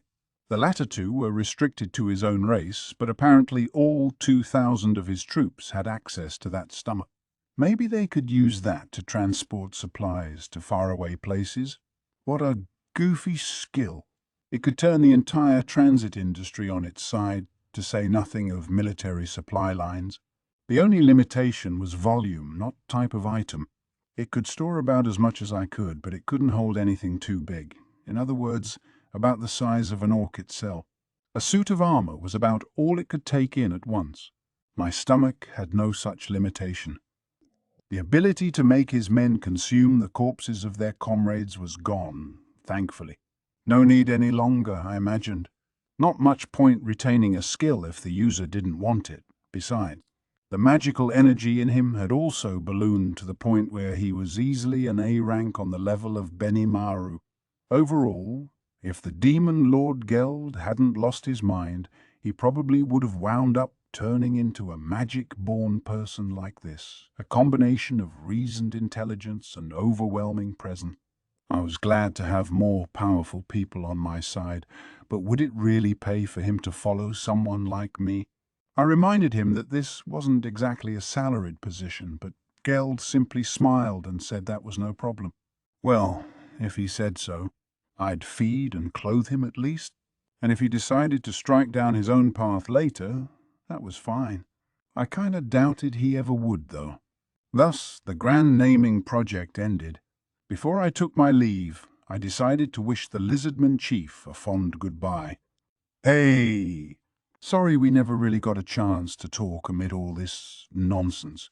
Hope we can keep this ship sailing smoothly, huh, Chief? Ah, hello there, Sir Rimuru. There's no need to call me Chief like that. It puts me on edge to hear it from you, he exclaimed in surprise. I knew the monsters had other ways of identifying themselves, but I wasn't delicate enough to pick up on that junk. His not having a name really annoyed me. Well, yeah, but I know. You're Gabil's father, right? Why don't you try calling yourself Abil or something? I always had a tendency to blurt out whatever was on my mind like that. What? What? He exclaimed, half in shock. And so, in the midst of a little friendly chit-chat, it came to pass that I named the lord of all the lizardmen who walked the earth. Not every lizardman who existed. Oh, nothing that big again. Just the chief, I figured, and maybe others later as kind of a reward for their exploits in battle or whatever. That I inadvertently transformed him into a dragonaut just because he didn't like Chief. Well, who'da thunk? Everything was now well and truly wrapped up. Only about 3 weeks had passed, but I felt like I was now a battle-hardened veteran. Really, I'm pretty sure I fought harder than anybody else in the marshes. These death matches were really trying on a body. Let's just go home and relax a bit. Gable was marched up to his father, Abil, the chief. He had been hauled off to jail the moment the battle had ended, given 1 morning meal and 1 evening meal a day, and otherwise nobody said anything to him. That had continued for 2 weeks straight. His crime of rebellion was obvious to all, and he had accepted this punishment without complaint. He had had the best of intentions when he did the deed, but the results had almost brought the lizardmen to the brink of extinction. This was all his fault. He recognized that, and he could neither make excuses for it nor intended to. He figured he would receive the death penalty, and the thought did not particularly bother him. But when he closed his eyes, he could remember the incident. It was more shocking to him than anything, and it made the betrayal of the one who believed in him seem like a petty detail by comparison. It was the magic-born disguised as a human being completely dominating him, and then taking on the demon lord himself. Even now he could perfectly recall the sweet little child, his silvery hair flowing in the wind. It almost moved Gabil to tears, the sight of this creature standing strong to protect him. Any pain and anger he felt at Gelmud for turning his back on him was immediately whisked away. All that Gabble had left was his near worshipful adulation for this creature. But what was even more shocking was the way he then transformed into a slime. The very slime he had dismissed as a low-level piece of garbage. That's right, low-level. He was, but he wasn't too. That slime was special. Not in a unique or a named way. Even more special than that. If he ever got the chance, Gabble wanted to ask, "Why did you help me?" This slime named Rimuru had no reason to rescue this worthless, completely bamboozled lizardman, this utter buffoon. It was the one thing Gabble thought about for those 2 weeks. Now he was in front of the chief. He turned his face upward, finding it hard against the heavy atmosphere surrounding him. His father stood there like a grand boulder, and his eyes opened wide. The chief was brimming with youth, such was his newfound strength. Despite his father's power, Gabble dared to defy him just because he had a name and his father didn't. He realized his eyes had deceived him all along, and now he mourned that fact. His father seemed far stronger than he remembered. It didn't seem possible. Gabble looked up, locking eyes with him, though the chief betrayed no emotion. One look at his cold, calculating eyes was all Gabble needed. He'll put me to death.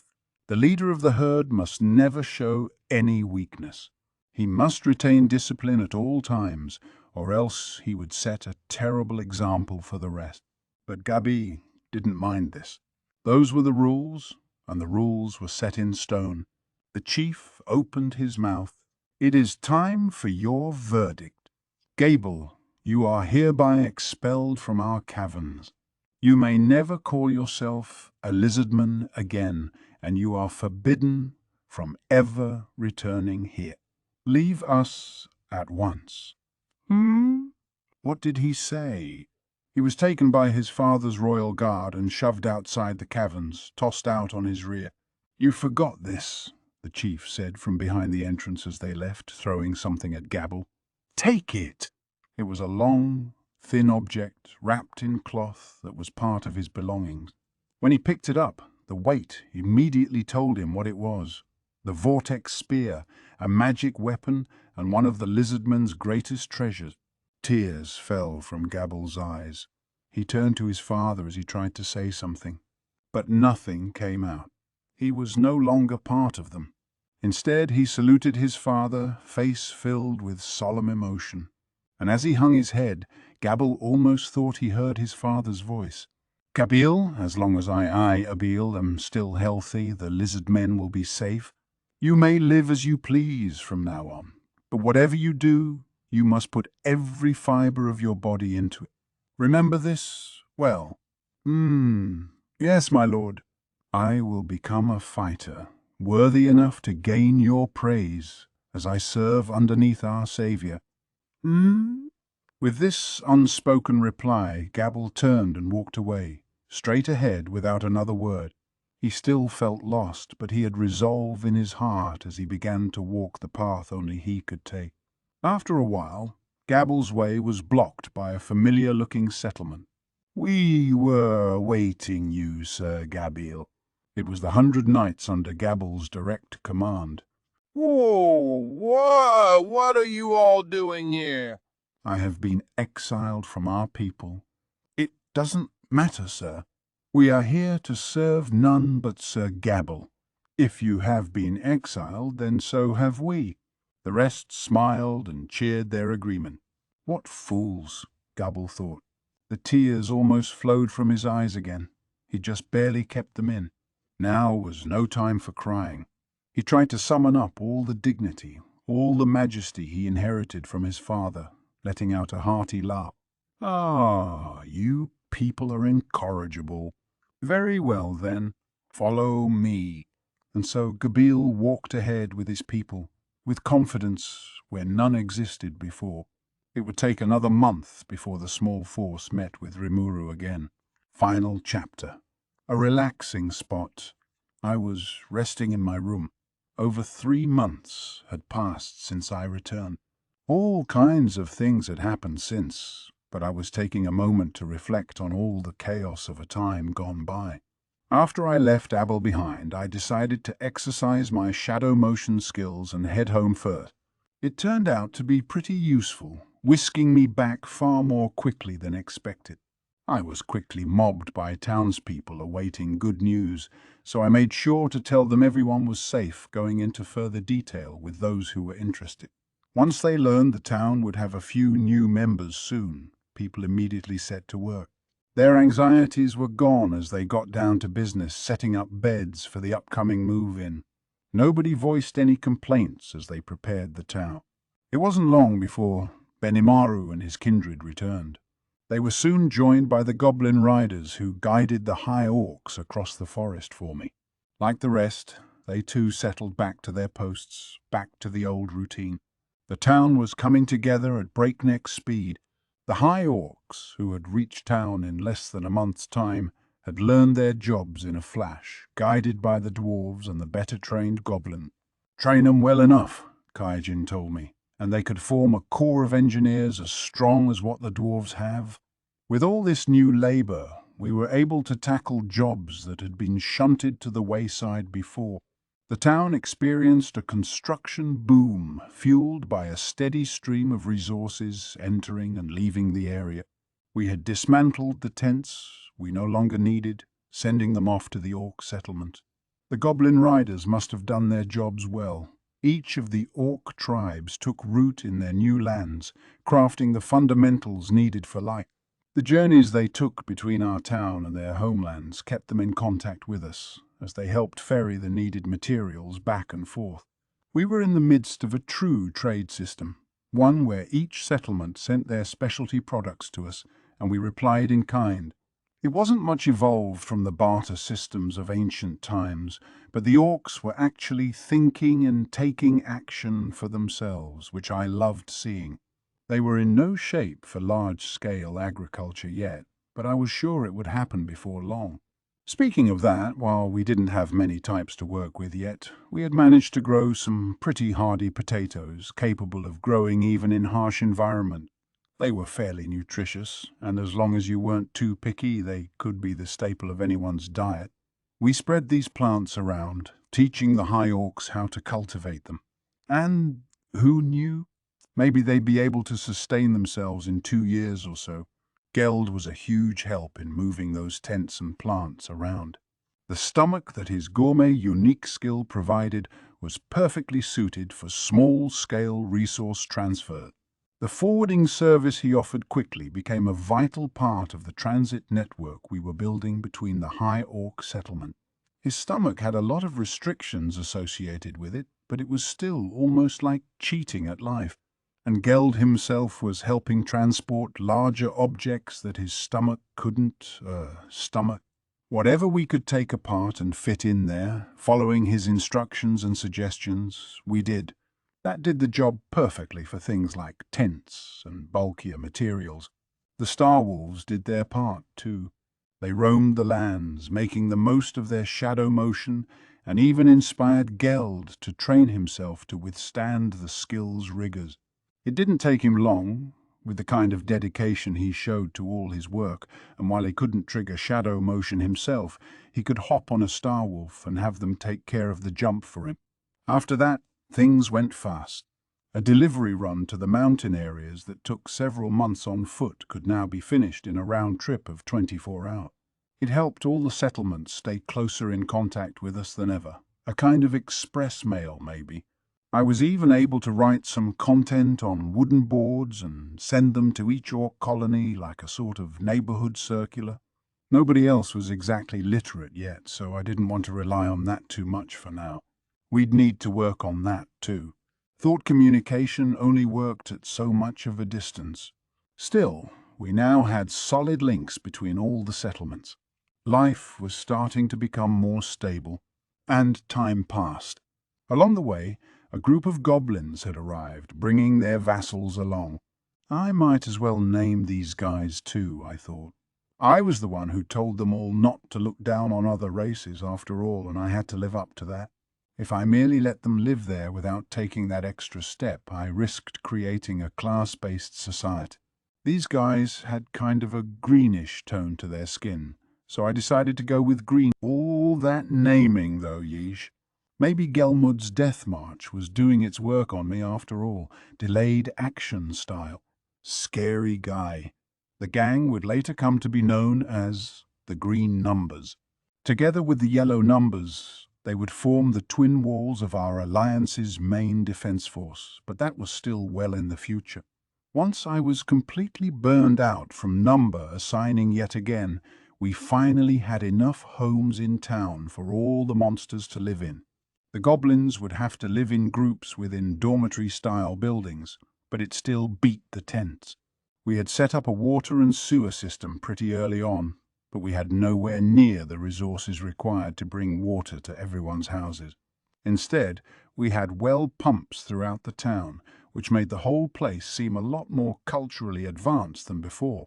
Having real flush toilets was incredible too. You still had to fetch water from a well and fill up the toilet tank yourself, but we were a town of overpowered, muscle-bound monsters, so it was no big deal. After all, I didn't want this town stinking of excrement here and there. That was one must I refuse to give up. Plus, some of them didn't even generate any crap to flush anyway. Me, for example. We still had a lot of things on the back burner, but I supposed we had time. We had a town to build, and it was never gonna happen overnight.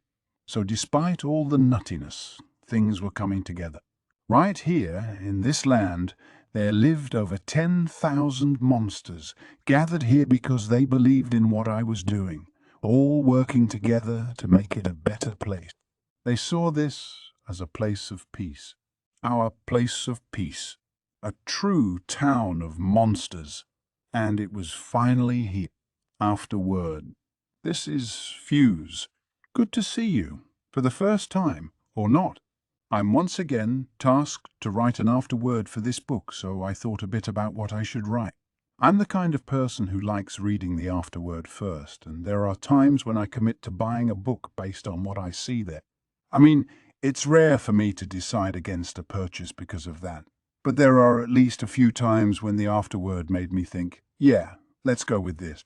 So even though this is just the second afterword I've ever written, the process is already starting to make me nervous. This second volume is a revised edition of the original web version, with a bunch of rewrites and additions to cover things that didn't get enough attention online. I was planning to write a bonus chapter for this volume as well, but we wound up adding so much to the main text that we ran out of pages and I had to give up on it. The story still uses the web version as a base, diving even deeper into the story than ever before, and even going in completely different direction. How did you like it? If you're familiar with the original, hopefully you'll see it as a much deeper tale than before. It'd be nice if I managed that at least. Speaking of that, I have now officially completed the web version of that time I got reincarnated as a slime. I have a few ideas for extra content and side stories to tackle, but either way, it's done. Now it's time to work on the published editions, and I hope to continue receiving your support as I wend my way through this. Thank you for buying this ebook, published by Yen On. To get news about the latest manga, graphic novels and light novels from Yen Press, along with special offers and exclusive content, sign up for the Yen Press newsletter. Sign up or visit us at Yen Press. Book link.